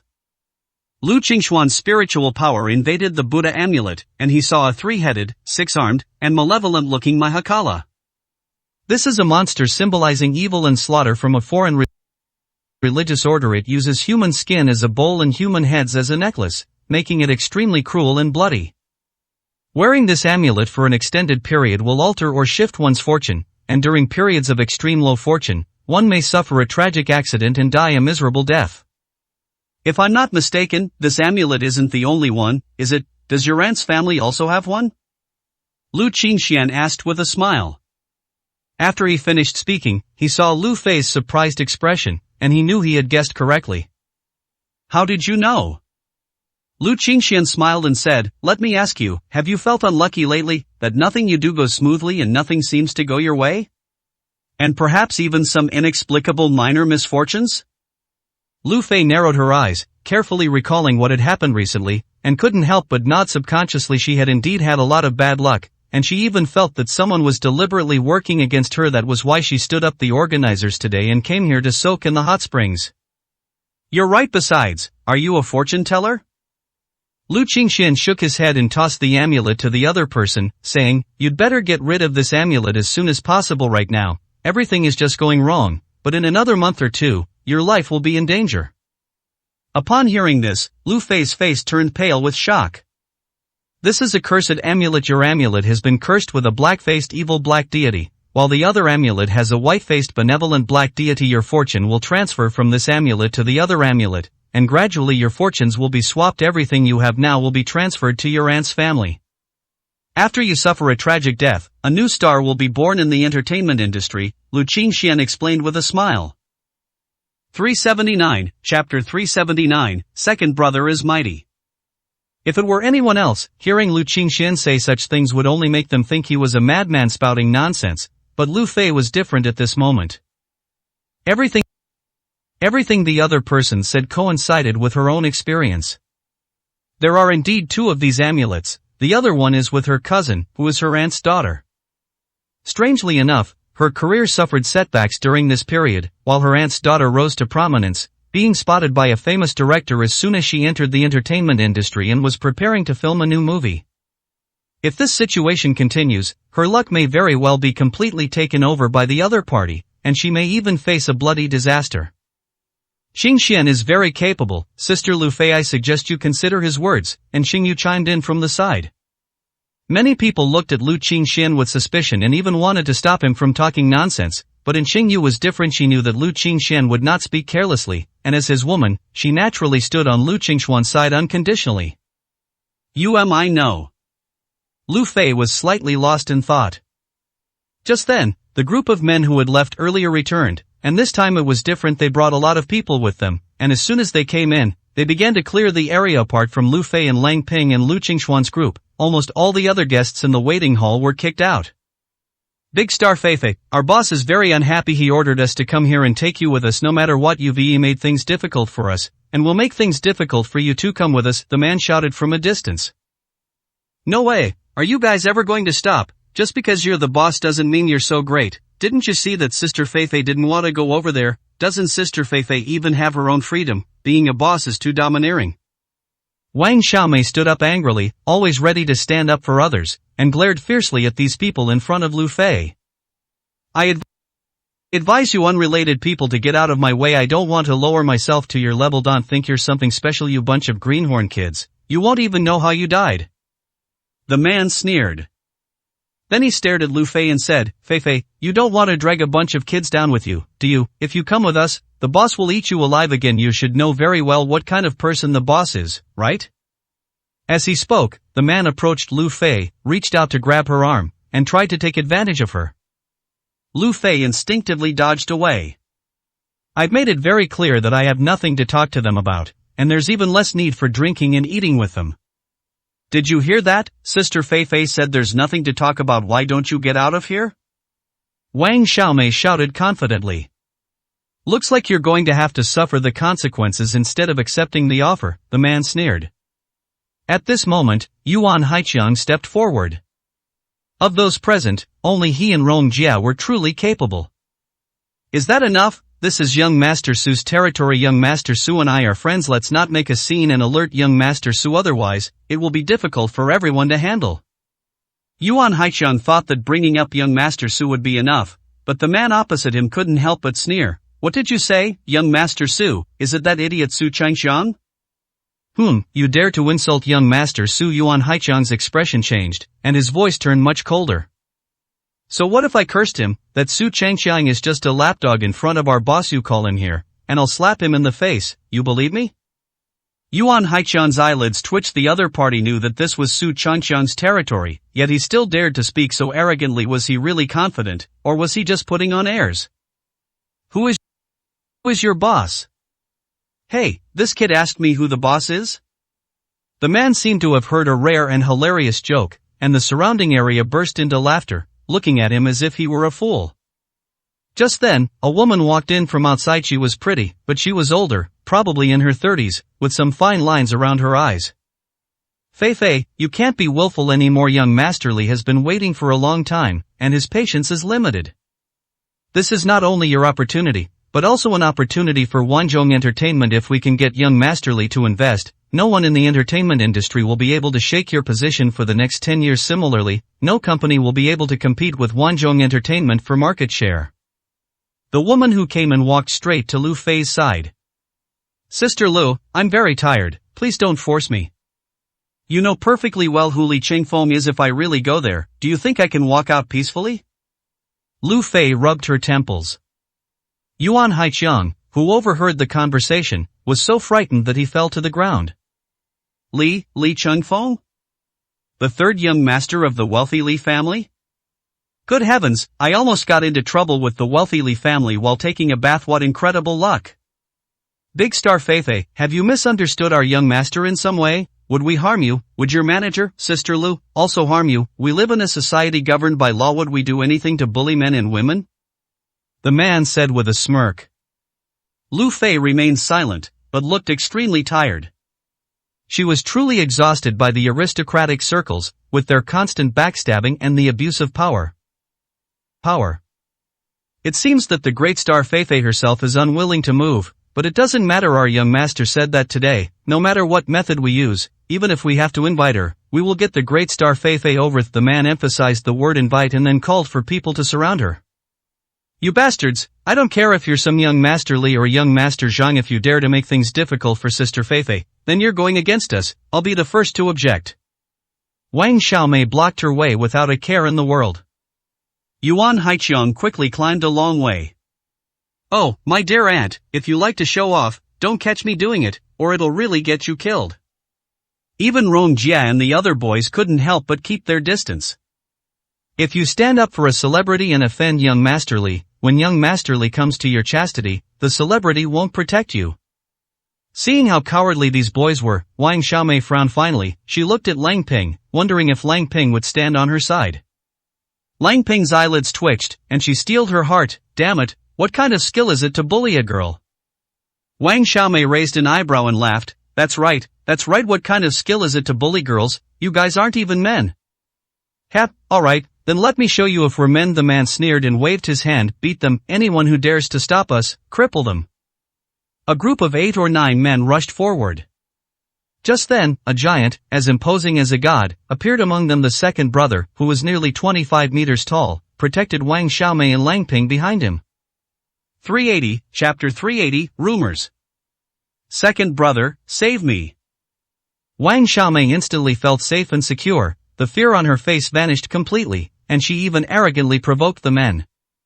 The sense of security that my second brother brings is incomparably so big, he's comparable to the world's top strongmen. Second brother, beat them up, give these shameless bastards a good beating. Wang Xiaomei waved her fists, glaring fiercely at the group.